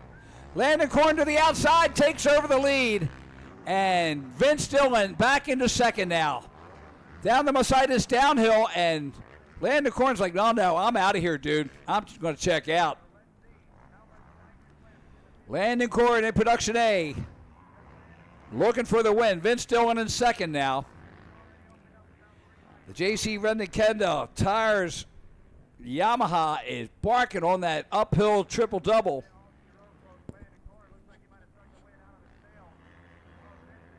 Korn up into the Honda Bowl turn. Up over the Himmler Excavation triple. What a time to do it. 1 lap. Let's see if Vince Dillon can get a good run. It's not going to happen this time.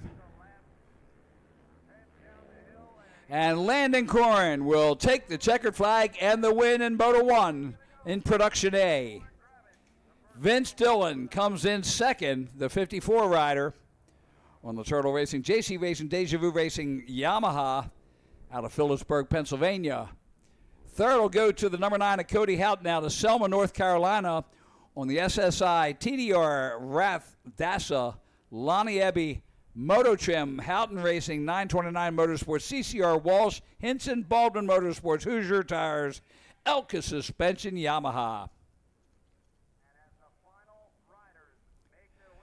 Carter Buff, the 192 in fourth place on the Buffs Auto 38 Special TRE Elma's Speed and Supply Yamaha. Fifth place going to Jeremiah Newton out of Litchfield, Kentucky on the E-Racing, Fly Racing, Impact Solutions, TWT Rath, Fourworks Yamaha. Well, that is going to do it for our motos. We've still got 2 LCQs up. Not sure how that's going to go.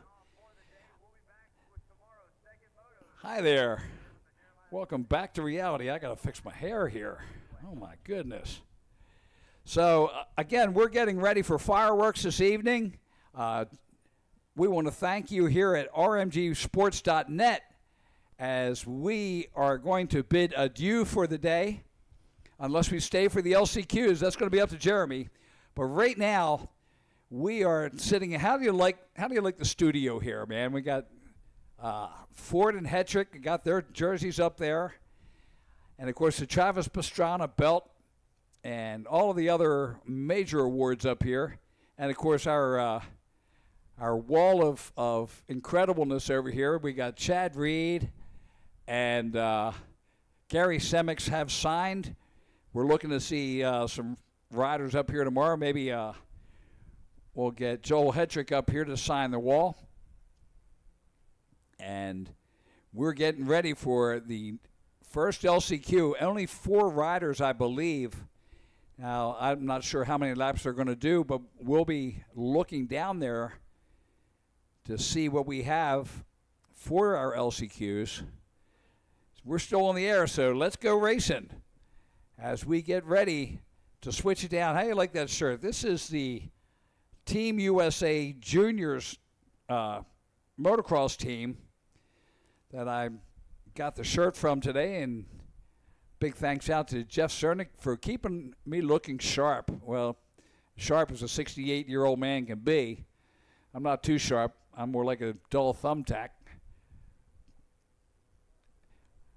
All right, so this is going to be it for us for the end of the day. Again, we want to thank everybody for tuning in to rmgsports.net network viewing of the Jeremiah Jones races. And we will see you bright and early tomorrow morning at 8 a.m. or 9 a.m., one of the two. We'll be, now I think 8 o'clock is practice, so we'll be looking at motos at 9. And, again, we've got the Pro-Am for their 12 minutes and 2 laps. 2 motos for them, and everybody else's second moto. Have a good evening, and happy 5th of July to you from right here at PVR.